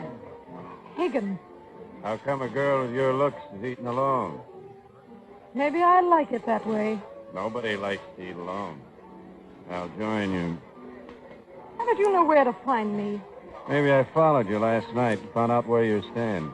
Not unless you're invisible. I made sure I wasn't followed. Well, here I am. So I see. What would you do if I told you Alexo's in town? What? Does he know where I am? Not yet. Thank heaven. Don't thank heaven, thank me, Kay. And I know just how you can show your gratitude. Oh, you do? Yeah. You have 75 grand of Alexo's money, but I'm a generous guy. I'll let you keep 50 of it. Thank you, Hagen. Don't mention it. Now finish your lunch. We'll go pick up my 25. Don't I get time to think it over? What do you have to think? You either want to keep 50,000 or you keep nothing. All right. I'll bring you the money tonight. Oh, no, you don't. I'm not letting you out of my sight till I have the cash in my hand. Not giving you a chance to run away again. You don't miss any tricks, do you? I can't afford to. I bid a grand slam.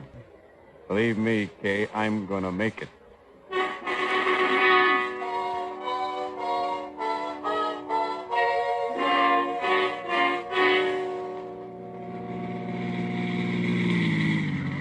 What's the idea of going in the alley? There are usually no parking places on the street, so I leave the car here and go in the back way. Oh. Okay. Go get the dough. All right. Wait a minute. You're parked too close to the building. I can't get out here. Well, slide over. You can get out on this side. I'll get out first. Okay. I hope you don't have the bright idea that you can make a break for it while I'm trying to get out, because if you do, I'm... Oh!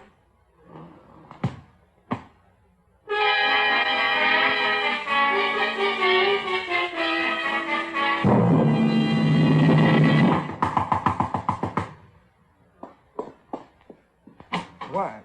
Oh, hello, Kay. You dirty rat. Huh? What's the matter? You know what's the matter. Get out of my way. I'm coming in. Well, I don't know. If you'd only tell me. I suppose you didn't tip Hagen where to find me. What? Well, why would I do that? You did it. You must know why. Hey, wait a minute. Where'd you get that gun? From Hagen. How? He tried to make a deal with me. $25,000 not to tip Alexo. I played alone. Well, what happened? We drove into the alley behind my building. When he was getting out of the car, I clouted him with a flashlight. Then I got his gun. You're quite a girl. I can take care of myself. And I can take care of anybody who tries to cross me. I didn't cross you, baby. You gotta believe that. Maybe. Maybe not. Anyway, Alexo still doesn't know where I am. And you are not tipping him. Of course I won't. I'm glad we're agreed on that. But just to make sure... Wait, now, don't. Be careful with that gun. Stand right where you are. Okay. Don't try to get to that window. You're not getting out of here. Well, there's always the window.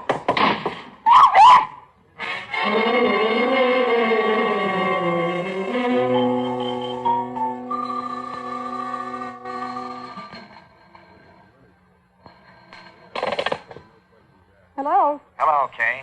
Vic. Well, that was a great stunt you pulled. Yeah, lucky I only live on the second floor.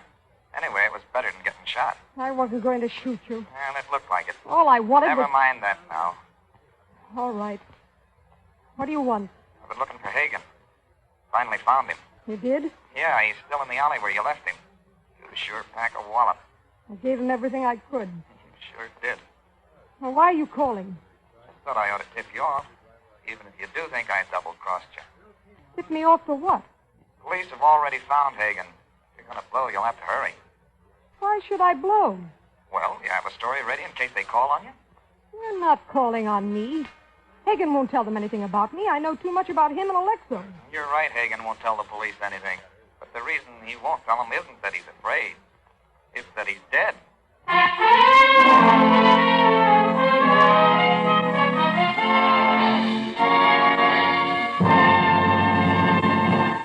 When sudden death calls, wearing a white tie and leaving a calling card in the form of a .45 caliber slug, it's frequently just another case for the Falcon. But when wholesale disaster threatens a community, that's the time when everyone thinks in terms of the Red Cross. The 1949 Red Cross campaign has set its sights on the sum of $60 million to assault the problems that lie ahead this year. The increased total of disasters in the last year, the expanding national blood program, the large number of community services, all these require greater Red Cross efforts, made possible only by the financial support and volunteer participation of the people. Remember this. You, through your contributions and voluntary action, are the Red Cross, providing a channel through which compassion and mercy find expression in the relief of human suffering. You, too, can help through your Red Cross. Now back to the adventures of the Falcon. It's a couple of hours since the body of Hagen was found in an alley behind the apartment house where Kay Davis lives. Now, Peter Alexo, the client whom Mike Waring had rejected, is once again at Waring's door.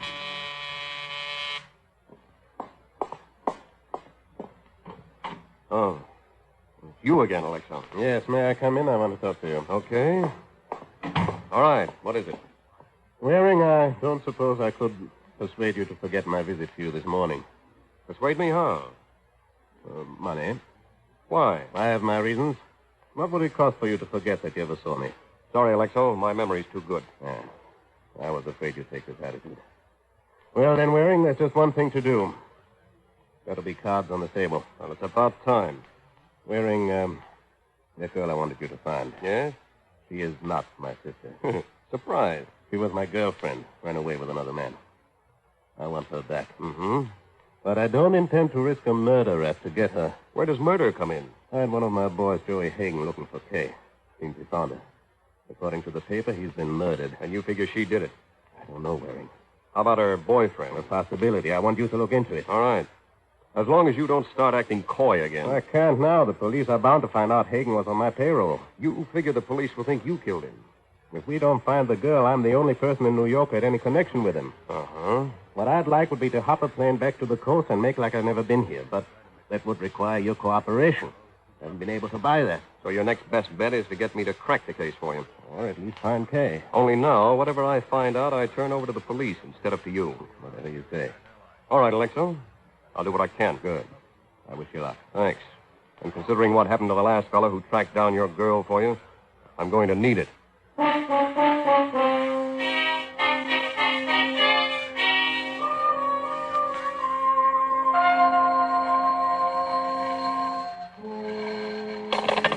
Homicide Squad, Lieutenant Gleason speaking. Hello, Gleason. Mike Waring. Sorry, Waring, we don't have a thing for you. How do you know? You don't know what I want. I know what we've got. Oh, you're too modest. You ought to be able to give me something on the Hagen case. Well, I told Don't you you I even don't... have any suspects? A girl, but... A girl? Gleason, you interest me strangely. Well, before you start dancing in the streets, Waring, we don't have very much on her, only that Hagen was found in an alley behind the building where she lives. Her address was in his pocket, but she claims she didn't know him. We can't prove different. We're checking, but... Never mind that. What does she look like? Blonde, bleached, about 5'5", good-looking, but a little on the husky side for a dame. That's enough, Gleason. Where can I find her? At home, I guess. We're not holding her yet. But what goes, Mike? I'll let you know after I've seen her. And if she's who I think she is, the answer to your question is plenty.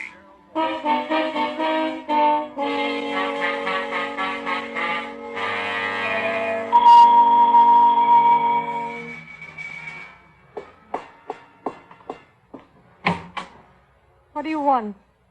You are On what? the girl in the picture What picture? that Alexo showed me. What? I don't know what you're talking about. I don't know any Alexo. Well, let me come in and I'll tell you all about No, it. you don't. All right. Then I go to the police and tell them that the Karen Dorrance they questioned is really Kay Davis of Los Angeles. And Joey Hagen came to New York for the express purpose of finding her. You win. Come in. Thanks. And now, Mr. Waring. Mike Waring. The Falcons. You're working for Alexo. Mm-hmm. The police know about him yet? Not yet. But I'll have to turn what I have over to them pretty soon. I don't think you will. Hey, that's not very smart, pulling a gun. You're not going to talk. All right. I don't talk. The police have a corpse. They'll check on its background. It'll lead them to Alexo, and that'll lead them to you. I don't know what to do. I have to have time to think. Should have thought before you killed Hagen. I didn't kill him. He came here to see you, Yes? and you didn't want him to report back to Alexo. He wasn't going to report back. Why not? He wanted me to pay him not to. And you agreed. I was going to think it over. But killing him was a cheaper route. I tell you, I didn't kill him. I want to ask you something, Mr. Waring. Go ahead. What is Alexo paying you? Why? Whatever it is, I'll double it if you'll work for me. Sounds like the same deal Hagen got. And look what happened to him. No, I've given up trying to get away from Alexo. I see it's no use. But I'm on a spot with a murder. Maybe you can help clear me. Maybe. Unless you're guilty. I'm not. Well, what do you say? All right, Kay. You've hired yourself a detective.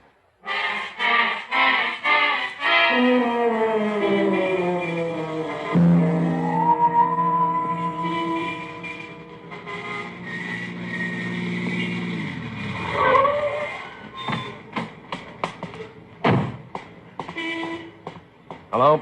Huh? You must be Vic Jones.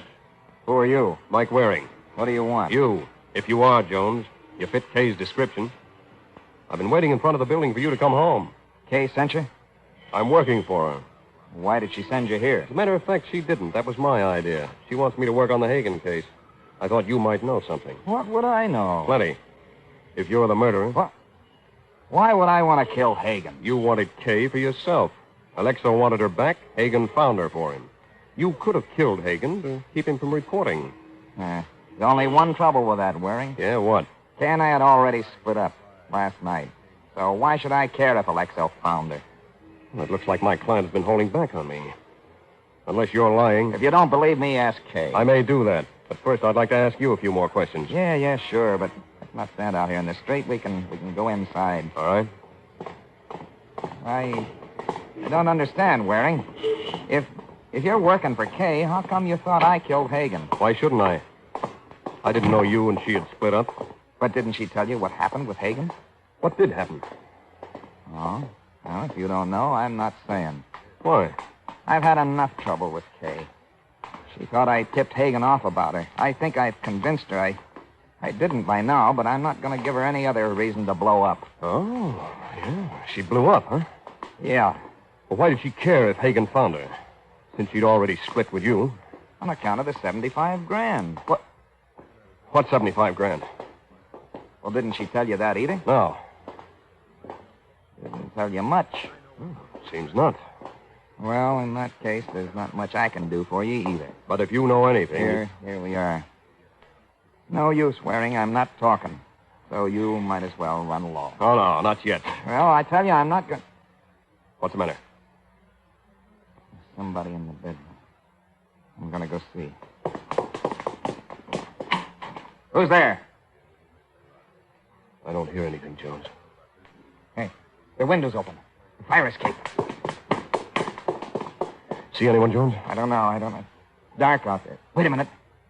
There's someone in the courtyard in the shadows. Hey, you down there, stop! Stop! Okay, pal, you asked for it.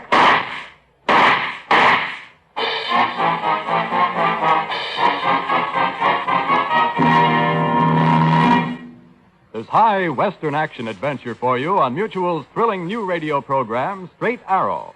For the first time in radio history, a full-blooded American Indian becomes the central figure of a radio drama, a champion of law and order, a dynamic hero in action-packed struggles.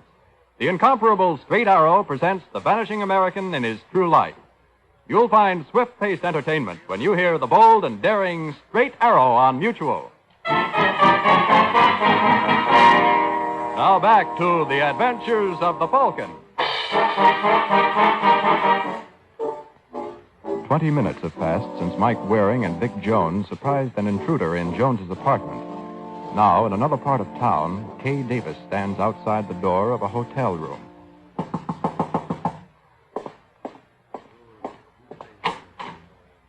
Kay, Hello, Alexo. this is a surprise. I thought it would be. Come in. All right. I see you'll never give up, Alexo, and I'm tired of running. And here I am. Good. Tell me something. Was it me or the money that you were really after? Don't you know? I feel like a jerk. I know Bobby Foxer, but I really had it bad with that crumb Vic. It's all over now. I'm glad to hear that. Now we can go back and pick up where we left off. Aren't you forgetting something? What? A little matter of murder? Oh, that's right.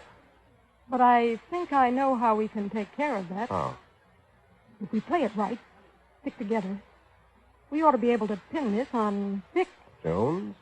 How? Try this on the side. For 75 grand. Suppose I'm not the one who took it from you. Vic did. And ran off with me. But I didn't know it was your money. Couldn't we say that? Then what? So you weren't really looking for me. You were looking for Vic. The only reason you tried to find me was that I could lead you to Vic. Oh, sure, I get it. Then when Hagen found you, Vic had to kill him to keep me away from the two of you. That's it. It gives him a motive. Yeah. I've already started on it. I planted your briefcase, the one I took the money in Vic's apartment tonight. He almost caught me at it, but I got away. Great. I think we can make it stick. Well, this calls for a drink, beautiful. A celebration. Who's that? I don't know. But whoever it is, remember our story. Sure, kiddo, sure. Hello, Alexo. Thought I ought to report. May I come in? Waring, of course. Come in. Thanks. Oh, my other client's here, too. Oh, good. Hello, Kay. Hello, Mr. Waring. Your other client? Yeah. I have no objection to a double fee, since you both want me to do the same job. Crack Hagen's murder. Oh. Kay, why didn't you tell me you were the one who beat Hagen's head in? What? Who told you that? Vic? Nope. He must have. He's the only one who... Who what? Who knew? And don't reach for that gun again. Run out of here. Don't. Take that. Give it here. That's better. As a matter of fact, Kay, nobody told me. But you told me yourself Hagen found you. And he wouldn't have let you get away from him again unless he couldn't help himself. You admitted you didn't pay him. Well, I didn't mean to kill him. It was an accident. I just wanted to knock him out so I could get away. She killed him, but I thought No, Alex, no. She didn't. What? But she thought she did. That's why she's been so hysterical. What? I've checked with the police. Hagen's head was covered with blood, but there was no blood in the alley where he was found. That means he was killed somewhere else and brought there. But how does that mean that Kay She wouldn't have planted the body right behind her own apartment building. It would point directly toward her. Oh, I see. But Vic knew I'd knocked Hagen out in the alley, so he brought the body there to frame me. It was Vic. Not necessarily. Hagen recovered and left. He could have told anyone else what happened. That's right. But who else would have wanted to kill Hagen? How about you, Alexo? Me? Hagen double-crossed you. You wanted revenge. You killed him. I didn't. I didn't know about the double cross. And then you tried to frame Kay. No. It's no use, Alexo. All I need is a few more answers from Kay, and I'll have all the facts I need. And now that she realizes how you tried to frame her, I think she'll give them to me. What is this, Waring? I hired you to clear me. You hired me to solve the case, Alexo. And that's exactly what I'm doing.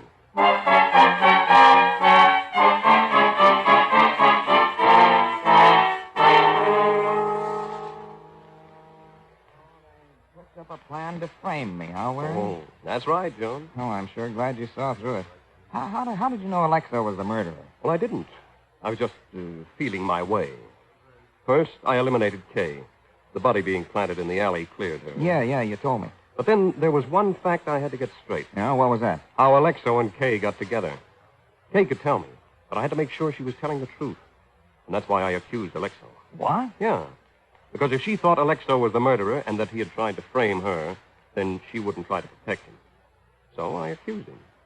And then I asked how Alexo found her. She said he didn't find her, that she went to see him herself tonight. So what? Well, don't you see? Alexo wanted to find Kay and his $75,000. Hagen knew where Kay was. So Alexo would never have killed Hagen until Hagen had talked. And he obviously hadn't talked, because Alexo was still looking for her. Which means Alexo didn't kill Hagen either. But if he didn't... If he didn't, and Kay didn't, that just leaves... Yeah, that's right. You, Jones. But why would I? I Kay told tried to kill you because she thought you tipped Hagen off about where to find her. You denied tipping him. You hoped to convince Kay of your denial. But you couldn't if Hagen told her the truth. You killed him to shut him up. Well, there it is. Isn't it a shame, Jones? What? That they went to the trouble of trying to frame you when you were guilty the whole time?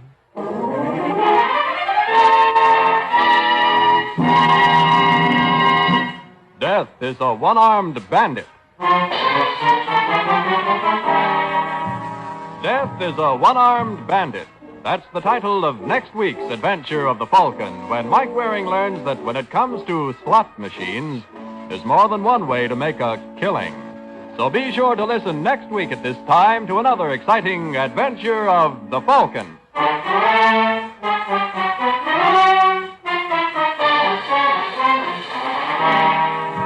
The Adventures of the Falcon are based on the famous character created by Drexel Drake, produced by Bernard L. Schubert, written tonight by Gene Wang, and directed by Richard Lewis. Music by Emerson Buckley, composed by Richard DuPage. Les Tremaine was starred as the Falcon, with Beverly Roberts as Kay. Russ Dunbar speaking. This program came from New York. This is the Mutual Broadcasting System.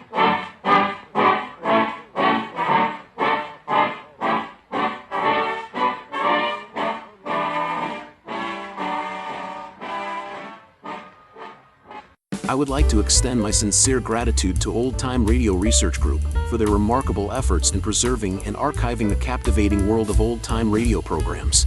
Their dedication to safeguarding these precious audio gems ensures that future generations can relish the enchanting stories, music, and entertainment of the past. Their invaluable contribution allows us to step back in time and experience the magic of radio history firsthand. Their link is in the description below.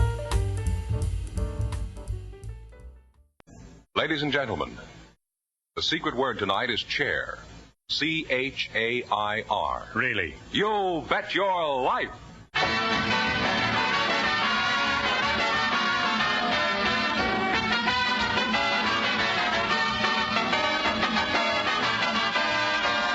The DeSoto Plymouth Dealers of America present Groucho Marx in You Bet Your Life, the comedy quiz series produced and transcribed from Hollywood.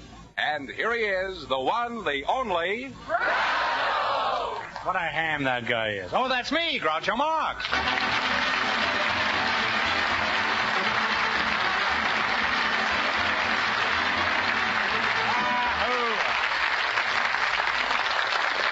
Thank you. Well, here I am again with $1,000 for one of our couples tonight. George Fenneman, who's first to try for it? We invited some building inspectors and some real estate agents to the show, and just before we went on the air, our studio audience selected Inspector Robert Steele and Agent Thomas Williams. Gentlemen, meet Groucho Marx. Welcome, boys, for the DeSoto Plymouth Dealers. And if one of you says the secret word, you split $100 in cash. It's a common word, something you'll find around the house. Inspector Bob Steele. You inspect buildings? That's right. Stop leering at my framework. Huh? I'm as sound as a dollar. Well, the dollar's only worth 50 cents now. And real estate agent Tom Williams. Huh? Just what do you do in your job? Well, I sell houses, get rentals for people, I sell lots. Sell lots of what? Well, lots of lots.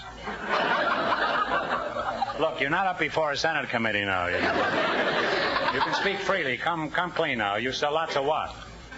I sell lots. Look, son, we have to finish this thing in 30 minutes.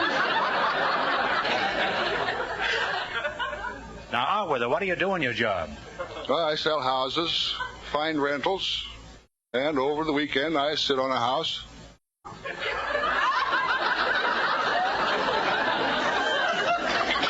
You sit on a house? Yes, I do. Have you ever laid any small bungalows that way?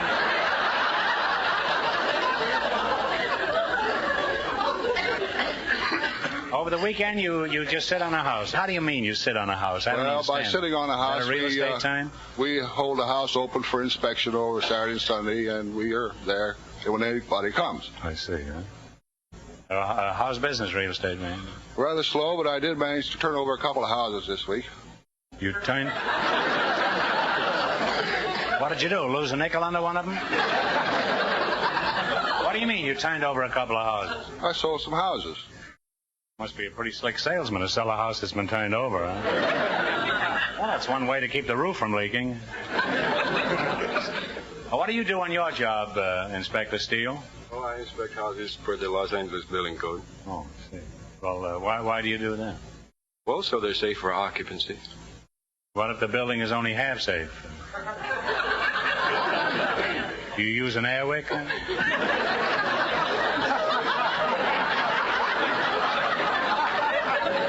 How do you know if a building is safe for occupancy? Well, I check it from stem to stern and from top to bottom. Well, that's a boat. I mean, how do you check a house? Well, we check the foundation, the footings, the underpinnings, the framework, the lath, plaster. What kind of buildings do you inspect? Oh, we inspect everything that's over 4x4. Why'd you pick that figure, 4x4? Huh? Well, I suppose anything under that size wouldn't matter whether it was safe or not. 4x4. Well, I once knew a girl who was 5x5, and she wasn't very safe either. She had a good foundation, but unfortunately it kept slipping. Now, let's get back to you, Mr. Williams. Suppose I'm a likely prospect and you think I'm in the market. Tell me your blue plate special for this week. Well, Mr. Marks, I have a dandy over in Sherman Oaks. It's a two-story Cape Cod. Has five bedrooms and 4 baths, all tile. What about the other bedroom? What do they do? They wait till the rainy season starts? Well, we could put another shower in the basement. That would be for me, I suppose. Now, Inspector, in buying a house, what should the average person look out for in addition to the real estate agent? Well, you can check it for termites. You know you must always have a termite. You're talking about an old house, aren't you? I'm talking about the house he's trying to stick me with. Suppose you refuse to approve a house because you don't think it will stand up. What then? We won't issue a certificate of occupancy on the house. And that means? That means that no one can live in it. I see.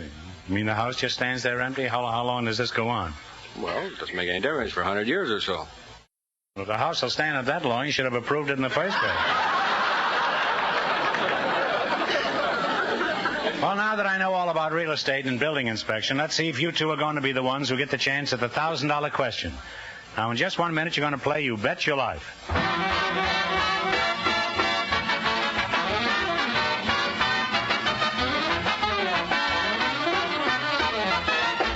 No matter where you drive, across this nation are more than 3,000 DeSoto Plymouth dealers, each with a desire to serve you. And here is how they can serve you. When your car needs attention, no matter how minor you may think the job to be, you'll find a DeSoto Plymouth dealer ready and eager to give your car full attention. You'll get the benefit of not only factory-designed and approved tools and equipment, not only factory-trained mechanics who know how to use that equipment, but service with a smile. And service at a fair price. That's the creed of every DeSoto Plymouth dealer, as you'll find out when you drive in at the sign of an authorized DeSoto Plymouth dealer. And remember, all dealers who sell DeSoto also sell Plymouth.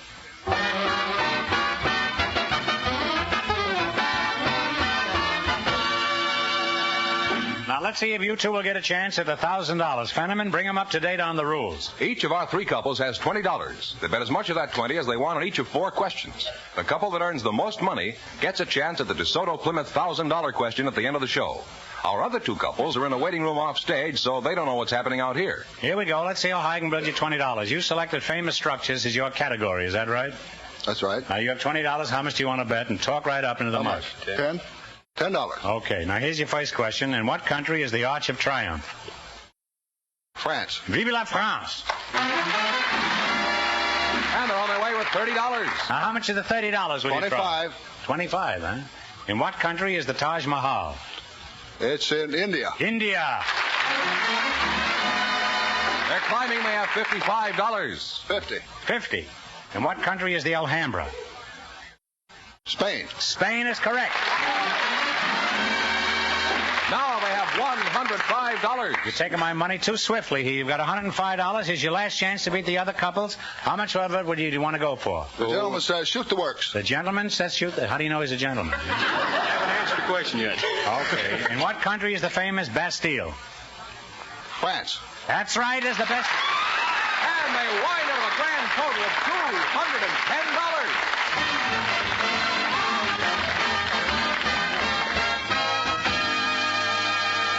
It's not true. The Bastille comes from the United States.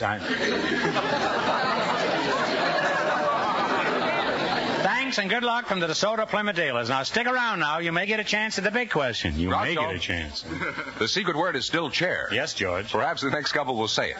It's quite okay, George. Just before we went on the air, our studio audience selected a camp counselor and a married man. And here they are, Miss Dorothy Johnson and Mr. Joe Benjamin. Meet Groucho Marx. Welcome, folks, to You Bet Your Life. And if you say the secret word, you'll divide $100 in cash. It's a common word, something you'll find around the house. Miss Johnson, you're a camp counselor, huh? That's right. Very pretty girl. What camp is it? That's Clear Creek School Camp. Where are you from, Dorothy? From Idaho Falls, Idaho. You what? What's it? Idaho Falls, Idaho. Idaho Falls, Idaho. Yes. I thought you were yodeling there for a minute. Do you have any children of your own? No. You don't have any children. Since you're a camp counselor, did you meet your husband at a Boy Scout camp? No. Was he a Girl Scout? No, he's nothing. I'm not married. He's nothing. That's a fine remark. Whether you're married or not, that's a pretty rough opinion to have of your husband.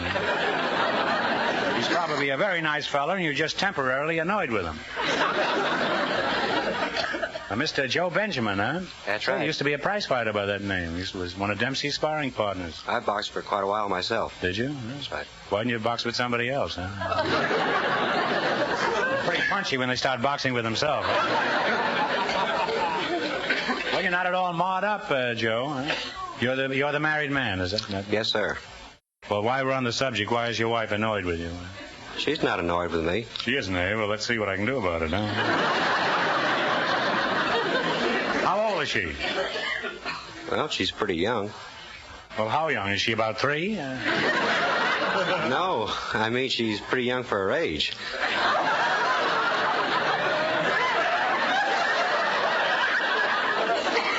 How old are you, Dorothy? 18. 18. Well, you're very young for your age. Maybe you two are meant for each other. Huh?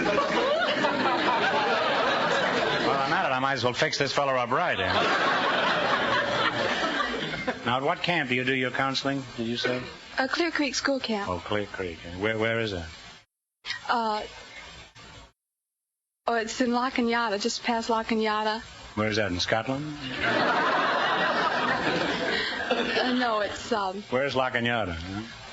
I know where a wee duck and Doris is, but...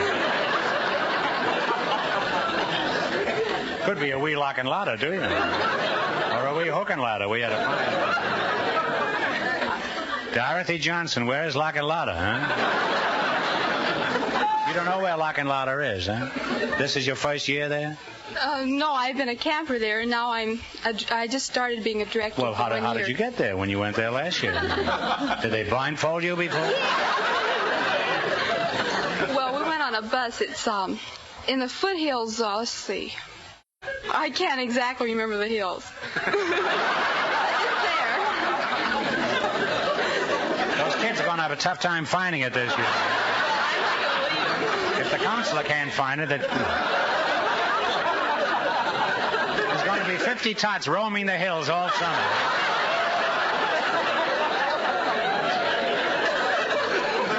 That'll save you help the juvenile delinquency problem. How old are these gangsters that you... Oh, they run from about 6 to 12. They run from 6 to 12, then.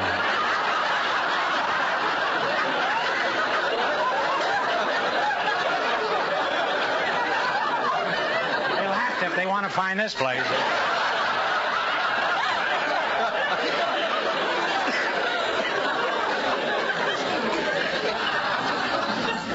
What are some of the activities at this mysterious camp? Hiking, I think swimming. they do moonshining out there. What do you do, Dorothy? Well, crafts, swimming, hiking, arching. What do you mean arching their back? Arching their backs or... No, you know, bow and arrow. Oh, bow and arrow, huh? Yes. Well, in addition to poison ivy, what do the kids get out of it? We build character. Oh. Could you build me one? I don't know. Mine is none too good. Suppose a kid objects to having you build his character. What do you do, Dorothy? Oh, we have punishments. You call in the real estate agent and have him turn the kids over, huh? Slug them? Or do you just whack them on the bum-bum, huh? Oh, we're not allowed to lay a hand on them. What do you use, a baseball bat?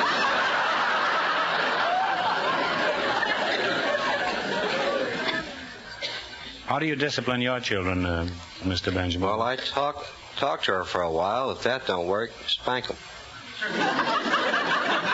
Spank them on the bum-bum? That sounds like a summer resort, doesn't it?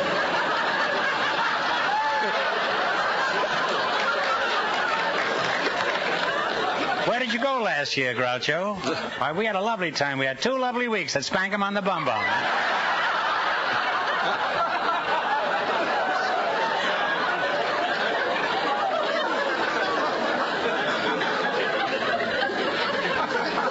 Who does the disciplining in your family? I'm not married. All this time and you're still not married? Did anything embarrassing ever happen to you, Dorothy? Well, yes. Once up at camp, one of the directors was chasing the snake, and snakes... Well, sucker he was, huh?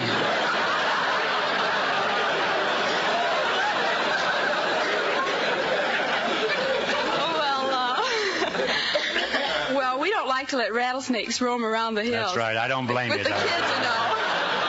I disapprove of it myself. Huh? So we tried to capture this one, and rattlesnakes usually go in pairs. You do? Yes. That's very interesting to know. So? Well, the snake went under the rock, and this other director asked me to watch if there was another snake. And all of a sudden, he sat down on some yucca bush. And the thing was, I didn't know where to apply the tourniquet. He thought it was a snake.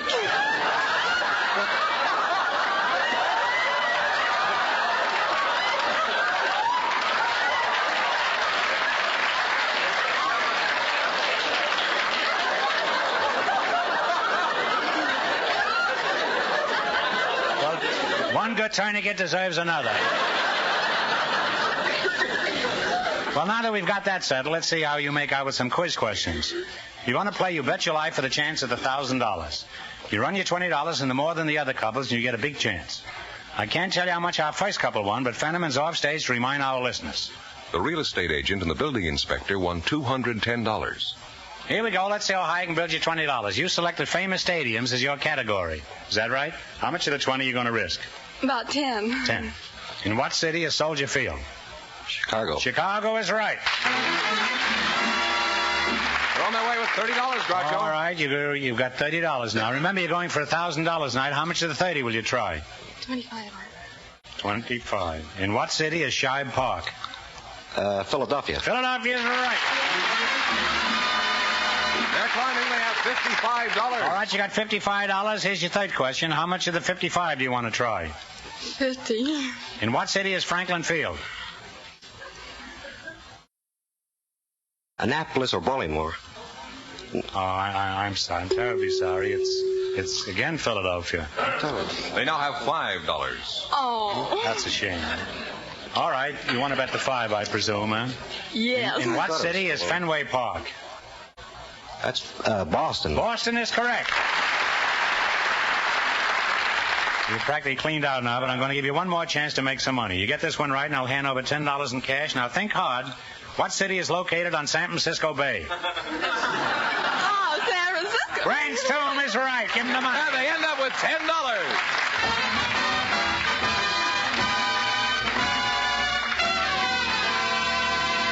Thanks and good luck from the DeSoto Plymouth dealers. Now we'll soon know who gets the chance at the $1,000 question. And now a word with our sponsor. Now there's an original line. Did you think that up yourself, Fenneman, or was it left over from Dr. Christian? Well, Groucho, it may not be original, but what I'm going to say about our sponsor, the DeSoto Plymouth Dealers of America, is well known to thousands upon thousands of car owners. I don't suppose I can stop you. You get the finest of service wherever you see the sign of an authorized DeSoto Plymouth dealer. And do you know why? Tell me, Fenneman, he said with raised eyebrows and a quizzical look in his steely gray eyes. Because skilled men who get constant factory training are working there, working with the most modern tools and equipment. All right, Fenneman, who's ahead in the battle for the $1,000 question tonight? Well, the building inspector and the real estate agent are leading with $210, and the secret word is still chair. Just before we went on the air, we selected a bachelor and a spinster from our studio audience. And here they are, Miss Bert Banks and Mr. Olaf Hovden. Meet Groucho Marx. Welcome for the DeSoto Plymouth dealers. And if you say the secret word, you divide $100 in cash between you. It's a common word, something you'll find around the house. Miss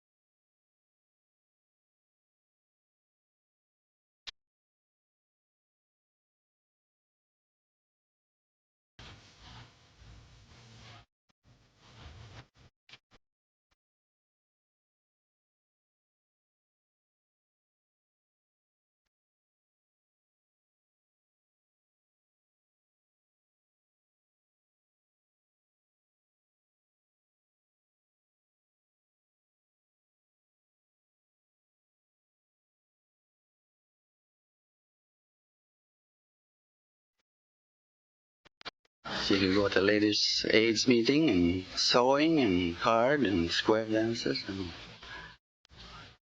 entertainment in the house for radio and piano. Well, when things get real dull, Miss Banks, you can always go down to the bakery in town and smell hot bread.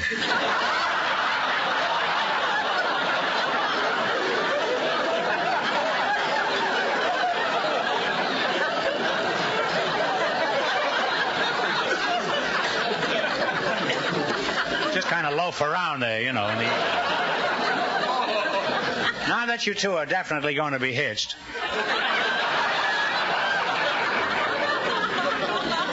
you can try those hats on the livestock out there. Let's see how well you work together as a team for the chance at the $1,000 question. You beat the other two couples and you win the chance at all that money. Whether or not you win much money, I hope you and everybody else will do something for me. Join the 1950 Cancer Crusade. Strike back at cancer by giving generously to your local committee of the American Cancer Society. Mail your contribution to Cancer, care of your local post office. All right, Fenneman, remind our listeners how much the other couples earned. The building inspector and the real estate agent are still ahead with $210. Here we go. Let's see how high I can bid you $20. You selected famous hotels as your category. Is that right? Here's your first question. How much of the 20 will you try? 10. In what city is the Mark Hopkins Hotel? My gosh, Mark Hopkins. San Francisco. San Francisco is right. They're on their way with $30. Whole life you've been away from that farm.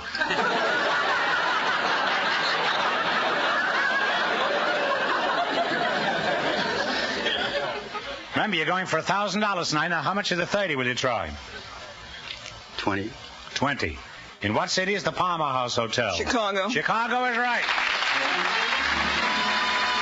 Now they have $50. Now you have $50. Here's your third question. How much of the 50? 20. 40. $40. Okay. In what city is the Roney Plaza Hotel? Miami. Miami Beach is right. They're really climbing. They have $90. All right, you got $90. Now here's your last chance. How much you going to bet on this one? Talk it up, Olaf. 40. $40. In what city is the Waldorf Astoria Hotel? New York City. New York City is right. And they wind up with a grand total of $130. And that means the building inspector and the real estate agent with $210 get the chance of the DeSoto Plymouth $1,000 question.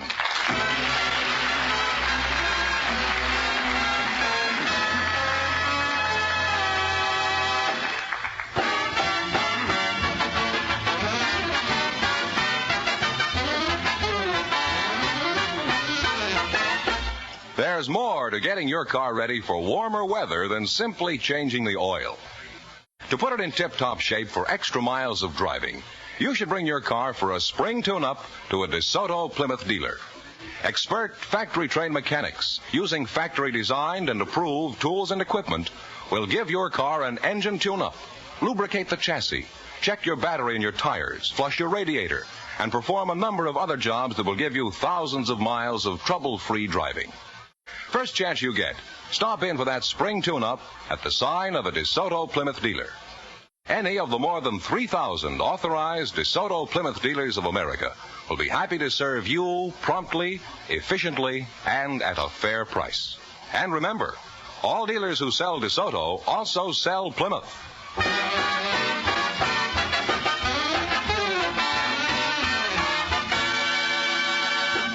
And here's the building inspector and the real estate agent, the winning couple, all ready for the DeSoto Plymouth $1,000 question, Groucho.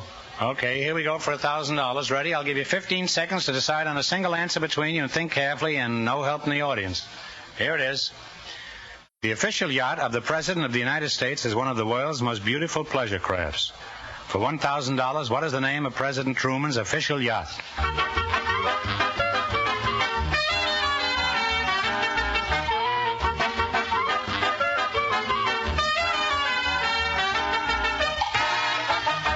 What is the answer you two have decided upon? Lafayette? No, I'm sorry. It's the Williamsburg. So that means the big question next week will be worth $1,500. Well, you lost the big money, but you won $210 in the quiz. Congratulations, and thanks to both of you.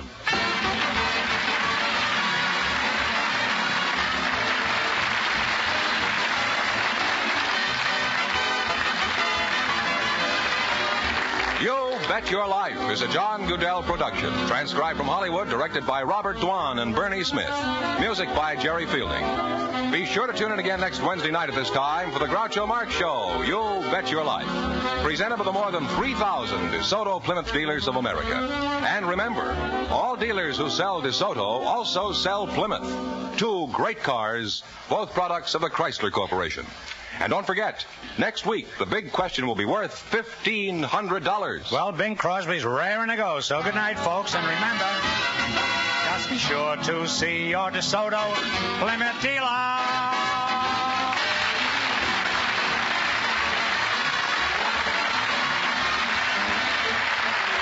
Folks, here's a tip from the National Safety Council. Don't save time, Mr. Motorist. Save yourself.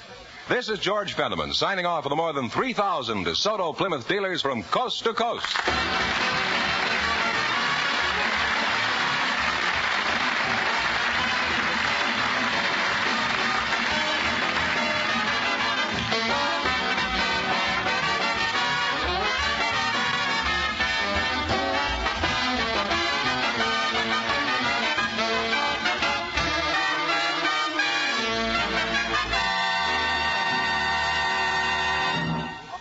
I would like to extend my sincere gratitude to Old Time Radio Research Group for their remarkable efforts in preserving and archiving the captivating world of old time radio programs. Their dedication to safeguarding these precious audio gems ensures that future generations can relish the enchanting stories, music, and entertainment of the past. Their invaluable contribution allows us to step back in time and experience the magic of radio history firsthand. Their link is in the description below.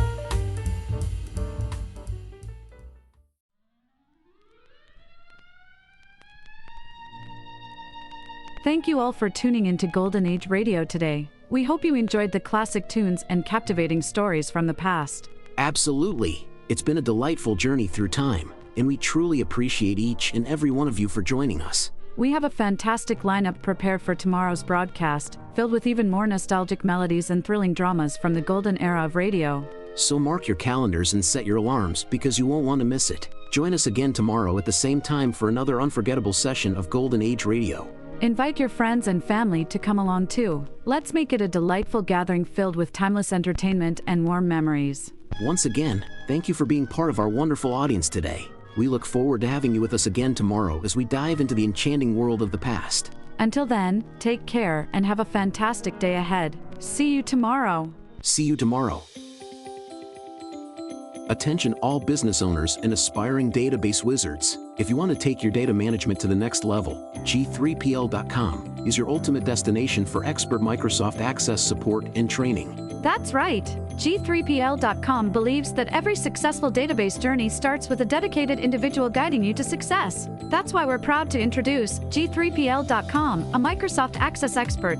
Whether you're just starting or looking to enhance your access skills, G3PL.com's personalized training will set you on the path to mastery. G3PL will be with you every step of the way, providing hands-on guidance and real-world examples. But don't just take our word for it. Hear what a satisfied client has to say. Thanks to G3PL.com, I've become a Microsoft Access Pro. The personalized training was exactly what I needed. I learned to create and optimize databases, run powerful queries, and automate tasks with VBA. Now, I'm confidently handling complex projects with ease. It doesn't stop there. G3PL.com is your go-to for top-notch support and solutions. Exactly. If you're struggling with your existing database, G3PL will troubleshoot, optimize, and fine-tune it to perfection. G3PL.com designed a custom database that transformed our business operations. We needed a streamlined system to manage our services and customer data. Their expertise delivered a tailor-made solution that exceeded our expectations. I can't thank them enough. G3PL.com understands that every project is unique, and we're here to offer individualized attention to your specific needs. So, why wait? Take the leap into the world of Microsoft Access Excellence with G3PL.com. Contact G3PL today and embark on your database journey with an Access expert. Send an email to db@g3pl.net or call 615-420-2040 and ask for Mark to learn more and get started.